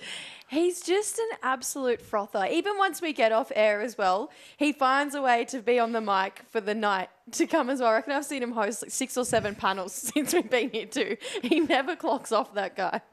Yeah, he's one of the characters that makes this event special. What it is, what else makes it good is highlight moments of outstanding surfing. Let's dive in to our women's action and pick out a heat. Someone coming in with pure fire, the youngster Zabrowski taking on Sally Fitz. Yeah, Tia's just been a real standout in this event, and she's really, come alive in the last year or so. But Sally Fitzgibbons with a 6.5. You think about the experience of the veteran to overcome the new hot shot on the scene. Tia Zabrowski, I mean, just flawless surfing from Sally, and she just doesn't age. Her surfing's timeless. And these turns, it was a great heat all in all. And Tia's, as I mentioned to her coach, Joan Duru, I said, bad luck, but she's going to have so many big moments in her career. But Sally Fitzgibbons was flawless and just put on a spectacular heat here. Sally seems to be just that hump that Tia can't quite get over just yet. Thinking back to her first ever Challenger Series, got knocked in the semi-finals by Sally today. It was a similar situation again, but I feel like Sally is just surfing really loose and free, almost not as if she doesn't care, because she does care, but as if she's just taken the pressure off herself and she's just enjoying competition surfing for what it is. And a win over Tia is massive because she was definitely the in-form surfer of the event so far. She's one to look for, and I'm sure we're going to see her in plenty more finals day on the Challenger Series. Let's have a look at the bracket here for the women. Talk us through what you're seeing here, Jess. The big storyline I'm seeing here between all 4 women, I mean, anyone can take the win, but there is also a wild card coming into play. So I'm going to really keep my eyes on Sally Fitzgibbons and Yolanda Hopkins, because you've got to think that it's got to come down to those 2 ladies. But Nadia, to me, it seems like she's just been in really fine form in this kind of flow. It just keeps getting better and better each heat. So great looking semi-finals coming up, and then we've got our dark horse, Laura. Yeah, another one of those stories there, isn't it, where we've got that blend, we've got the experience, we've got the youth as well, and this one's very much open as well. There's not really anyone necessarily from those 4 names that kind of leaps out at you. It's open for someone to write a brand new chapter here. Yeah, it's an interesting one, and I mean, it's always hard to pick who's going to go and win, but a couple of things that I'm seeing is, I've spoken about Laura, how technically good she's been. I've said she's the most improved surfer at this event. And then Nadia, she's had quite an interesting story through this event. She's had a couple of really crazy heats where she's come back right at the end. She's had a couple of big hits. She's really fought through this one with some spectacular moments. And I feel that could just sway in her way. When she gets those turns, they are seriously big maneuvers. And if she can keep that momentum going into tomorrow, I think she could be one that could take this win, yeah. Finals day setting up for tomorrow. I wonder what sort of waves it's going to go down in. Should we find out? Let's dive into our Surfline forecast here. Greg, if you wouldn't mind, talk us through it, mate. All right, so we see that big bubble that's of purple and red that's pushing up into Ballito. That's the new south swell that's already hit down the coast. It's on its way, and we are expecting tomorrow morning, check out that, 5 to 7 foot faces. If that hits, and it's here when we wake up in the morning out of the south, running down the sandbar on a low tide at 7 a.m., pushing through the morning, perfect northwesterly winds expected to come sweeping through. We're going to end up with, we could have a really spectacular day tomorrow. The last couple of days has been a pleasant surprise. We've woken up to more swell, and it's been great surfing, but I still say tomorrow is going to be the special day. Jess, our semi-finalists can come back tomorrow for finals day. Just tonight, for example, what's going to go down the next couple of hours? They're going to look back on today and what went well for them. They're looking forward for tomorrow. What's on their mind? I think it's just that fizz for finals day, that eagerness to come back tomorrow and maybe get the trophy, get the win, be on top of that podium. There's such a angst around who's going to win. I mean, the locals, they all really want Lukey to win. They're pushing for that, and we love a good local story. But then when you look on the women's side, it's so open, like you mentioned. So it really is anyone's game, I think, for both the men and the women, and we're set for some great heats and great conditions too. I love purple, especially when it's with Surfline. Personally, I'd just quite like to look back at some of the great moments that have gone down today. Go on. Should we do that with our top 5 moments We of the day? should. Shall we? Let's roll it. It's been a big day. I mean, crazy surfing, and it was Sally who just came through, taking out some big names today, including Tia Zabrowski, and just doing it in fine form, even in the dying stages of the heat. This one was with Alyssa Spencer. Found herself just fighting for a spot. Pretty much got her 2 scores in the last 5 minutes. Liz had a solid handle on it. So Sally, we love that smile from her. And this was George Petard, just absolutely on fire, ripping through these waves. And how's that turn to finish off? And then he nailed this one in the quarterfinals this afternoon and putting through a couple of big turns for the 7.67, and that was just epic surfing. This moment was a big highlight early on in the day. She found excellence in one of the first heats this morning, ripped into 2 big turns. That timing of that second turn, it gets you on the edge of your seat. She just timed it so perfectly, so much spray. Saw her into the quarterfinals, but unfortunately we lost her out there, but great performance. And Oscar Berry just on fire. He's looking so alive in this one. Of course, he'll come up against Luke Thompson tomorrow. Massive hit there to get him into the semi-finals.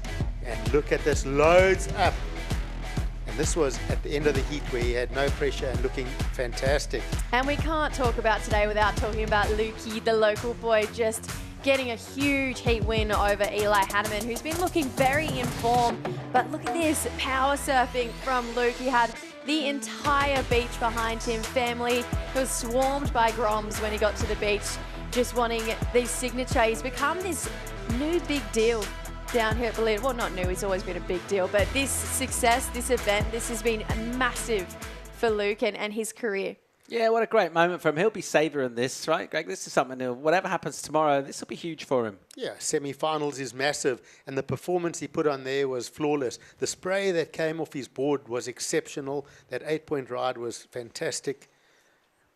Maybe it's the day for the South African tomorrow. We'll wake up and see, and hopefully it's absolutely firing. Yeah, so early morning here, the sun comes up over the ocean, and we like to look at conditions. Again, we're looking for something really quite special tomorrow morning. We think clean, nice bit of size in the water. Not crazy big, but nice and solid. And we'll have a call in the morning. We're going to come down pretty early, 7:15 local time. Tide will be low then.